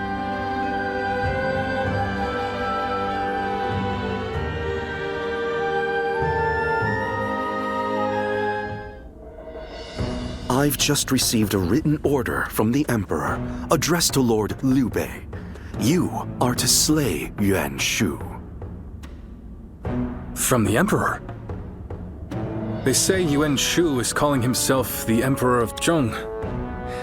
It is no wonder that His Majesty would order his death. Indeed, indeed.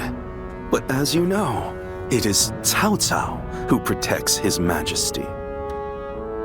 Making this document less an imperial order and more a command sent by Cao Cao to the other lords, yourself included. It is still an imperial order. We cannot refuse. Yes, I urge you to accept. And not to worry, Lord Liu Bu and I will protect Chia-Pei Castle in the meantime. You expect us to believe a single word out of your mouths? My, how vindictive! We had very good reasons to shift our allegiance, I'll have you know. I don't give a damn about your reasons. I'm just telling you, you'd better not cause problems while we're not home. I see. And here I was, thinking that Lord Liu Bei had placed his trust in us. Both of you, enough. We all serve the Han. I will gladly accept the order. But Lord Chenggong, I need you to understand that there will be those who eye you with suspicion, like Zhang Fei here. To ease those concerns, we will leave one of our own to hold this place while we are away from Xiaopei. Are you willing, Zhang Fei? Yeah! Wait, then I'm staying?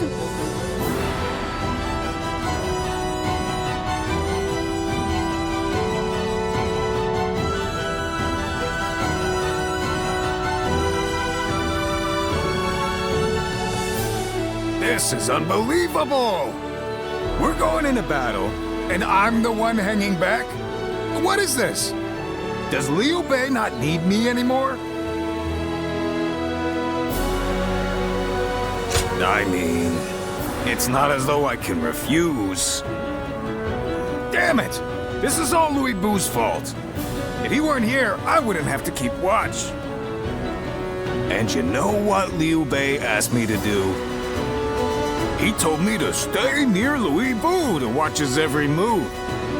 Meaning I gotta see that bastard's face every single day. And he says I can't even drink. If I can't fight and I can't drink, what am I supposed to do? My pillow is drenched in my tears. But I can't just lay in bed doing nothing. I'll have to find some way to spend my day. Still, I appreciate you trying to cheer me up. I'm gonna go have a drink while I still can.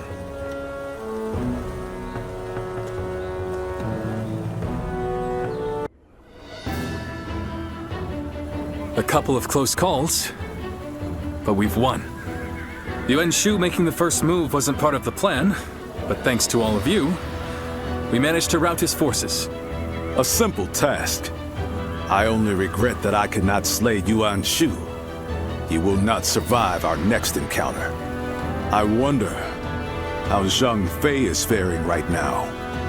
Don't worry. I'm sure all is well. At least I haven't heard anything of concern. Brother! Liu Bei!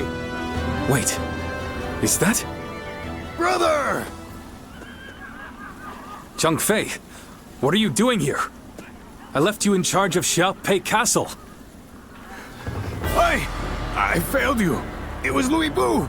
He betrayed us without warning. Without warning? That was the very reason you were ordered to watch over him. I'm sorry, I was out drinking in town. I got so bored guarding the castle that I needed to cut loose. Unbelievable.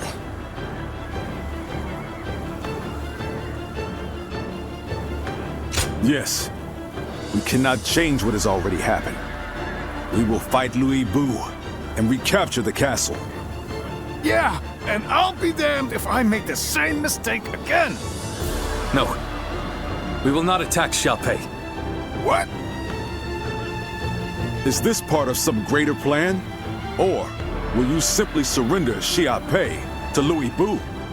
For now, we have no choice but to let him have it. The men are exhausted. They cannot fight in their condition. Recapturing Xiaopei is important. But our opponent is Lord Louis Bu. Our forces alone wouldn't stand a chance against such odds. There is no reason to believe that Lord Louis Bu will be cruel to the people there. Fighting him now gains us nothing. But as much as I hate to admit it, losing Xiaopei is something of a relief. It's a weight off my shoulders. Until now, I have forged my path with an unrelenting determination to help those in need. Did I make the right choices? Or have I gone astray? What does it truly mean to make the world a better place? I still do not know. But if there are answers to these questions, then perhaps I can find them within someone like Lord Liu Bei. We should prepare to withdraw.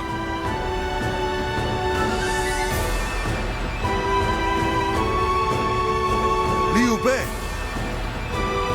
It's all my fault. If I hadn't lost control of the castle, he'd never be talking like this. All we can do now is support his decision. As for Xia Pei, Liu Bei can have it for now.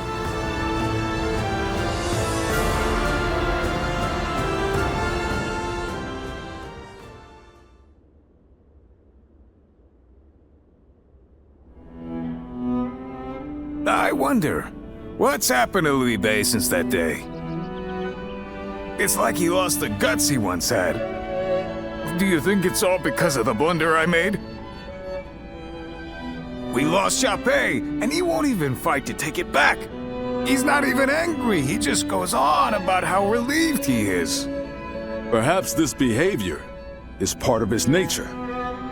His noble desire to help those in need drove him to extend a hand to someone with no sense of honor or justice.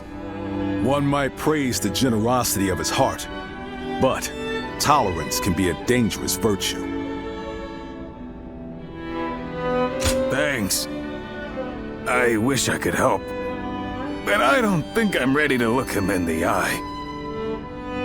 Light a little fire in him for us, will you? He's likely at one of the pubs along the road. Thanks. We're counting on you.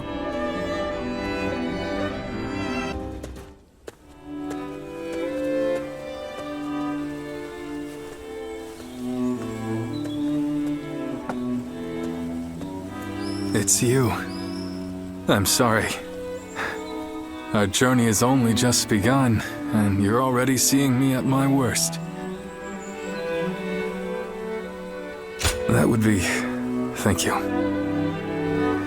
Please, indulge me and listen for a moment. It feels like it's been a lifetime since I left Yo, and yet it has passed in the blink of an eye.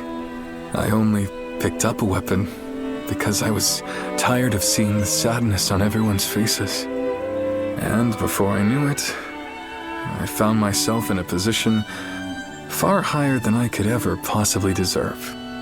I said I wanted to accomplish great things. But that doesn't mean I want to sit in a castle and look down on others. If Lord Liu Bei will protect the people of Shu, then that is good enough for me.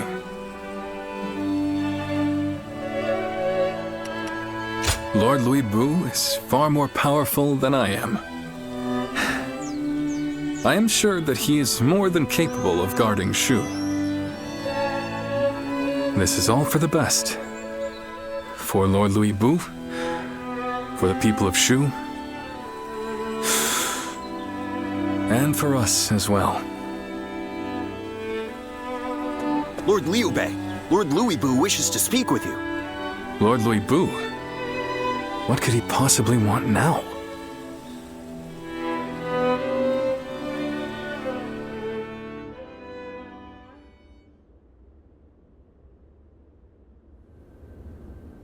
An imperial decree to subdue Yuan Shu. Is this the result of our recent defeat?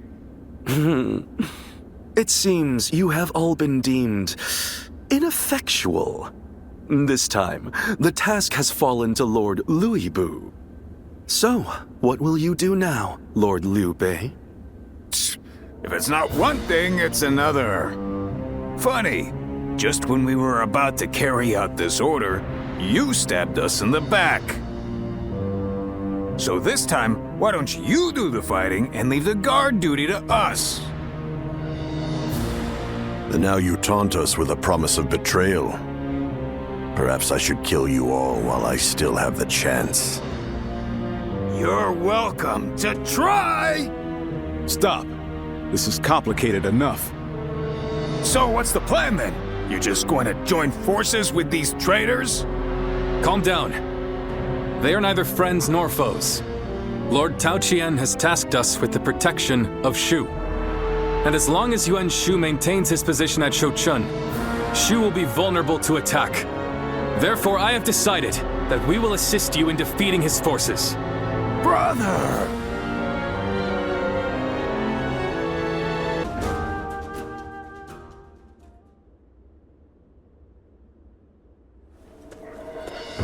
Lord Sun Ce, there you are. Allow me to thank you for heeding the call. We also have a score to settle with Yuan Shu. The Emperor's order was a blessing, if anything. We know exactly how he operates, and exactly how to counter him. That is reassuring. It feels as if I'm talking to Lord Sun Jian himself. Your father was by our side when we fought to put down the Yellow Turban Rebellion and slay Dong Zhuo. We saw for ourselves why he was known as the Tiger of Jiangdong. I hope to see you match your father in battle. Yuan Shu's army is nothing but a swarm of pests. Your assistance will not be required. You think you'll outperform us, do you? We'll see about that.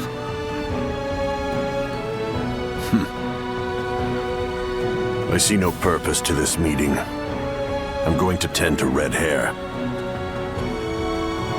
You've got some unique acquaintances, don't you? I suppose he's a little uncouth, but I'm sure he'll be there when we need him.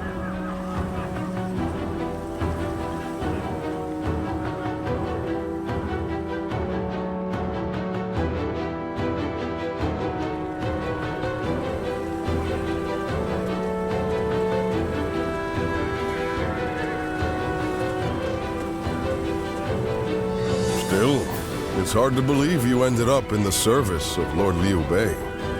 I suppose it makes some sense, considering the long history between you. But, well,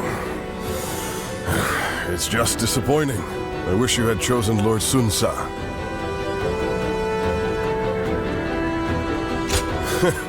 I know it's a difficult subject. I will keep the rest of my thoughts to myself. But, did you ever think we'd see the day when Lord Cao Cao, Lord Liu Bei, and our forces would be fighting for the same cause once again? And with the likes of you on our side, there's no way we can lose. We may have chosen different lords, but we'll have each other's backs all the same. I'm glad to fight by your side.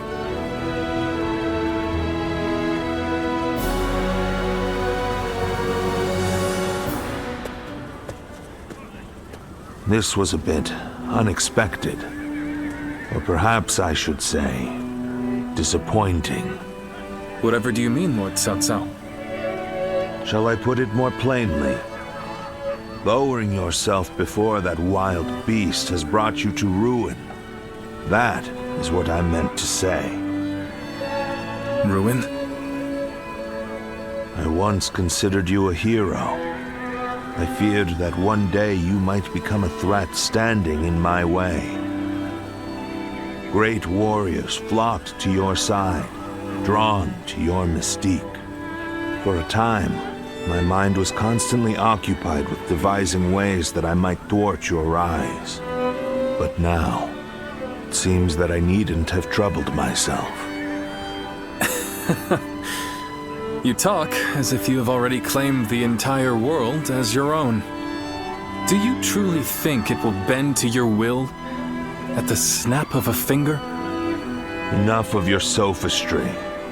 That is, if you wish to save what remains of your dignity. You are now but a stone tumbling down the road. No man is foolish enough to engage a stone in a struggle for power. Being Louis Bu's dog is the best you can hope to achieve.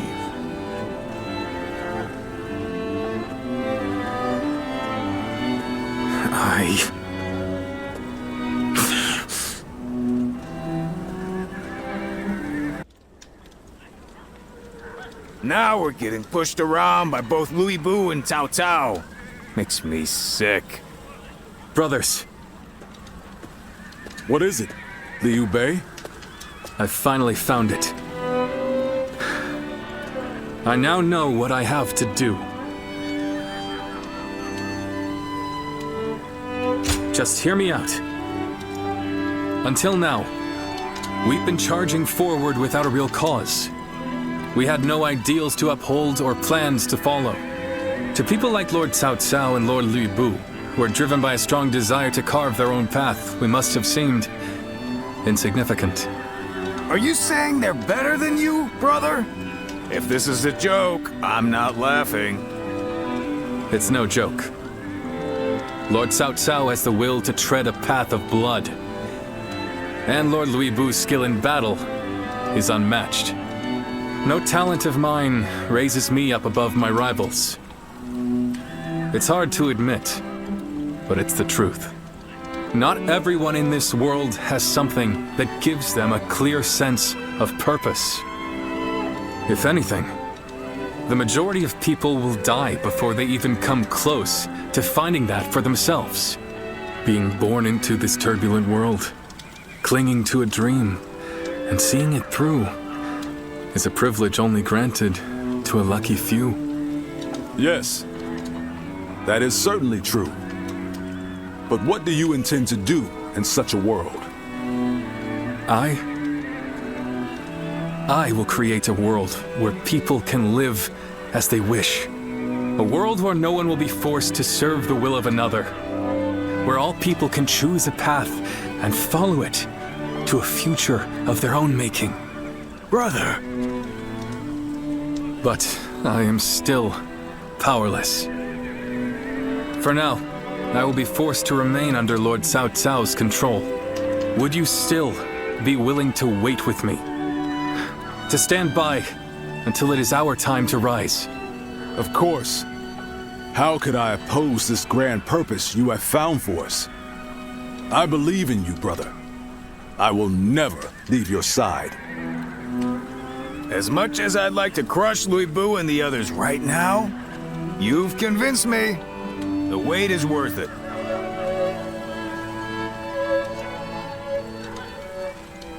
Thank you. It will be hard, but I know we can do it. No matter what anyone says, I'll stay true to myself. I will do what I believe is right, in the way I see fit. That is the only path to power. This stone on the road is about to roll its way to victory.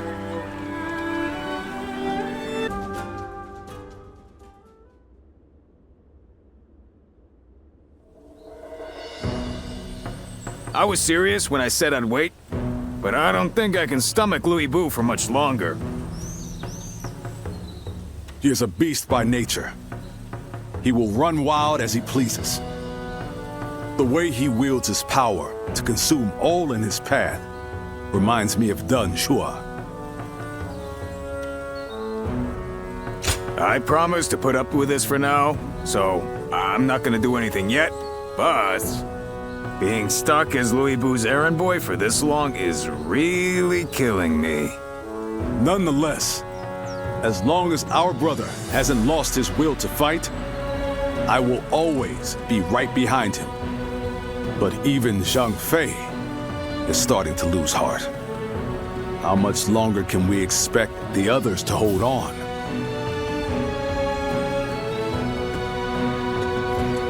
Everyone, please make haste to the war room. What's all the excitement about? Liu Bei's forces. They're advancing on Xiaopei!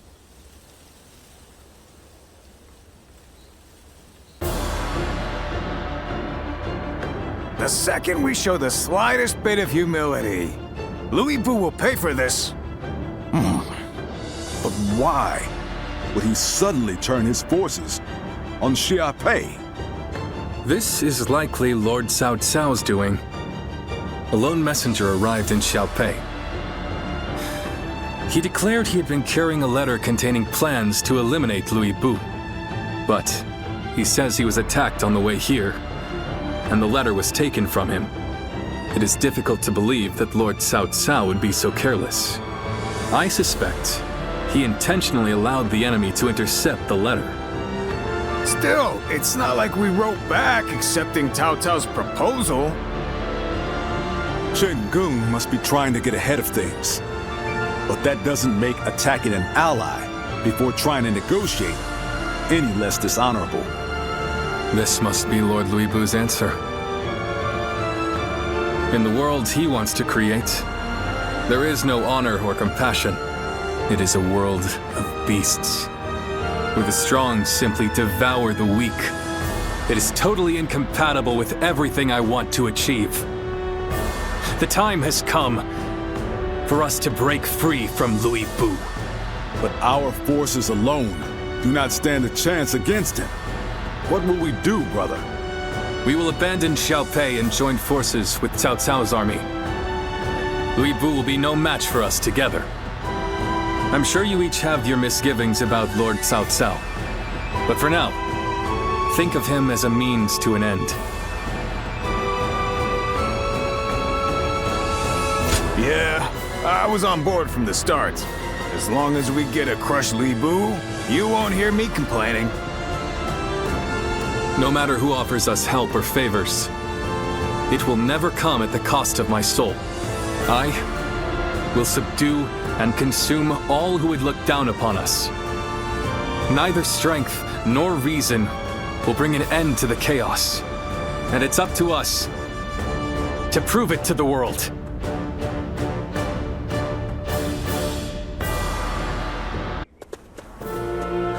Lord Xiahou Dun, Lord Xiahou Yuan, thank you for your help. Give your thanks to Cao Cao if you must. We have not forgotten what happened at Shu, but under these circumstances, we will let it be water under the bridge.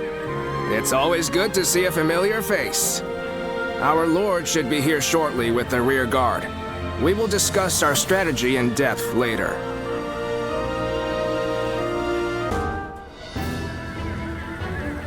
Just you wait, Liu Bei. You will pay for what you've done! You're awfully excited, Zhang Fei. Of course I am! It was my fault that we lost Xiaopei. My failure is what caused all the pain we went through. If that hadn't happened, do you think you would have ever fallen so low? Perhaps not. But without that fall, we never would have found the courage to rise to even greater heights. Guan Yu, Zhang Fei, thank you for believing in me, even at my worst. I have you to thank as well. I could not have made it this far without all of you. You've changed, brother. Have I? Yes. You look like a man of purpose now. Yeah, you were looking pretty pathetic before. I don't think he wants to hear that from you. And you're all just as you've always been. Always there to help me when I need it. I swear your faith in me will be rewarded. Come. If we stand together as one, we can overcome any enemy.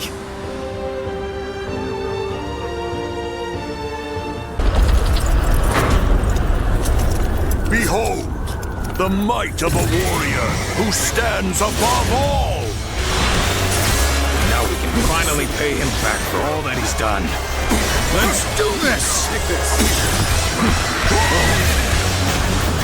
Let's go.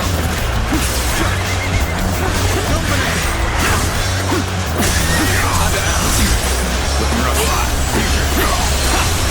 Take this. Take this. His presence alone is almost suffocating.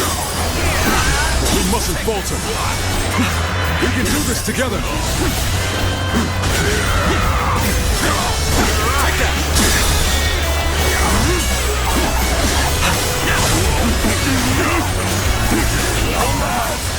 Worthy of standing before me, at least. You'll accept this one.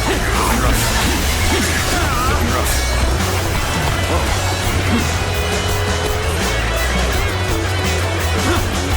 Very that. Looking rough.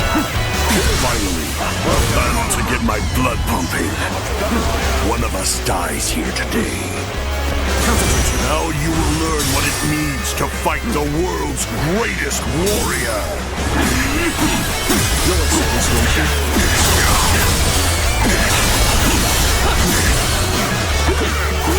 See you. Take this. Got this. Gotta be quick and fast. You'll accept this, won't you? Like a child flailing their tiny, weak limbs. Take this. Surely you are not spent yet. Now it's my turn. Nailed it. Ready up. It's over. So soon. Take this. See you. Take this. I'm sorry. I'm going to withdraw. I'll do that. Take this. You're finished.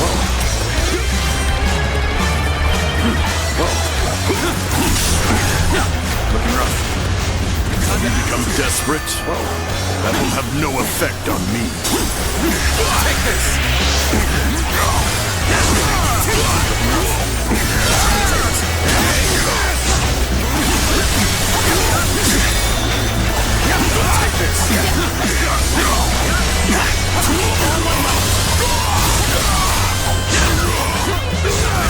My power. I see it.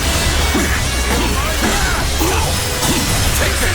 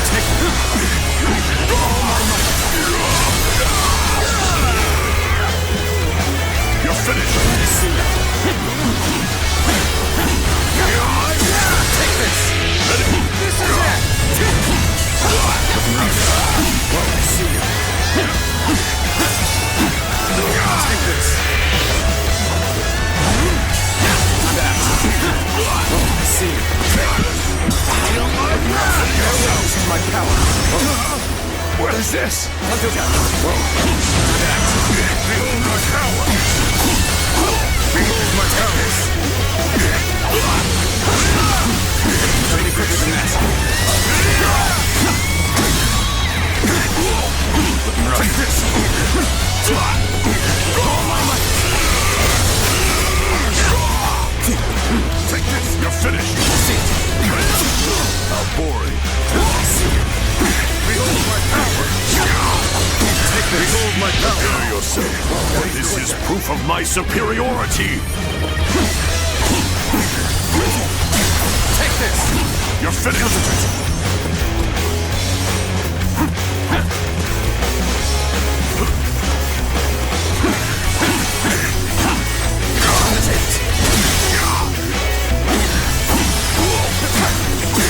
Take this! Gotta be quicker than this. Behold my power! Behold my power! Rough. You're finished! I see you. Concentrate. Take this. Take this. All my might. You're finished! Strength fails me! Take this! Go!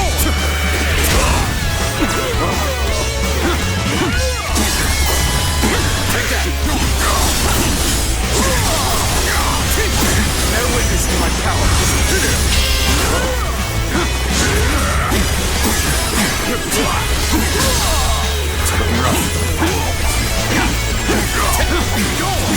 All my might! You're finished!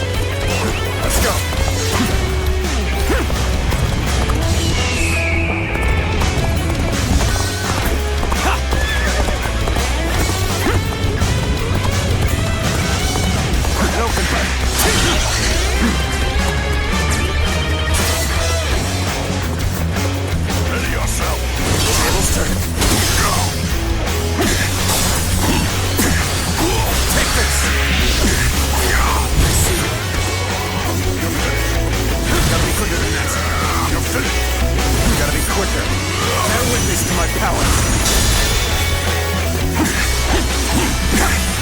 Take this! Look rough. All my might! You're finished! See ya!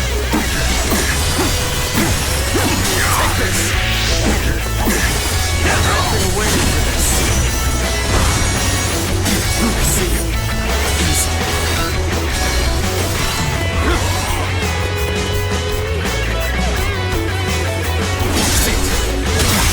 Now boring. Take that!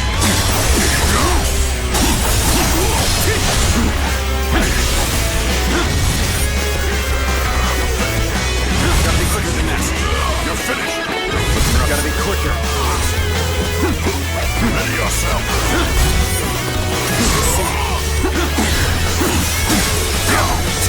Take this. Bear witness to my power.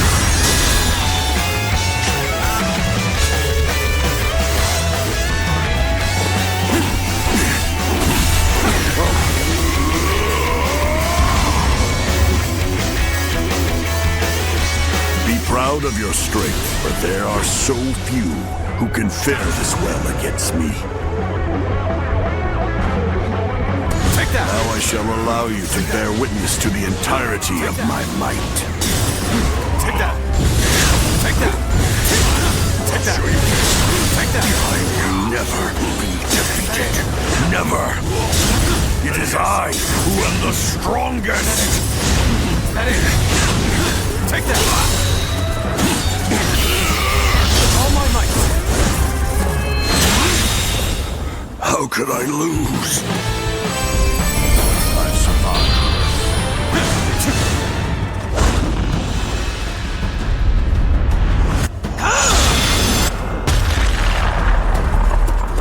So you are the one to bring me to my knees. My apologies for the delay. To put Liu Bei on the back foot like that is no small feat.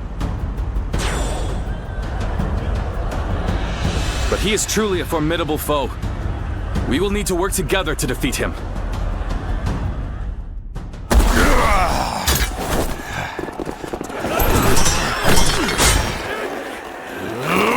Tempests!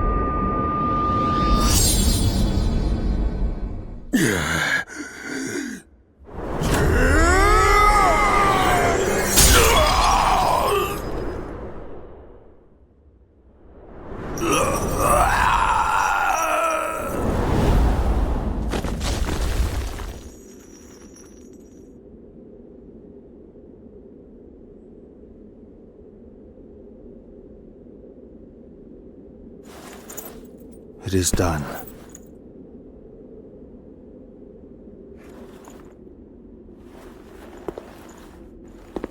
How would you have me conclude this matter?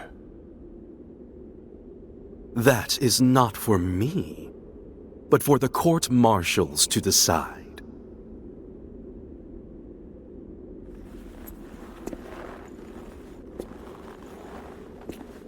And if I were to forgive you,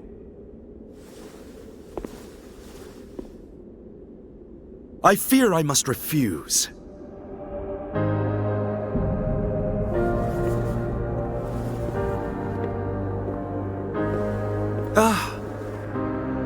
And there's no need to guide me to the execution grounds.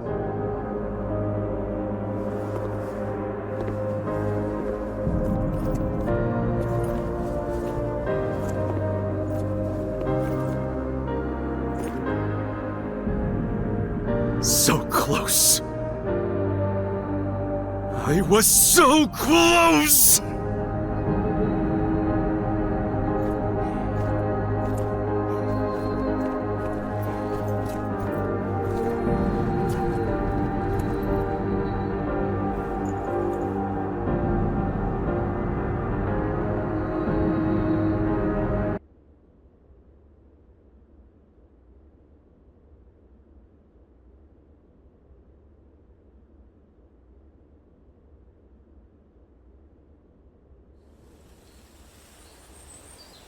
I was taken with Lord Liu Bei's strength. I fought on battlefield after battlefield, hoping I might die a warrior's death at his side. An honor Lord Cao Cao denied me. I hear that it was you who pleaded for my life. What did I do to deserve such cruelty? The loss of a warrior such as yourself would be a loss to the entire realm, and you will never master true strength after death. It is a goal reached only through life. Lord Zhenliao, there you are. Lord Shu Huang. I had heard that you would serve Lord Cao Cao, so I came to give you my greetings. I don't believe we've had a chance to speak in peace since I served under Lord Li Jue in Chang'an. You were in a situation similar to my own, were you not? Lord Shu Huang, if I may ask, how do you serve two lords without any qualms? Saying I have no qualms would be a lie, but so would denying my wish to pursue my path as a warrior. Even as an enemy, I was astounded by how you fought in Xiaopei. Fighting beside you would truly be a blessing. I can only hope that I may follow in your footsteps as a great warrior. Lord Guan Yu, Lord Zhenliao, I ask you both for your guidance. So you would follow me just as I followed Lord Liu Bei? Lord Guan Yu, allow me to thank you for asking that my life be spared. For if I had died in Xiaopei, I would not have had the chance to meet a warrior like Lord Shu Huang again. No thanks are necessary. What say the three of us spar to commemorate our gathering here? A fine idea. You'll hear no complaint from me. After all, a warrior speaks not with their words, but with their blade.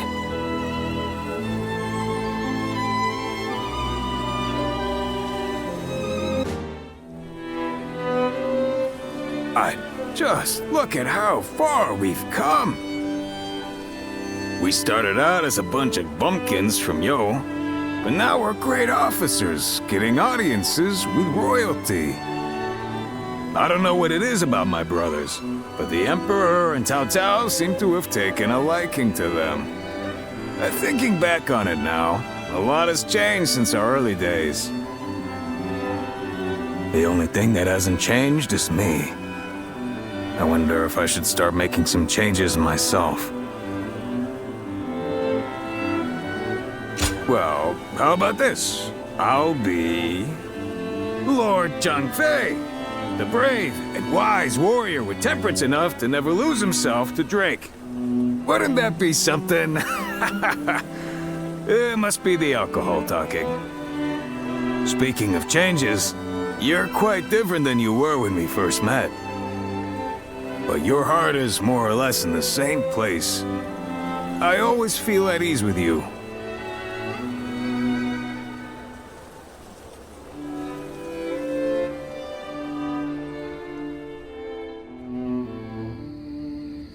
Nothing has changed since Dong Zhuo's rule. Just what is Cao Cao thinking? Treating His Majesty like this? Well, he is the one with full control over the court. To him, the Emperor is a mere puppet. His Majesty might not speak ill of him in front of us, but surely he must be displeased. Or perhaps he is afraid because he is unable to discern Cao Cao's intentions. Have some respect. His Majesty would never fear a charlatan like him. Well, I am certain our dear Emperor is pained at all the tyrannical deeds committed in his name. Perhaps we should have forgone Cao Cao and entrusted someone with more prestige, like Yuan Shao. but I hear that Liu Bei might also be worthy. Ah, well met. On patrol, I presume? It has grown late.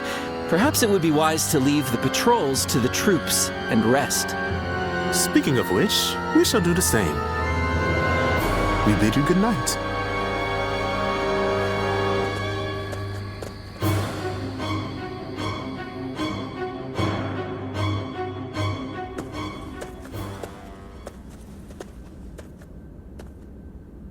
What timing? I've just received word that Lord Gongsun Zan was defeated by Lord Yuan Shao at Yijing.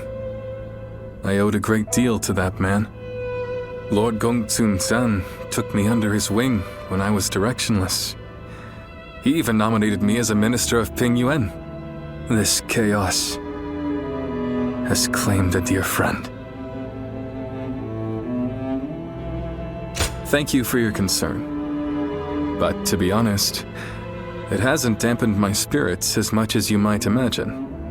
Lord Gongsun Zan's defeat has given Lord Yuan Shao the 4 provinces north of the river, making his kingdom the most powerful in the land. Conflict with Lord Cao Cao will be unavoidable. History is being written. Great changes are coming to our world. The sadness I should be feeling at the loss of a great friend has been replaced by strange excitement for the future. I have something to discuss with you. Tonight, let us enjoy drinks in the moonlight before feasting together in your room.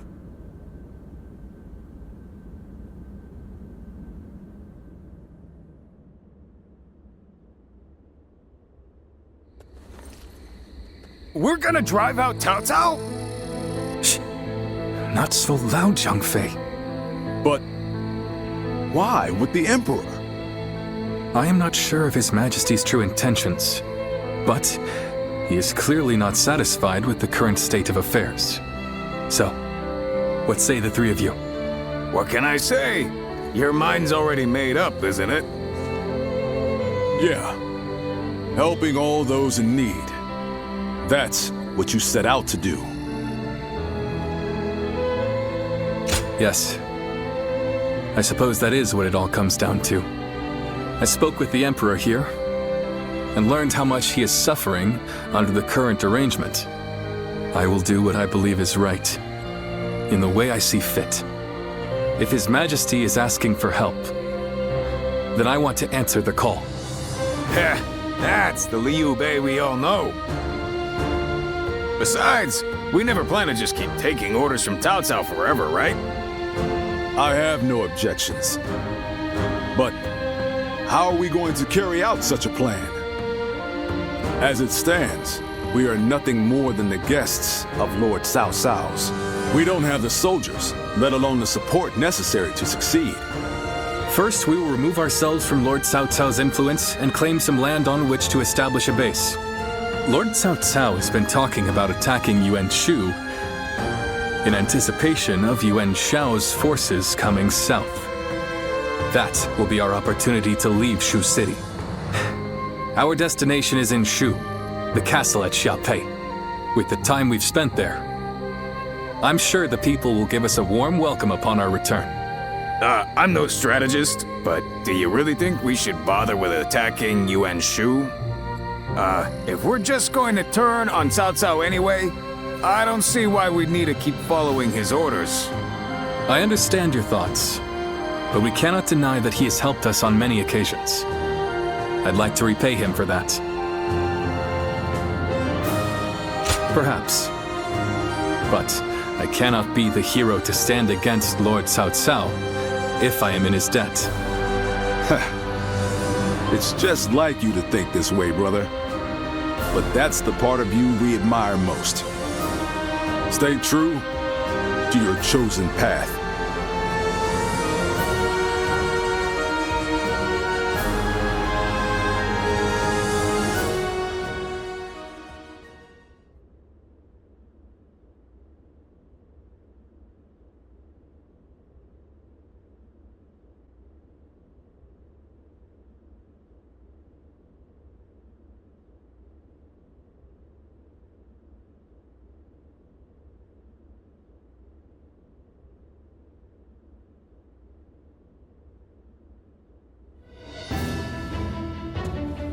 While Liu Bei is away negotiating the alliance with Yuan Shao, it's up to us to defend Xiaopei. His family also resides within this castle. Should anything happen, we must be ready to guard it with our lives. Cao Cao's forces are currently engaged with Yuan Shu's massive army. He can't exactly turn around on a whim, but he might still send one of his stronger officers our way. We need to stay on our guard. I am sure Liu Bei and the others will be able to secure the alliance and bring back reinforcements. All we can do is put our faith in them and perform our duty here.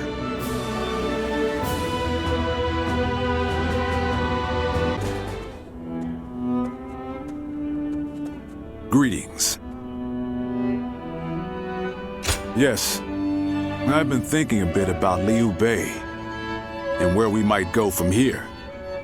When he told us that he had found his purpose, when he decided to part ways with Lord Cao Cao to establish a base of our own, I was happy. If we could spare the people of this troubled world even one source of grief, then we sworn brothers would proudly charge into battle. And yet, he still lacked a solid ambition for us to pursue. He would speak of doing great things for the world, but never decided what those great things would be. But then, after fighting Liu Bei and having that discussion with Lord Cao Cao, something changed. He found some sense of purpose. This could well be the turning point. Will he be able to seize this opportunity to rise? That is why it is more important than ever that we support him, no matter what. That's what I like to hear. We must all work together to help him achieve greatness. We have a report! What is it? Cao Cao's forces are advancing on Xiaopei Castle! How could this be? What about my brothers? We have received no word. There are rumors that they have fallen to Cao Cao's forces. Please, sir, your orders! We must defend the castle at all costs. I'm counting on you to help us make it through this.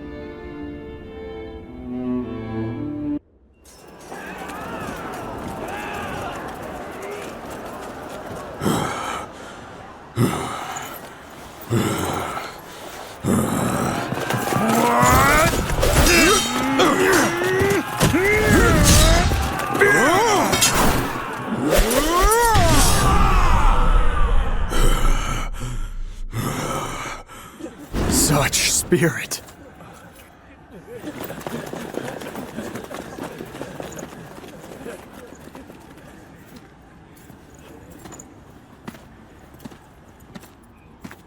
Lord Guan Yu.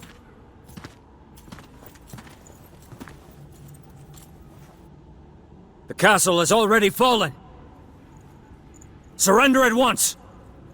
Never. I shall fight to my last breath.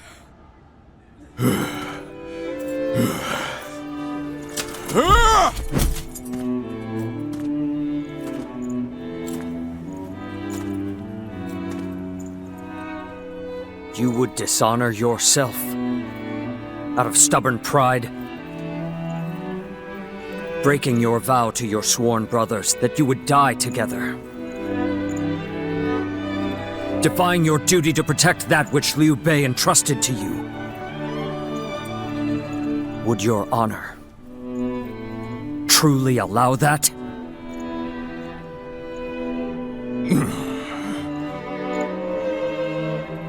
I need 3 promises from you. I will surrender to the Emperor, not to Lord Cao Cao. No harm shall come to the family of Liu Bei. And the moment I find my brothers, I shall run to their side.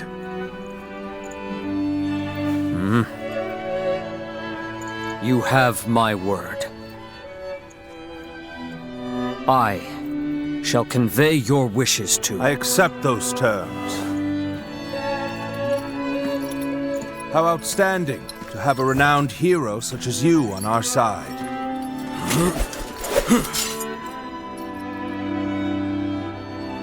May our acquaintance be long and fruitful.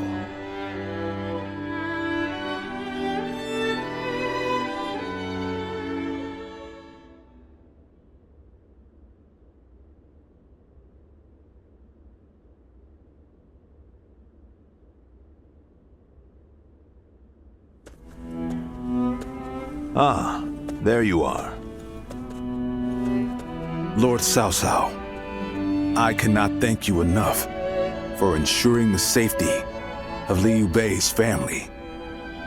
Think nothing of it. More importantly, I have something I want to ask you. Guan Yu, what would you say to an invitation to remain in my service? What?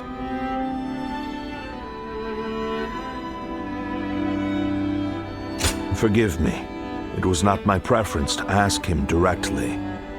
If the proper authority were present, I certainly would have made the request accordingly, but... I am flattered by the offer, but I will stand by my brother's side for as long as I draw breath. And what if Liu Bei is no longer of this world? Lord Cao Cao. No need to look so grim. I merely asked what if. I will not force you to decide now. Take your time and think it over. Certainly. He has been incredibly generous and has treated Liu Bei's family well. That is a debt I must repay in full before I leave. But I do not intend to stay here long.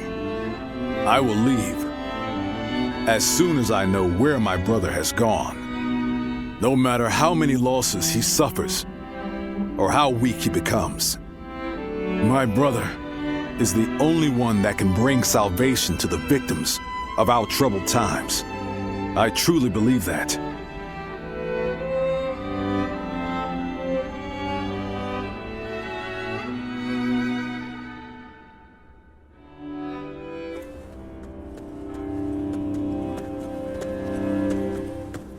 I never expected you to fall back under my influence. I'm glad to see you, Ziluan. Ever since you joined Liu Bei, I was certain we would never get another chance to meet like this. But now, both you and Guan Yu have fallen right into my hands. I can think of no greater gift. I understand how you feel. As a follower of Liu Bei, you must see me as your sworn enemy. But we have yet to hear of Liu Bei's whereabouts. If you left me now, where would you go? In any case, I see no reason to keep you under guard. I promise you will be treated with all the respect a guest is due. It goes without saying that Liu Bei's family will also be well taken care of. I wouldn't dare disrespect your loyalty to him. Get some rest for now, Ziluan. May your next journey be fruitful. And hopefully, at my side.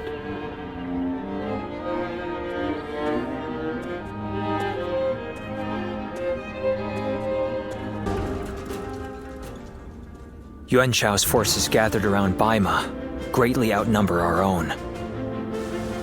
They must be trying to quash our potential strategies with sheer numbers. Be that as it may, any commander who would lead such a massive army is bound to let his hubris get the better of them. We must discover and strike at where they have been negligent. The question is how? Send a small force to ambush them? No. It would be but a momentary diversion against an army that large. Though if we can separate their forces, we may be able to take them down one group at a time. Separate them how? I doubt Yuan Shao would be easily fooled.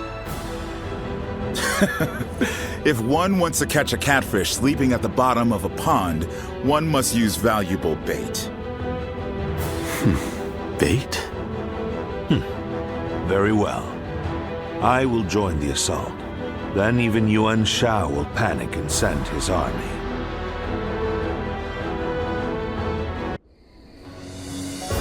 This was a great victory, and it is owed to your wisdom and strength.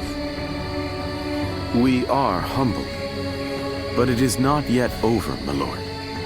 Aye.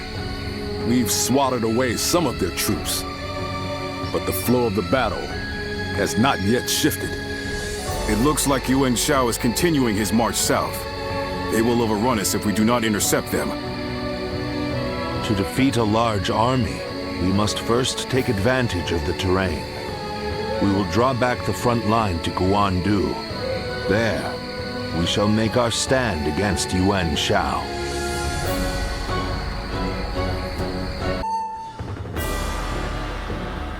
What shall we do, Lord Cao Cao? Their numbers are far too great to fight without a plan. Yuan Shao's army is growing cautious as it nears Guandu. It appears their loss in Baima has shaken them. But with our supplies dwindling, Yuan Shao must know that time is on his side. Any news from Shu City, Guojia? Lord Xun Yu says that lords in the vicinity of Shu City are showing signs of revolt. And there are rumors that Liu Bei was spotted among the leaders of the rebellion. Liu Bei? His Majesty has taken a liking to Liu Bei.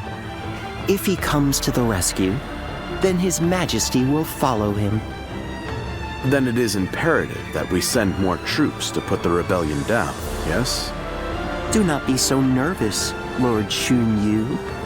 Those who lack the heart of a warrior are destined for defeat. Let us endure for a while longer. Our chance will come to us in time. Brother.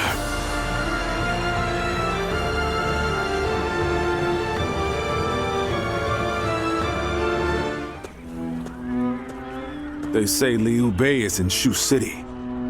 I wonder if Zhang Fei and the others are all right. Agreed.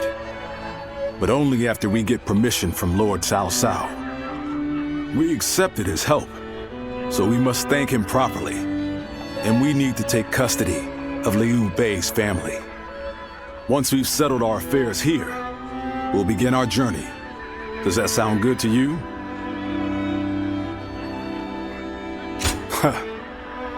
Then let us return together, back to my brother's side.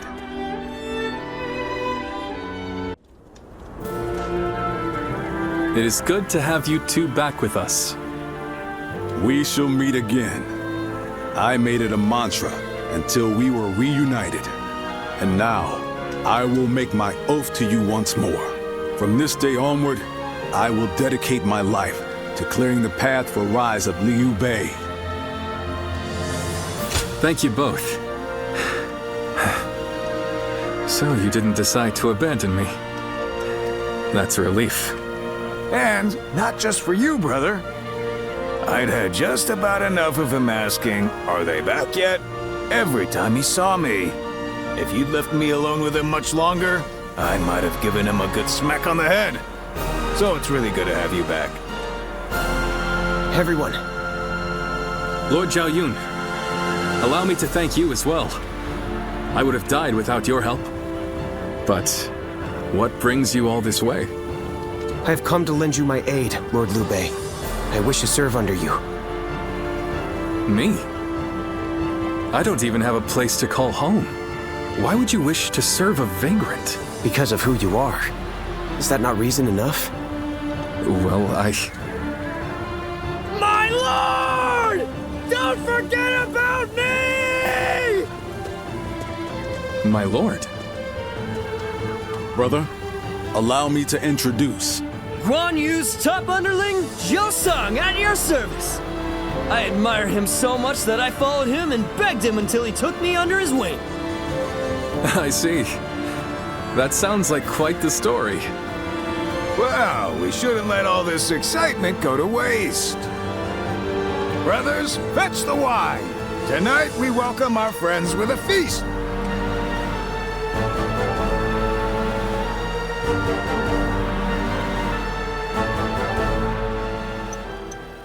What a pleasant breeze.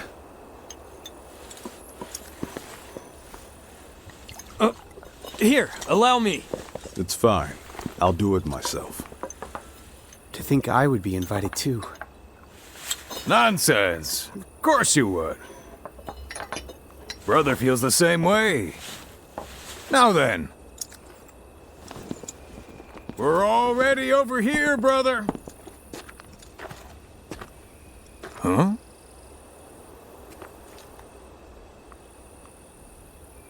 How distant they are. Those stars in the sky.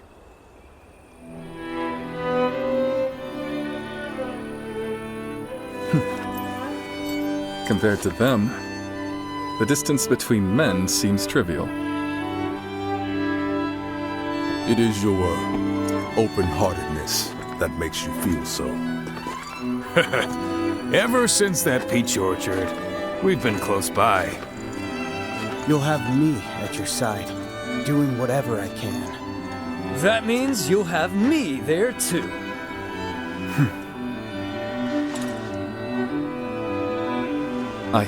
Thank you, all of you. Though I cannot offer you compensation at this time, I shall swear to you again. Together, we shall journey throughout this vast land. We shall!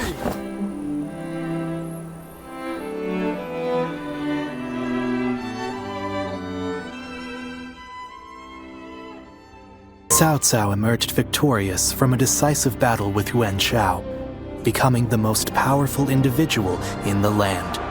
He actively strove to establish hegemony over He Bei, and in turn, the entire land. The Sun clan fell into turmoil after being tragically deprived of their lord once again.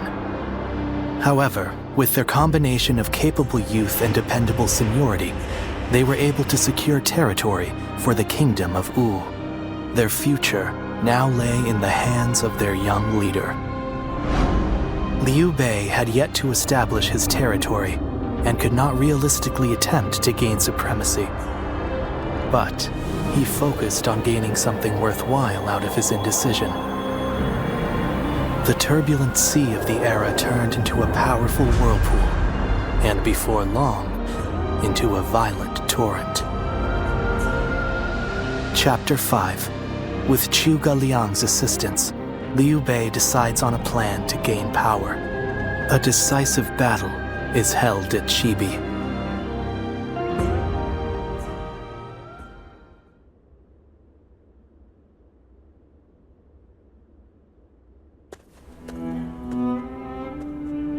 Both sides struggled to gain an advantage at Guandu, but in the end, Yuan Shao's forces were crushed after Cao Cao raided their storehouse. With no hope of recovery, Lord Yuan Shao eventually succumbed to illness. I see. I owed Lord Yuan Shao a great debt of gratitude for helping me when I most needed it. But I never got the chance to repay him. Lord Cao Cao and Lord Yuan Shao, they knew each other well and fought for supremacy. But only one has emerged as the most influential force in all the land. Meanwhile, Brother, this is not the time to be feeling sorry for ourselves. We chose this position near Shu City to pressure Cao Cao's forces from behind as they battled Yuan Shao in Runan. With Yuan Shao's forces routed, we are no longer obligated to stay. Is it still worth it to us to be a threat to Shu City? We need to decide. He's right. What will we do, brother? I don't know. Huh? I'll be honest. Everything is changing so fast that I'm having trouble keeping up. Hey, come on, don't give up now. Wait, Zhou Zhan, Zhao Yun, do you two have any ideas that could help? Me? Ideas? Well, I just leave the thinking to someone else and do whatever Lord Guan Yu tells me to. I'm afraid I'm no more helpful than he is. Now who am I supposed to look to for answers? Oh, wait, what about you? Hey, I'm the one asking. Why are you turning this back on me? Ah, I get it. You're just as stumped as the rest of us, huh? You know, I think this conversation may have shown me what is holding us back. Brother, what we need is a guide. Someone who can help us steer closer to our ideals. A man of wisdom. Wisdom, eh? Now that you mention it, I have heard that great minds tend to gather in Jing. Maybe that's where we can find someone with the skills we need.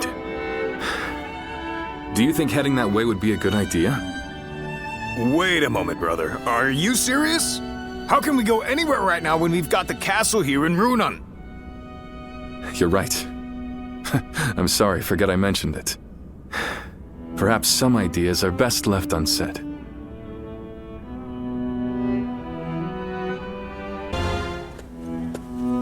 Hello. In times of trouble, suffering, and sadness, you always manage to appear by my side.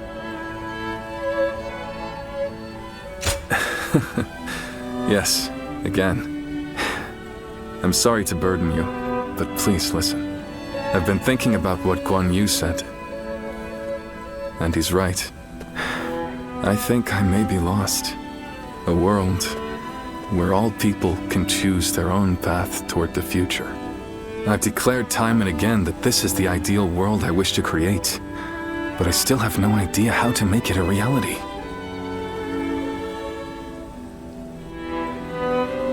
I can't deny that.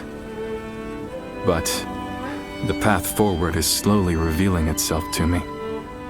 As Guan Yu said, we'll need someone to guide us if we want to find a solution to this problem. That's why we should start our search as soon as we possibly can. For us, and for everyone else searching for their own path toward the future. But, even if we did go to Jing, would we be able to find the sort of guide we seek? The longer I remain lost, the more anxious I become. Lord Cao Cao and our other rivals are gaining strength as we speak. I don't think we can afford to waste any more time here. But don't take my anxiety as a sign of wavering resolve. If that is your worry, you may rest easy.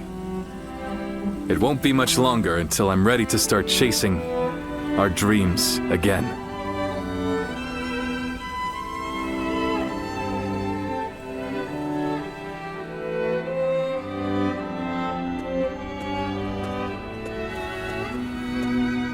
Oh, didn't expect to see you here. I thought it would be Zhao Yun. I can't turn around without him asking to spar with me. But I never get bored of fighting, so I don't mind. I've taken him on a few times now, and he's far better than most. Yeah, but come to think of it, after you joined us, we went a while without adding any new faces to our ranks. Now we have a great lineup of strong fighters on our side, and my brothers want to get someone smart to point them all in the right direction. That'll make us even more powerful. I understand that. I do. But I'm worried we won't see eye to eye. Yeah, you're right. If they really are smart, they'll pick things up quick enough. So, I've got nothing to worry about. Whoever we bring into the fold, I just hope it's an honest person that I can get along with. Because there's nothing I hate more than a know-it-all with a smug look on his face telling everyone how right he is. Reporting, sir. Cao Cao's forces are mounting an attack on us here on Runan. Please, Make haste to the war room.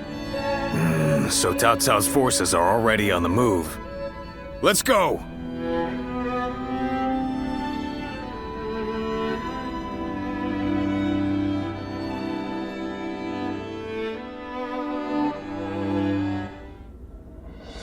I just went to scout them out. It turns out Cao Cao himself is leading a large force here. What? Lord Cao Cao is leading them. But why? We're nothing but wanderers. We're more of a rabble than an army. There's no way we would stand a chance against their main force. Heh. Looks like they're not taking any chances with you on our side, brother. Lord Cao Cao. Does he plan to slaughter every last one of us? Perhaps this would be a good time for us to flee to Jing like you mentioned before, Lord Liu Bei. Agreed. The ruler of Jin, Lord Liu Biao, is a relative of Liu Bei's. He will surely welcome us with open arms. Wait. Under these circumstances, going to Jing would end up making it the target of Cao Cao's attack, would it not? That would force great hardship upon Lord Liu Biao and the people of Jing. I think I'd rather... You would rather throw your life away. If you die here, all of your dreams, everything you want to achieve, will die with you, condemning the people to lives of despair. Guan Yu. You worry too much, brother. With a few more soldiers on our side, Cao Cao won't look so tough. We'll make a stand in Jing and drive them back. Right, Zhao Yun? Yes, and I won't let them lay a finger on Lord Liu Bei. As long as Lord Guan Yu is there, I don't care where we go. I'll be right by his side no matter what. Brother, our hearts are set on Jin, but the choice is yours. You just can't let me give up and die in peace, can you? You're all so stubborn. And such wonderful friends. Brother. Very well. We flee to Jing. I have only one order to give before we go. Everyone must survive this journey. Now, prepare to depart.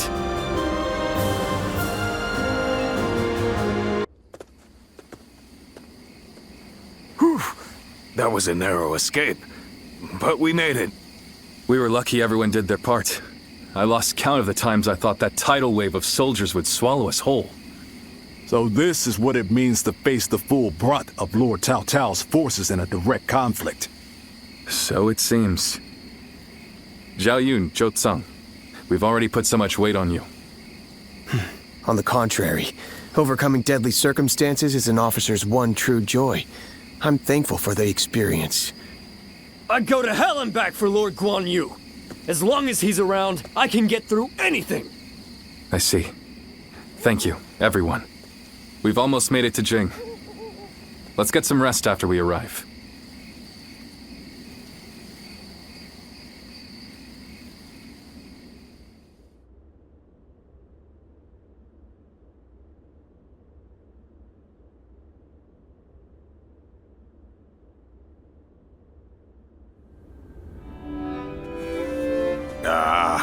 I'm so bored. On days like these, all a man can do is drink the hours away. Wouldn't you agree? What's wrong with a little wine to pass the time?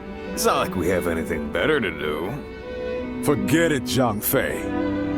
The last time you thought you had time to drink, you nearly destroyed Liu Bei's reputation. Come on, I'm dying of boredom here.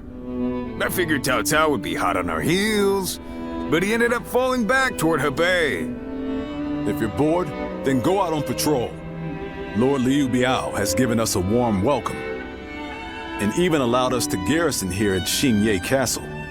Our brother is doing his best to meet Lord Liu Biao's expectations by governing well and earning the trust of the people of Xingye. If you have time to get drunk, then you have time to listen to the troubles of at least one of the peasants. Yeah, I get it. But isn't that the sort of thing we've been doing since the start? I thought Liu Bei brought us here to do something bigger and more important. But while we're sitting around doing odd jobs, Cao Cao is getting stronger by the day. True. And hasn't our brother accepted Liu Biao's invitation to that banquet tonight? How the hell will socializing with Liu Biao and his peasants bring us any closer to defeating Cao Cao? That's enough, Zhang Fei. Our brother has his own idea of what's best for us. Is that so? Then he should at least tell us what he's thinking. The way he's acting now, it's like he completely forgot all those dreams he used to go on about.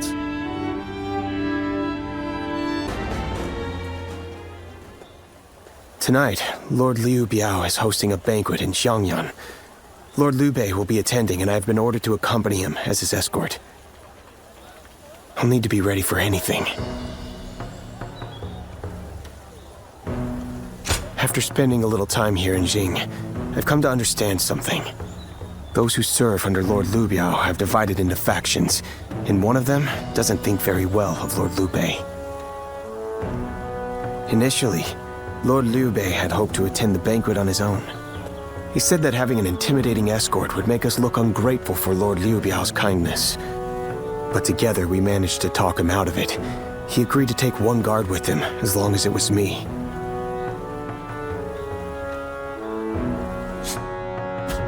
His reasoning is that Lord Liu Biao wouldn't be able to relax and enjoy himself drinking around someone as stern as Lord Guan Yu. He's very hesitant to bring Lord Jiang Fei to a formal banquet, especially one where wine is being served. So he ended up choosing me instead. As for me, I am bound by our leader's orders. I've been asked to be unobtrusive as I watch over him. But from what I have seen, it is clear that not all is well here in the land of Jing. All I can do is hope for the best.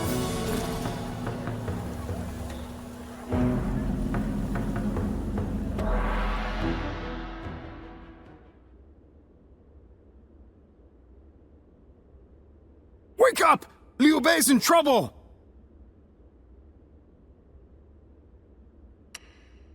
Stop whining and get out of bed right now! My brother, he's at the banquet. Damn it, I can't explain it. Zhao Yun will tell you everything. Just hurry up and come with me.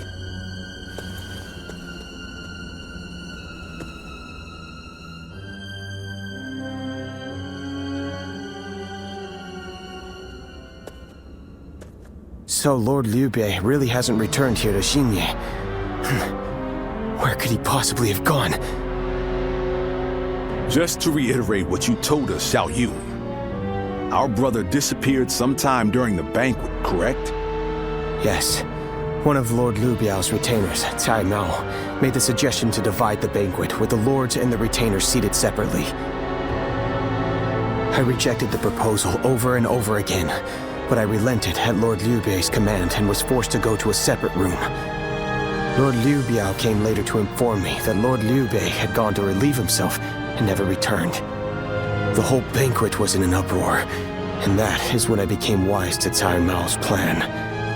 He believed he was in a position to seize control of Jing, and saw the banquet as a chance to eliminate Lord Liu Bei. Getting the lords and retainers into separate rooms was likely a ploy to pull Lord Liu Bei out from under my watch. Such treachery. But it is possible that our brother sensed danger and fled. Cai Mao, he'll pay for this. I'll kill him the second I see him. Calm yourself, Zhang Fei. For now, we need to make sure our brother is safe. Damn it all. And what about Liu Biao? We all know he must have had a hand in this too. No. Lord Liu Biao rebuked Cai Mao and placed him under strict watch. It really seemed like he had no prior knowledge of the plot whatsoever. He is not at fault for what happened. All of the blame should fall on the one who failed to guard his lordship, who shamelessly returned with nothing but excuses. I will find Lord Liu Bei, even if it costs me my life. And after that, I intend to accept whatever punishment I deserve. All you have done is faithfully guard our brother's life. You have nothing to be ashamed of. Lord Guan Yu. While we're wasting time talking, our brother could be... Right. We've no time to waste. The more of us we have looking for him, the better. Cao Cao, send your men to Xiangyang to search the area. You got it! I'll run over and have a quick look for myself as well. I'm going to Shenyang too. I can't see myself getting any sleep tonight anyway. I will join you. I am sorry to trouble you, but would you be able to join the search as well? Please be safe, brother, wherever you are. Have we seen Lord Liu Bei? Who was that again? Hey, come on now. He was Lord Liu Biao's guest of honor, remember? Oh, so he's pretty important, huh? I don't know what Lord Liu Bei looks like, but I did see an elegantly dressed man over at the southern market. We usually go to the market up north, but there's a nasty bunch of soldiers hanging around there, so we went south instead. I think that must have been when he spotted him. I'm sorry we couldn't be of any more help. I hope someone finds Lord Liu Bei soon. Oh, how goes the search? I've been running around asking everyone I can, but not a single one of these people have seen Lord Liu Bei. I'm going to look around here a little more. So would you mind taking your search up north?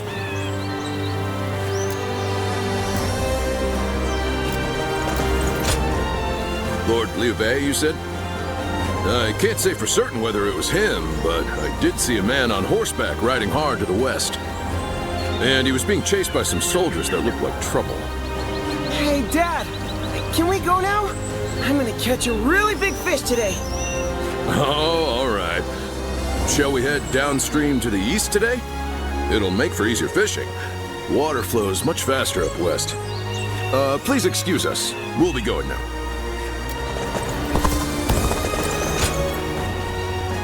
So, your search brought you here as well. That means my brother must have come this way. But there's a deep valley just ahead. And I heard someone just cut the bridge down. So, there's no way across. You think that means he had to jump into the river down below? If he did, I really hope he made it across. Oh, you've made it here as well. Based on the information I've gathered, it is very likely that Lord Liu Bei is somewhere near this location. But why would he be out here in the middle of nowhere? Ah, there you are. Lord Liu Bei, it is so good to see you alive. I'm sorry about all this. Everyone must have been worried sick. But where could you possibly have been all this time? Well, that's a very long story. There's also something I'd like to discuss with everyone. Let's head back to Xinye for now.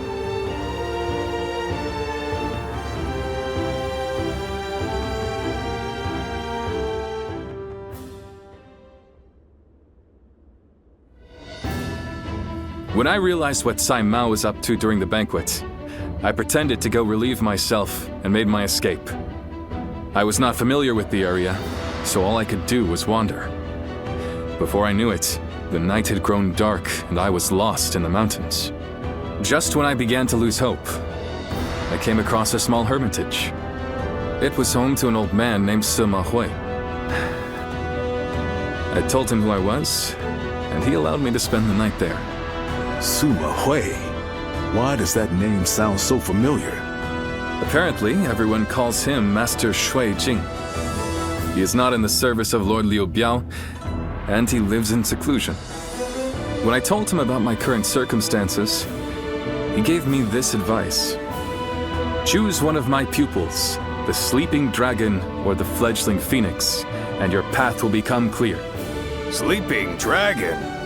Fledgling phoenix? Who the hell are they? You've met many people in your travels. Do you have any idea who those two might be?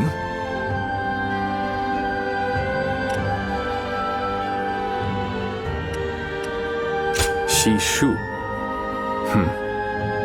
So you think he could be either the sleeping dragon or the fledgling phoenix? With all due respect, Lord Liu Bei, did it not occur to you to ask Lord Sima Hui for the names of the sleeping dragon and fledgling phoenix? Yeah, that would really speed things along for us. Of course, I did all I could to get the names out of him. But he would just say, "You'll know," and smile without answering. Perhaps he meant that you must put forth some effort to find what you seek. These intellectual types always feel the need to test you. He must think he and his students are really special. It's frustrating, I admit, but his words have given me hope. Like a ray of light shining through the darkness. Perhaps it's time we break free from this laziness. After all, we've been growing rounder by the day due to all the banquets. Brother!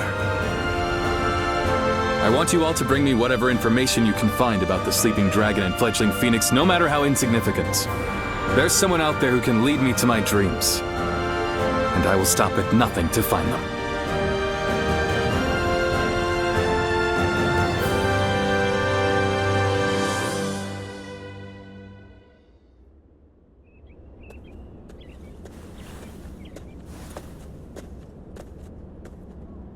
I've come here to ask you a favor. I know this may seem quite sudden, but do you think you could introduce me to Lord Liu Bei? I'm sorry. I guess I should start from the beginning. What Lord Liu Bei's ranks are missing is the guidance of wisdom. I myself have spent a good deal of time in the pursuit of such studies. While I may not have the vision of the sleeping dragon or fledgling phoenix, I think I can be of some help to Lord Liu Bei's forces.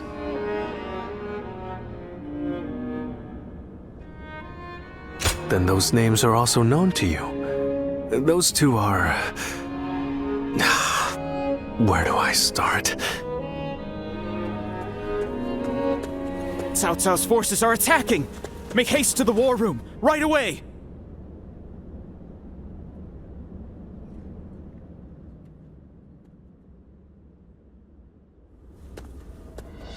Cao Cao's forces have already reached the castle gates. And they've moved into such a strange battle formation. I've never seen a formation like that before. Lord Liu Bei, how should we respond? Their army is large and they're in an unfamiliar formation. Perhaps it's best we defend from inside the castle? But there might be even more of them coming. If we stay on the defensive too long, our soldiers will lose heart. You're right. More importantly, us holding up here would be a great burden on the people of Xinya. But what else can be done? We aren't getting anywhere by talking. I'm going out there, all right? Please wait. That formation is not something you can carelessly charge into. And who are you? I've never seen you before. Well, I'm not really sure what I should say here. A little help, if you would? Huh? A strategist? And, you two know each other? Would you be willing to help us through this? What is your name? I am Shishu, a pupil of Master Shuijing. I thought my skills would be best put to use in the service of Lord Liu Bei, so here I am. Shuijing? Could it really be? We can speak more of my origins later. We should first concern ourselves with eliminating the impending threat. I had a look at the enemy's formation in the front of the gate just a moment ago. It is known as the Eight Gates Formation. Charging into that powerful formation without the right strategy would end in certain death. But given Cao Cao's superior numbers, it will be difficult for us to move into the proper counter formation. But if I could observe their ranks from a closer position, I may be able to tell you the best way to fight against them. Brother, what should we do? Can we really trust this strategist with our lives? I believe in him. Besides, none of us had any idea how to get out of this. So why not give Shishu's plan a chance? Lord Liu Bei, You will not be disappointed.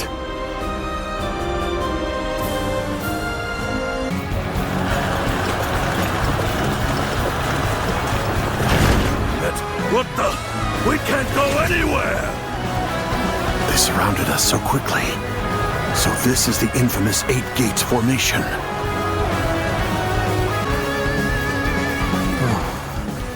As I expected, their formation is incomplete. If everyone follows my orders correctly, this plan is sure to succeed. But the enemy is undeniably strong. They've made any weak links in their formation hard to exploit. The gates of life, view, and opening have been expertly concealed. It will be difficult to determine which one to attack. If we choose the wrong one, it will not end well for us. Yes, but we are not without hope. Those 3 gates are bound to be different from the others, somehow. We just need to look for that difference. If we choose the correct gate, their formation will crumble. They're going straight after our weak points. Perhaps we didn't conceal it well enough.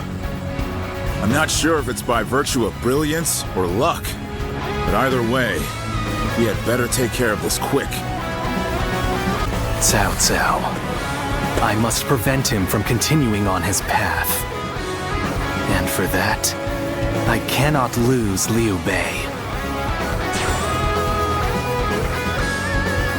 Weak-willed followers of Cao Cao, bloodied on his path to domination, become lost in the fog and lament your deeds. What is this ghastly fog? It's confusing our senses. The enemy attacks us where we are most vulnerable. So much for an easy victory. We're taking a real beating. When did that lot learn to fight with their heads?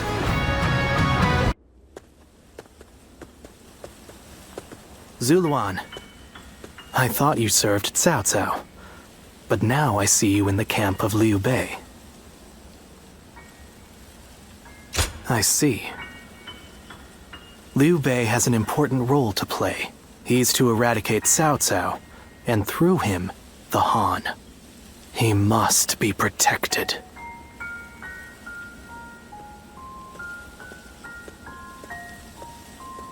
The heart of the sacred bird has grown still and cold.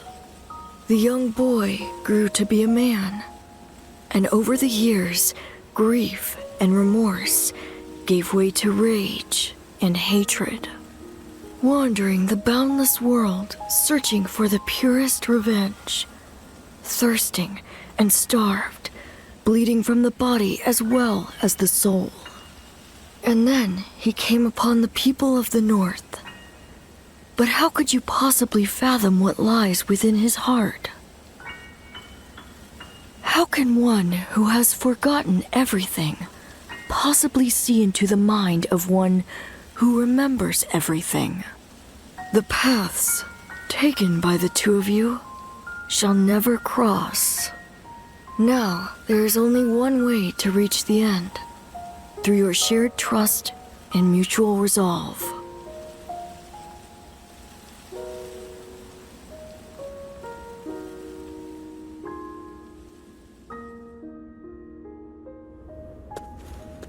Cao Cao's 8 Gates formation was undeniably impressive. But even so, it shattered like a vase before the might of our forces. And more than anyone, we have you to thank for that, Shishu. Truly, you have a remarkable mind. Remarkable? Oh, I wouldn't say that, my lord. I just know a few things that are useful in making battle plans. There's no need for modesty in my presence, Sleeping Dragon. Huh? Or is it Fledgling Phoenix? I can't decide. My lord, I don't... I thought if I dropped it casually into a conversation, I might trick you into confessing. You think I'm the Sleeping Dragon or the Fledgling Phoenix? I do. Why, am I wrong? I beg your pardon, but you are. They are far greater men than I. Their grand plans can defeat massive armies and turn provinces into empires. Grand plans, you say? And you seek nothing less than to unite the entire world under your rule. There are only 2 men who can assure your victory. I would advise you to summon the sleeping dragon and the fledgling phoenix and make them your strategist. Do you know them? Or where they can be found? I do. They both live in Jing province. They were classmates of mine, studying under the tutelage of Master Shui Jing. The sleeping dragon's real name is Zhuge Liang. The fledgling phoenix is Pang Tong. Those 2 are certain to lead you to triumph.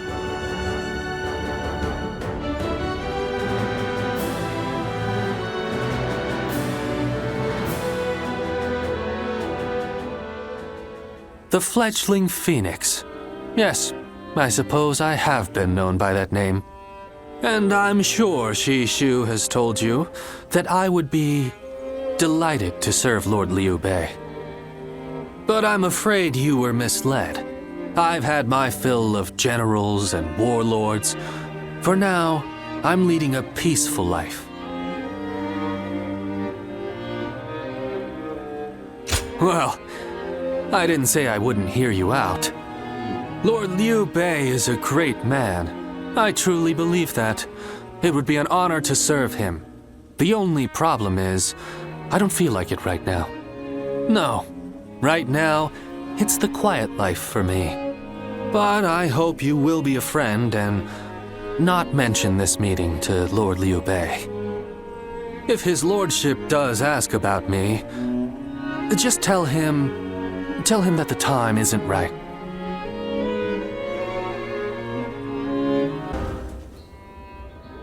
The other day, I told Lord Liu Bei about Zhuge Liang and Pang Tong. I wanted to help his lordship in any way I could. But now I'm worried they'll be angry at me for doing so. You see, they're quite, well, they've become hermits, in essence. Most men seize every opportunity to show off their talents and knowledge, however modest. But those 2 are different. Unless it's for a cause they care about, they prefer to keep their talents to themselves. But I'm certain that if they got to know Lord Liu Bei, they'd gladly abandon their hermit lifestyles to serve him and his cause. It's not simply that Lord Liu Bei cares about us. He wants to earn our trust, to be the man we can turn to when we need help. He's no sage, I admit that.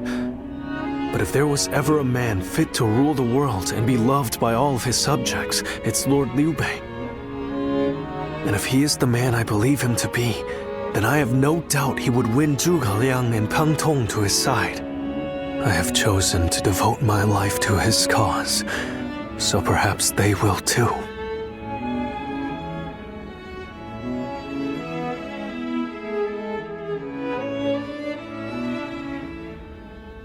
But fortune was on our side. To find Lord Zhuge Liang's hermitage so quickly. Well, I did not expect that. And they say this fellow's even sharper than Shi Shu. Now that will be something to behold. It certainly will. But brother, are we certain that this is the right move?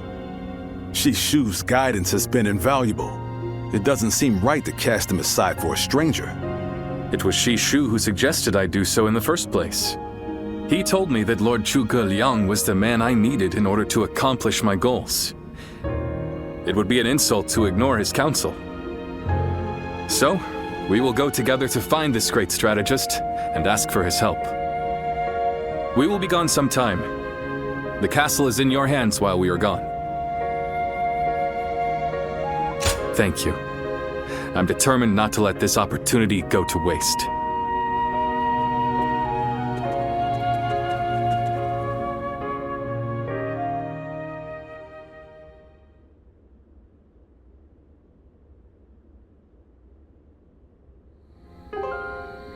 Do not look so glum, brother.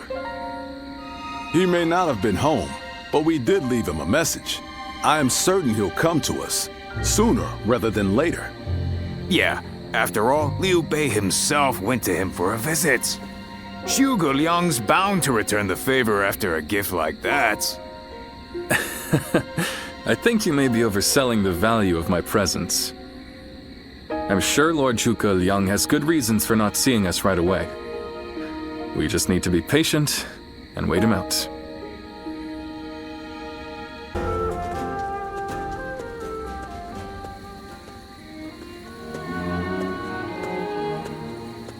Ah, there you are. I was hoping to ask you something. This is just an idle thought. A hypothetical, if you will. Imagine that you found out someone you cared for was in grave danger. If it meant saving that person, would you be willing to sacrifice something very, very important to you? A dream, perhaps, or an aspiration? Something that gave your life meaning. I see. That doesn't surprise me, coming from you.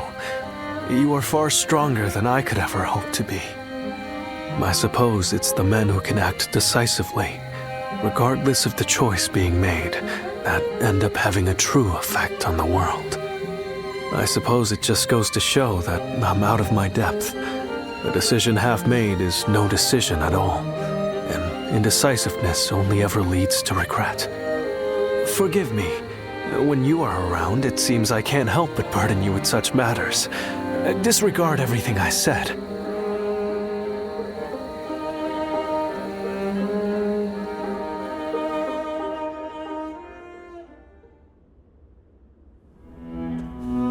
Hey, how long has it been since we left that message for Zhuge Liang? We hear anything yet? No. There's been no sign of a reply. Perhaps he still hasn't returned to the Hermitage. Or perhaps something has befallen him. Brother, I think it might be a good idea to pay his home another visit. Huh? What is it, brother? It's nothing. Pay me no heed. Let's do as Guan Yu suggests and visit Lord Zhuge Liang's residence again.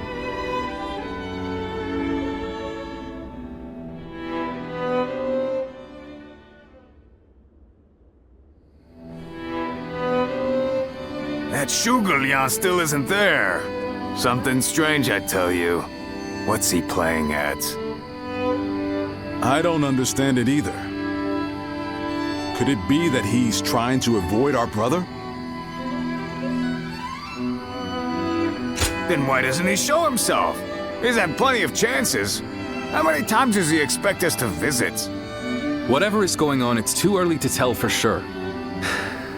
Let's give him a few more days and then try again. But if Lord Zhuge Liang really doesn't want to meet us, perhaps it would be better for all our sakes to give up now. What do you think, Shishu?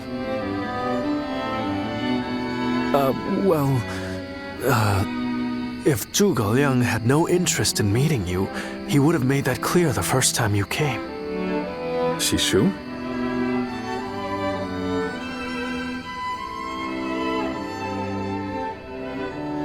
Hey, Shishu. What's wrong? You've been acting strange recently, like you've got the weight of the world on your shoulders. No, Forgive me, Lord Liu Bei.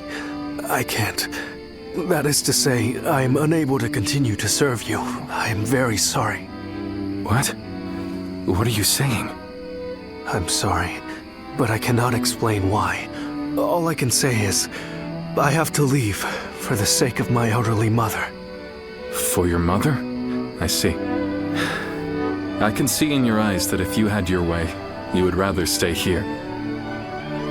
But let me commend you on making a brave decision. Such filial piety is to be admired, especially in this day and age. I won't try to change your mind. Rather, if there's anything I can do to help you and your family, name it. If it is in my power, it will be done. My lord, thank you for having given me the opportunity to serve you. It was an honor beyond what my humble talents deserved. I wish you luck in your future campaigns.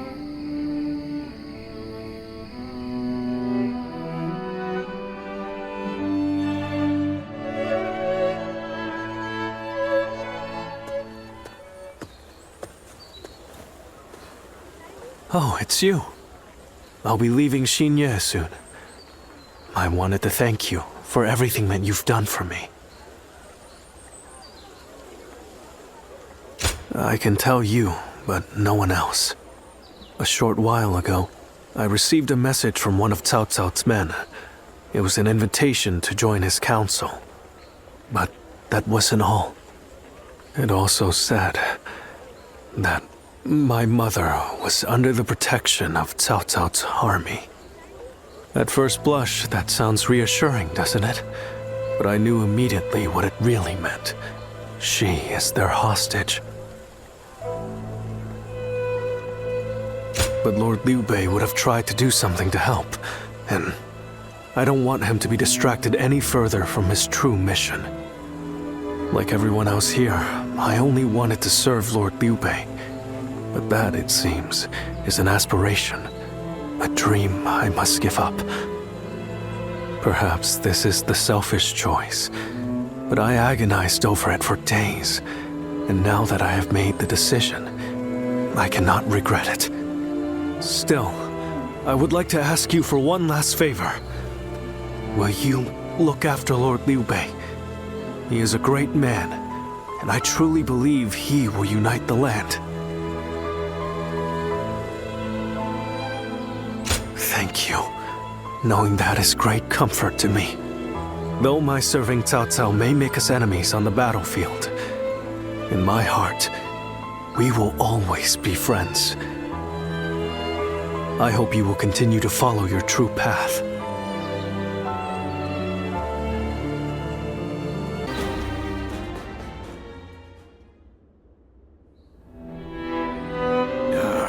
I'm telling you, I don't like it. Why do we have to keep crawling back to him? If it's a show of sincerity he wants, we've given him more than he could possibly need. It's high time he showed us something in return. You can stay here if you like, but I am going to his hermitage. How many times do I have to say it? I'm not so grand that I've become too proud to beg. In the end, I'm just an officer in the employ of Liu Biao. I have no power of my own. I'm the same man I was when we first set out from Yo. Back then, did you think we were so important that wise men would come running at our call?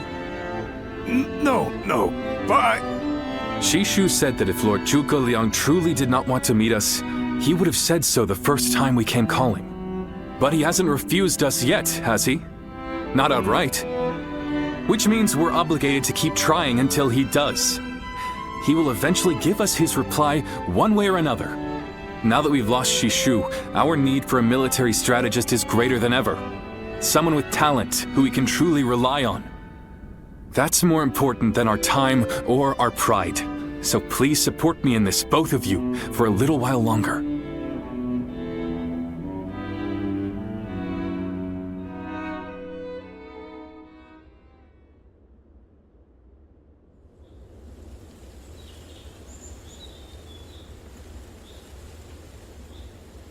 You are a tenacious visitor, I will give you that. But what prompts a great officer like you to keep knocking on the door of a humble hermit like myself? You are the sleeping dragon. The genius whose grand plans can topple legions and make provinces into empires. I, Liu Bei, am here to ask for your help and wisdom. Well, you'll need to be a bit more specific than that. Speak plainly, without the flattery, if you could. You mouthy little... That's enough, Zhang-Fei. Fine. I'll dispense with the formality. We can speak plainly with each other, as equals. Simply put, I have a mission, and you can help me. I've staked my life on a great endeavor, and will do anything to see it through. But I can't do it by myself. I need help. A great endeavor?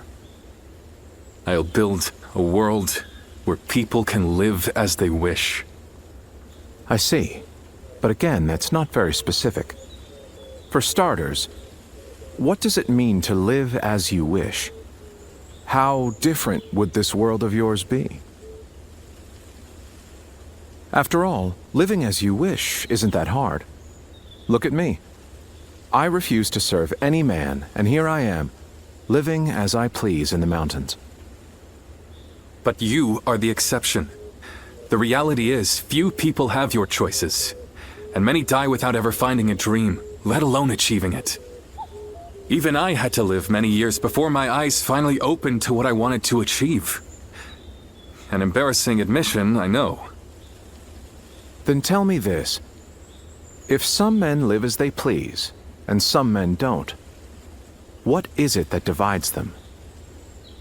War, chaos, and anarchy keep men from their dreams. A trite answer, I know, but true nonetheless. Constant war leads to ruin and poverty narrows a man's world until it is a prison. If we can offer a helping hand and lift up those in need, it's sure to eventually lead to something better. And even if it doesn't, surely there's no harm in trying. So, you want to put an end to the turmoil across the land. Is that your dream, Lord Liu Bei? I don't know. Yes, I suppose so. But it's not that simple. If peace were merely the absence of turmoil, I could stop fighting Lord Cao Cao today and achieve it. Brother. But Lord Cao Cao only sees the distant future. He doesn't see the destruction that he leaves in his wake. All the men, women, and children who died having never found their dreams. All those lives cut down, sacrifices to his grander vision. I see the righteousness of Lord Cao Cao's cause, and I understand the sacrifices. But even so, I cannot accept them. Laugh if you want. I know that what I'm saying seems like the selfish desires of a child. Maybe so. But still, if you were determined to achieve such things with your own hands, then I wouldn't call it selfishness. I'd call it purpose. Purpose? Cao Cao has chosen the road of conquest and control. He uses the sword to end turmoil and the rule of reason to impose peace. It's the most obvious path, logical and clear-sighted. The best way, even. But inevitably, it demands many sacrifices. On the other hand, your way, Lord Liu Bei, is the way of a king. You put the people first and refuse to abandon anyone along the way. But it is also foolishness, a fantasy woven out of clouds and good intentions. No wonder you don't know how to go about it. Yes, but can you help me? How can I make it a reality? How? By bringing the entire land under your rule. Then and only then can you shape it into the world you desire. And how do I do that? The Longzong plan. Divide and conquer. Drive Cao Cao and Sun Jian apart and make this a three-sided war. I will show you how.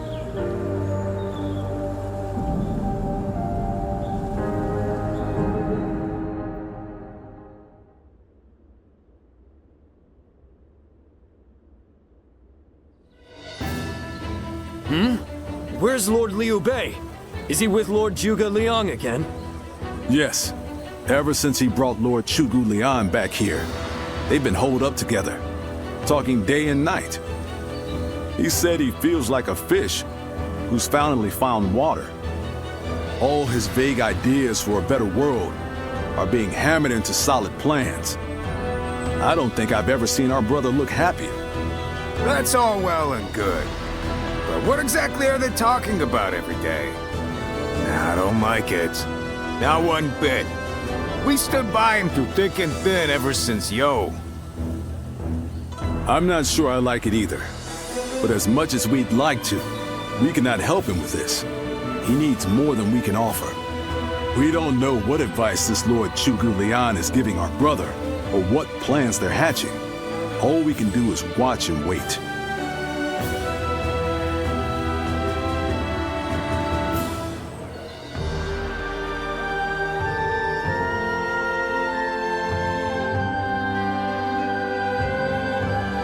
I remember Xinye, and how Lord Xuesu seemed to control the battle at will. I've never seen anything like it. Now if a man as smart as him says Lord Zhuge Liang is even better, then who am I to deny it? Our army had everything but the sharp-minded council needed to guide us. If Lord Liu Bei has found the missing piece in this military strategist, there'll be nothing to stop him from achieving the unimaginable. I thought you would. They say that one great strategist is worth 10 million men on the battlefield, and they might be right at that. Even as a humble warrior, it will be a thrill to fight under a military strategist of such genius. How will Lord Zhuge Liang use me? What will my role be? I can't wait to find out.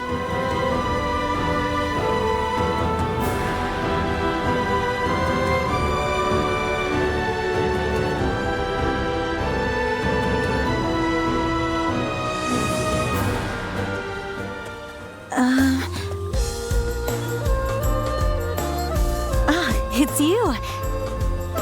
How long has it been? Yes, it has. You look well. We studied weaponry together, remember? I'm Yue Ying of Mianan. I heard you had become a vassal of Lord Liu Bei, so I thought I'd take the opportunity to come see you again. The fact is, I recently entered Lord Liu Bei's service myself, which makes us allies and comrades.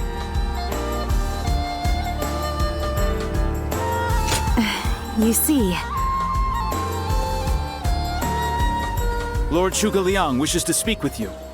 He wants to talk to you about plans for the next battle.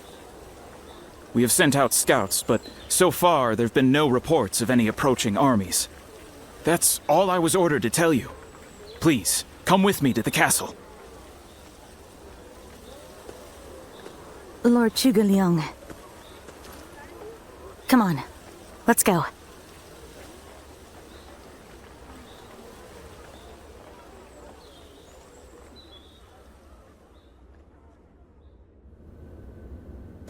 In the next battle, we expect the enemy to attack with a large force, which means we will need to defeat them with wits. Whoa, hold on, slow down there. What's this next battle? Who's going to be attacking? And when? Forgive me. I left out some key information. Cao Cao's forces will soon march against us. But we routed Cao Cao's army some time ago, and we haven't seen any sign of attack from them since. What makes you think they're coming now? Jing is a key territory for any conqueror. And because Lord Liu Bei stands in direct opposition to Cao Cao's ideals, he is his natural enemy. Being fought off once will not be enough to break their spirit. They will come again for the kill, so long as the opportunity remains. Taking into account their losses in the last battle, I believe they should be more or less ready to make their move. Are you sure? That would be remarkably persistent of them. I doubt they'll give up. Not until you kneel before Cao Cao. They've eliminated the remnants of Yuan Shao's forces, and the situation in Hubei has stabilized. There is little reason for them to hold back. So Lord Zhuge Liang, how might we defeat Cao Cao's forces? We establish a position at Boangpo to defend against the enemy. It is complex terrain with natural obstacles, perfect for fire traps and ambushes to confuse their advance. But their army will be closing in mass. It is hard to believe a trick or two would put a stop to that. Well, I'm interested. Let's see how far our master strategist can turn things around for us. By the way, I was wondering about something. Who are you? Forgive me for the lack of introductions. This is my wife, Yue Ying. What? It is a pleasure to meet you. I will be serving Lord Liu Bei alongside my husband. Although inventing things is my main interest, I'm also a capable fighter. My role will be to make sure his plans go smoothly on the battlefield. Whoa, wait. Did you both know about this? Yes, we did. Come to think of it, maybe you weren't there when we heard. The pleasure is ours, Lady Yue Ying. Zhao Yun, you're okay with this? Hey, I know you've got something to say about all this, don't you? You don't? I will do whatever I can to assist my husband and everyone here. We appreciate it. I, for one, am glad to have another ally we can depend upon.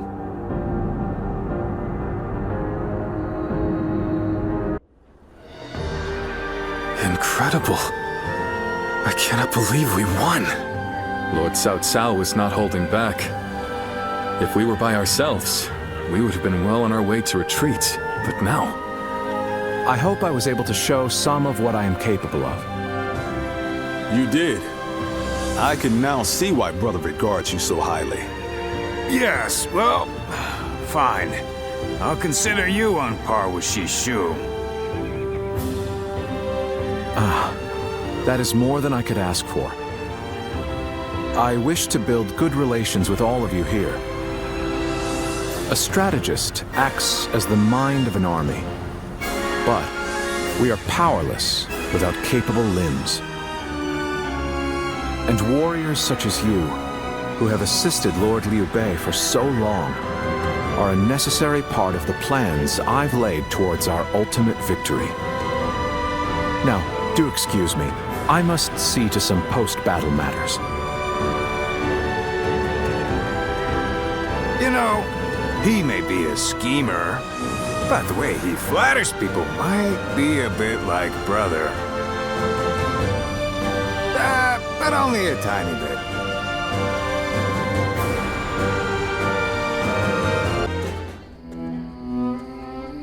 There is something we must tell you. We have heard that Lord Liu Bei fell ill a few days ago. His condition appears to be quite serious. I mean, he is getting pretty old. They say he doesn't have a lot of time.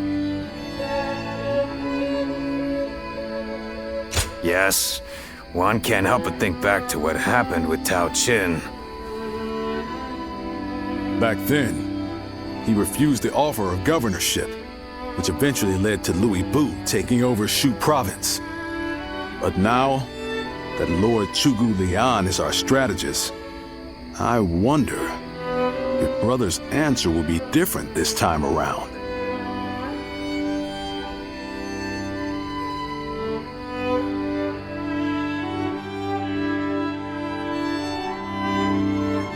So, you wish for me to take over as Jing's leader? Cao Cao currently controls the entirety of Hebei and will continue to focus on invading Jing. Should he succeed, no one in the land will have the strength to oppose him. Now that Lord Liu Bei has fallen ill, you may be the only one who can defend the province from Cao Cao, my lord. But... given the circumstances, perhaps I should be more blunt. Taking Jing is a way for us to put a stop to Cao Cao's advance, but at the same time, it will be a first step toward a greater goal. Once Jing is under our control, let us go on and obtain Yi. It is a region of complex terrain and fertile soil, making it particularly important. Liu Zhang, who currently rules Yi, is known to be generous, but he lacks the boldness and decisiveness needed to protect his subjects. My lord, If you were to decide to rule both Yi and Jing, the common folk would accept it with open arms. By taking both provinces and allying ourselves with Sun Jian, who controls Jiangdong, our faction's strength will be on par with Cao Cao's. I won't deny that I hope to one day control the entire realm. That will require me to stand up against Lord Cao Cao. And I recognize the logic in your plan, which will see Lord Cao Cao, Lord Sun Jian, and myself sharing power, splitting the realm into 3. But I cannot and will not steal Jing away from the rightful successor of Lord Liu Bei, not when he has treated us so well. Instead, we ought to support him while he is ill. I would be willing to take over the administration of the province. But taking Jing for myself would not be my way. That is but a betrayal of trust, and it is not something I wish to do. Of course. Then I will not force this upon you. You aren't going to attempt to convince me? I was sure you were going to say as much from the beginning. However, this will limit our options. It may make our path much more arduous. I do not care. There cannot be anything more difficult than betraying my own principles. I understand.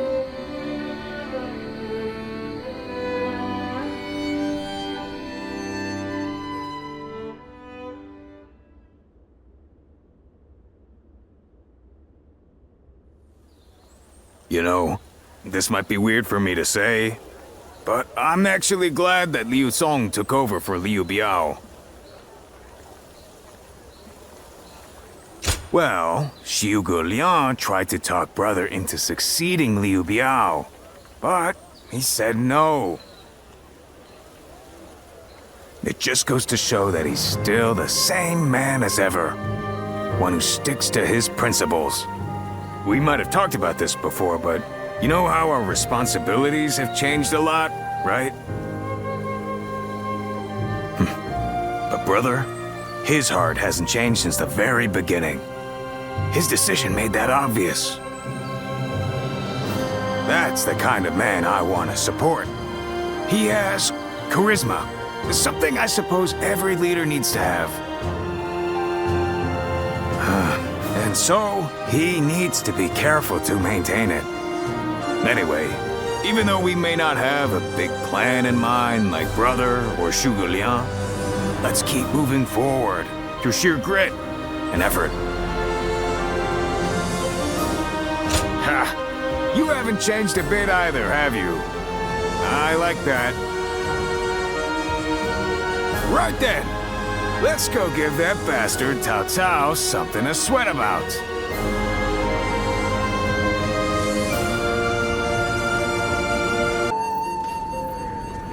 Hey, Lord Guan Yu! Training up? Yes, and from the looks of it, you've been doing likewise. Yes, sir. Lord Zhuge Liang said that Cao Cao is going to be marching on us with a huge army. So I figured I would do what I can while I can. Just finished up helping carry some supplies. Well, that is a good start. Lord Cao Cao appears intent on getting rid of Liu Bei and bringing Jin province under his own control. And we cannot let that happen. Cao Cao, spar with me for a round. Oh, seriously?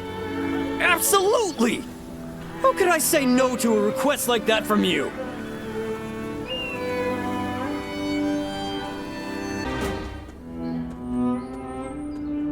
I hear Lord Liu Bei refused Lord Liu Biao's offer of ruling Jing province.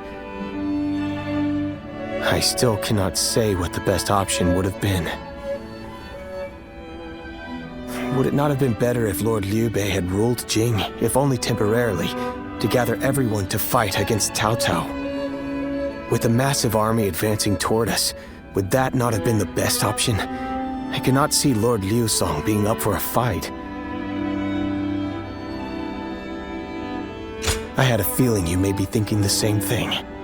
Still, I am also somewhat glad that things have gone this way. Lord Liu Bei is a man who brings honor to these lands. That is why so many are willing to follow him. For me, it was witnessing how he risks his life to see justice done that won my loyalty. If he had changed his ways and taken Jing from Lord Liu Song, perhaps his followers would have deserted him. Such a choice could have ruined all that he's built up over the years. But whatever the case, it is our duty as his retainers to keep him safe. No matter how formidable our adversary, we'll show no fear.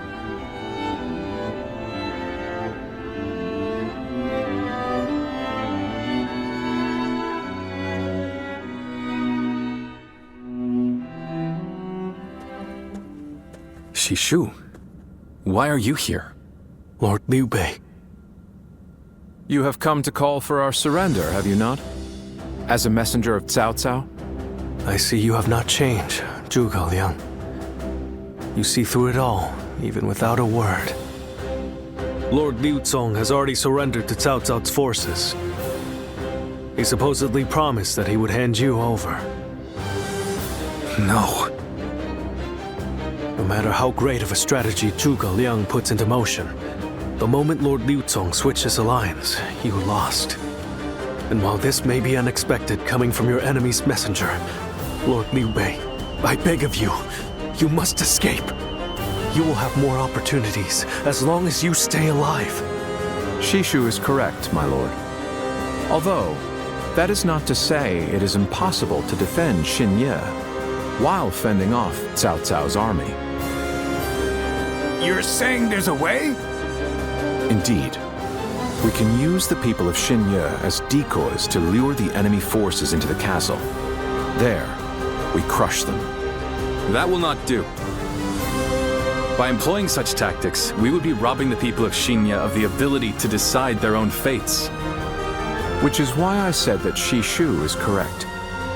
Quickly abandoning the castle and running is probably our best option. Right. Okay. Let's do that.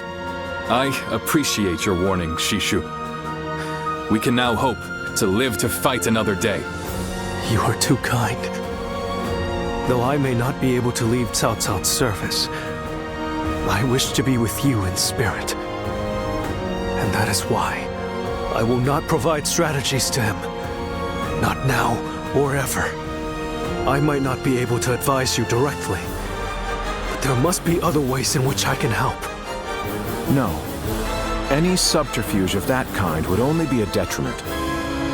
Instead, would you be willing to help us plan our next move? You want me to help you plan? Abandoning the castle is one thing, but getting away safely is another, and requires us to prepare some sort of strategy. And, with your wisdom, I am certain that we can make that strategy even better. There is no need to worry. If you make but a small contribution, Cao Cao will not notice. You really haven't changed, have you? Fine. A small contribution it shall be. I trust you shall utilize it to aid Lord Liu Bei's cause.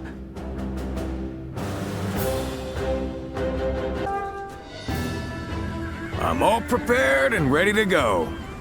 I think I'm getting used to abandoning castles and running away. I am sorry. My stubbornness just keeps causing more trouble. You need not worry, brother. All we need to do is survive, just like we've always done. Right. We will protect you and your family with every bit of our strength. I suppose I can't afford to waver now. Especially with my brothers cheering me up. All right. Let's go. We are all going to survive this.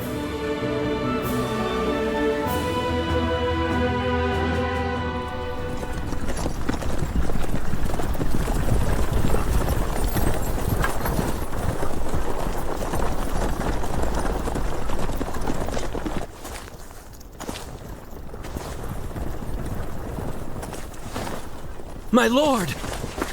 My lord, I'm grateful to see you. Some of the peasants here escaped from Cao Cao's invading forces. Others barred from their castle since Governor Liu Song's surrender. They've endured much difficulty. They've nowhere else to turn. We humbly ask for your guidance.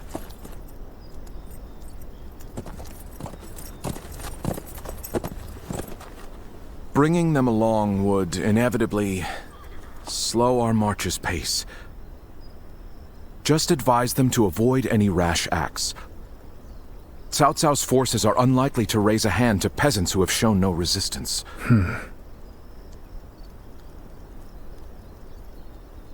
Zhuge Liang. The Longzong plan required the acquisition of Jing province. Huh. My lord?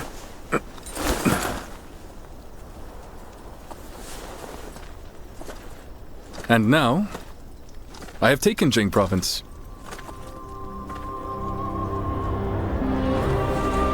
It would be truly strange to suggest relinquishing it now.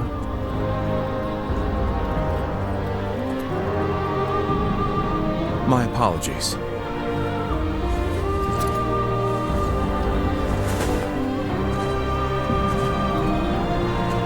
Indeed, a kingdom is more than land. It is those who call it home who are truly vital. And you have indeed taken Jing province. So, let us combine our abilities to overcome hardship and discover the way forward. To your kingdom, Lord Liu Bei.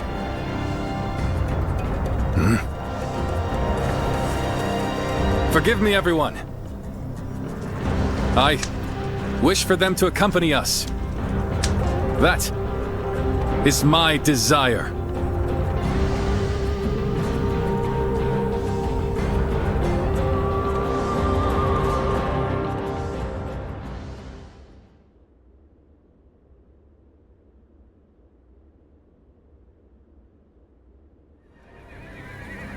Our advance is far too slow. We need to put some distance between us and Cao Cao's forces, but at this rate, they'll catch up to us. The cause is fairly obvious. I cannot just leave those who came to me seeking help. Yes, I understand that. And it is my job to do something about our current predicament. Well said. I will now head to Jiangxia. The governor there, Lord Liu Qi, owes me a favor. We may be able to ask him for protection. A favor, eh? Just what kind of scheme did you pull? Oh. It was nothing, really.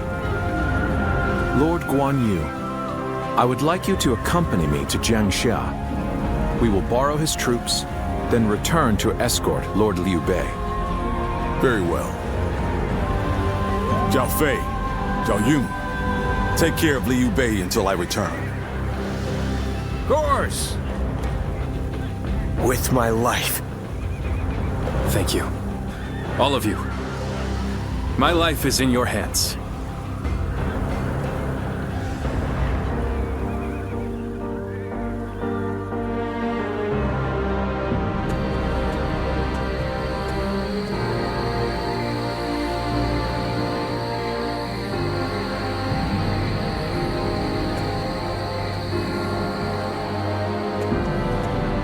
There you are, Zuluan.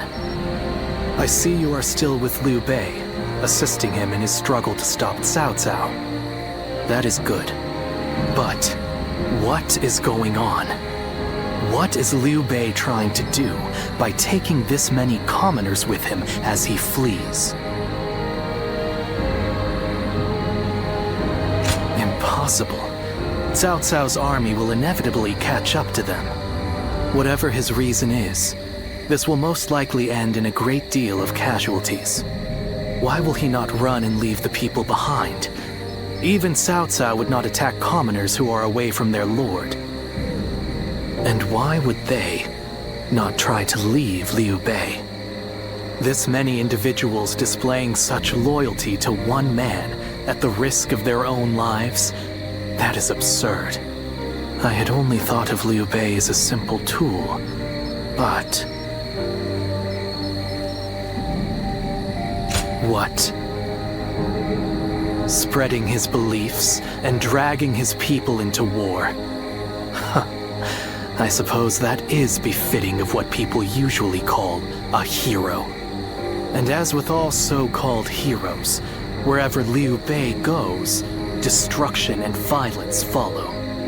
No matter the words they use to glorify their cause, in the end, each of them sacrifices people for their goals. And judging from how dire this current situation is, perhaps he is even more dangerous than Cao Cao. I see Cao Cao's army has caught up. So, what will Liu Bei do now? Cling on to his conviction, accept the casualties, and continue on? I shall watch carefully.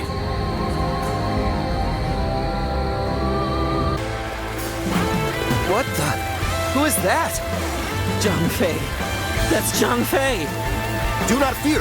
That may be Zhang Fei, but he is alone. We can take him together. Huh. Pathetic. There better be tens of thousands of you, because a bunch of foot soldiers like you are no match for me. Now, which one of you wants to die first? I'll take you all on at once. There you are.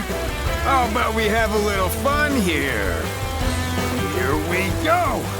No one is getting across this bridge.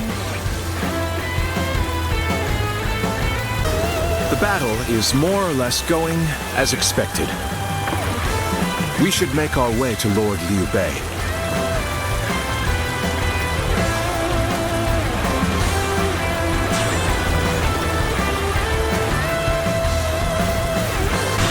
My apologies for the wait. We've come with forces brought from Jiansha.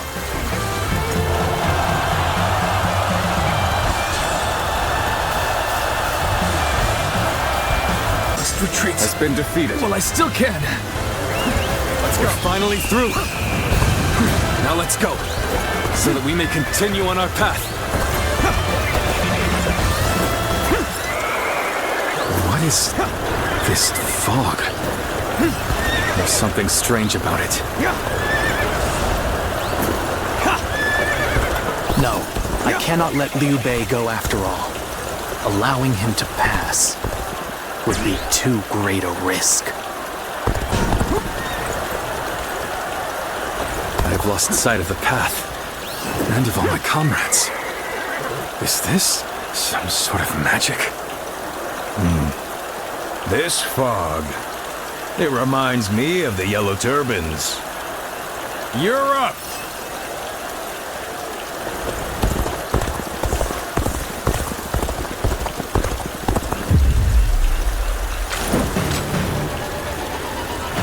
So you've come, Zuluan.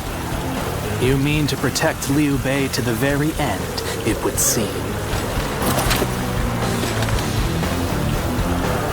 Then, you best be prepared to fight.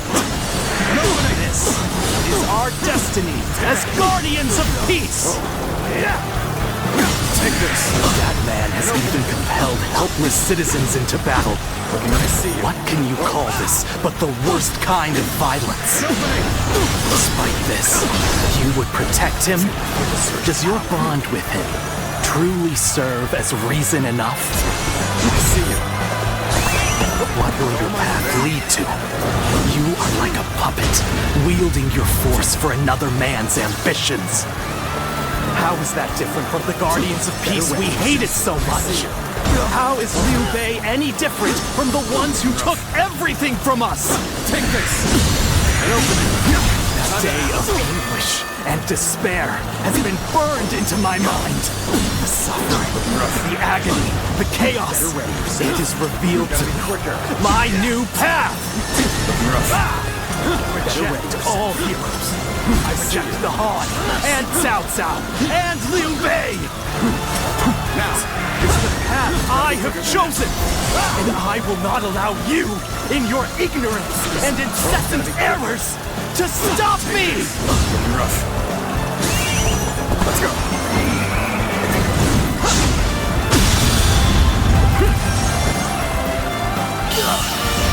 All my might! This is my last...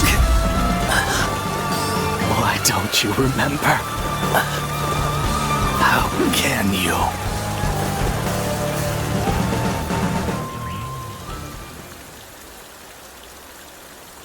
Do you mean to kill me, Zuluan? It would be a fitting end.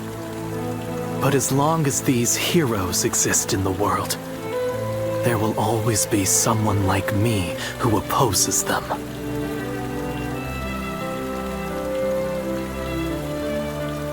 You fool. Heroes who dub their greed conviction and endanger the lives of the defenseless. I will never allow them to do as they wish, for it is our duty to achieve peace in this realm. And if you choose to protect Liu Bei, then this is where our paths diverge. However, I do not yet have the strength to defeat Liu Bei. If you won't kill me here, then my only choice is to flee for now. Do you remember the words Juha uttered before her death? Do they still echo in your soul? Live and create the world we dreamed of. If you really think Liu Bei is a true hero that we can trust to bring our dreams to fruition, then do what you must to make me believe it. But the moment he strays from that path and is deemed unworthy of our trust, the Guardians of Peace will bring him to ruin, no matter how long it takes. Never forget that. Farewell, Zuluan. May we one day fly together.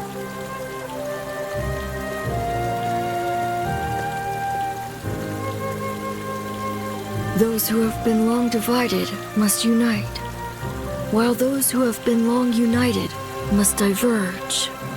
Thus has it always been for empires and their people alike.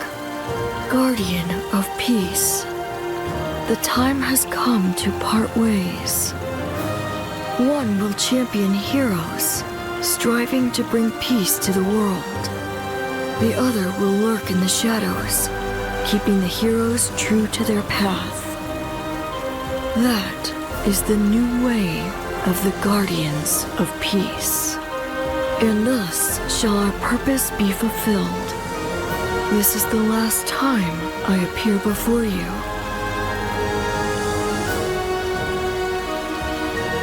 Well,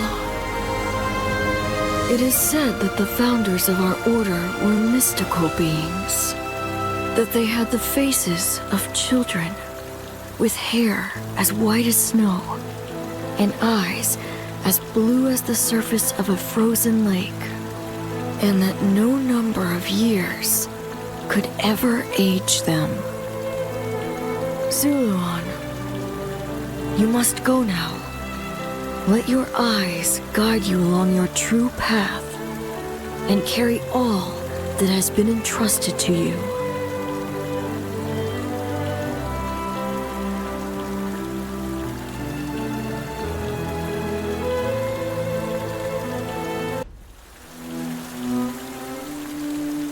It looks like they're off our tail. Though, given what we've lost, it's hard to feel much joy. Brother. Lord Liu Bei, please do not be disheartened. For we've never had the luxury of time to lament. It is true that we've lost much. But Because of that, you have gained something much greater, my lord. Precisely so. We will be attempting to put the Longzong plan into action.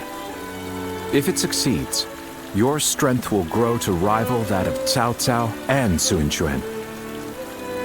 Cao Cao will most likely continue his southward advance. In order to stop him, we must ally with Wu, who also opposes him. Hold on. You say we're to ally with Wu, but will they be willing to take on Cao Cao? Judging from what I hear of Wu, they would be likely to prioritize peace within their borders and among their own people. If they are hesitant to fight and opt to surrender, would that not cause everything to fall apart? Indeed. And I do not intend to drag Lord Liu Biao, nor Lord Sun Jian, into a conflict. Even more so if they are unwilling to go to war. I am fairly certain that, like us, those in Wu do not wish to see Jing fall into Cao Cao's hands. They must know that he will be their enemy eventually. It may take time for them to decide, but I expect they will stand up and fight. But for now, let us reorganize our forces in Jiangxia. That is the first step.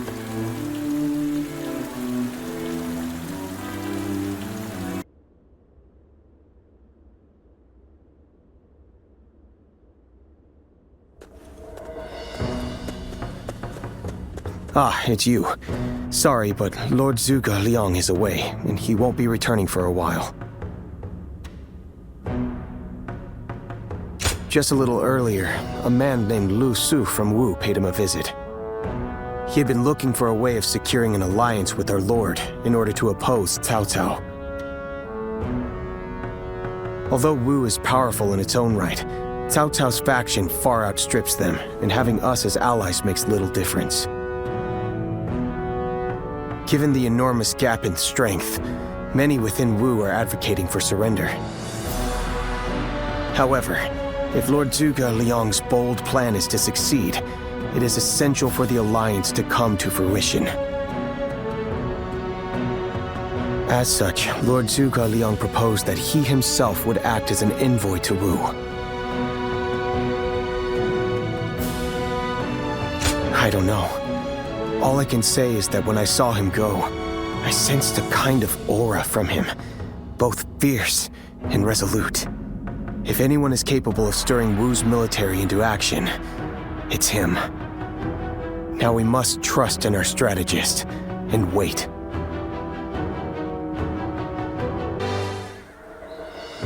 I have to say, Cao Cao's persistence is becoming a real pain. The situation was uncertain for a while, but thanks to you, we made it to Jiangxia in one piece. Of course not! As if the great Zhang Fei of Yan could even be scratched by the likes of them. We were outnumbered, but it was nothing we couldn't handle. Definitely not compared to the battles brother has awaiting him. I can barely even imagine how much work it's gonna take to build his ideal world. A place where everyone can live as they wish. I ain't nearly as cunning as Zhuge Liang, but if he points my blade in the right direction, that's where I'll swing. You know, I've thought it over often enough, but in the end, fighting's about all I can bring to the table. Anyway, if brother's gonna be taking on overwhelming odds, I guess I'll just have to use my overwhelming might to clear a path for him. Well, that may be what I always do, but having a clear goal in mind takes some of the weight off of my shoulders for some reason. I don't really like the way Zhuge Liang talks, but I guess I ought to give credit where credit is due.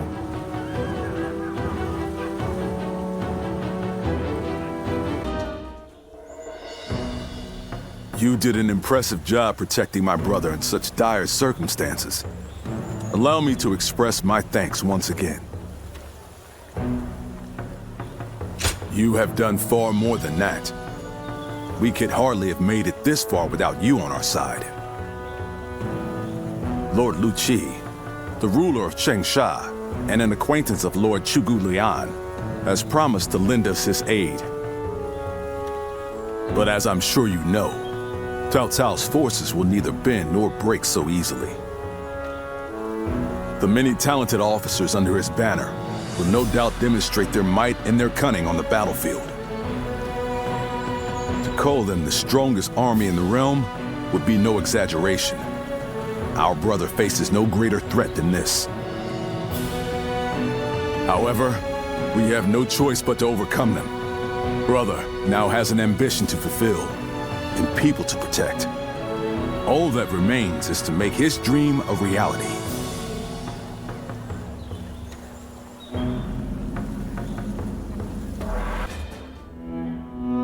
It pains me to admit it, but I was in over my head.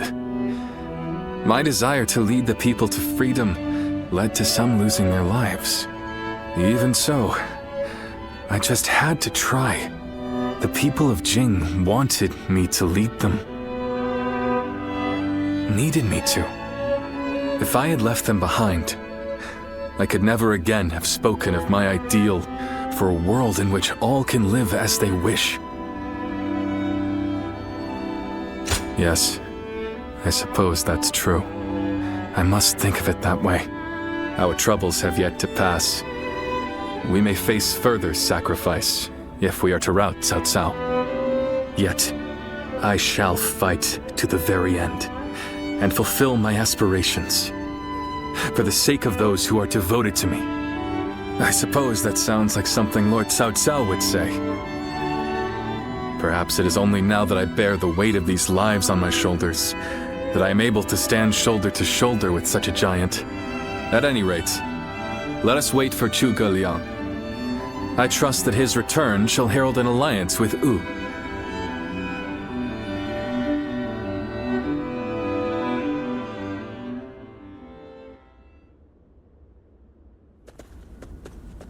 We have returned.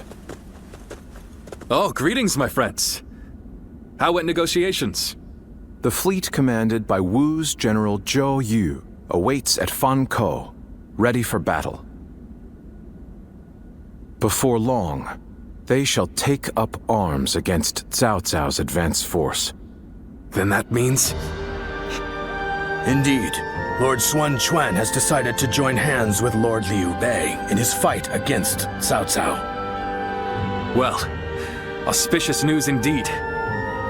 You have my sincere thanks, Lord Lu Su. I fear that without Zhuge Liang's tenacity, Wu may have long since chosen surrender. Tenacity, you say? I suppose it was necessary to draw those advocating surrender into a debate. He acted as quite the villain, to put it lightly. No need to hold back. I'm sure he wasn't acting. After all, he's always had a disagreeable personality. We're in front of the man himself. Allow me to keep my opinions to myself. Even if we secured an alliance with Wu, the fact remains that our forces are scarce in number. That Lord Sun Jian decided to fight with us means he must have seen some chance of winning. And what is this path to victory that you have envisaged? To compensate for our numerical disadvantage, we will intercept the enemy on the river. After discussions with Lord Zhou Yu, we decided the battle would take place at Chibi in Jing. There, we will rendezvous with Wu's navy. So, we're taking the fight to the water. Perhaps that may offer some chance of winning. Most of Cao Cao's men were raised north of the Central Plains. To speak plainly, they are inexperienced when it comes to naval combat. The people of Wu, conversely, were practically born with their sea legs. No doubt this will offer a huge advantage in the fighting ahead. Still, this is Cao Cao we're facing. Surely he will attack with enough numbers to cancel out that advantage. Yet, on the water, such caution will only work against him. That massive fleet, tired from the long journey, will be disorganized. Fatigue will lower morale, and the Yangtze will hamper their maneuvers. The enemy won't be able to deploy quickly, which will effectively immobilize them. And when that happens, we shall set them ablaze. Thus shall Cao Cao's forces lose any hope of fleeing and sink into the Yangtze. Amazing. Do you truly think we could pull off such a feat? This is no time for conjecture, my lord. We simply must. Our lives depend on it. Lord Lu Su. Yes. It is as you say. All the more reason for us to hurry to the rendezvous. To Chibi, with all speed.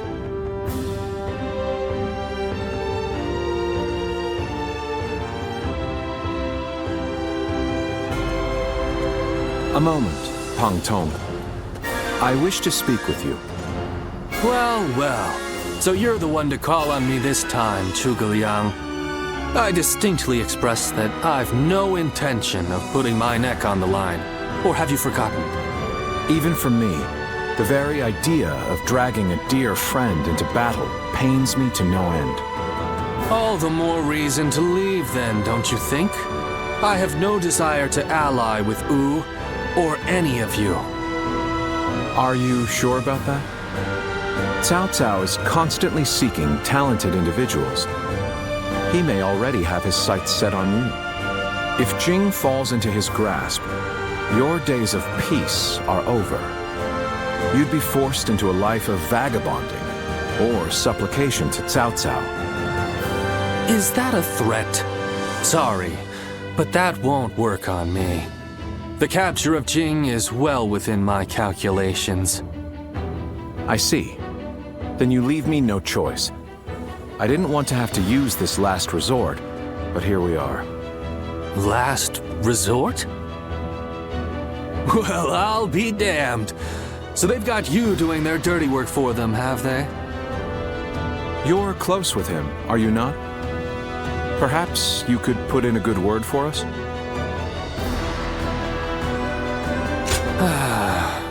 I almost feel guilty for causing you to be dragged out here. Oh, if it were anyone but you. I don't think I could ever bring myself to refuse if it meant damaging your reputation. You're as insidious as ever, Zhuge Liang. Fine. Just this once. Your support is most appreciated, Pang Tong.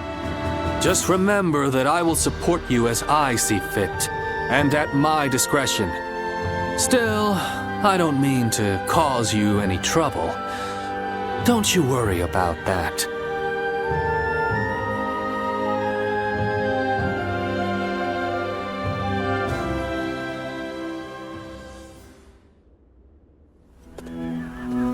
I know it is late in the night, but I have something urgent to discuss with you. Yes. There is a task that I wish to entrust to you. A highly significant one at that. The plan I shared with Lord Liu Bei, setting fire to Cao Cao's ships. Such a strategy is no assured victory. There is one major hole in the plan. Cao Cao's forces will march southward, and thus, they will naturally take up camp to our north. This time of year, the winds of the Yangtze River Basin blow from the west and the north. But if we simply set Cao Cao's ships ablaze, the northern wind will scatter the flames, preventing them from spreading to the entire fleet. Cao Cao knows this very well, and likely intends to take up position to the north. Oh no, the plan shall surely succeed. As long as we have your power. The power to read the wind. Perhaps due to the climate or terrain, a southern wind sometimes blows down from the cliffs of Chibi at night.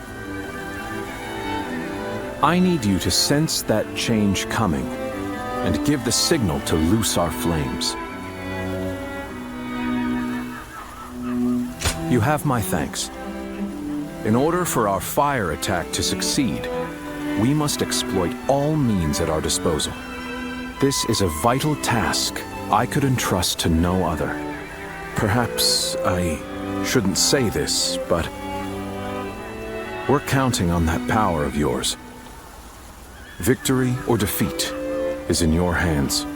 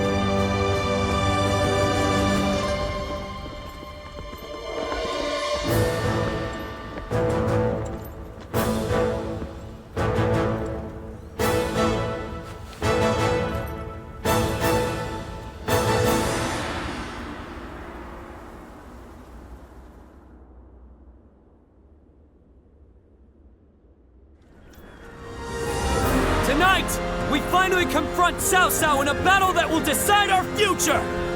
We prepared as best we can. All that's left is for us to believe in each other and fight through to the end.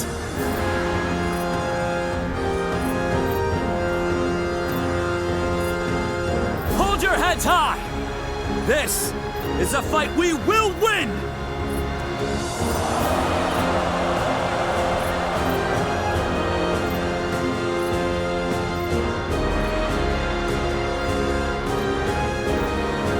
Cao Cao's forces seem to have responded to their defeat by changing their formation.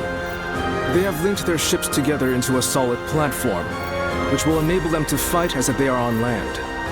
I suppose such quick decision-making is to be expected from the ruler of the Central Plains. But this time, those quick wits of his will be the cause of his downfall. Pang Tong's abilities have proven to be very impressive indeed. For one so reluctant to join us, he has greatly exceeded expectations. Lord Pang Tong was tasked with infiltrating the enemy ranks to offer a proposal to Cao Cao. A plan to prevent his ships from rocking, that is. A fire attack against a scattered fleet would give the flames no path to spread, rendering it largely ineffective. Having their vessels clustered together and bound by chains will make the fire much more devastating. In short, Lord Pang Tong's scheme is but the first step in our greater plan to defeat Cao Cao's army. The chain stratagem, implemented by connecting several plans together in order to topple a powerful foe. Still, we must keep in mind that a chain is only as strong as its weakest link. And for that reason, we cannot abide even a single failure. We must all be aware of the consequences of the slightest mistake.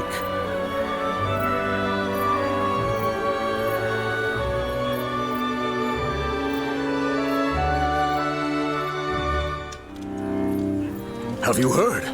It seems Huang Gai has disappeared from the prison. How did he break out of such grievous injuries? I can't imagine he could have escaped on his own. No one knows where the enemy soldiers who surrendered in the last battle are either. You can bet they had something to do with it. Huang Gai a traitor? It almost defies belief. Oh? Well, we haven't seen you around these parts in a while. So, you've been at Lord Liu Bei's side, have you? I suppose I can be honest with you. The truth is, Huang Gai may have turned traitor. Not only has he been openly criticizing Lord Sun Jian of late, but his actions have been consistently suspicious. What's more, when Zhou Yu questioned him on his behavior, he carelessly spoke of having made contact with Cao Cao. After that, he was flogged and thrown into the prison. Yet now, not a soul knows where he is. Believe it or not, the fact remains that it happened. I wish I had taken the opportunity to question him myself. Regardless, if Huang Gai has defected to the enemy, Cao Cao may be aware of our plans. We must proceed with the utmost caution in the next battle.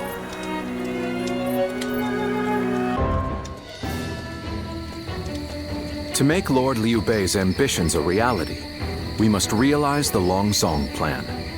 And, in order to do so, we must first win this battle without fail. I'll say it again, but this mission relies on the outcome of the fire attack. As such, we will give the command to go into battle the moment you sense a change in the wind.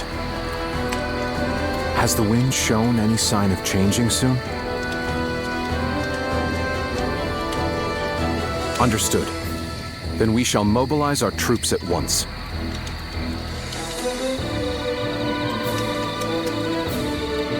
All of my plans depend on this decisive battle. Each and every one of you must carry out your duties so that we may claim a crushing victory. First, we shall send ships from our flanks to attack the enemy. When the time is right, we shall cut our way into their base from the front.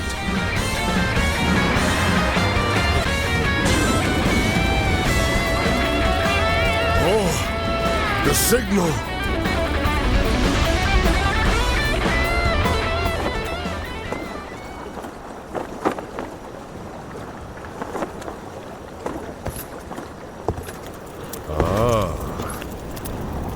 Lovely wind.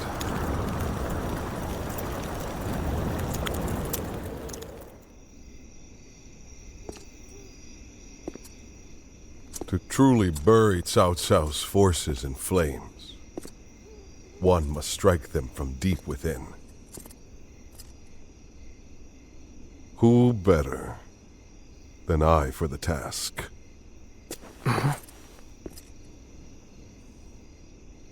I see.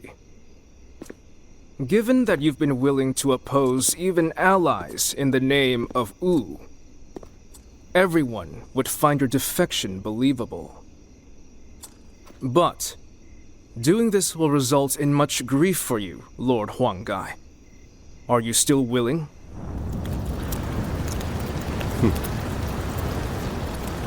Truth be told, acting the betrayer is more painful than 1,000 lashings, Zhou Yu. However, it is even worse to fail to protect my people.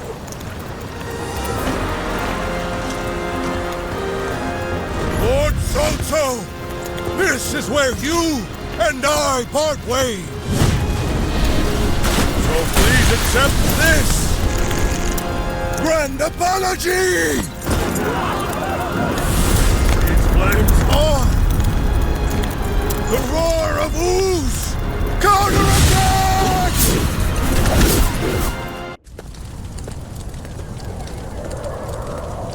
The resolve of Wu's officers is laudable indeed. And yet, the thread of Cao Cao's life has yet to be severed. It would seem he means to converge with his rearguard from Huarong Path. That is why I have tasked Lords Zhao Yun, Zhang Fei, and Guan Yu to lie in wait and ambush him. I need you to pursue Cao Cao and pin him between you and those three.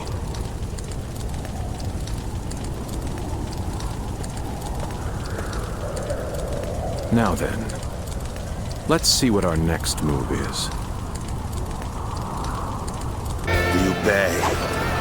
Somehow I knew it would be you standing in my way. But it will gain you nothing. You will not end my rule. Lord Cao Cao, I have gathered the strength and the will to stand against you. It is time for our final battle. You really are a true warrior of the Three Kingdoms! We're in great shape now! This is getting fun! You never disappoint, do you? You really are a true warrior of the Three Kingdoms.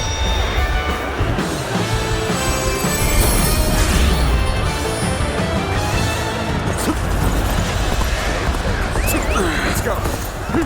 As long as I draw breath, I will never give up. Is that it? We'll find a way.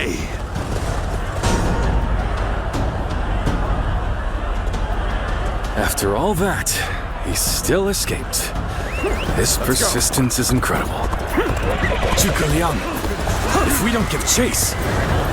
No further pursuit will be necessary. We can leave the rest to Lord Guan Yu. That will be Lord Liu Bei's first step on his path to power. And what a large step it will be.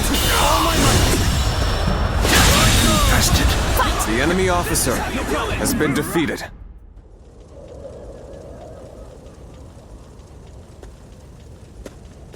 Go, Lord Cao Cao.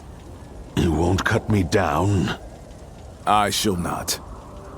You saved the lives of people dear to me, and my brother, and so I owe you a deep debt of gratitude. Disregarding that would not be a righteous act, and would not lead towards the future my brother dreams of. Still, remember well, Cao Cao. One day, Liu Bei will surely surpass you.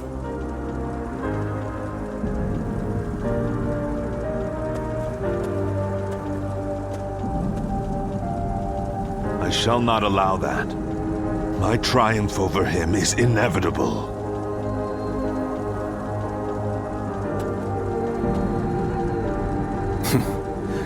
With this, I have repaid my debt.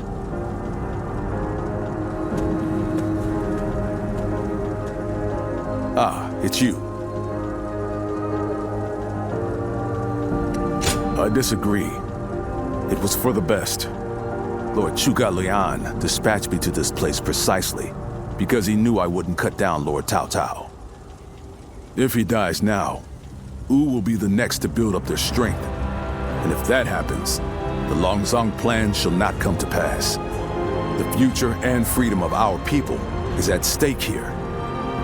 Although the world is wrought with turmoil, my brother still shines as a guiding light of righteousness. And although many have perished along the way, their sacrifices will not be in vain.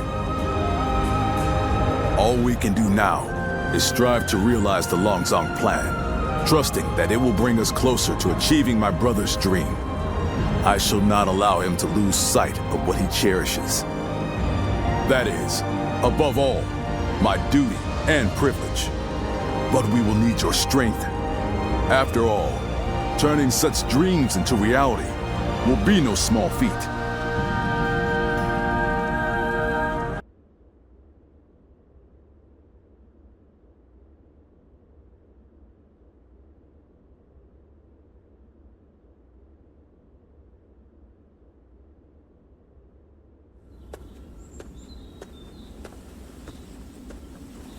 Did you need something from my brother?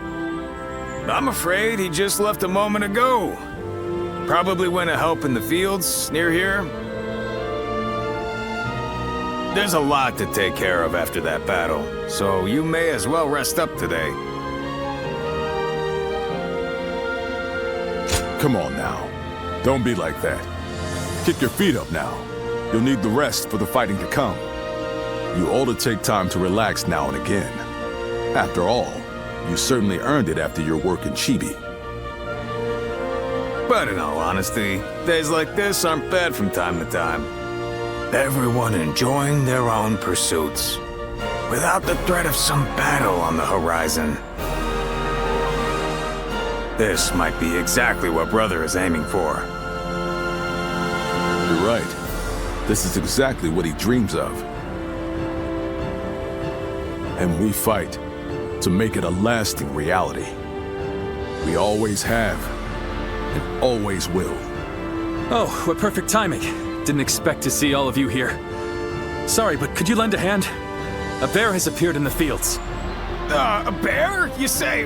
Very well. Leave it to me.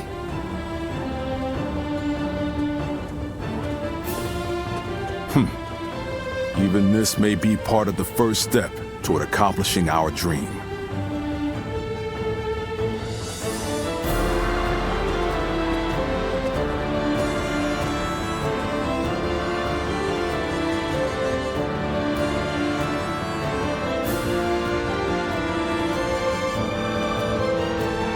There you are. The four of us were just talking about you. Without a doubt, your deeds in the last battle were heroic. According to military regulations, you must be rewarded with a rank and command befitting your achievements. Then again, your ability to act freely is your strong point, isn't it? I get the feeling a position like this wouldn't suit you all that well. We discussed it among ourselves, but could not come to a consensus in the end. That is why we would like you to choose. First, there's the path of the general and a life of public prominence. You may find yourself feeling a bit more stifled than you do now. Still, the fame and standing a generalship provides is well worth it. Or, you may support us from the shadows without an official position. You may find this role somewhat lacking in benefits, but in exchange, you can maintain a life of freedom. You'll hear no objections from us, no matter which road you take. Choice is entirely up to you.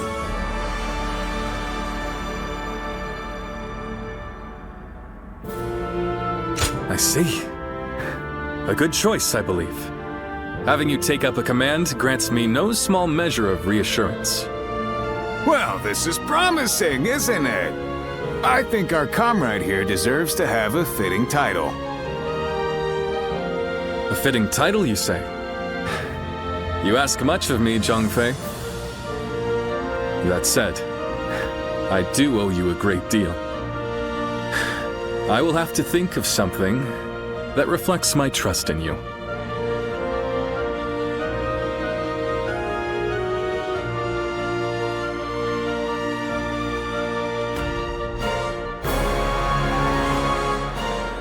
How can I ever thank you enough for curing my father of that dreadful disease? It is I who should be thanking you. Your request allowed me to gain yet another valuable experience as a doctor. And I am always glad to be of service. Please tell him to take care of himself as he recovers. I will. By the way, Master Yuanhua, do you plan on leaving town already? Yes, I do. I've received word that my companion is waiting for me outside the castle. But I am not really sure where we will be going next. And with that, I bid you farewell. I hope you never need to see me again.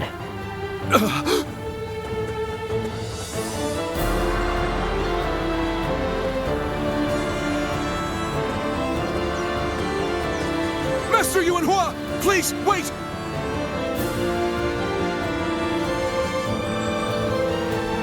Didn't I just say I hoped you'd never need to see me again? Is something wrong? Have I left something behind, perhaps? No, it's just... Would you let me be your apprentice? My apprentice? I've already discussed it with my father.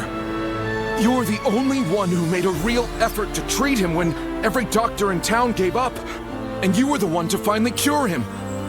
Watching you do that, it changed me as a man. I told my father, Imagine if I could become a doctor like him! An apprentice? I once would have dismissed the idea as undeserved flattery. But, yes, perhaps it's not such a bad idea. I do need someone to inherit all of the wisdom and knowledge passed down to me after all. Then you... I will accept you as my new apprentice. But know now that I have no idea what I will teach you, or how much. Thank you so much, Master Yuanhua! Oh, Yuanhua is your courtesy name, isn't it? I think I should know the true name of someone who's to be my mentor. Would you mind telling it to me? Oh, I suppose I haven't properly introduced myself. My name is... is Hua Tuo. Please, call me Hua Yuanhua.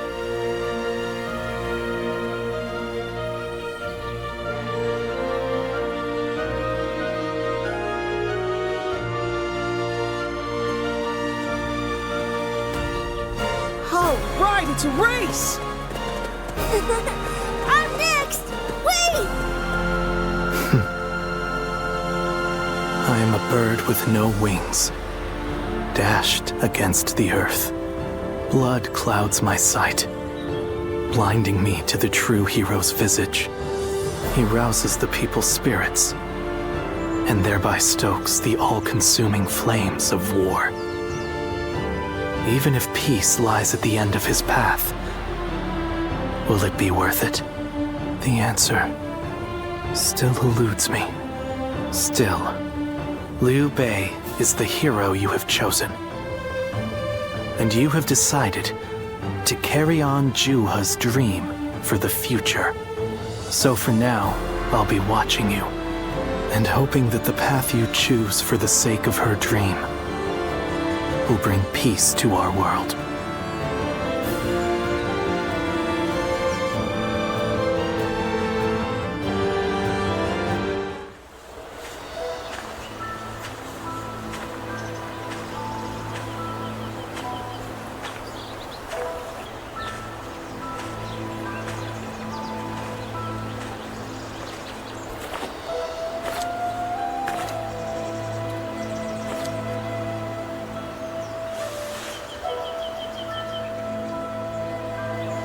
Go, Ziluan.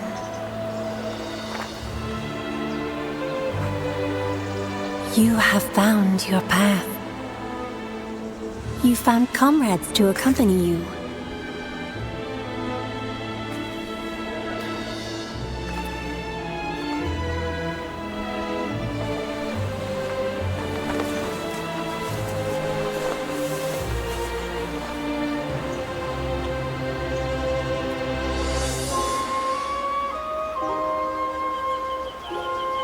And you're certain to reach it.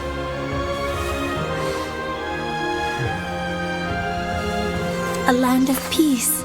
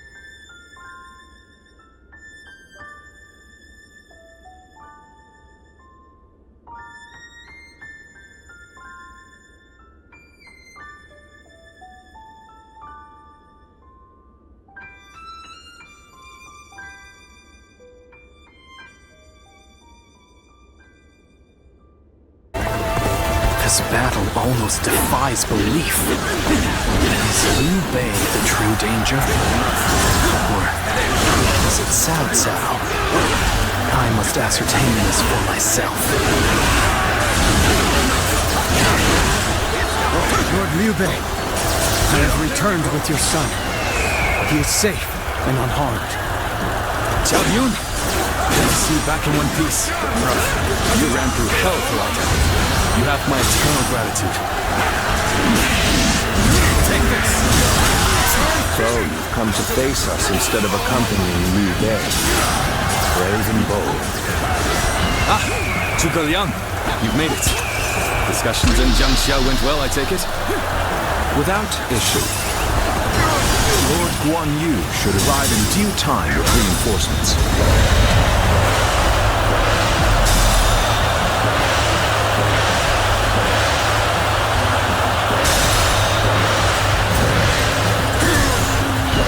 I will now prepare for Cao Cao's main force.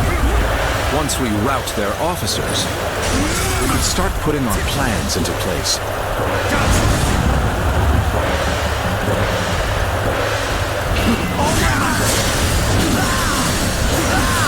So, you stand before us despite the odds. Would not expect anything less. The enemy officer has been defeated. We fended off their officers and will begin preparations as instructed by Lord Zhuge Liang.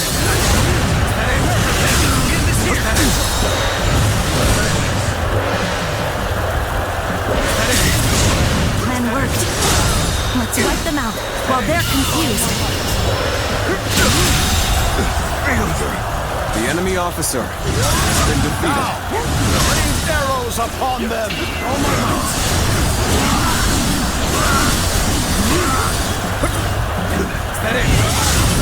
What's going on?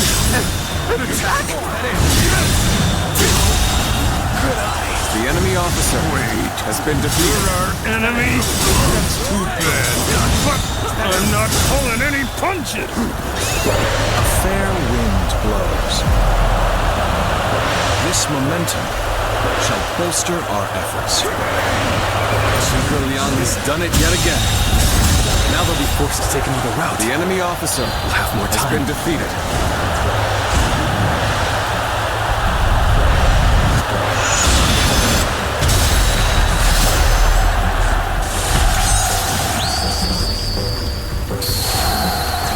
To have you here is all I need.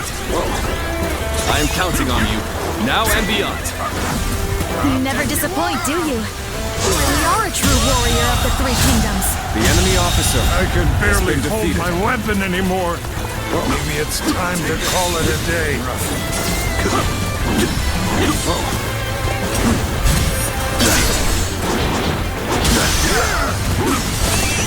Let's go.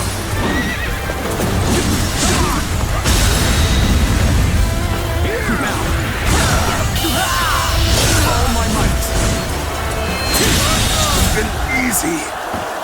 The enemy officer How could we have has let been them slip defeated. past us like this? Let's go. I suppose we have no options now except retreat.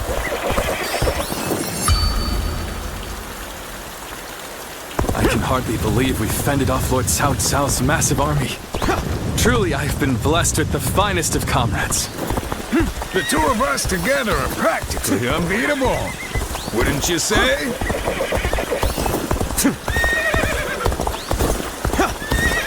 What is this fog? There's something strange about it. Cao Cao has been defeated. As such, it falls to me to stop Liu Bei here.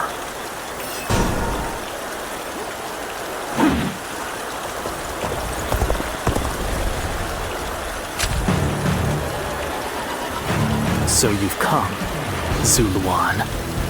You mean to protect Liu Bei to the very end, it would seem. Then, better ready. You'd best be prepared to fight. Take this! Is our destiny as guardians of peace! I feel a surge of power. That man has even compelled helpless citizens into battle.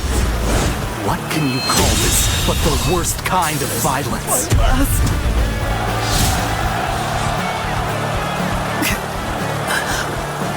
Why don't you remember? How can you?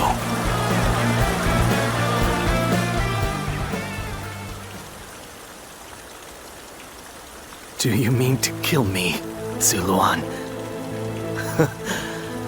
It would be a fitting end.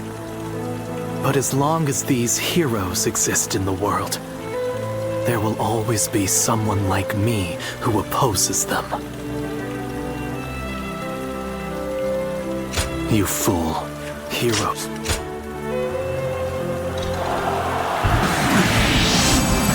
Take this!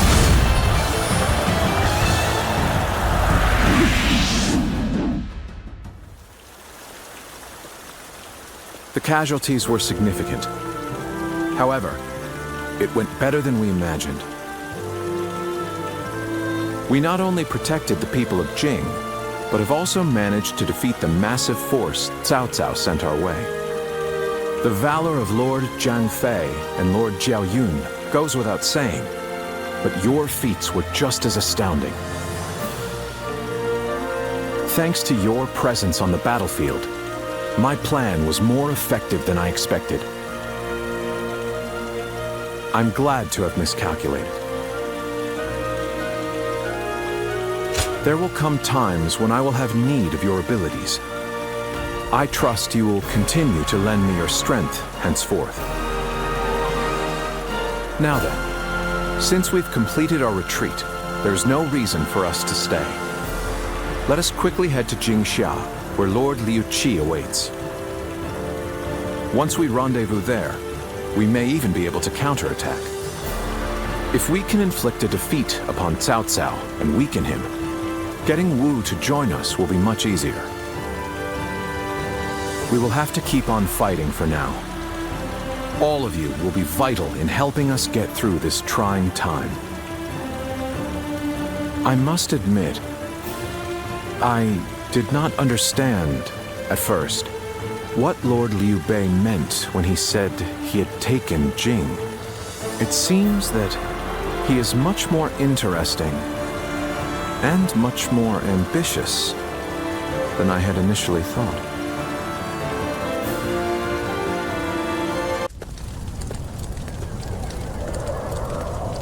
The resolve of Wu's officers is laudable indeed. And yet, the thread of Cao Cao's life has yet to be severed. It would seem he means to converge with his rearguard from Huarong Path. That is why I have tasked Lords Jiao Yun, Zhang Fei, and Guan Yu to lie in wait and ambush him.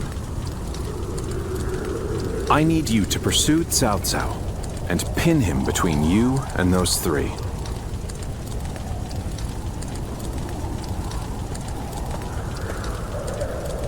Now then, let's see what our next move is. Liu Bei. Somehow I knew it would be you standing in my way. But it will gain you nothing. You will not end my rule. Lord Cao Cao, I have gathered the strength and the will to stand against you. It is time for our final battle. We're in great shape now! This is getting fun! You never disappoint, do you? You really are a true warrior of the Three Kingdoms.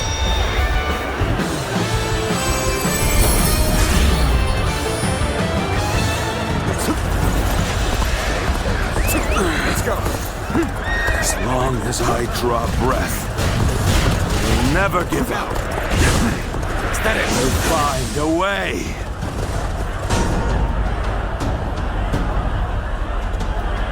After all that, he still escaped. His persistence is incredible.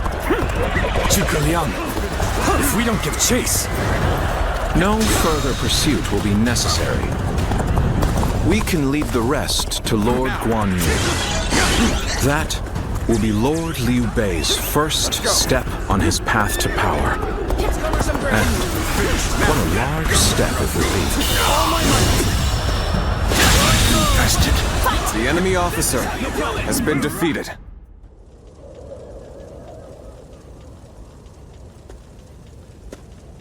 Go, Lord Cao Cao. You won't cut me down? I shall not. You saved the lives of people dear to me, and my brother, and so I owe you a deep debt of gratitude.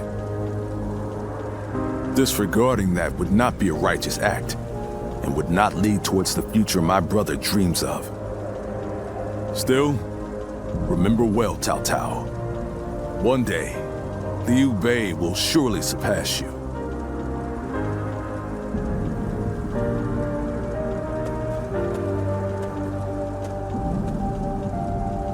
I shall not allow that. My triumph over him is inevitable.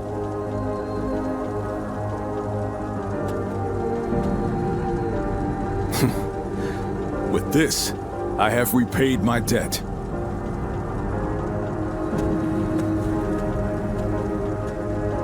Ah, it's you. I disagree. It was for the best. Lord Zhuge Liang dispatched me to this place precisely because he knew I wouldn't cut down Lord Cao Cao. If he dies now, Wu will be the next to build up their strength. And if that happens, the Longzong plan shall not come to pass. The future and freedom of our people is at stake here. Although the world is wrought with turmoil, my brother still shines as a guiding light of righteousness. And although many have perished along the way, their sacrifices will not be in vain.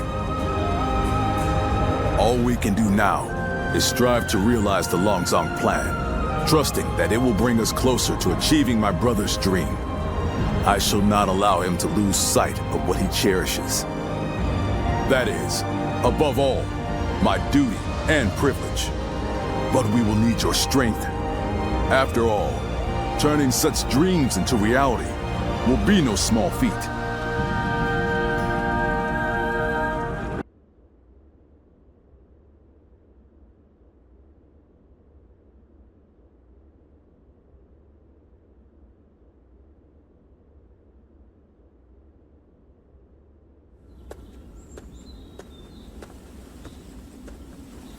Did you need something from my brother? I'm afraid he just left a moment ago. Probably went to help in the fields near here. There's a lot to take care of after that battle, so you may as well rest up today. Come on now. Don't be like that. Kick your feet up now. You'll need the rest for the fighting to come. You ought to take time to relax now and again. After all, you certainly earned it after your work in Chibi. But in all honesty, days like this aren't bad from time to time. Everyone enjoying their own pursuits, without the threat of some battle on the horizon. This might be exactly what Brother is aiming for. You're right. This is exactly what he dreams of. And we fight to make it a lasting reality. We always have, and always will. Oh, what perfect timing. Didn't expect to see all of you here. Sorry, but could you lend a hand? A bear has appeared in the fields. A bear, you say? Very well. Leave it to me.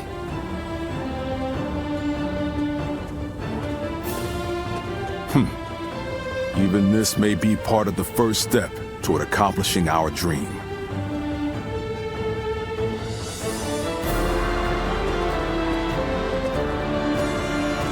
Is Wang Zu still yet to be found? Fog. This is... just as I thought. Go! Now it is our turn to hunt the tiger! Now! An ambush! I know your weakness, Sun Jian. Has been defeated. It's your affection for your family. Let's go. Fog has descended. I can barely see 10 paces ahead. If archers await, we... No. Guardian of peace, beware. Before you is a twisted mirage. Destroy it, or it may destroy you. If there is something you wish to accomplish, then brace yourself and face it.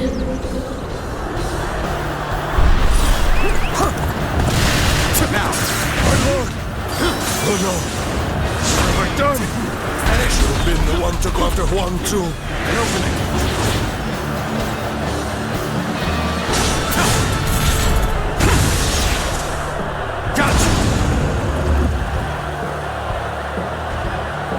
Take that! Do not falter! Press on! Look for the origin of the arrows. Take that! That is where the enemy stands. Damn! What? Great! We may be pushed back. Take that! Louis Gong! You take command of the archers. I will get reinforcements to finish Sun Jian for good! One guy. You truly intend to save Sun Jian? Very good. Nothing can stop you now. Hurry and do what must be done. He who has everything you wish for. Charisma, courage, the rank of governor. Are you not so jealous that it drives you mad? You now wish that he would disappear.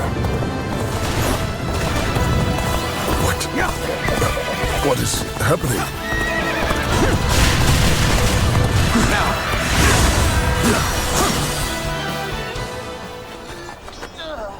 Don't push yourself. You okay? That hurts. Hey, take it easy. Let me help you. Well now, looks like we made it through somehow. Oh, so you've come as well.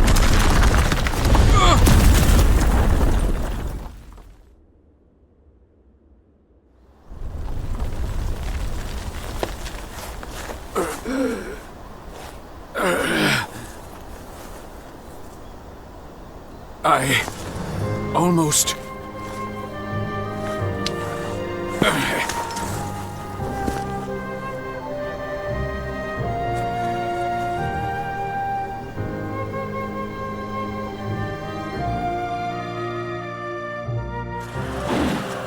It's a good thing you came. And you too, Huang Gai. I may not be able to fight any longer. I need you to take me and fall back. Understood, my lord. Give me a hand.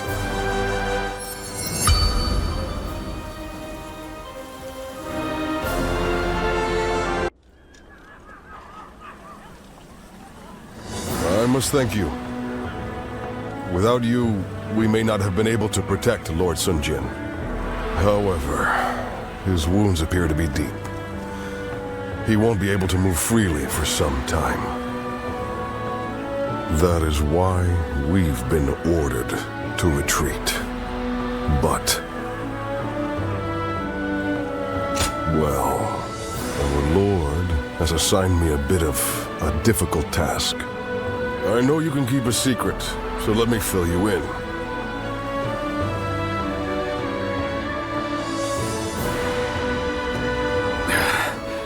Huang Gai, I want you to act as if I'm dead. As if you are dead? My lord, what are you saying? Your wounds are deep, but you will survive. Everyone will be relieved to see you once you have recovered.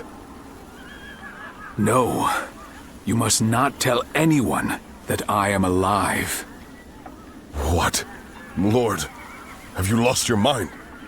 What will faking your death achieve? Losing you could spell doom for the entire Sun family. No, that won't happen.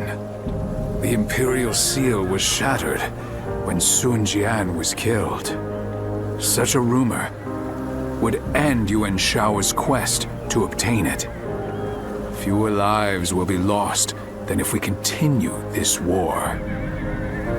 Both the Imperial Seal and I will cease to exist.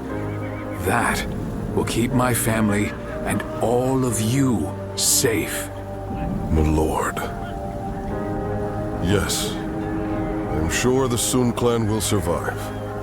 But without you, my lord, we must seek the protection of another faction. Your children have become formidable in their own right, but they are still young. They would struggle to bear the burden of leading us alone. That is why you are to help them. And it will not fall to you alone. Chengpu and Han Dang will be there, and even younger warriors like Zhou Yu. There will be hardship to be sure, but at the end of it lies a chance for glory. Do not forget the bigger picture, Huang Gai. I know you can see it.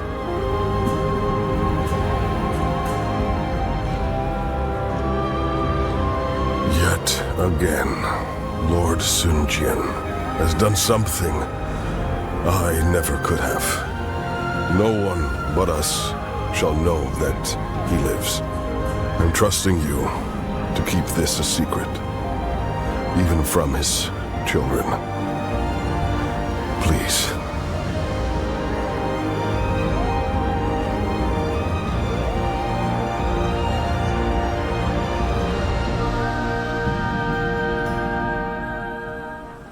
Lord Sun Jian. I still cannot believe that he's dead. Damn it!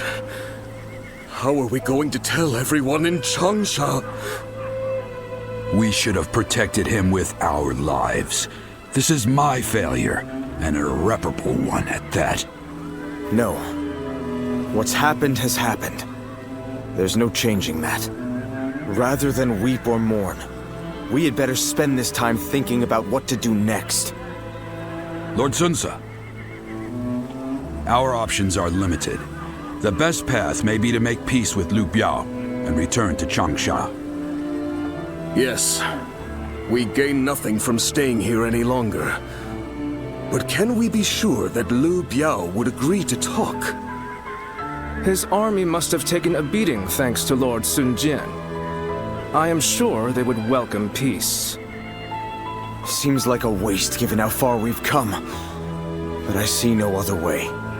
So assuming Liu Bei accepts, our problem will be Yuan Shao and Yuan Shu. What about them? They will use everything at their disposal to claim the Imperial Seal for themselves. And we cannot evade them indefinitely. But now that he is no longer with us, won't it be difficult for us to stay our course? There's no way around it. We will need to grit our teeth for a while, but I know we can bear these hardships together. Of course. Good. Then Chengpu, bring a messenger in. And Han Dang, go to Xuan and the others. I want you to work with Huang Gai and get us ready to move out. I don't know what Yuan Shao might do if we dawdle for too long. And I want to bring Father home as soon as I can.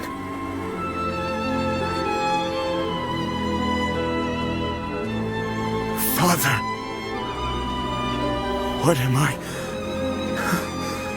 supposed to do now?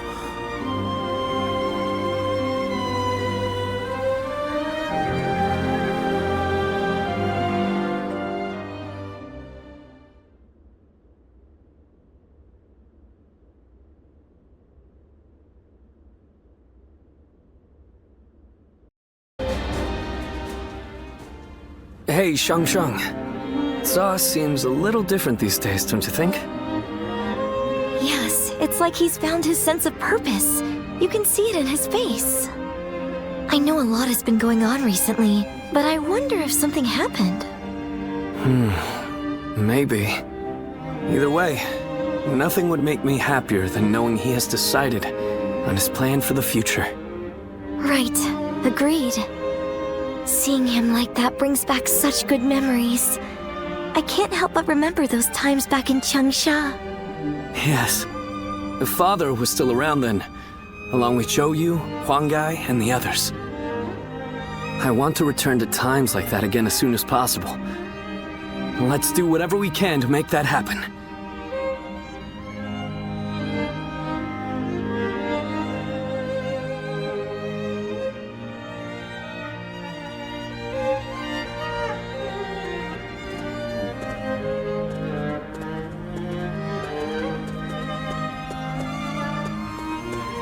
Sorry to come in uninvited. I actually have something I need to ask of you. I need you to go and meet Zhou Yu in Danyang, and to tell him that we are ready.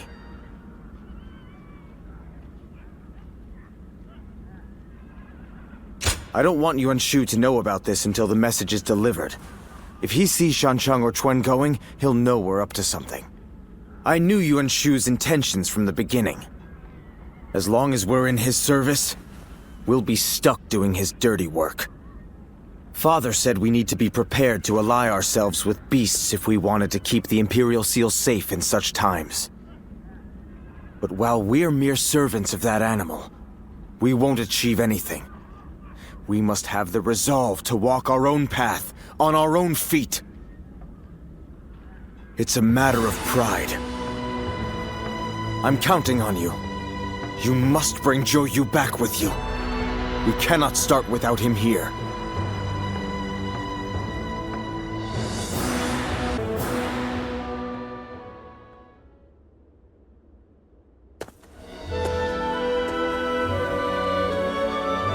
They said he would send a messenger, but I hadn't imagined it would be you. I have a rough grasp of the situation already. Sun Ce and I have exchanged messages at every opportunity. Everything is ready on our end. We've all been waiting for this moment. I'd really like to move out immediately, but...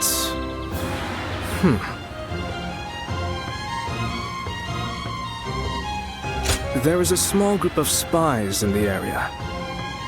We can't be sure if Yuan Shu has caught on to Sun Ce's plan or not, but I am certain that he is wary of us contacting each other. That's why I've been extra careful to send my letters to him in secret. But now... now that Sun Ce is prepared to be independent from Yuan Shu, I suppose secrecy is no longer required. All right. I guess it's time to follow his example and find the courage to charge through enemy lines. We'll make it together. Back to Sun Ce.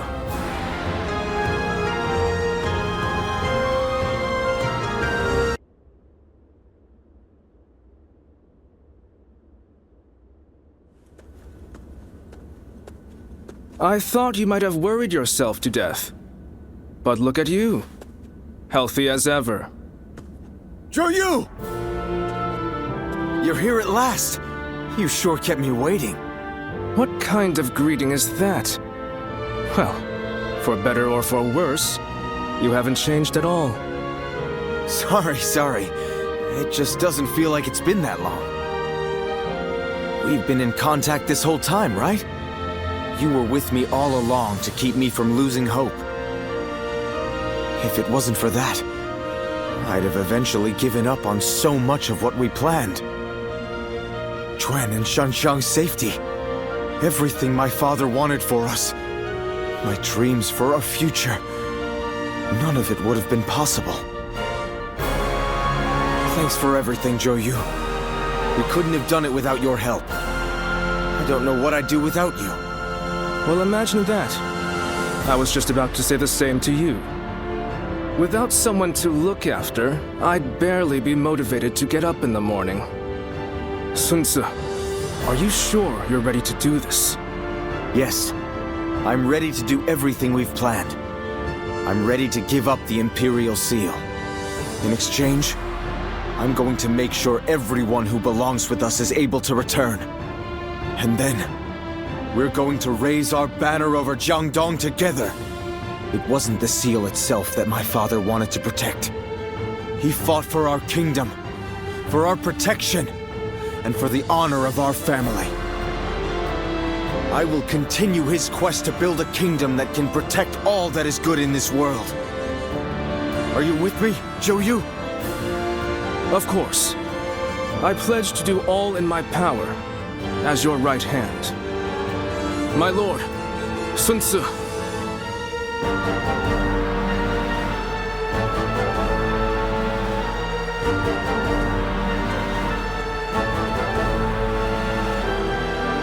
Sun Ce has dispelled his doubts and discovered his path.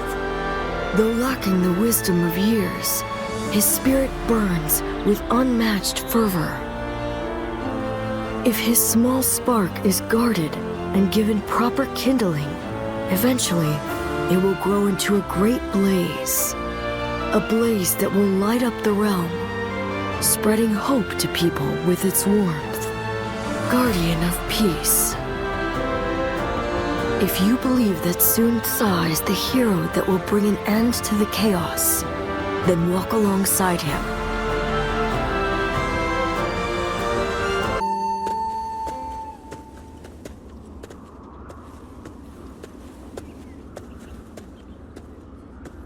Did it go well, Sun Ce? Yes. The Imperial Seal has been delivered safely. Yuan Shu must have been desperate to get his hands on it. He accepted all of our demands without a word of complaint. Now we've finally got Huang Gai and the others back. And we're no longer mere tools for him to use. Good. I'm glad to hear it. You seem happier than you were during our days guarding the seal. Yeah, I do feel strangely refreshed. It must have been more of a burden on me than I thought. Now that the authority of the Han is waning, the seal has begun to lose its value. Ridding ourselves of it now was by far the better choice. What we need for the road ahead is not authority. It is the power to survive among all of the other forces vying for supremacy. Well said. I agree with you there. We are about to embark on a quest to establish a new kingdom of our own in Jiangdong. Would you be willing to join us? I'm sure Chuan, Shangxiang, Huang Gai, and everyone else would be happy to have you. Your strength is an essential asset for us. And both Sun Ce and I would like nothing more than to be able to fight by your side. But we understand that this is a very big decision. One that will impact your future. Please think carefully before making your choice.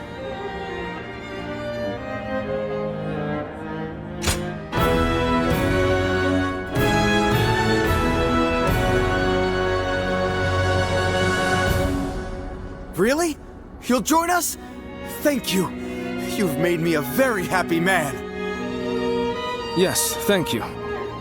You've given us all so much hope. It's strange. The moment I heard your answer, my mind was suddenly filled with grand dreams for our future. You're quite enthusiastic about this, Zhou Yu. It's so good to have you with us. Together, we will build a kingdom of our own.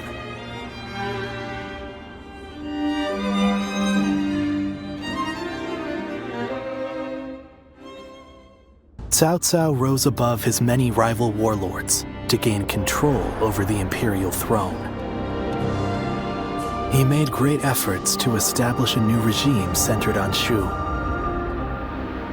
In the face of this, Yuan Shao and the other powerful clans could not remain docile, and their ambitions were soon laid bare. Elsewhere, Sun Ce worked with Zhou Yu on a plan to gain independence from Yuan Shu. In their youthful eyes, possibilities seemed to stretch out all the way to the horizon. Although Liu Bei had now allied with the peerless warrior Liu Bu, he fell into doubt, unable to decide on the path he should take. With the entire land facing great uncertainty, its heroes also stood at a crossroads. Chapter 4. Sun Ce rises up in Jiangdong. Liu Bei faces a quandary in Cha Pei. Cao Cao fights a decisive battle at Guandu.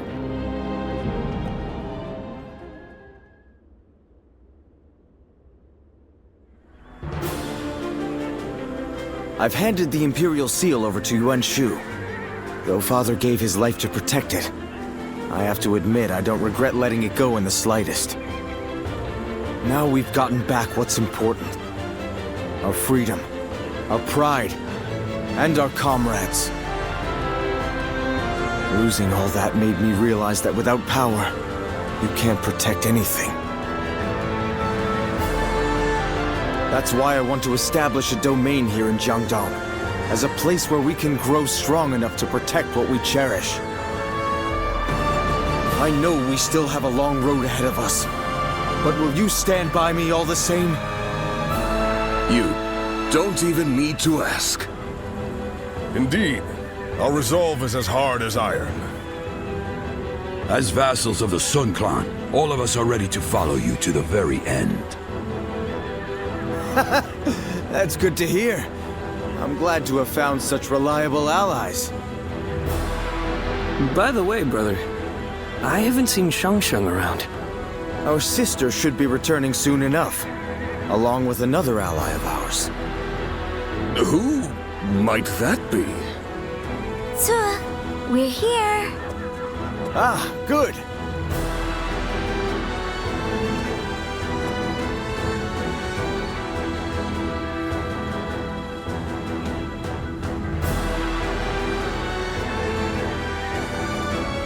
So, you're willing to fight alongside us, then? The pleasure is all ours. After all, there are a lot of things we'll be needing your help with.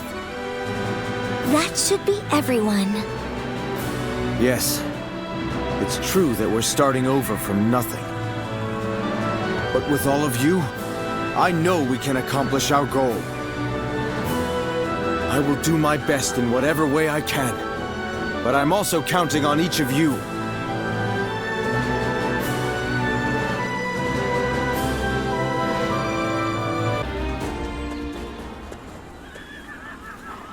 Allow me to thank you again for supporting Lord Sun Jian all this time.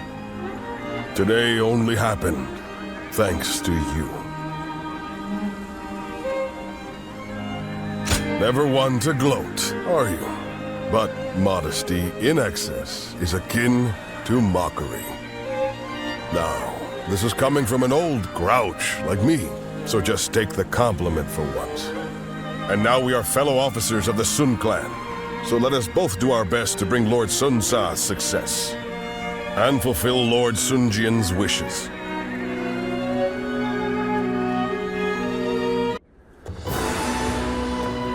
Well done to all of you! Our first step in making Jiangdong ours was a success! The enemy's defenses were solid, but things went unexpectedly well. They did, because of you and everyone else in this clan. And also due to Zhou Tai and Zhang Qing's support. You both have my gratitude. Your words are much too kind, my lord. I have been hearing of your bravery for some time. It is an honor to be under your command. There are many others like us who wish to serve you. Together, we will defeat Liu Yao. This is great news. It seems you're even more renowned than I thought, brother. It's a little embarrassing. Although, I'm not going to complain. Now is not the time to relax, Sun Tzu. Our next battle will most likely be at the hills of Shenting, with Liu Yao leading his own men to stop our advance. Let him come. We have a tailwind pushing us forward. We'll finish this once and for all.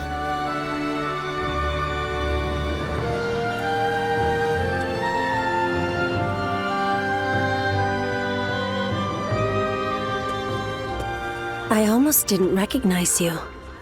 I see you have new clothing. It suits you well.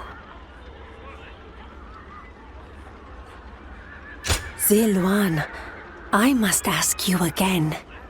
Can the hero you've chosen bring peace to the realm? Of course, nothing has been settled yet, but be careful. For if your hero throws this land into turmoil, I must put an end to him. Pray that our paths merely intersect and do not collide.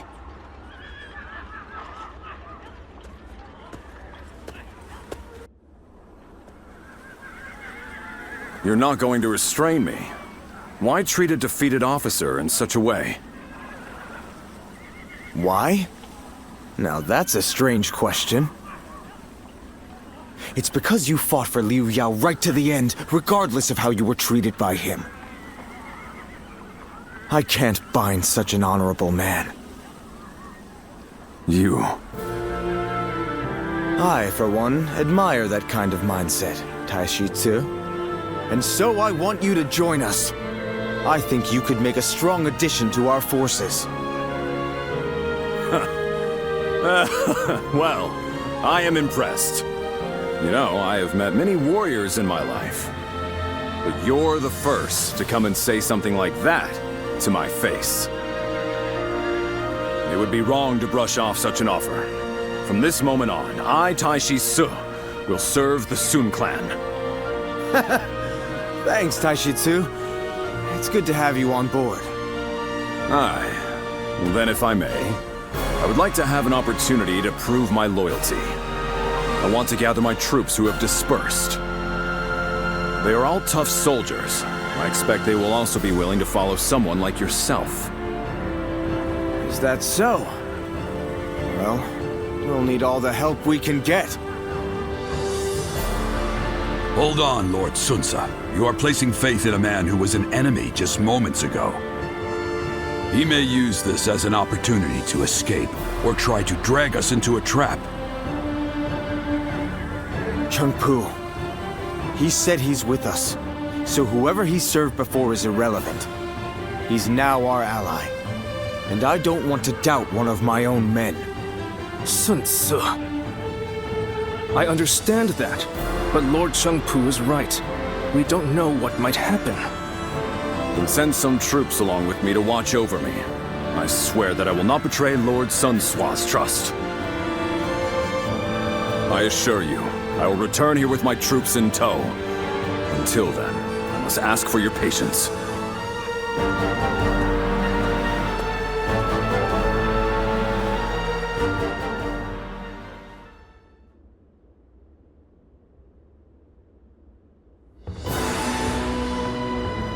With Liu Yao having fled, Xia is now ours. But even with our newly acquired base, we're still nothing but a minor force in Jiangdong. Agreed. Unless we do something, we'll be targeted by the other factions. Then it's simple. We'll take out all of them, take their territory, and then continue building up our domain. We will need a more precise plan than that. How do you propose we defeat them? It appears that the Shan Yue leader, Yan Baihu, considers us a threat, as he has formed an alliance with the governor of Kueiji, Wang Lang. Do you know who the Shan Yue are? I can tell you about them if you need me to.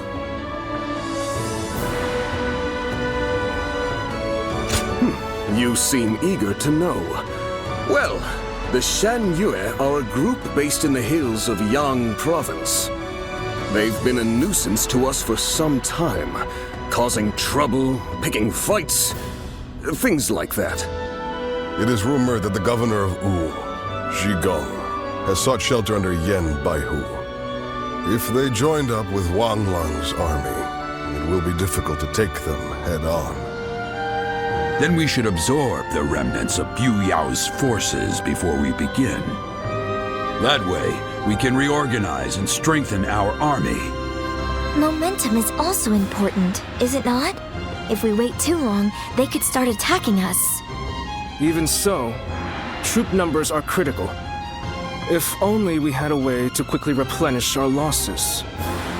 You needn't worry about having to reorganize the remnants. I have returned from my mission. I have gathered my troops and the remnants of Liu Yao's forces.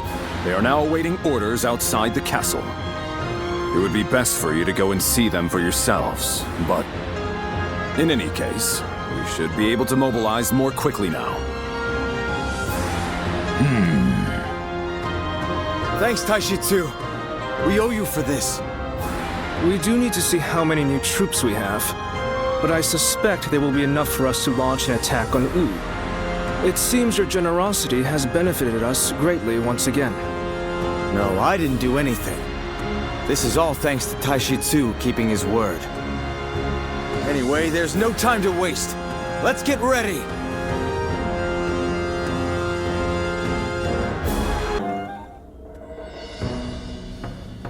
I will not be joining the expedition to Wu.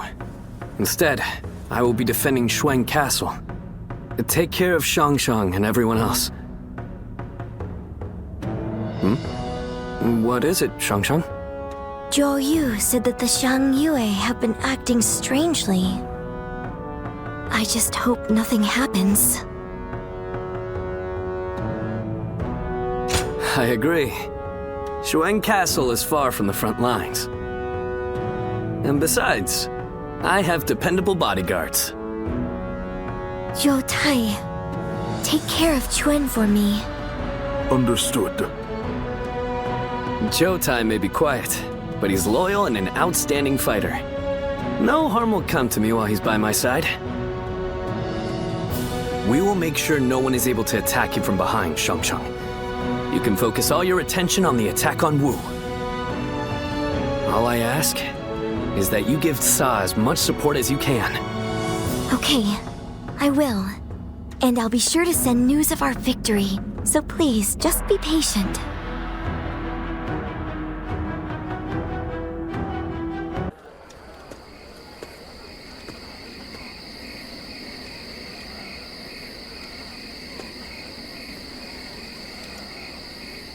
Sun Tzu, there you are. The feast is missing its hero. Sorry about that. I've been feeling kind of uneasy. It's taken so long. We lost our father, traveled all over fighting for Yuan Shu, traded the Imperial Seal to get everyone back. And now, at last, we have a place to call home. Indeed, it has been a long road. But without a doubt, you have done well, Sun Tzu. And yet, this is only the beginning. You're right. My goal hasn't changed one bit since that day. To live up to my father's ideals, and build a kingdom that can protect our citizens and people across the land. If I'm to succeed, I'll need your continued support, Zhou Yu. Of course. I'm your right-hand man. No matter which path we take, I'll be there to the end.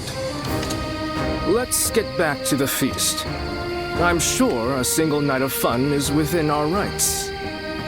Hey, aren't we usually the other way around? Watch me, Father. I'll make it happen.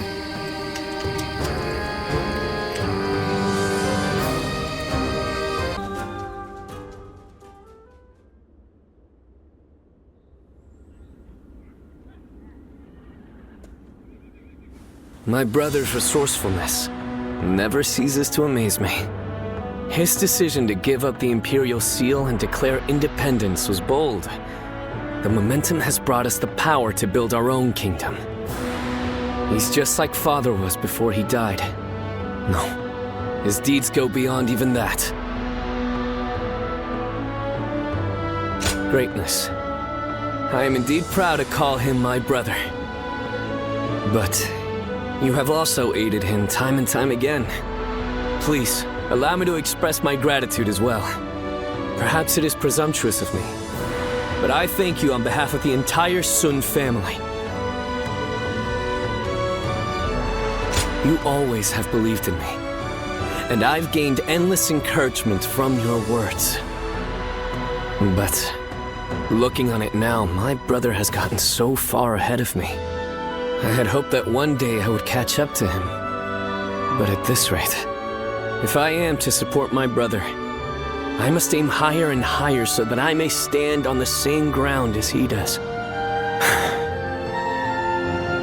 Whenever I talk to you, I start to realize how I should be living my life. It's something in your eyes that guides me.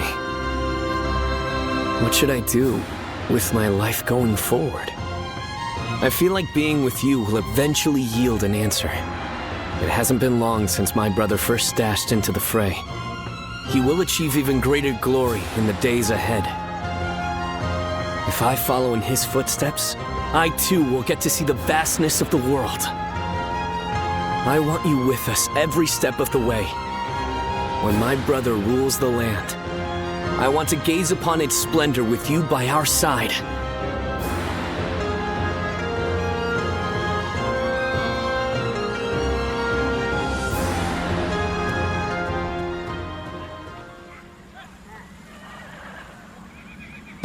I have a favor to ask. I want you to help me train. I've realized I need to become stronger.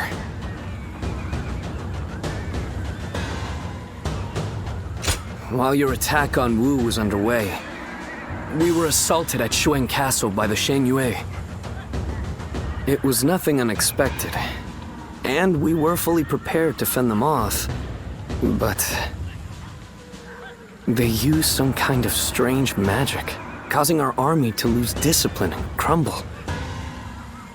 I only made it through thanks to Zhoutai, but he sustained a great number of injuries while trying to protect me. We were not sure if he'd make it, but a man named Yuan Hua saved his life. I believe he's your acquaintance? Please, give him my thanks. In truth, I feel disgusted with myself. Safe within the castle with my bodyguards, I grew complacent. And that led to Zhoutai being injured. He has told me to not worry about it. I consider myself fortunate to have met such a noble man. On the other hand, I am weak, a coward. I put him and everyone else in danger. I must become strong, like Tsa, and repay my debt to Zhoutai and the others. I will need to train both my body and my mind. Let us start whenever you're willing. Everyone trusts you. So I believe you'll be the ideal training partner to help me better myself.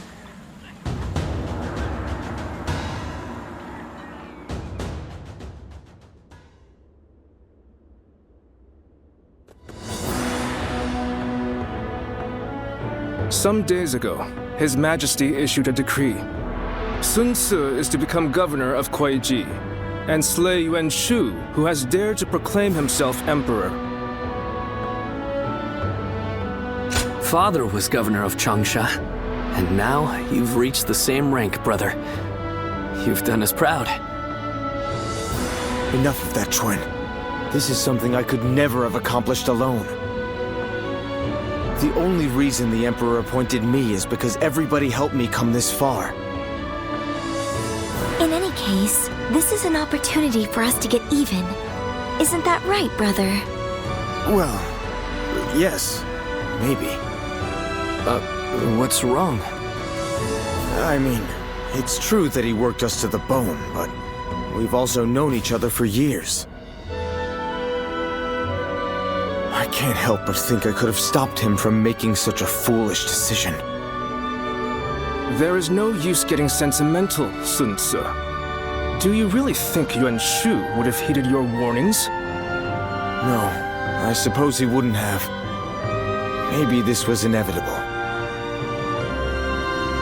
Either way, it's too late now. We will have to put an end to his delusions.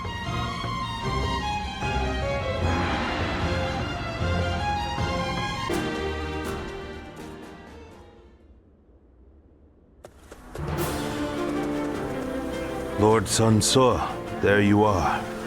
Allow me to thank you for heeding the call. We also have a score to settle with Yuan Shu. The Emperor's order was a blessing, if anything. We know exactly how he operates, and exactly how to counter him. That is reassuring. It feels as if I'm talking to Lord Sun Jian himself. Your father was by our side when we fought to put down the Yellow Turban Rebellion and slay Dong Zhuo. We saw for ourselves why he was known as the Tiger of Jiangdong. I hope to see you match your father in battle. Yuan Shu's army is nothing but a swarm of pests. Your assistance will not be required. You think you'll outperform us, do you? We'll see about that.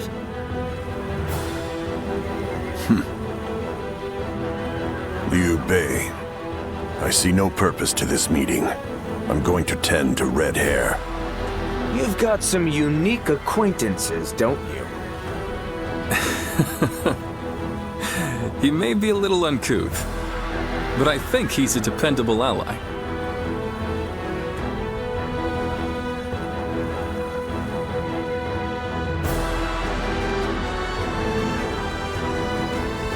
Well, look at you. You've made some strides since we last met. So you are serving under Lord Suan Su now. It is good to know that you have found a worthy lord. I still don't understand. Why you couldn't have chosen our brother, though. Do not take Zhang Fei's words to heart. He simply misses you. But looking at who's here, it reminds me of the times we fought Zhang Jiao and Dong Zhuo. Our brother, Lord Cao Cao, and Lord Sun Jian's successor, Lord Sun Su. Indeed, it does take me back to those days. Once again, the fiercest warriors of these dark times have gathered. Yuan Shu will be no match.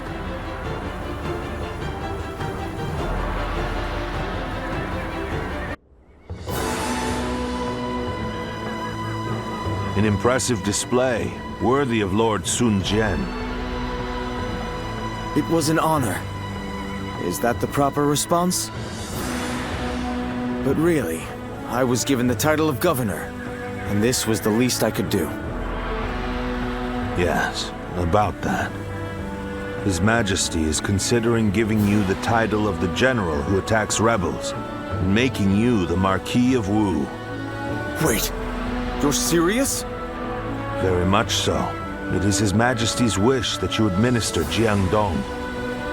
You would not dare to refuse this offer, would you?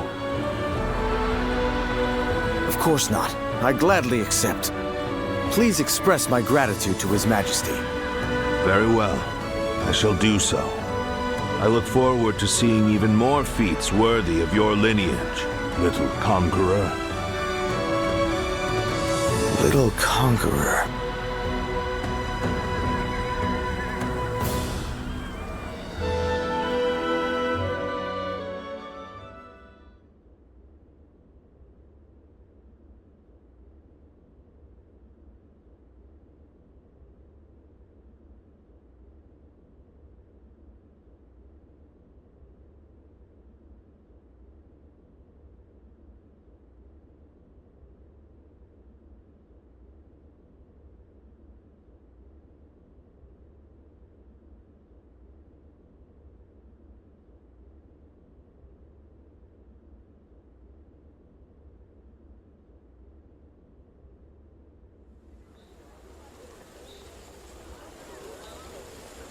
I wonder how long it's been since we've last had a drink.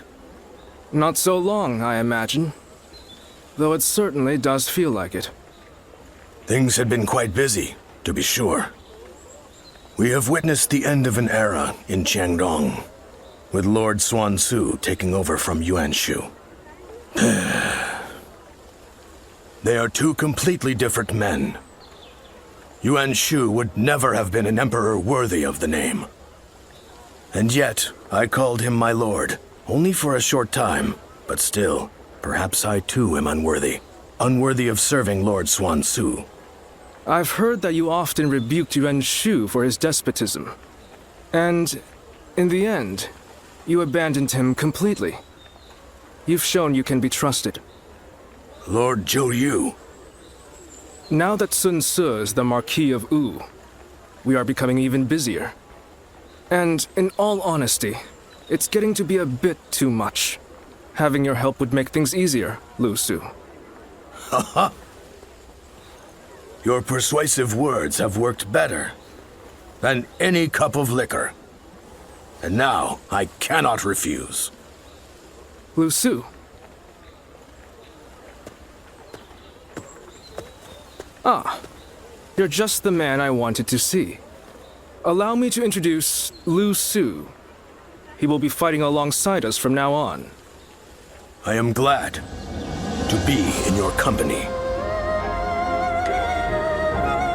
Ah, Lord Zhou Yu has spoken of you a number of times. He is a close ally who has remained with us through our darkest days, trusted by his lordship and many others. One of those who got you to where you are today, then. I shall have to work hard to gain your trust as well. So then, what do we need to focus on at the moment? Our territory has spread as rapidly as the rays of the rising sun. As a result, we lack stability. Of course. One is often at the most vulnerable when things are going well. I should be able to help you on that front. I shall serve as your arms and legs as we pave the way for Lord Xuan Su's road to conquest.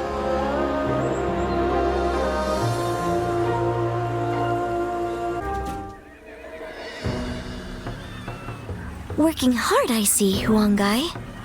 Why? This is nothing. If we are to continue our rise, it's going to take all the effort we can muster.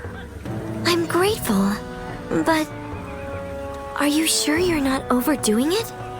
I've heard you've been extremely busy. Overdoing it? The princess is right, you know. They say being busy is a privilege to be had. But it's never good to go overboard. Besides, you're getting more attention than I am. Actually, I've been trying my best to be inconspicuous. There is no need for you two to concern yourselves. I am merely doing what is required of me. And you as well, Princess. I am tough enough to endure this. Well, if you say so. But we won't be able to succeed without you. Just keep that in mind, okay?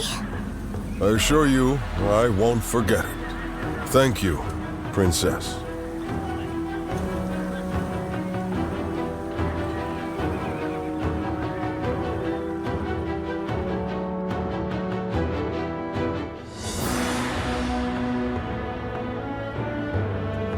Attack Jing Province and defeat Liu Biao. That's what the Emperor has ordered? Yes. Although we should bear in mind that Cao Cao is likely to have influenced the Emperor's decision.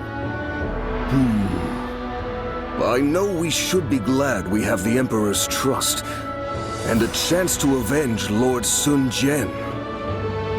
But it doesn't feel quite right. It's like we're dancing to Cao Cao's tune, like when we fought Yuan Shu. It seems that Cao Cao intends to take on Yuan Shao, who now dominates Hubei. So to prevent getting struck from behind, he wants us to take out Liu Biao, who might be an ally with Yuan Shao. Very cunning of him. Still, Liu Biao is a problem for us as well, and we stand to gain something from defeating him. It would be revenge for Father's death.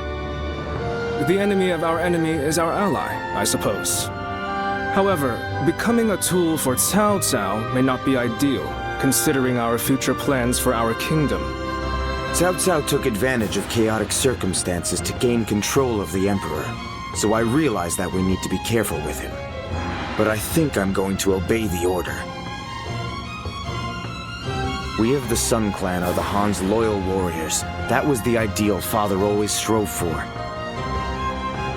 It would be a disgrace to him if we refused a call for aid from the Emperor while claiming to be building a kingdom that will protect the people.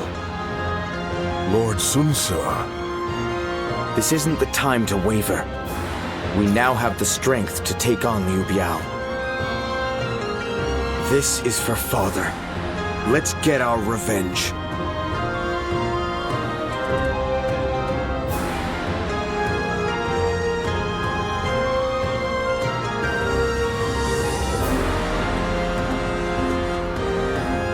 There is something I'd like to ask you, given your skills. During the next battle, Sun Ce will lead our main force to Mount Shisai to assault Liu Biao's main camp.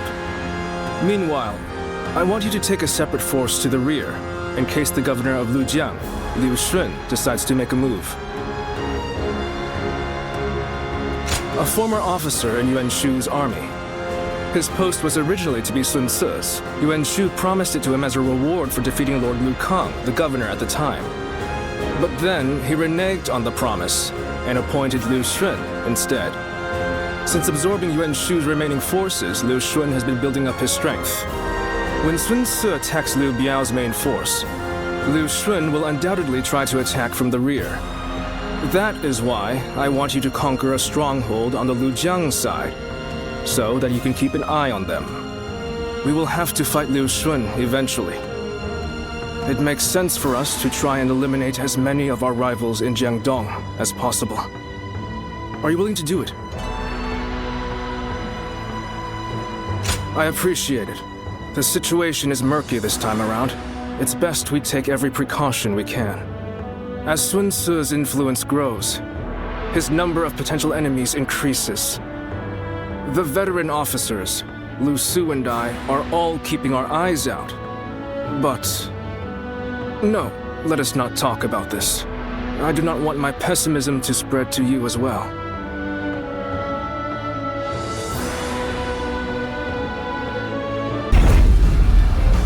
The little conqueror, Sun Ce, trampling the Shanyue people underfoot, all for the sake of domination. His ambitions must be thwarted.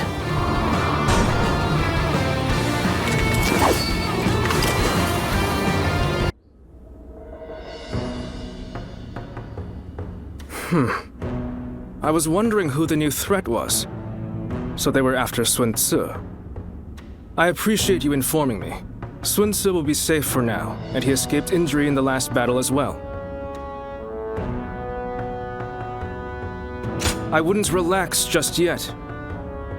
I have also received another worrying piece of news.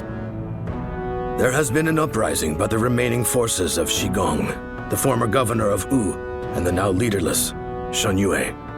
They might gain support from other factions looking to invade Jiangdong. If we attack Liu Biao without taking care of them, the ground we stand on will swiftly collapse. We have made all this progress through sheer momentum and the force of Sun Ce's will. But now, the cracks are threatening to show. It may be wise for us to hold for a moment. We cannot proceed without solid footing, after all. But I know Sun Ce, and he's not one to just stay put.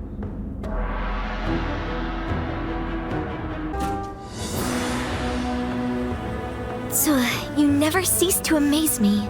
You smashed straight through the enemy line and sent their soldiers scattering. It felt as if I'd be left in the dust if I took my eyes off you for a moment. It was a bold move, brother. To lead your men from the front line like that. I hope I may someday have the courage to do the same. My lord, I wouldn't advise that. Me neither. Don't just imitate what I do, Chuen. You have your own strengths and talents. Charging ahead like an enraged bull is just in my nature, though I suppose I may have inherited it from my father. But without you and Zhou Yu to hold up the flanks and consolidate our gains, my mad assaults would be as useful as charging the sea. Sun Ce. What's with that look? I'm just following your advice and trying a little self-reflection. But, sir, you didn't mention me. What do I bring to the table? Well, that's easy. You're just as crazy as me and the old man. Next battle, let's smash through the enemy lines together. Thanks for that. This family. But come now. Your kingdom is growing stronger by the day, which is why you must move to solidify your position. I've been hearing some disturbing rumors from the north. A new storm may soon be upon us, and we do well to prepare for its coming. So once we've quashed this rebellion, Cao should take a rest from his labors and leave the work to his faithful siblings, right? There are no enemy lines to smash at the moment. A perfect time for you to rest and recuperate, Cao, until your particular talents are needed again. All right. You know what? I think I'll visit Father's grave. A lot has been going on, and he'll want to hear the news.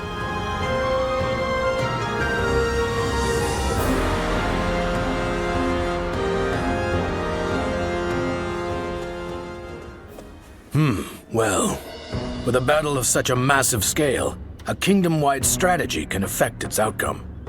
To that end, a text called The Six Secret Teachings might be of use. I can provide it, if you're interested. Thank you. I would be most indebted. Ah, good thing you came when you did. I have just been talking with someone exceptional, not unlike yourself. This man here. Who, me? I don't think I fit that description at all.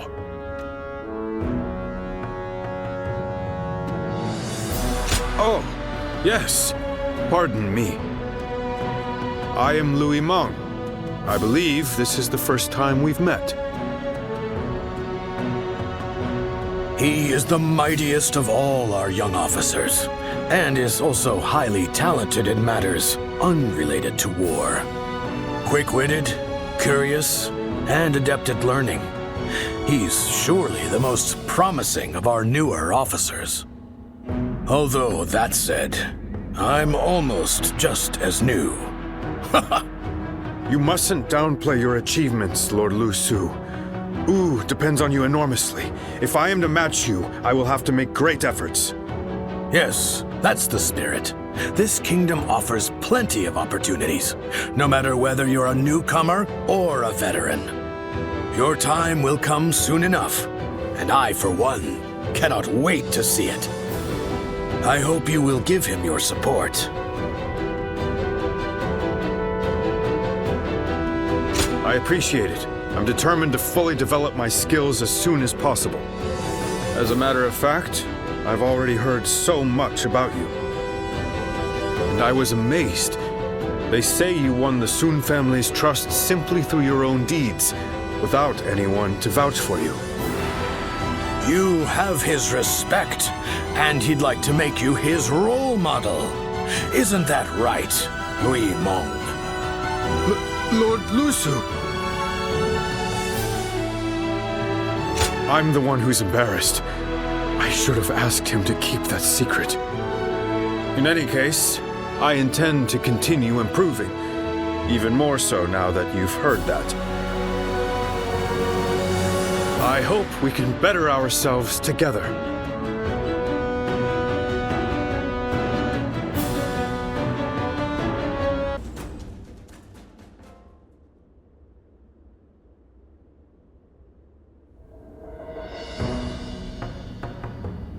I wasn't expecting to have to deal with the Shan Yue again. We may have gone about things too hastily. They are merely a rabble. I doubt they will pose much of a problem, although... I hear that Yuan Shao and Cao Cao are about to clash in Hebei. It's possible that one of them was worried about us intervening, and so instigated the uprising. Either way, we will do what we always do. Rout the enemy and quash the uprising. Nothing complicated. We're counting on you, too. Keep an eye on Lord Sun Jian, would you? Just in case. I couldn't think of anyone better for the task. Now, let's all do our part to ensure everything goes according to plan. Well, it's almost time for the meeting. I just hope we get through this battle without any more misfortune.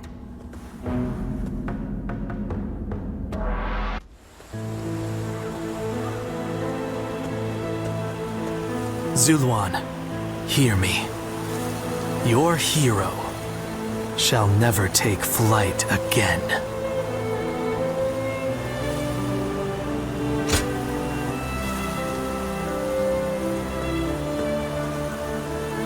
The heart of the sacred bird has grown still and cold.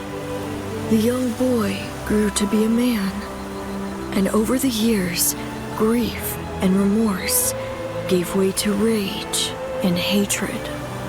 Wandering the boundless world, searching for the purest revenge. Thirsting and starved, bleeding from the body as well as the soul. And then he came upon the people of the mountains. But how could you possibly fathom what lies within his heart? How can one who has forgotten everything possibly see into the mind of one who remembers everything? The path upon which you both tread has been divided into two. Now, there is only one way to reach the end, through your shared trust and mutual resolve.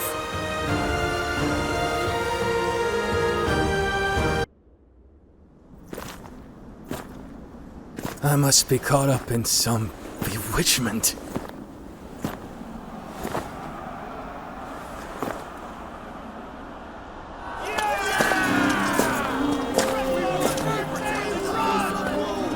Sun Tzu, where are you? Well, we won. Looks like they won't need me leading the charge anymore.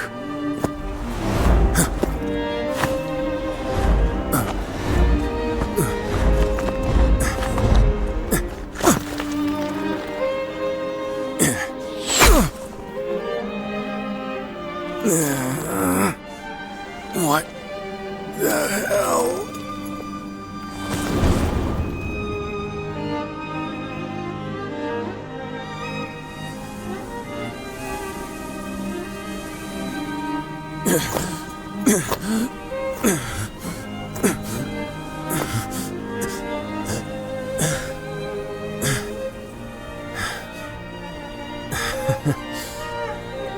I didn't expect this. Sorry. Yuan. Xiang.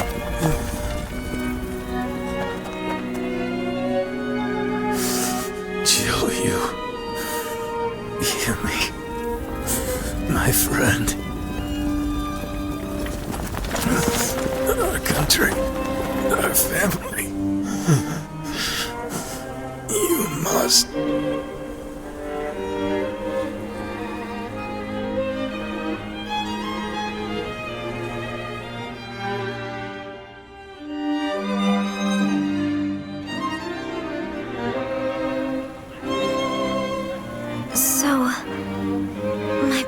really has. Yes. I will go and look for him. I refuse to believe it until I see him with my own eyes. Zhou Yu, wait. Are you serious? Sun Tzu wouldn't die in a place like this. I refuse to believe that he is dead. Don't be so naive. No warrior is so great that he can escape death. Have you forgotten that already? But Lord Changpu... You are no fool, Zhou Yu. That is why you of all people should understand. What is the correct choice in this situation? What would Lord Sun Jian expect of you? I understand your sadness, your pain. But if you cannot keep your emotions in check, even more of us might die. we should retreat. Without our commander, our forces are in disarray. We cannot allow the enemy to take advantage of us in this state. Well said. Then we shall prepare for the retreat. We need to move without letting the enemy see. We should help.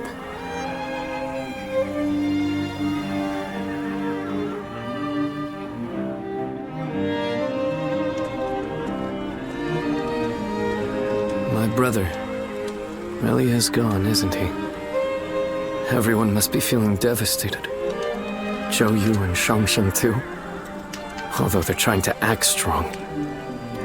But I don't understand.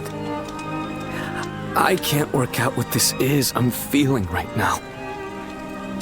I should be grieving for my brother. But what I feel is so much less admirable than that. Rather than grief, I simply fear the responsibility that now falls upon me. Can I really take over my brother's role?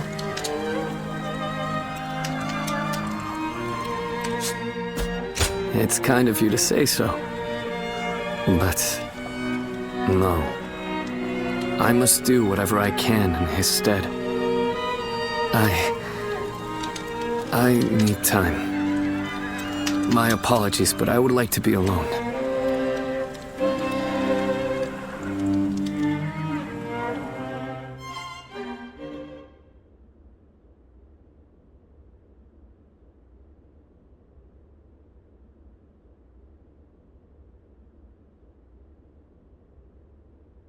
Cao Cao emerged victorious from a decisive battle with Yuan Shao, becoming the most powerful individual in the land.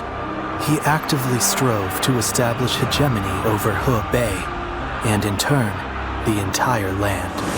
The Sun clan fell into turmoil after being tragically deprived of their lord once again. However, with their combination of capable youth and dependable seniority, they were able to secure territory for the kingdom of Wu. Their future now lay in the hands of their young leader. Liu Bei had yet to establish his territory and could not realistically attempt to gain supremacy. But he focused on gaining something worthwhile out of his indecision. The turbulent sea of the era turned into a powerful whirlpool, and before long, into a violent torrent. Chapter 5. With Zhuge Liang's assistance, Liu Bei decides on a plan to gain power. A decisive battle is held at Chibi.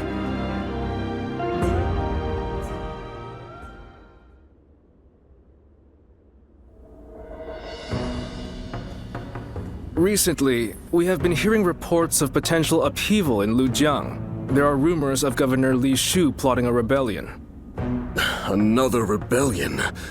Things have been getting worse and worse since we lost Lord Sun Jian. The death of a leader always brings conflict. We should consider this a good opportunity to eliminate some of our rivals. I have also heard that Li Shu is receiving support from Cao Cao. We should quell the rebellion swiftly, if only to suppress his influence. What say you, my lord? Yes, I agree. Many thanks. Now then, let us prepare our troops for battle. The kingdom has not yet recovered from the loss of our leader. How about taking the field yourself to prove your might to the other lords? Fine. I will defer to you in terms of battle plans, Zhou Yu.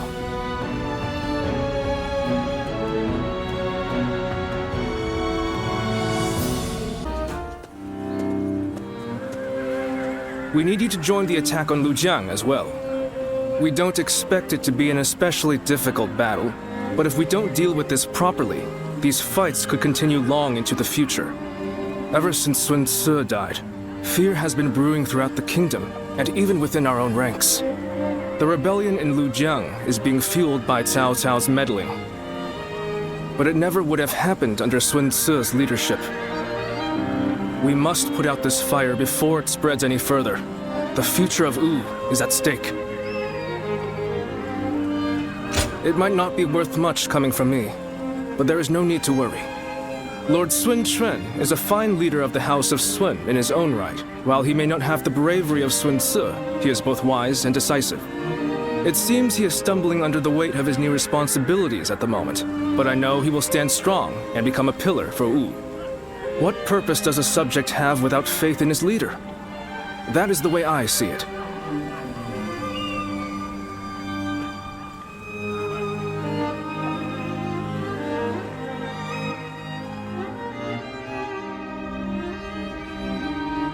It is indeed very unfortunate that he lost both his father and a brother, but he cannot expect to lead if he continues to be so timid. Lord Zhengjiao, you may wish to speak a bit more softly. I must speak loudly if I am to be heard. If you doubt our leader's ability, you should close your mouth and raise your banner in revolt. That's what I would do. If you lack the conviction to challenge him, keep it to yourself, Cao Cao. Nothing's more useless than a retainer who offers only compliments. I did not intend to sow doubt. But as it stands, Lord Sun Jian is the leader of a kingdom. If he doesn't get a hold of himself soon, there will be trouble. Hopefully, the next battle will be a turning point for him. Despite what he says, I get the feeling that Cao Cao is more worried about Lord Sun Jian than any of us. Yes, true loyalty can be a difficult thing to perceive. Be that as it may, we are only officers in the House of Sun. It is not our duty to meddle in our leader's personal affairs. Very true. There are some things that Lord Sun Jian must face himself. For now, we should keep our thoughts to ourselves and prepare for battle. That is the best way to express our devotion to our Lord.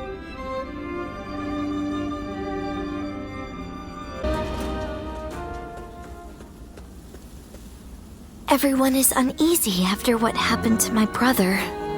It's times like these that I need to hold my head up high. I know very well that neither he nor father would ever give up and lose heart.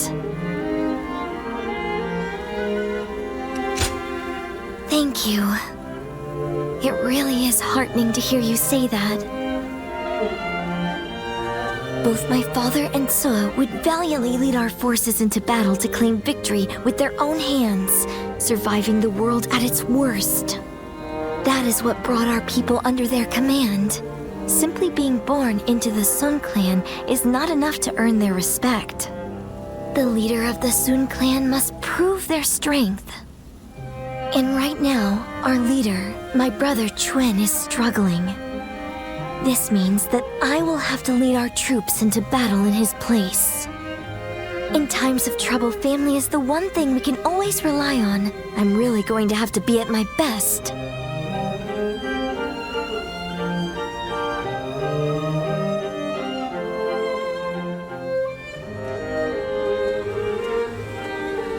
Lord Sun Jian, you look rather discouraged. Oh, Taishi Tzu. The moment word of my brother's death began to spread, a rebellion broke out. Even my inner circle has begun to lose faith in me. I'm sick of constantly being reminded of my own inadequacy. If only I were more like my brother, then I would be able to quell their fears. Lord Sun Ce certainly was capable of that. He was a great man. Perhaps that is the best way to describe him. I have to win our next battle to prove my strength.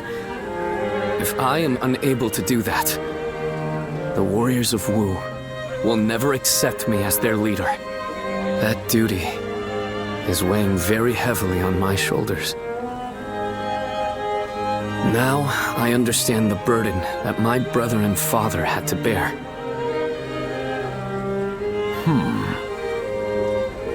If I may, Lord Sun Jian, there are men under my command who know only of horses, and others who do nothing but read. Some can barely hold a sword. And yet, they are all excellent soldiers, with skills that can be put to great use in battle. Each of them is invaluable in their own way. The same principles applies to the differences between you and Lord Sun Sua. You cannot become Lord Sun Sua no matter how hard you try. So you should do things your own way to reveal your true strengths and abilities. What we as subjects want is not the man that Lord Sun Sua was. We simply want a leader that is worthy of our loyalty and service. Perhaps I've said too much. I will leave you now, my lord.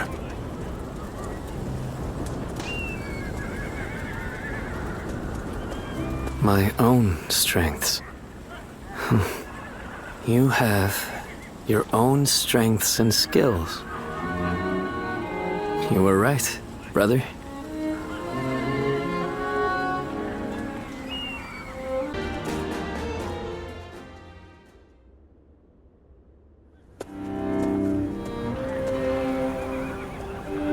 Is this really a battle we can win? If Lord Sun Jian and Lord Sun Shi were here, they would be on the front lines themselves, leading us all to victory. But Lord Sun Chen has promised nothing more than to guard our backs. That may be a wise decision as a commander, but will the soldiers of Wu accept it? I wonder.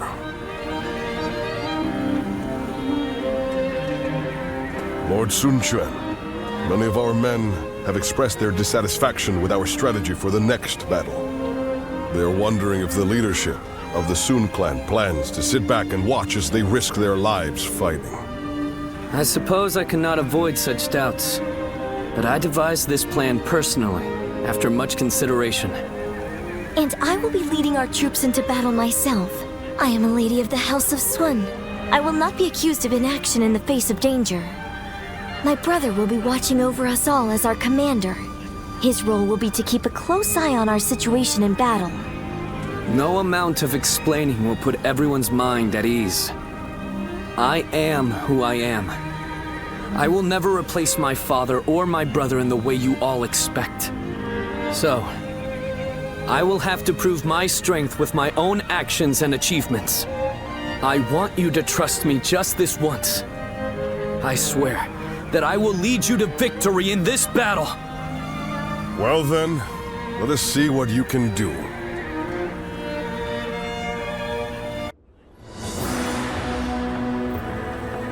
Listen up, everyone. As you all know, I do not have the skill in battle or the mind for strategy that made you respect my brother and my father.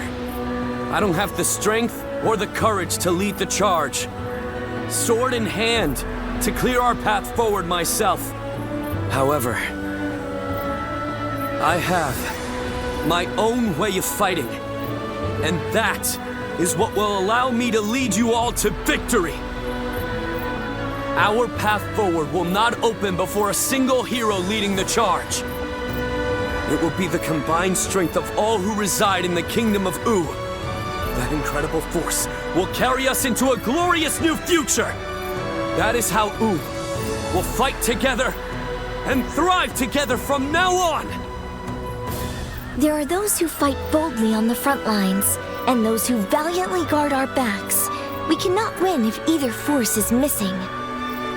You will all come to understand that very clearly in this battle.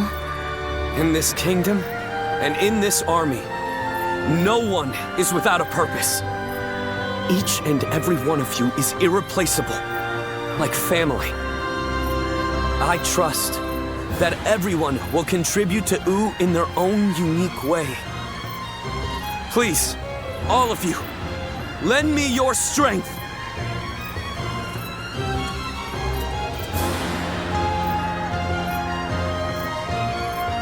Are you seeing this, my friend? Your little brother might just achieve even greater things than you did.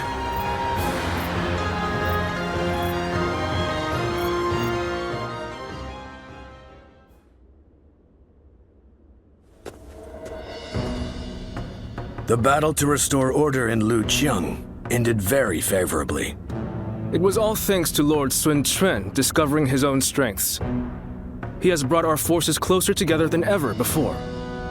And I'm sure this will help to crush the ambitions of those who are looking to stir up trouble in the kingdom. We still have Cao Cao's meddling to contend with, but this is wonderful news.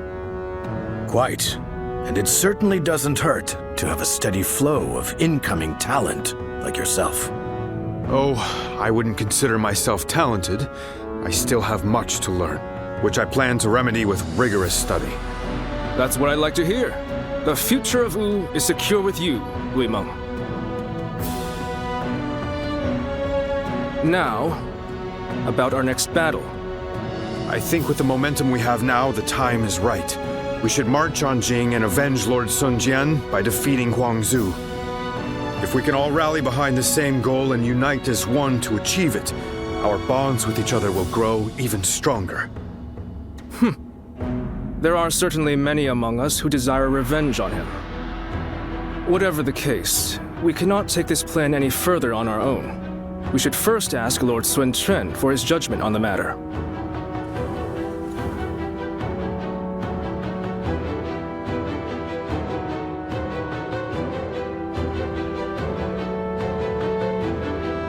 They want to take down Huangzu. It's just an idea being discussed for now. I figured this would be a good time to hear everyone's thoughts on the matter. Not even Lord Sun Ca was able to avenge the death of Lord Sun Jian. We're certainly able and willing to do it now, but... Is there something worrying you, Father?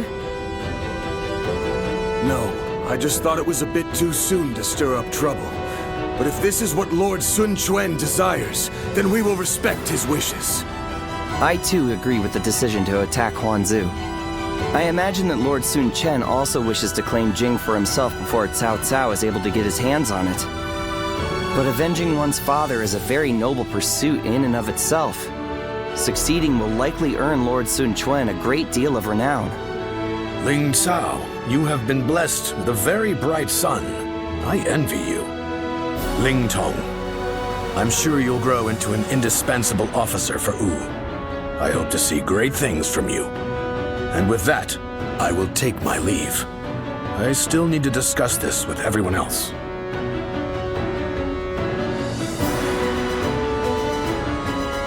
Ling Tong, I don't want to see you letting all that praise go to your head. You must always act with awareness of your own standing. We will do all that is necessary in the service of the House of Sun. That is our duty. Never forget that.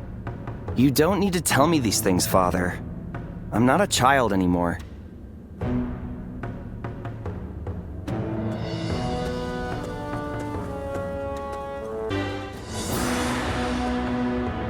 I have heard you all. Your dreams for the kingdom of Wu and your regrets at the loss of my father. Your thoughts on these matters have convinced me to mount this attack.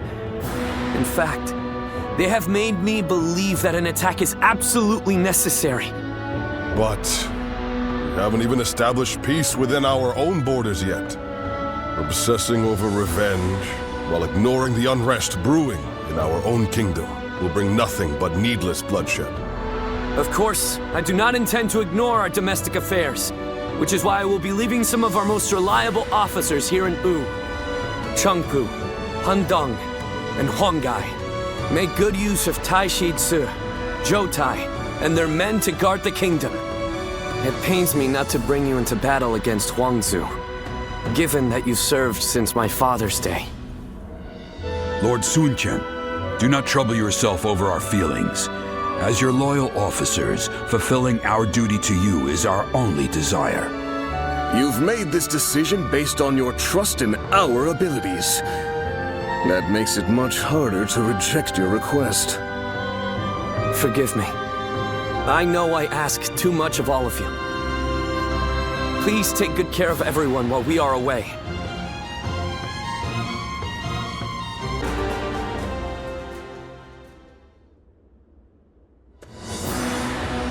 At last, our battle with Huangzu is nigh.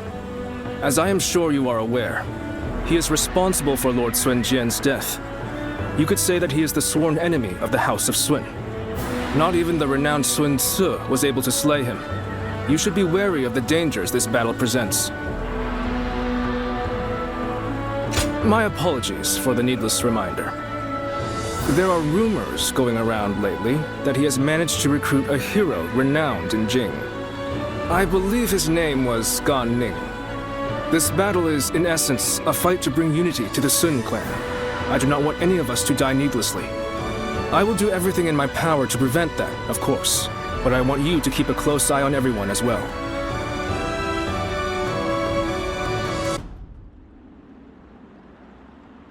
It fills my heart with shame, but we have no choice. We're taking our troops home. Prepare for an immediate retreat! Sir! Lord Sun Quan, please wait! We can't pull our troops out now! We're here to slay Huan Zu. We have not yet accomplished that. If you leave now, your father's death will have been in vain! No. As the leader of the House of Sun, I cannot allow the rebellion of Shan Yue to go on. But I still haven't slain my father's killer. Lord Sun Quan, are you not also fighting to avenge your father's death? Yes, I am. I despise Huang Zu. My hatred for him is just as strong as the rage you feel for the one who killed your father. And yet, remember what we have come here to accomplish. What would my father, my brother, and Ling Cao really ask of us? Should we relentlessly pursue their killers in a fit of rage, only to return home to find the kingdom of Wu overrun by the Shan Yue? That isn't... How could I ever face my father or my brother if I allowed such a thing to happen? We will withdraw for now, Ling Tong. I know someone as clever as you can see the wisdom in that.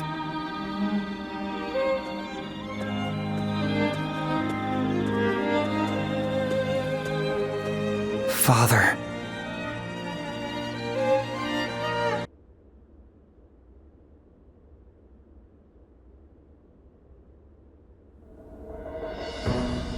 Our officers are limiting their ability to mobilize, but there are still uprisings all across the kingdom.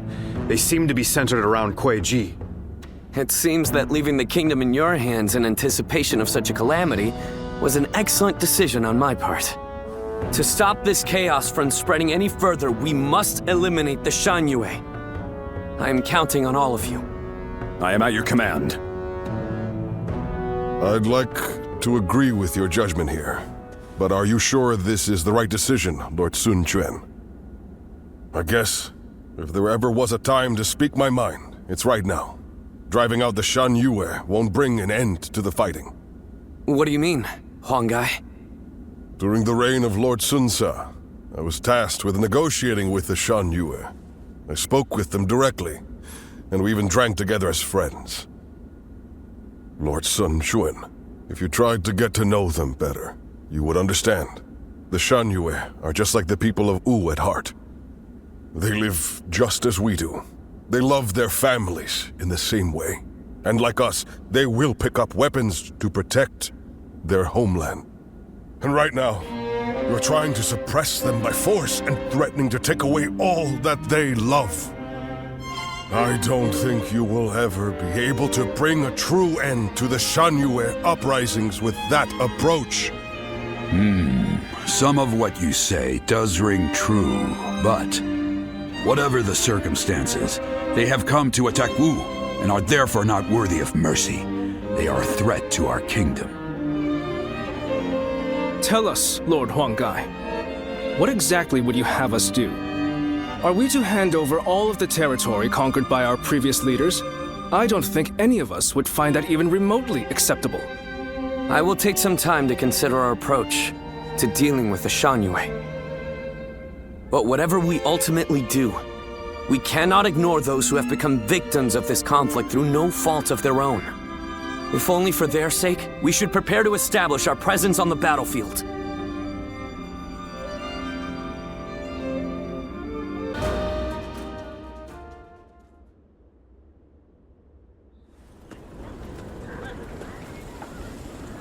I heard Lord Huang Gai raised objections against fighting the Shan Yue. He even had a bit of an argument with Lord Zhou Yu earlier. Why would he ever even think such a thing, let alone say it out loud? Who knows? In my opinion, there was no reason to give up our chance to kill Huan Zu if we weren't even going to fight this battle on our own land. The Lord Huanggai has long served the Sun clan. I don't think he would suggest such a thing based on emotion alone. I really want to believe that, but there are many strange rumors going around about Lord Huanggai. Some of them even go back to the days of Lord Sun Jian. Rumors? Yeah, like the one about how he isn't satisfied serving the House of Sun, or the one about him being with Lord Sun Jian when he passed. Lord Huchi, you would do well not to speak so carelessly. But if those rumors are really spreading among our ranks, I think it might be worth reporting them to Louis Meng and the others.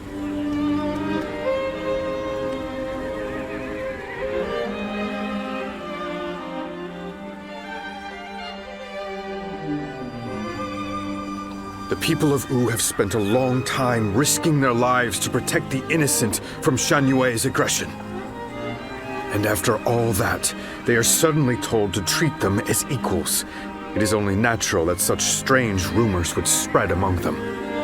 That may be the case, but it doesn't mean Huanggai intended to cause harm with his suggestion. For my part, there is much in Huanggai's plan regarding the Shan Yue that I cannot agree with. But it is not prudent for everyone to fawn over the opinion of a single man. Someone must speak out as he did for there to be a proper discussion. But won't letting these rumors spread among our ranks affect the morale of our soldiers? After all, we even had to give up our defeating Huan Zu, only to find ourselves waiting around back in Wu. What are your thoughts on the matter? We are all finding Lord Huanggai's idea very difficult to accept.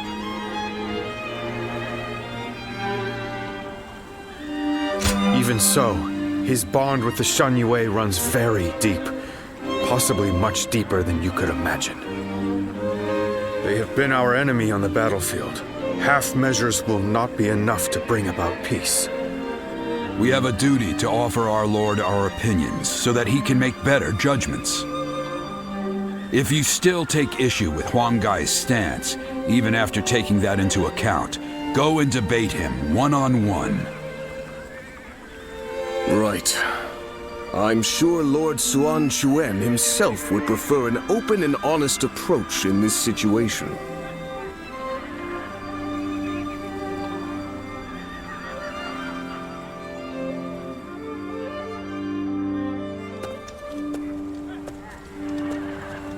There's been no end to the arguing, has there? You seem tired out by it as well. The simple fact is that there are now many more people in Wu. It's inevitable that disagreements will arise. Debating what's right will not provide any answers, because what is right depends entirely upon each individual's beliefs. However, a ruler must possess the ability to unite those ideas about what is right into a single force. This has made things several degrees more difficult for Lord Sun Quan, and for us who assist him, compared to the days of Sun Ce's rule. I know. I get worried sometimes. Worried that our kingdom might crumble from infighting. I believe in Chuen and every one of you, of course. It's just that we seem to have become so disunited. I wonder, what would Father and Suo have done? The living cannot speak for the dead. But if one were to imagine what their approach would have been, they might not have done anything, and just watched. Done nothing? Sometimes, after a clash of opinions between many different people, a new solution to the problem becomes evident. That was something both Lord Sun Jian and Sun Ce knew well and appreciated. And that is why I don't feel concerned. In fact, Lord Sun Quan's approach may be even better at building a consensus than that of his predecessors. As one of Wu's strategists, it is my duty to believe in him, and also in myself, so that we may devise ways to win any battle. brothers have been truly lucky to have had you as their advisor, Zhou. I know it is way past due, but please allow me to thank you. You give me too much credit, Princess. I'm here because I chose to be by their side. The enemy officer has been defeated. I'm pulling back for now. The end of the rebellion is in sight. Everyone, keep fighting through to the end! Is that it? Mountain dwellers of old, do not perish in vain. Flee now. Is that it? Leave the rest of this battle to me.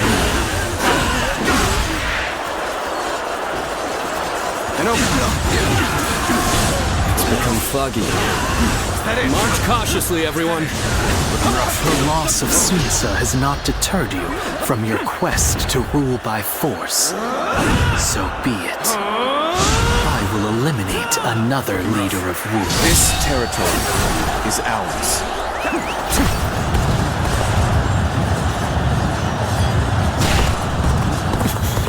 I've lost sight of the others. This fog is very strange. No good can come of this. This is no ordinary fog. What do you think is going on? Let's go.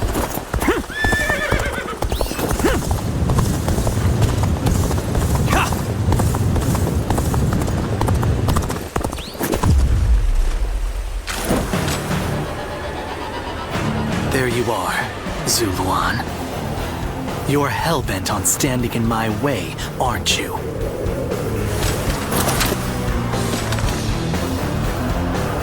Then, you'd best be prepared to fight.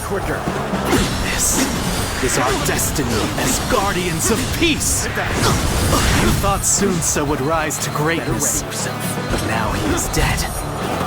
So why do you continue to fight for Wu?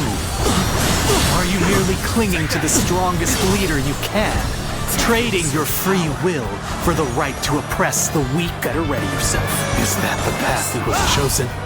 Then you are no different than the vermin who destroyed our home. The anguish and despair of that day has been burned into my mind. I see his suffering. Is that it? The agony, the chaos. It has revealed to me my new path. We guardians of peace must oppose those in power, even the so-called heroes of the age. Both the Han and the Kingdom of Wu are our enemies.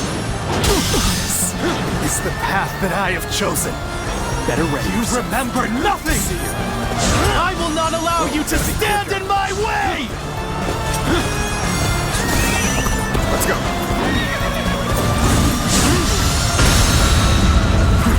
Now! All my might! This my last.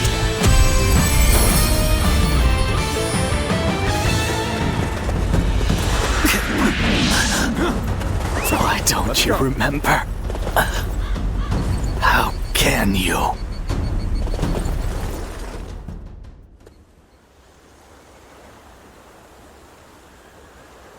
Do you mean to kill me, Zuluan? It would be a fitting end. But first, there's one thing I never could understand. After this, I will ask nothing more. So tell me, with the little conqueror slain, Wu has lost all of its heroes. Those left are no longer capable of heroism. They simply wield their strength as their lord commands. In spite of this, you follow the path of Wu. For what, and for whom, do you fight?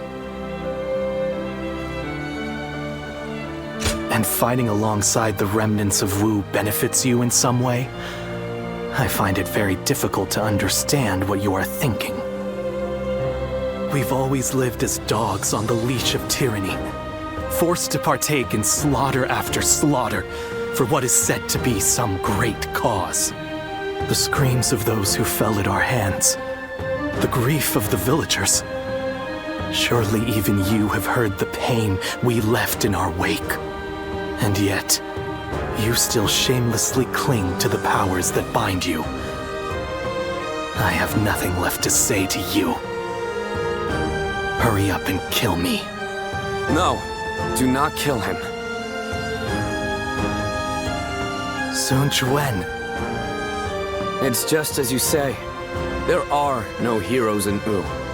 I'll never be anywhere near as great as my father and brother.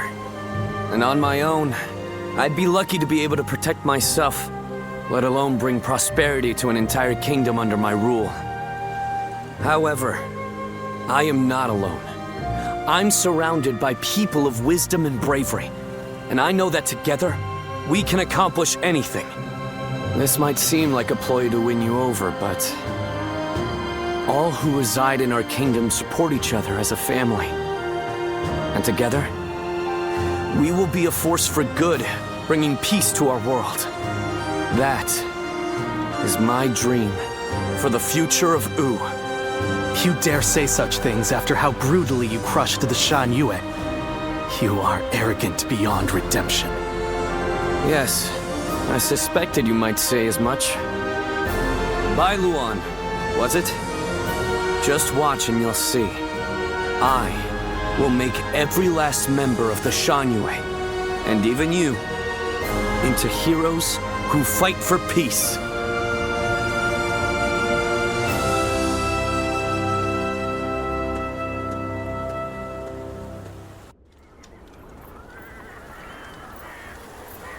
You've allowed me into your leader's tent without restraints? What are you thinking? Hurry up and kill us. You needn't spare anyone. I would rather even our children be put to death than raised under the oppression of Wu. Oppression? I do not intend to oppress anybody. Even if that is true, you have defeated us and are trying to control us through force. That is a fact. There can be no lasting peace between your people and mine. We are too different to coexist in the same territory. According to who? Is that meant to be self-evident? Or do you claim it based on historical precedent? Either way, that goes against my wishes. Your wishes? What I wish for is a kingdom where all those who live in Jiangdong respect and help one another. I do not intend to force anything upon the Shan Yue, so long as you do not point your blades at us. In fact, I want to learn from your wisdom. We do not know how to survive in the wilderness as you do. How self-centered. You can speak of ideals all you like, but there are many whose anger will not be placated. I am willing to bear the brunt of all their discontent. For all my other failings as a leader, I can at least do that. Let's end this strife between the Shan Yue and Wu. Starting today, we shall be one, living alongside and helping one another. Your desire for peace appears to be genuine. It is. And you should know that once I form an agreement, I ensure it is honored. There will be no chance to withdraw. Not so weak-willed after all. Now, you have me curious about this Wu you dream of. But if you ever make another attempt to oppress us, I am aware. I will do everything I can to maintain your trust.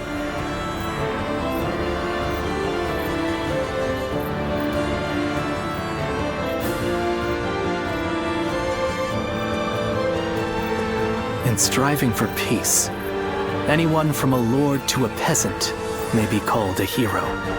He has forged alliances not only with his clan's bitter foes of old, the Shan Yue, but even with me. It's impressive, I admit. That's Sun Jian. He's an interesting man. More capable than I thought he might be, at least.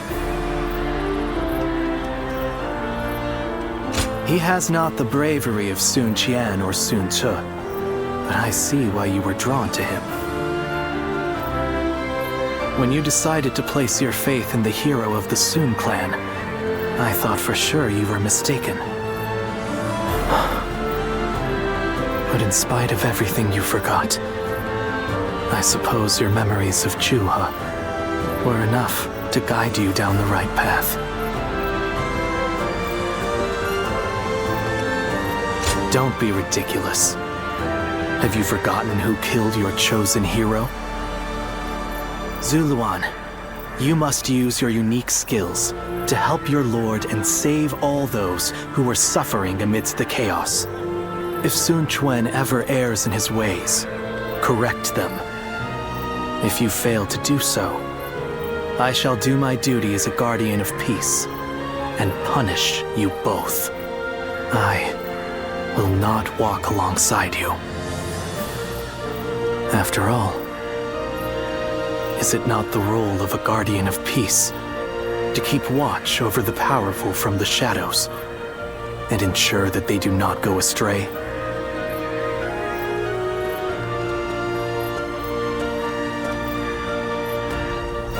Those who have been long divided must unite, while those who have been long united must diverge. Thus has it always been for empires and their people alike. Guardian of peace, the time has come to part ways. One will champion heroes, striving to bring peace to the world. The other will lurk in the shadows, keeping the heroes true to their path. That is the new way of the Guardians of Peace. And thus shall our purpose be fulfilled. This is the last time I appear before you.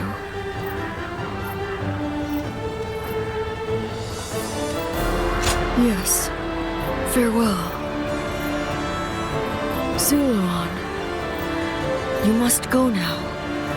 Let your eyes guide you along your true path and carry all that has been entrusted to you.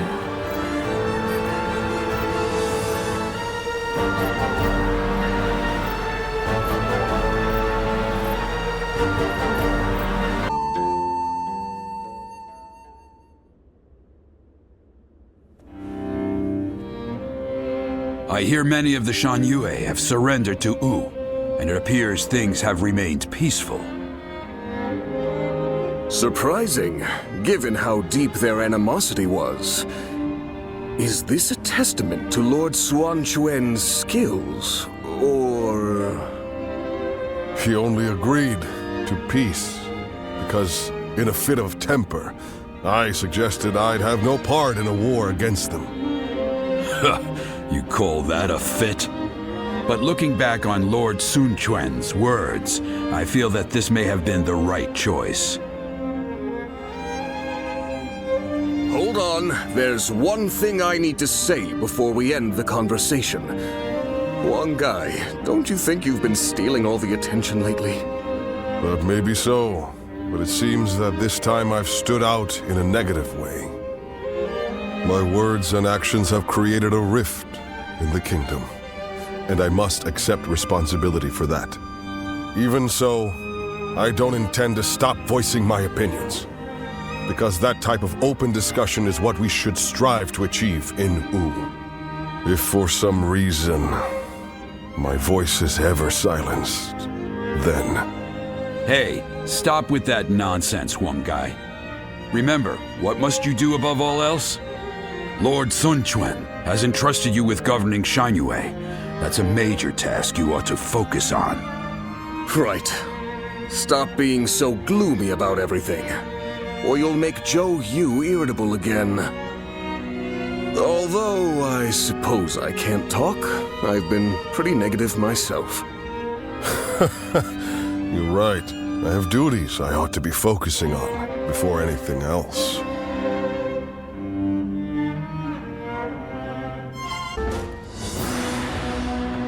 Now that Jiangdong is at last peaceful, our next military objective will be To defeat Huan Zu once and for all? Surely? I doubt anyone would disagree. I hope you're not saying that because of your personal vendetta. Ling Tong wanting to avenge his father is no different than how all of us wish to take revenge for Lord Sun Jian. If such objectives remain unfulfilled, the morale of our troops will suffer. I'm also in favor of going to war with Huang Zu. It's high time we settled things. Likewise. I should very much like to see him slain. However, as the leader of Wu, I must weigh up the benefits and drawbacks of that decision. I do not think we should rush into a war with him, unless we stand to benefit in a significant way. If that's your concern, then you needn't fret, as his territory is in Qing province. It has immense strategic value. Cao Cao has conquered Hubei after defeating Yuan Shao at Guandu, and is now looking to expand south, starting with Qing. There are also signs that he had a hand in the rebellion at Lujiang. The threat he poses is becoming more and more immediate. The proposal makes military sense. We'd be removing a threat, solidifying our foundations, and positioning ourselves to be ready for war. Indeed, Lord Zhou Yu, always taking the words out of my mouth. We should take Xiakou, then conquer Qing, and finally invade Bashu, to control the entirety of the southern half of the realm. Lord Lu Su, did you really just say what I think you did? Tell me, why would we do all of that? It would be a means of protecting the people of Wu from Cao Cao. Cao Cao controls virtually the whole of the north, but if we take all of the south, he'll become unable to move against us. A daring plan, to say the least. That path could lead to our lord controlling the entire realm. Me? Controlling the realm?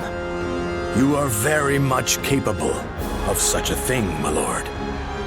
Each and every one of us believes that.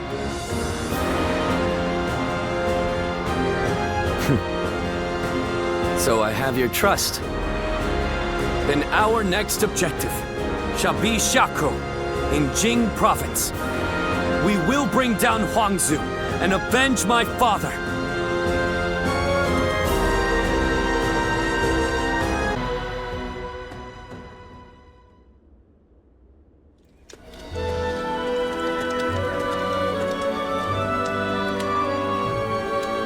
Things have escalated quickly. In truth, I thought ruling the realm might one day be our aim. But now that I've heard those words from the others, the sheer weight of that idea is mind-boggling. I thought I was, but I suppose I'm actually quite the coward. The very thought of ruling the realm gives me pause. But at the same time, I know that I must pull myself together if I'm to rally the others. Everyone is excited about taking down Huang Zu at the prospect of conquest and revenge. However, it seems evident to me that I am perhaps the one who most desperately wishes to see him dead. When I avenge our father, which is something even my brother could not do, I may finally be able to see myself as their equal. I think then I will be able to consider even greater ambitions without fear or hesitation. When Sa died, I realized that I'm a selfish kind of man at heart. I want to share in the sadness, the anger, the passion felt by the others. Yet, I always end up choosing the most logical or convenient path for me. But, in this upcoming battle, I will defeat Huang Zu, no matter what. Then, I will be able to move forward as the leader of Wu. I will be relying on your skills out there.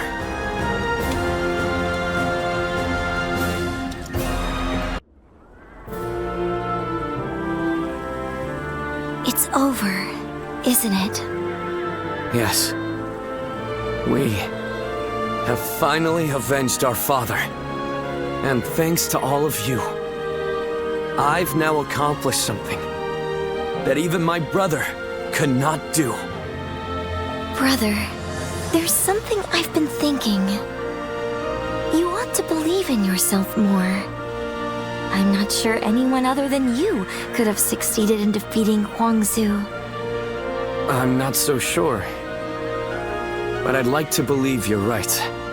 Whatever the case may be, we shall no longer be haunted by our father's death. We can move forward as a kingdom. Let us continue to pursue our path to a safer and more prosperous nation. Right, we have a lot to live up to. We mustn't forget, even for a moment, our pride as members of the Sun clan.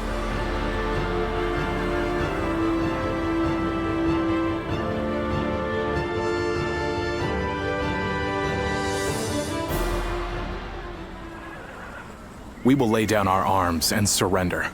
None of us wish to give our lives for Huang Zu. Quite the rationalist. My service to him was bought with coin. I'm not so dutiful as to die for such a man. Gan-Ning, what about you? I mean, I'd rather live, but... Good. That makes things simpler. And even if you did give yourself up, I wouldn't have accepted your surrender. I'm not surprised. I've got nothing to say as long as you take Su Fei in. So go on. Take your revenge. We all know that when you go into battle, there'll be hatred on both sides. And when the dust settles, the loser rarely forgives the victor. That's why I won't beg for my life, nor will I apologize for killing your father. Well, that is a rational outlook. My lord, executing someone as formidable as Gan-Ning would be a waste.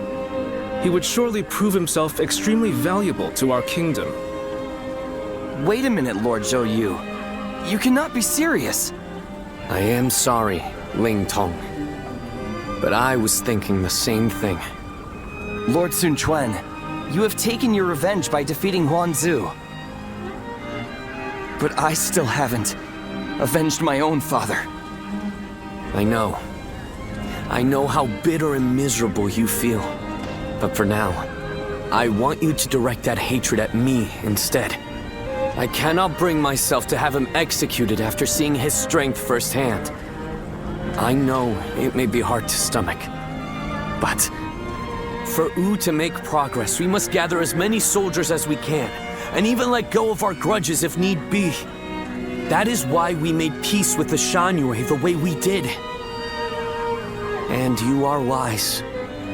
You must know this already. But Lord Sun Quan,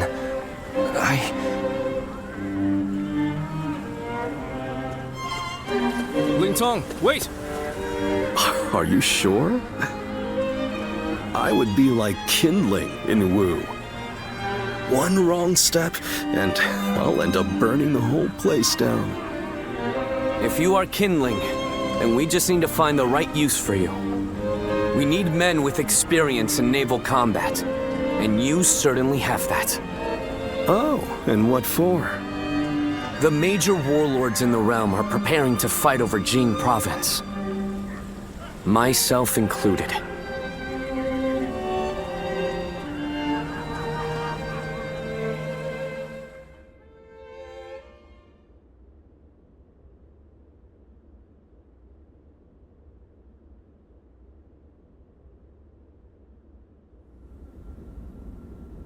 Bringing Lord Ling Cao's killer into the fold, and then asking Ling Tong to fight alongside him. That is rather cruel.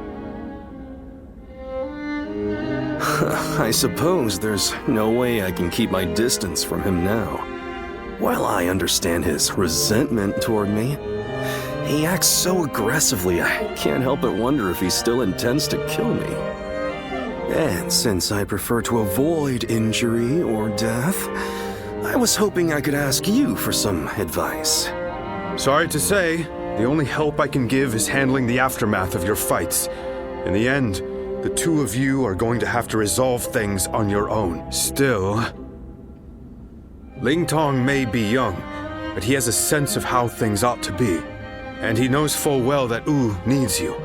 The only question is whether he can make his heart obey his mind. So what? I need to appeal to his emotions somehow? I wouldn't really have a clue how to go about that. I'm telling you, we need to get this sorted out, or one of us is going to end up out of action for good. If you're going to clash with one another, why not choose a way that won't put your lives at risk? Like a game of Go. Me? Play Go? Ling Tong's quite the master at that game. You won't have a chance unless you practice a lot.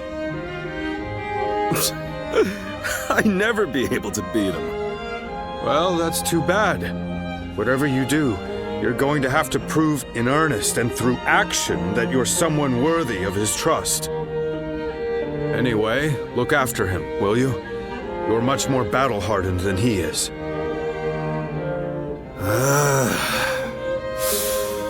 I suppose I'll have to. I'll just have to be careful not to aggravate him, though.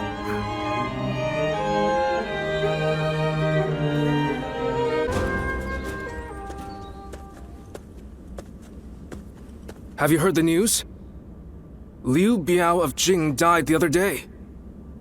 And Cao Cao is not a man to miss an opportunity. I'm sure he will begin his southward advance. Should he take Qing province, his conquest of the realm will become virtually unstoppable. For Wu to survive in the face of such a threat, we must strengthen our kingdom until we have the power to rival him, and that will require more territory. I am sure there is. But expanding our borders is probably the easiest path. One can strategize endlessly, but the fact remains that a small territory simply cannot host a massive army. But first, there is something we must do in preparation. A task you two would be well suited for. I want you to act as messengers to send our condolences and meet with Liu Bei's successor, Liu Song. While there, find Liu Bei, who is said to be staying with him, and subtly ask him to join our side. There is, however, a possibility that Cao Cao has already made a move. He did consider Liu Bei a threat, after all. You're a longtime acquaintance of Liu Bei and his men, are you not? So let me ask you this. What kind of man is Liu Bei, in your eyes?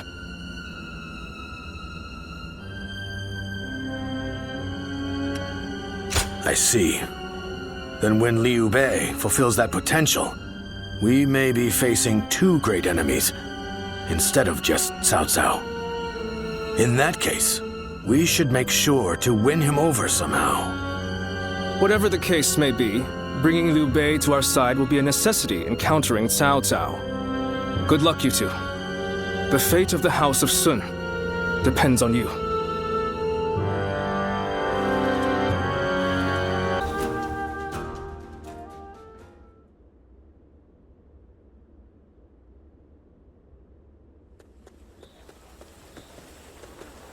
Have you heard? They say Cao Cao invaded Xingye with a huge army. Xingye? Isn't that where Lord Liu Bei is? It was. But apparently he fled and headed to Shanyang to ask Lord Liu Song for help. Then, Lord Liu Song went and surrendered right away, instead of trying to shelter Lord Liu Bei. He probably didn't want him around because he was so well liked by Lord Liu Bei. So, do you know if Lord Liu Bei is safe? These are just rumors, but I hear he left and took the people of Xiangyang with him to seek help from Lord Liu Qi in Qiansha. You mean everyone in Xiangyang? That's incredible! Lord Liu Bei was extremely popular with the people there, I guess they all wanted to go with him. It appears things are rather tense. Cao Cao is moving much faster than we thought. Let's see if we can head to Jiangxia, and let us hope Liu Bei is still safe.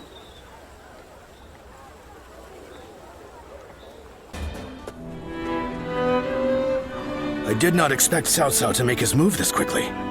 But I am glad you are safe, Lord Liu Bei. Though I must say I was surprised that you've brought your people with you. We would not have made it here if not for the remarkable efforts made by everyone. And by Guan Yu, Zhang Fei, Zhao Yun, and Zhuge Liang in particular. We are thankful to them as well. For it would have been a grievous blow to lose you. Ah, and what might you mean by that? Compared to someone like Lord Sun Jian, who controls all of Jiangdong, I am but a minor leader without power or land. Without power and land, perhaps. But you are also one of the few lords who garner a lot of attention. We believe that if we can join forces with you, we may even be able to counter Cao Cao. As we speak, he is seeking to take Jing province, a critical territory. If his invasion is successful, both your forces and ours will soon be overrun. To put it simply, we believe our interests align. Lord Sun Jian has control over Qiangdong proper, and has even expanded Wu's reach by taking in the Shan Yue and minor lords. If you wish to take on Cao Cao, it may be worthwhile for you to ally with us. We are very grateful for the offer. We have been searching for allies as well, so we would be... Lord Liu Bei, may I interject? Lord Lu Su's offer is truly a gracious one. However, I have a hard time believing that there is a consensus on this matter within Wu. Joining up with a small group like ours to fight against the mighty army of Cao Cao? That seems like mere bravado at best. It pains me to admit it, but you're right. When we heard that Liu Song had surrendered to Cao Cao, we left for Jiangxia right away. Our orders in coming here were indeed to secure an alliance with Lord Liu Bei. But I cannot claim that our side has reached a consensus on the matter. Then, it is only fair to obtain the agreement of those in Wu. For an alliance without mutual understanding will only bring division. Lord Liu Bei, I would like your permission to act as a messenger to Wu. I will convince the officers there and make this agreement a reality.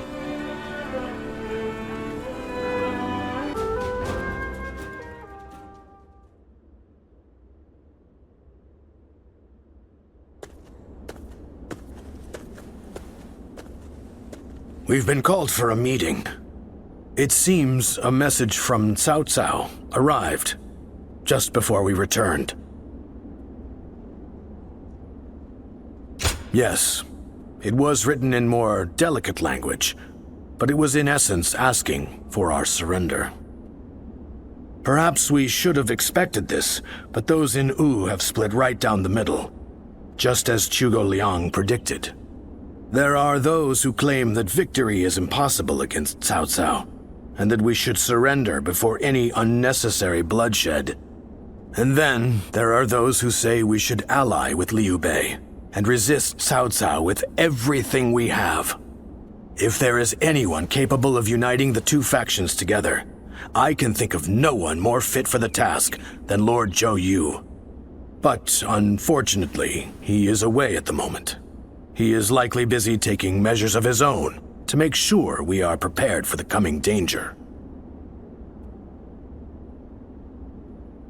Ultimately, the only way we can protect both our domain and our people is to rise up and rival Cao Cao for control of the realm. I've spoken of this plan before, haven't I? It isn't some impossible dream. I truly believe it can be done. Which is why I want nothing more than to convince every person of consequence in Wu to resist the urge to surrender. But for now, I'm off to meet with Zhuge Liang. You should make your way over to the war room to wait for our arrival.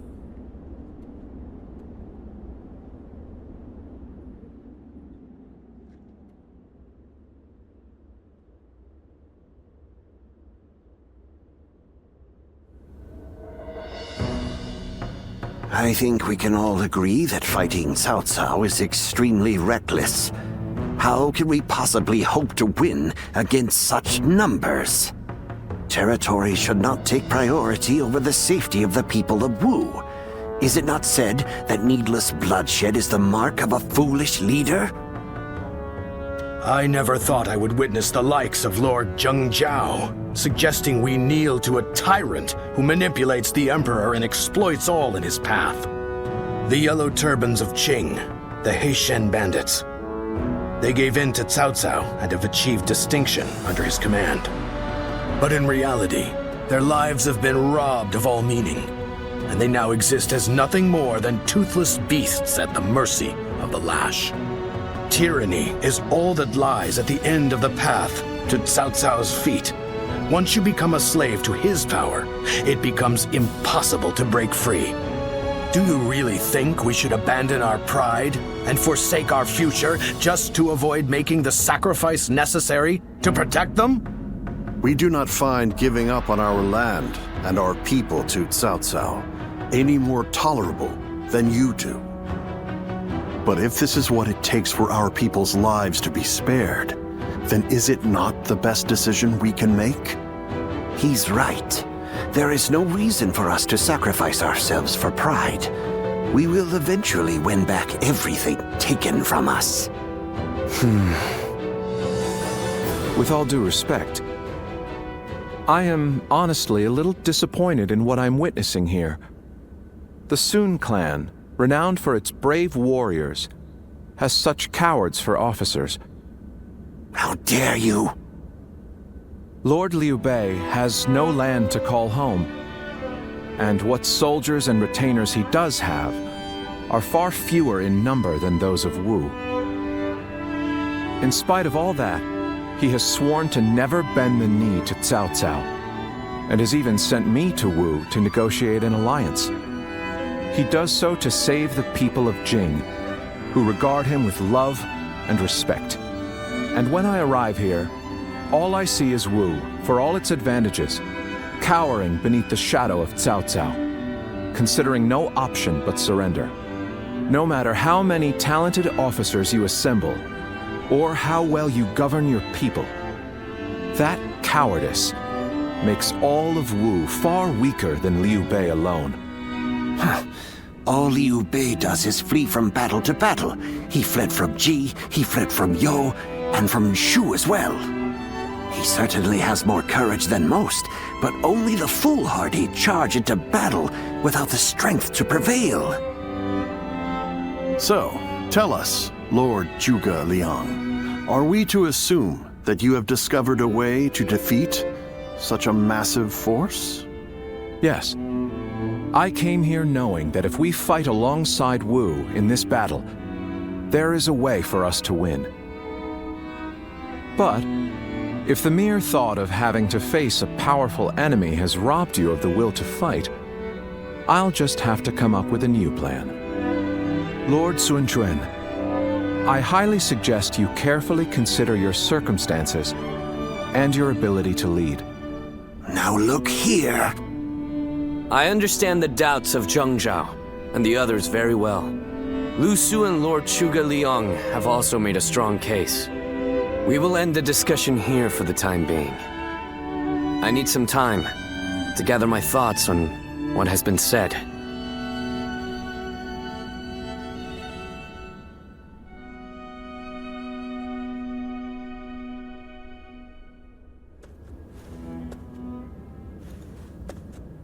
This is terrible. I'm a complete failure. What do you mean by that? My father laid the foundations, and my brother built Wu into the kingdom it is today. And yet I can't even muster up the courage to defend it. The shame that I feel is overwhelming. I know full well that we must fight. Yet, I can't help but realize how little chance we have of winning. War is crucial to the survival of the kingdom. But we should not fight battles we cannot win.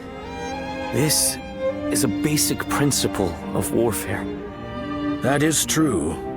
Lord Zhengzhao was not by any means mistaken in his reasoning. If both sides are correct in their own way, then all that is left is for you to make your choice. Surrender and be trampled upon, or fight and face certain defeat. I don't exactly have the best options to choose from. Where did you get the idea that those were the only two paths? I think you should choose the third path. That is to say, you should bravely take the field, win the battle, and protect all that you hold dear. Is this not also what you had in mind, Lord Zhou Yu? Zhou Yu, you have returned. Yes, I've only just arrived. I'm a bit later than I had planned. But Lord Zhang Jiao and the others sure were grumbling up a storm. Zhuge Liang must have really caused a commotion at the meeting. Perhaps his words were a little too bitter for them to stomach. He must have thought that such an approach would be the only thing that could bring Wu to its senses. But Zhuge Liang's words were not meant to merely aggravate or inspire. I think he may actually believe that we can win. He plans to lead Liu Bei to victory, even if it means wringing every last bit of strength out of Wu. He would not have voiced his discontent so strongly without firm conviction. They are fully committed to this fight. We must make use of that. My lord, I speak to you now as a loyal retainer of the House of Sun. I have prepared a secret strategy that will ensure Cao Cao's defeat, but this plan cannot work unless we are able to use Liu Bei's forces. With my plan and the brave warriors in our ranks, we can protect the lives of our people, the domain of Wu, and everything we hold dear. But this matter has divided us into two separate factions. What can I possibly do to convince everyone to unite as one? Even the soundest strategy is meaningless without the will to fight. I will explain to them that there is a path to victory, and then I will urge them to reconsider. And if that isn't enough to inspire them to take action, well, we'll just have to appeal to their hearts instead of their minds.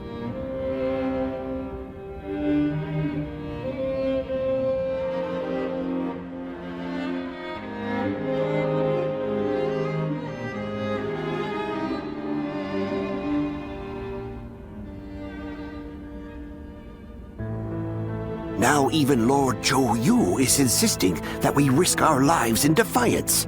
And just how do you plan on defeating an army of that size? The size of Cao Cao's army certainly makes it a force to be reckoned with. But numbers can be deceiving. We must first compare the strengths and weaknesses of both sides. Our disadvantage lies primarily in our inferior numbers. But what do we have that we could use to our advantage? The enemy is far from home, and they are also poorly trained. Most importantly, long boat journeys tend to bring sickness and fatigue. Precisely so. And that's why we will fight them on the banks of Jing. No matter how imposing a force may be on land, on water, they become a mere jumble of poorly trained soldiers. You have a point. Well, even a huge army makes for easy prey if its movements are sluggish. As they will be slow to maneuver, all we need is a strategy to wipe them out before they have time to escape. What we will do is burn their entire fleet to ashes. So we're to rely on nothing but unconventional tactics and sheer luck? Even if your fire attack were to succeed, how do you know we can win? War is of course unpredictable, and I do not claim to have the ability to know the outcome of a battle before it is fought. But to consider no outcome but defeat before even taking the field, How is that any different than losing the battle before it even begins? Now, allow me to ask you all in plain words. Which path will you choose? Will you abandon the kingdom of Wu to live carefree lives without ambition? It is true that taking such a path may prolong your lives. You may even live long enough to reclaim your land and pride. But we would not be the ones to fight and die for the cause. That task would fall to none but our own children. Lord Sun Jian, Sun Ce, and all our forefathers. What would they think? Could you justify that choice to them? If you have even one small shred of pride left as retainers of the Sun clan, as the people of Wu, you will rise up, draw your weapons, and fight with all of your strength! He's right! We must be the ones to protect Wu, no matter how powerful the enemy may be! You can count me in. I'll honor my ancestors by fighting to the very end, so that my father and Ce can look down on me with pride. Those who wish to surrender should do so. That is, if there are any among us that don't mind licking the boots of our enemies. So we have no option but to fight. However...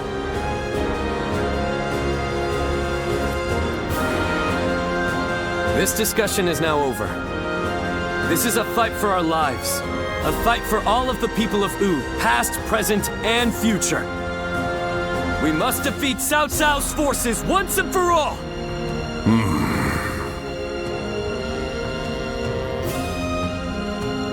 No, I am content with this decision.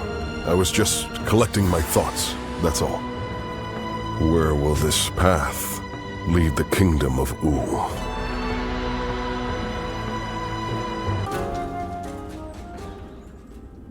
I have such admiration for this kingdom. I'm sure in most kingdoms the leader gives orders from on high and everyone must obey. But not here. In Wu, no one is forced to serve blindly. We debate the merits of each choice and decide together. Yes, it's one of the things that I like most about our kingdom. But even so, it is very hard to get everyone to agree. I wonder how that last meeting would have gone without Zhou Yu and the others. If my father and brother were still alive to see how much Wu and I have changed, I wonder what they would say. Once gone, the dead can never come back to life.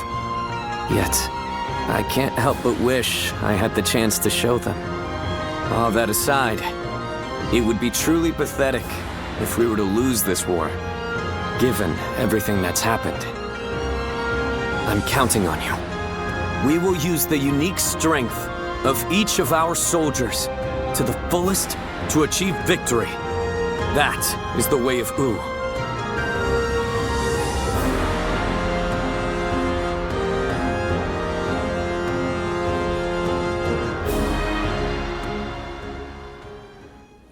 Lord Peng Tong, I know you're in there. Today's the day you're going to hear what I have to say. Good grief! How's a man to relax with lords of the land barging in uninvited? I am a humble man of little consequence. It doesn't matter how many times you come here. Your problems are none of my concern. Yes, I know what kind of man you are. But I have a reason for being so persistent in soliciting you to join our side. Lord Peng Tong, your help will be essential to bringing Wu closer to victory. Wu's victory will ensure the safety of the people of Jiangdong, which will in turn make it possible to protect the people of Jing. Is this your attempt to convince me? Sorry to disappoint, but that won't work on me. All life is precious, but it's not my battle to fight. I see. Then you have forced my hand. I shall have to rely on my last resort. Last resort? Well, I'll be damned. So they've got you doing their dirty work for them, have they? I understand you are good friends with Lord Peng Tong. Please put in a good word for us with him. I almost feel guilty for causing you to be dragged out here. Oh, if it were anyone but you. I don't think I could ever bring myself to refuse if it meant damaging your reputation. Wu's leaders are a sinister bunch, aren't they? Fine, I'll help. But just this once. Lord Peng Tong! But don't expect me to swear fealty or anything like that. I'm going to do things my way, no matter what.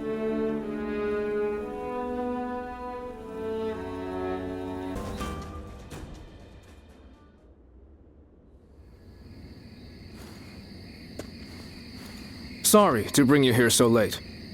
In the coming battle against Cao Cao, I will need you to play a central role. Well, listen to the plan before worrying about it. You'll still have time to decide after we have told you everything. We were afraid to say it in front of the others, but executing this strategy will be about as difficult as threading a needle on horseback. Cao Cao is not an enemy that can be defeated without a great deal of luck. Or perhaps even a miracle. We intend to overwhelm Cao Cao's massive army with fire. But simply starting the fires won't be enough for the plan to work. At this time of year, the winds of the Yangtze River Basin blow from the west and the north. Cao Cao's forces are attacking from the north, so their ranks extend in the same direction. The wind will blow out our fires before they can spread. Of course, Cao Cao is well aware of this, and likely plans to position himself to our north. But the peasantry of Jing have informed us that there is a place where the wind blows from the south for a short period at this time of year. Chibi. They say there are times at night when a southerly wind blows down the cliffs on the southern coast. We want to take advantage of that brief gust of wind. We'll only get one chance, so we must not waste it. You have a technique for predicting the wind, do you not? To give this plan any chance of success, we are going to need that technique of yours. I knew we could rely on you. We will of course be doing all we can as well, but with your abilities, we will have a solid chance to prevail. We have you with us now. Your presence here may just be yet another gift from fate. Our fate will be decided at Chibi. We will defeat them if all goes according to plan, but everything depends on us engaging them at that precise location.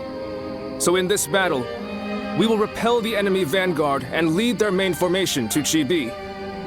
I want you all to act as if the final battle has already begun. Proceed with all due caution. Now the battle begins.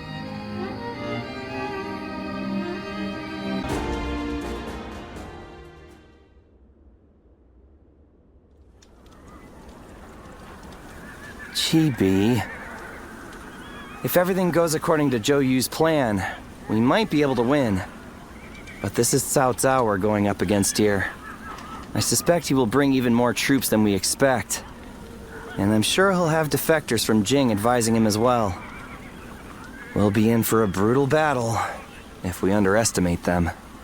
You're right. But I can promise you that we will do everything in our power to prevent that from happening. It's good to see you again so soon. Lord Ling Tong, I believe this is my first time meeting you. We've only just arrived a moment ago.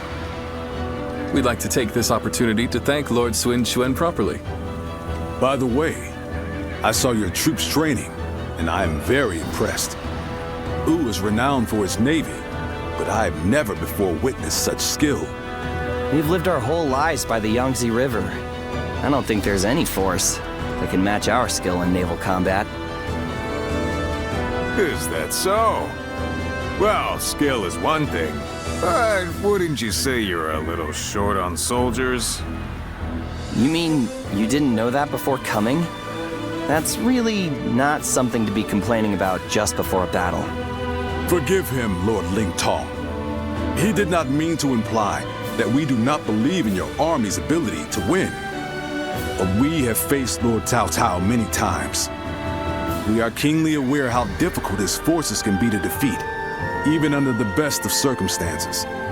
There's nothing to worry about. Numbers aren't everything in battle. Haven't you been fighting long enough to know that? I would have thought it's obvious. Well, just you watch. We'll prove it, once and for all. You only just joined our side. Don't act like you know everything. I fought in a lot more battles than you, so I'll say whatever I think needs to be said. Oh? What? You got a problem with that? Wu has such reliable and brave officers in its ranks. This has been true since the days of Lord Sun Jian, but now even more so. I am sure this is all the result of Lord Sun Tzu and Lord Sun Quan doing their best to follow in their father's footsteps. You found a great lord to serve. As a friend, I couldn't be happier for you. Well, I'm sorry for interrupting your discussion. We'll be on our way now.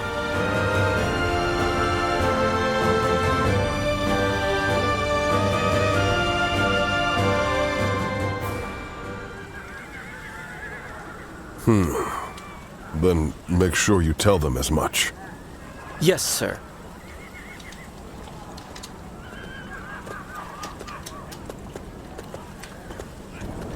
I didn't expect to see you here. Did you need something from me?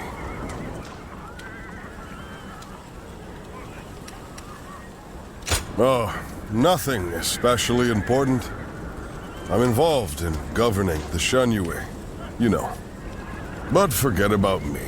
It's almost time to head for the battlefield. You'd best get yourself ready before it's too late.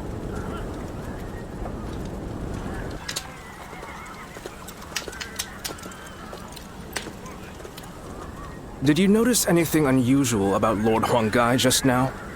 To tell you the truth, we've been hearing some very disturbing rumors lately. Someone might be leaking our plans to Cao Cao's forces. I do not wish to accuse him of such a thing, but... I had not expected such fierce resistance. We have been well and truly beaten. Oh, Lord Sai Mao, I will keep these troops busy. What? Did he just let Lord Sai Mao go? Looks like they were talking. Could it be?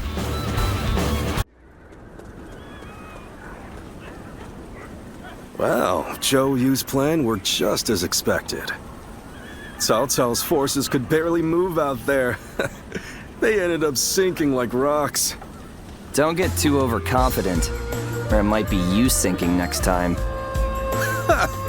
As if I never let that happen. You two spend every free moment arguing with each other. If you have time to be spouting nonsense, you should use it to prepare for the coming battle. Yeah, I got it. By the way, where's Huanggai? How am I supposed to know? Lord Handong, do you have any ideas? Huanggai? Well, he did allow that enemy officer to get away in the last battle. So maybe he doesn't feel like he has the right to celebrate our victory. I wouldn't worry about him. Besides, we should be getting back.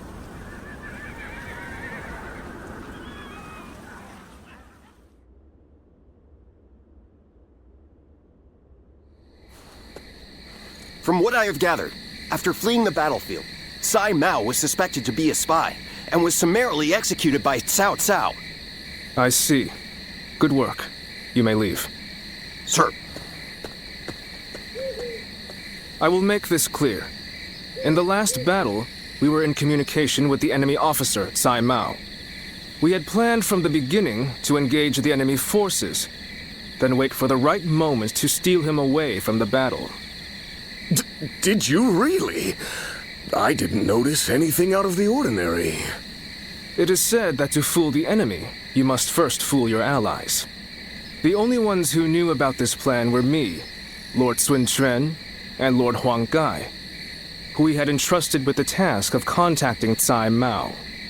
So, Lord Huang Gai, how exactly did Cao Cao become aware of Cai Mao's betrayal? Let me be very clear with you. Lord Huang Gai, I consider you to be the primary suspect in this case. Wait, Zhou Yu. Why do you believe Huang Gai would do such a thing? If he has a reason, there is no one who wants to hear it more than me. But I think recent events tell us everything we need to know. Looking back on it now, Lord Huang Gai has acted suspiciously on several occasions recently. He expressed his displeasure with Lord Sun Jian's leadership every chance he had, and treated the Shen Yue the way a king would treat his army. Your heart has strayed from the path of Wu. That is the only conclusion I can draw from all of this, Lord Huang Gai.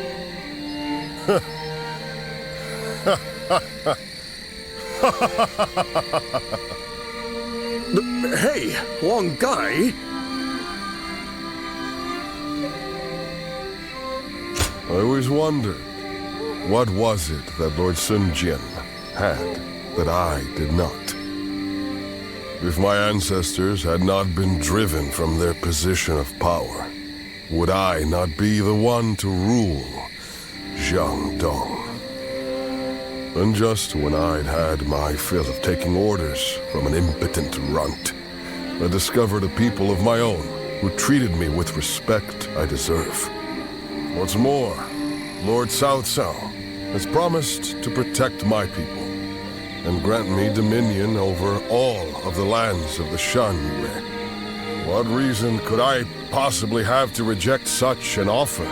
Tell me, Zhou Yu. Lord Huang Gai, you are no longer the man who brought me back from the brink of despair after Sun Ce's death. I think it is safe for us to assume as much. Someone execute this traitor immediately! Lord Zhou Yu, please wait. We are on the edge of a great and decisive battle. Executing Lord Huang Gai now would have dire consequences. We may be certain of Huang Gai's intent to rebel, but there still is no evidence that he acted on it. Yeah, so give it some time. For our sake. Treating such offenses lightly is a crime all its own. However, punishing a man of merit is bound to lower morale among the troops. Give him the lash and lock him away. His fate will be decided after the battle.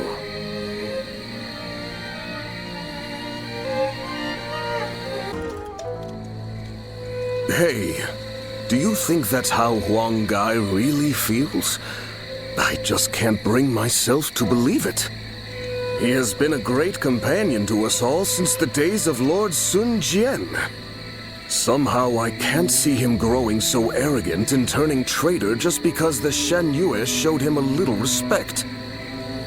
I don't want to believe it either. But now that he has to put those intentions into words, no amount of testimony from us could ever prove his innocence. You're probably right. But I still trust him. We've been together too long for me to give up on him now.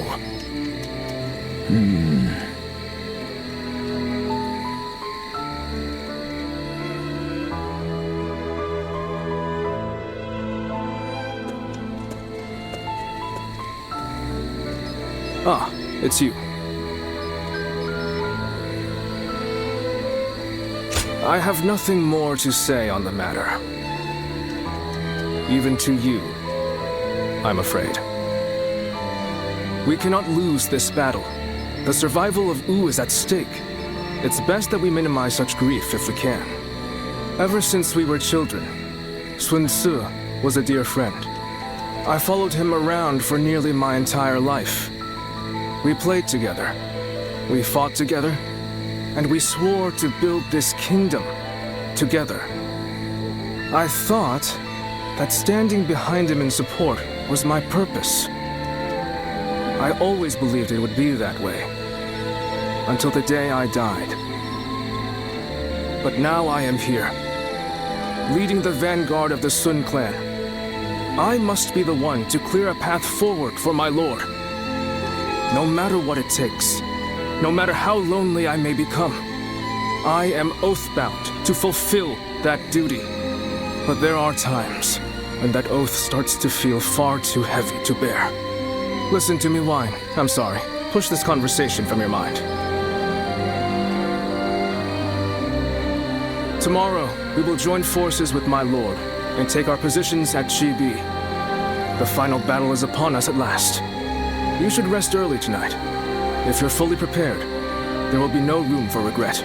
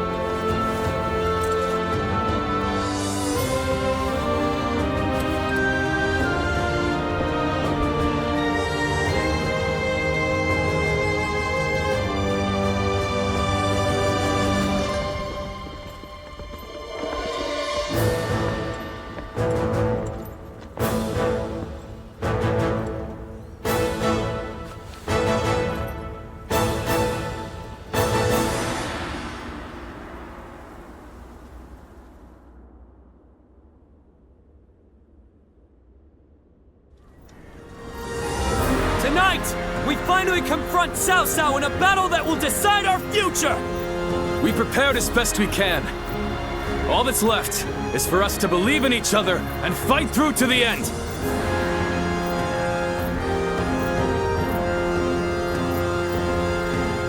Hold your heads high! This is a fight we will win!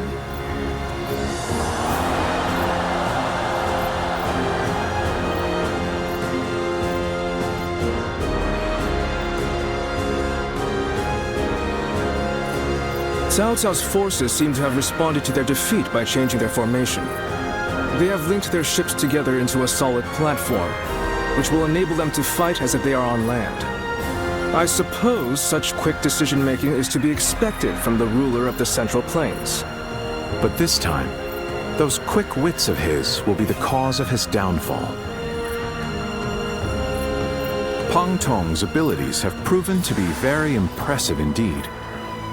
For one so reluctant to join us, he has greatly exceeded expectations. Lord Pang Tong was tasked with infiltrating the enemy ranks to offer a proposal to Cao Cao. A plan to prevent his ships from rocking, that is. A fire attack against a scattered fleet would give the flames no path to spread, rendering it largely ineffective. Having their vessels clustered together and bound by chains will make the fire much more devastating. In short, Lord Pang Tong's scheme is but the first step in our greater plan to defeat Cao Cao's army. The chain stratagem, implemented by connecting several plans together in order to topple a powerful foe. Still, we must keep in mind that a chain is only as strong as its weakest link. And for that reason, we cannot abide even a single failure.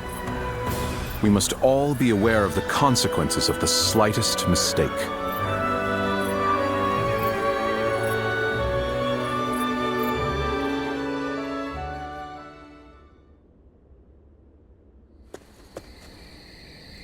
Lord Zhou Yu, I have urgent news.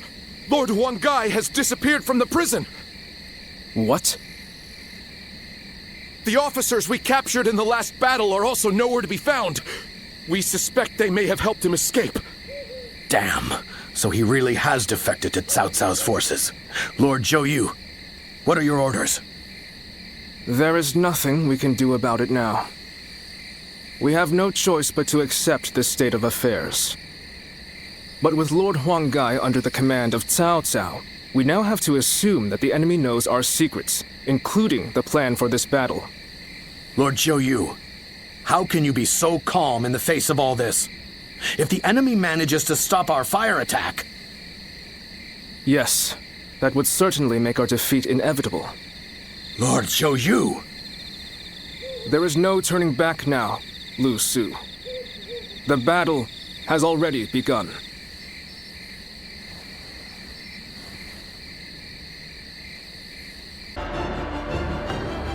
The wind's starting to pick up. In this battle, we will have only a very brief moment of favorable wind that will allow us to set the enemy's ships ablaze. As soon as we see signs of the wind changing, we'll mobilize our troops. This means that it falls on you to decide when we head for the front. Has the wind shown any sign of changing?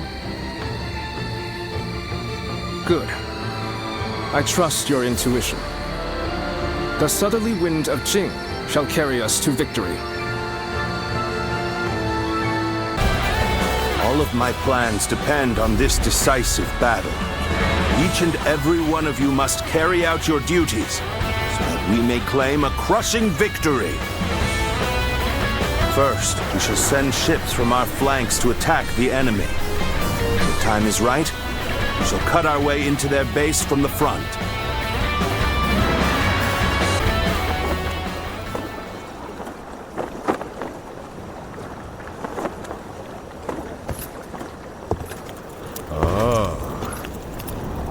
Lovely wind.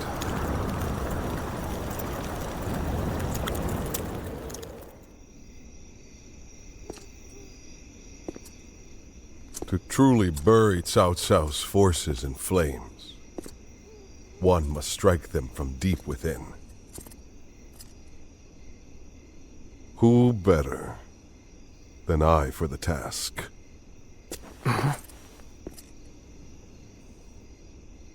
I see. Given that you've been willing to oppose even allies in the name of Wu, everyone would find your defection believable. But doing this will result in much grief for you, Lord Huanggai. Are you still willing?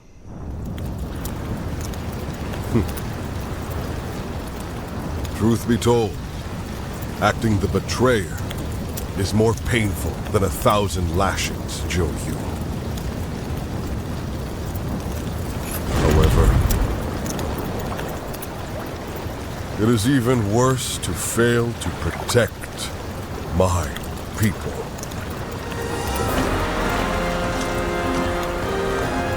Lord Cao Cao, this is where you and I part ways.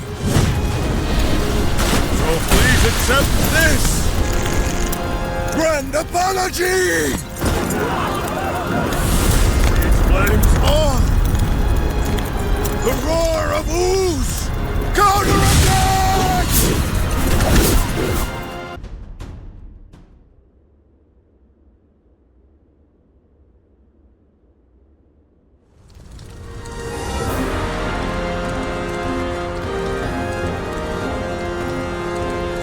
You two have really outdone yourselves. Victory is ours. We have destroyed Cao Cao's forces. That is true.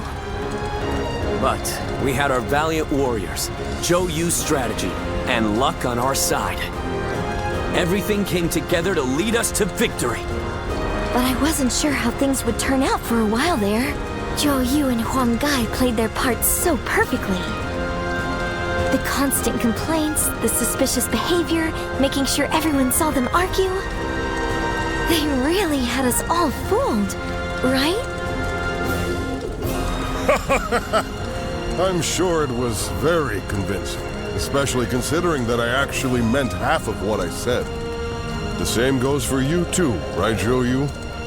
Well, for a strategist, Situations such as these call for the utmost discretion.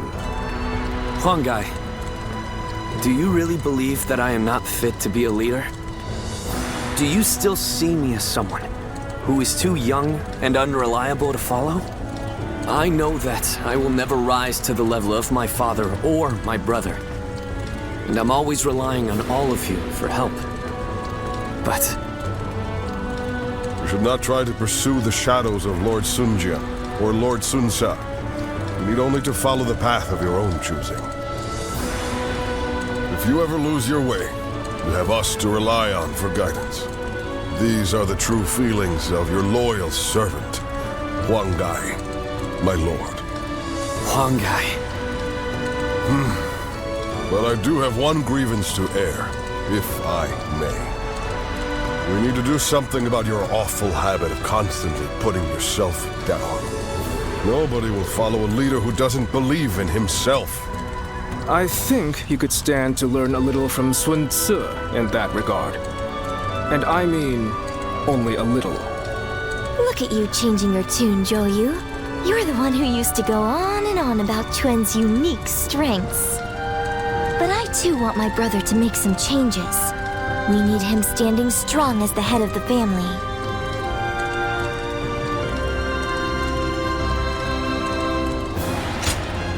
Not you too.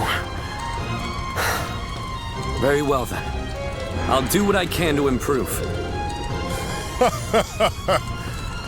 I bet Lord Sun Jian and Lord Sun Sa are looking down on us now, with smiles on their faces.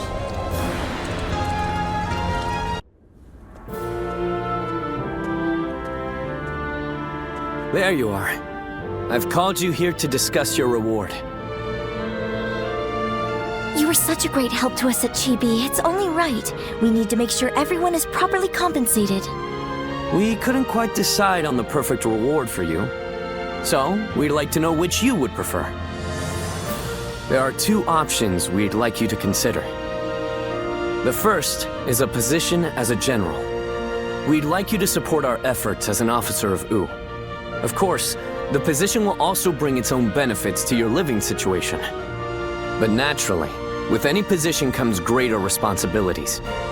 You might find yourself unable to travel as freely as you do now. The second choice is to support us from the shadows as an officer with no official title. To be honest, I was hesitant to even call this a reward. But I did my best to think of a way for you to reach your potential. This path won't bring fame or glory, but nothing will hold you down either. And you will never want for a battle to test your strength. So what will it be? Please, tell us which path you truly desire. Very well. We will make all the appropriate arrangements. That's just what I wanted to hear. You barely had to think about it. Come on, Chuen.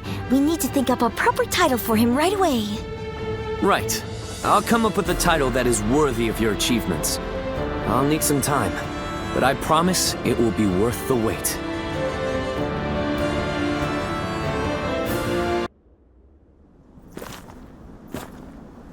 I must be caught up in some bewitchment.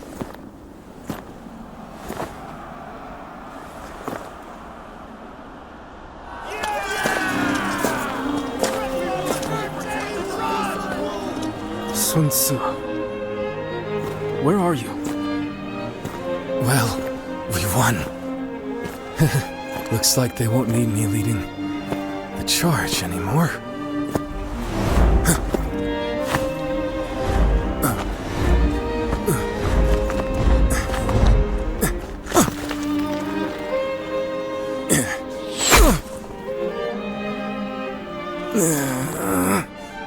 What the hell?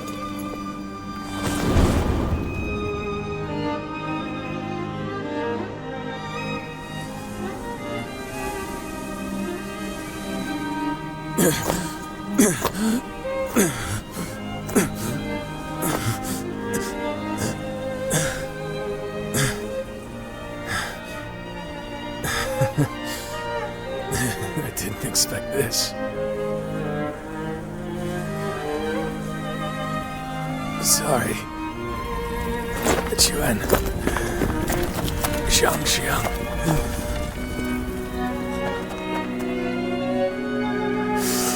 Jiu Yu. Hear me. My friend. Our country. Our family. You must.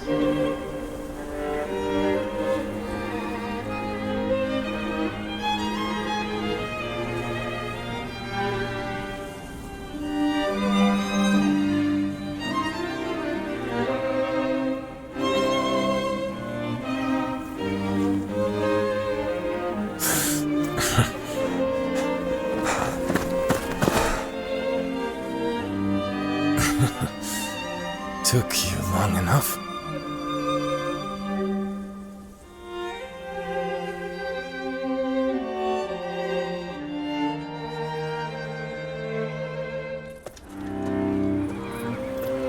I have finished Ziluan.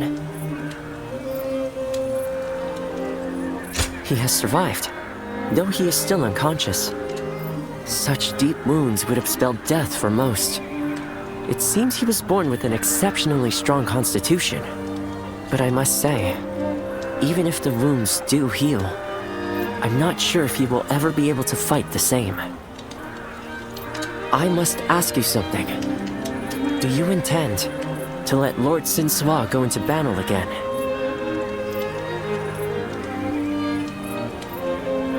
Knowing him, he will not wait for his wounds to heal before heading back onto the battlefield. His impatience will be the death of him. I will make sure he gets enough rest, no matter what either of you say. We could fake his death, just as we did with Lord Sun Jian. Once the rumors spread, those pursuing him will withdraw. I know that I'm being impertinent, but as a doctor, I am duty-bound to put my patient's life above everything else. Please, you mustn't tell anyone the truth.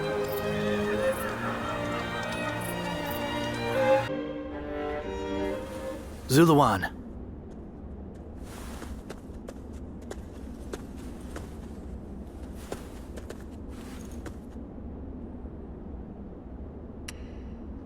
No. I'm certain I have told you this before. I will not take the same path as you. So, they say Sun Jian is going to war with Cao Cao. Cao Cao has taken control of the Emperor and is now wielding the power of the throne to establish dominance over the Central Plains. I cannot turn a blind eye to his tyranny. If Sun Jian is going to fight him, then I want to help him do it.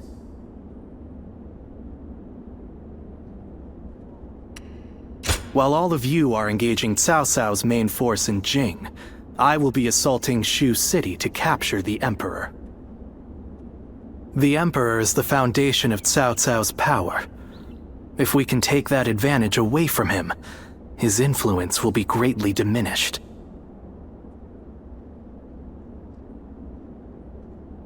It's difficult to be sure, but I have the soldiers.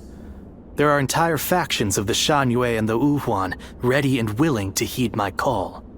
But even so, I must admit that such a force on its own is nothing more than an unwieldy horde, which is exactly what brings me to you. I need a commander that can turn my rabble into an elite fighting force. Do you know anyone capable enough?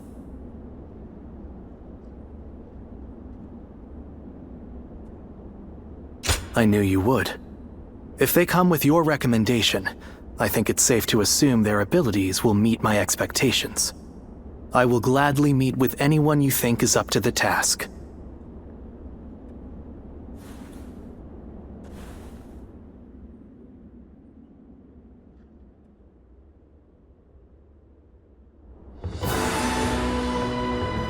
So, your plan is to head to Shu City to rescue the Emperor while Quan and the others are fighting in Jing.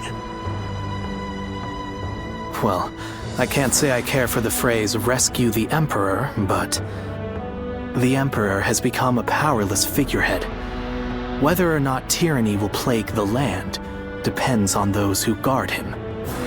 We would likely be better off killing him, but I would rather see him with Sun Jian than under Cao Cao's control. I suggest you show a bit more respect, Bai Luan. We will rescue the Emperor as loyal retainers of Han. I won't apologize. You can back out if you wish. In fact, I'm amazed that you agreed to this to begin with, given our history. My actions brought about your deaths, or so I believed. Who could have guessed that we would end up on the same side of a battle? You don't seem too pleased. But as it happens, there are many things we'd like to say to you. For one, I admit I've made a bad habit of taking things too far. I got so obsessed with building up and defending Wu that I became deaf to the voices of the Shan Yue and the people of Jiangdong. By joining forces with you, we may be able to get at least a little closer to making amends to those we've wronged. Right. And this will also give us the chance we need to save Chuan. Convincing the world of my death is proving to be well worth the effort. I really did plan on never showing my face again. But I couldn't resist the opportunity to fight in such an important battle. But be warned, Guardian of Peace. If you dare try to lay even a finger on the Emperor, I will make you regret it. Understood. Now, let's run through the strategy once more. Sun Jian will intercept Cao Cao in Jing. During this distraction, we will lead our troops in a surprise attack on Shu City to capture the Emperor. Of course, this is assuming that Cao Cao doesn't discover our plan. If their main force comes to the defense of Shu City, we won't stand a chance. Zuluan, you have full knowledge of our situation, but you will be the only one of us to fight alongside Sun Quan's forces in Jing. The fact that Sun Jian still lives, and that we are targeting Shu City, must be kept a total secret. We must make absolutely sure of it.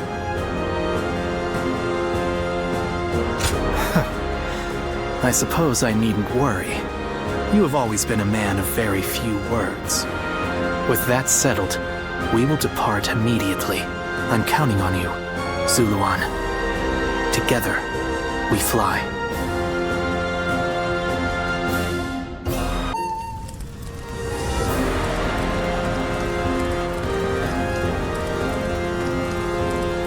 You two have really outdone yourselves. Victory is ours. We have destroyed Cao Cao's forces. That is true. But we had our valiant warriors, Zhou Yu's strategy, and luck on our side. Everything came together to lead us to victory. But I wasn't sure how things would turn out for a while there. Zhou Yu and Huang Gai played their parts so perfectly. The constant complaints, the suspicious behavior, making sure everyone saw them argue. They really had us all fooled, right? I'm sure it was very convincing, especially considering that I actually meant half of what I said. The same goes for you too, right, Zhou Yu? Well, for a strategist, situations such as these call for the utmost discretion. Huang Gai, do you really believe that I am not fit to be a leader? Do you still see me as someone who is too young and unreliable to follow? I know that I will never rise to the level of my father or my brother. And I'm always relying on all of you for help. But you should not try to pursue the shadows of Lord Sun Jian or Lord Sun Sa. You need only to follow the path of your own choosing. If you ever lose your way, you have us to rely on for guidance. These are the true feelings of your loyal servant, Huang Gai, my lord. Huang Gai. But I do have one grievance to air, if I may. We need to do something about your awful habit of constantly putting yourself down. Nobody will follow a leader who doesn't believe in himself. I think you could stand to learn a little from Sun Jian in that regard. And I mean, only a little. Look at you changing your tune, Zhou Yu. You're the one who used to go on and on about Chuen's unique strengths. But I too want my brother to make some changes. We need him standing strong as the head of the family. Not you too. Very well then. I'll do what I can to improve. I bet Lord Sun Jian and Lord Sun Ca are looking down on us now, with smiles on their faces.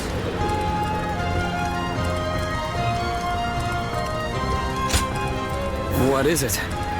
Tell us everything you know.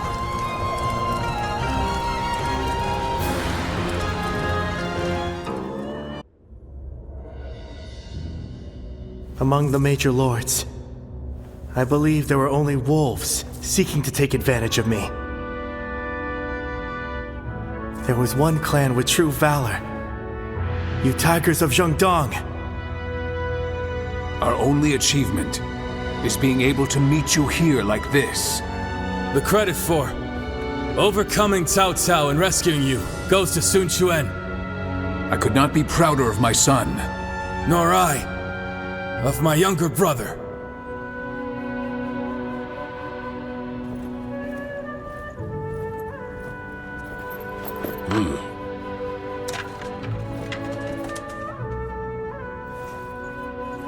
Word from Lord Sun Jian and Sun Su has arrived.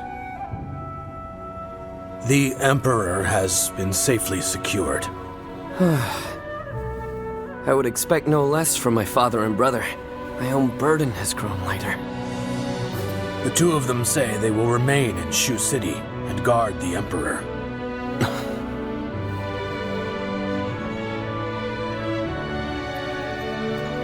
Now, it'll be you that keeps everyone together, my lord. Are you sure I'm the person for it? How could you even ask that?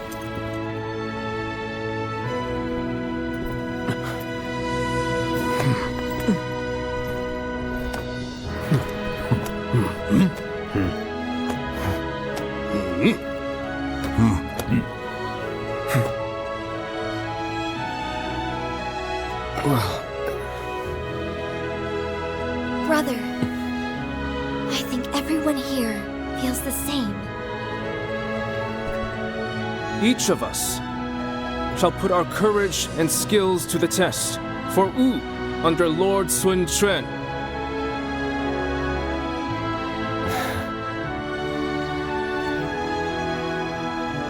As a leader, I am young, not yet reliable. This is something that I share with our kingdom at present. And because of this, I will need all of your help. Please, feel free to speak your mind to me, whether positive or negative. Let us work together to create a kingdom we can be proud of.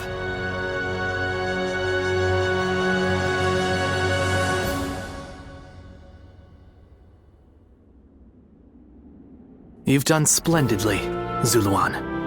Cao Cao's forces have grown visibly weaker without the Emperor. It won't be long before Sun Jian builds the strength to overcome any rival.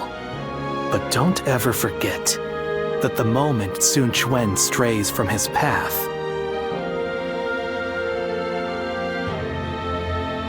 yes, as you should. I've come only to remind you of that. I have no further business here. I'm leaving.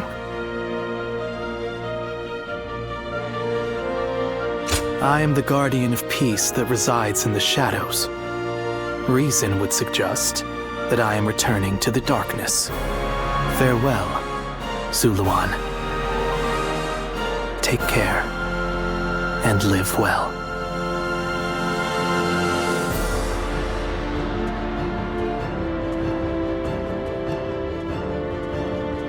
Even without the wings to fly, there are still paths before me here on the ground that are worth taking. Paths that will lead the world to peace.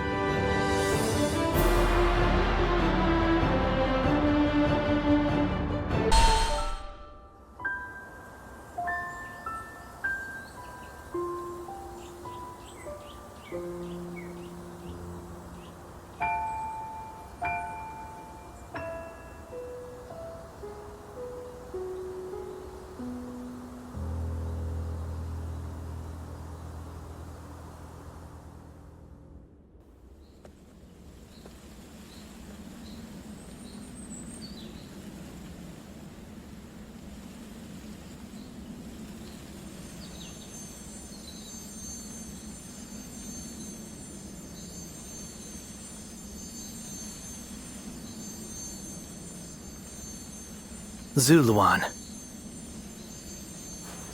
why are you here? I see.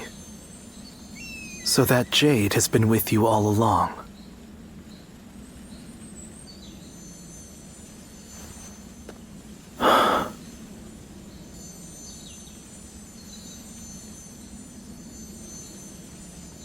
These jade pendants are an auspicious symbol. A hidden treasure of the Guardians of Peace. Beyond the fog, in the mountains around this village, there are a great number of flowering trees. It is said that those trees bloom during times of peace and rot in periods of chaos. This pair of jade pendants was made from the gemstone dug up from underneath their roots. They have been passed down since the time of our forefathers to guide us in our fight toward a peaceful age. It was our custom to pass them down to the village chief and our strongest warrior. Juha said, you were the one worthy of that honor. When you appeared before me as an enemy, I thought you had lost your jade and left us behind completely. But it seems we were looking at the same light. We were simply walking different paths toward the same goal. Although the signs of war have not yet faded, the people are full of hope for the future. The light residing within the jades, the trees in full bloom, they represent that hope. From here on out, it falls to us to protect it, though we will do so from our own separate paths.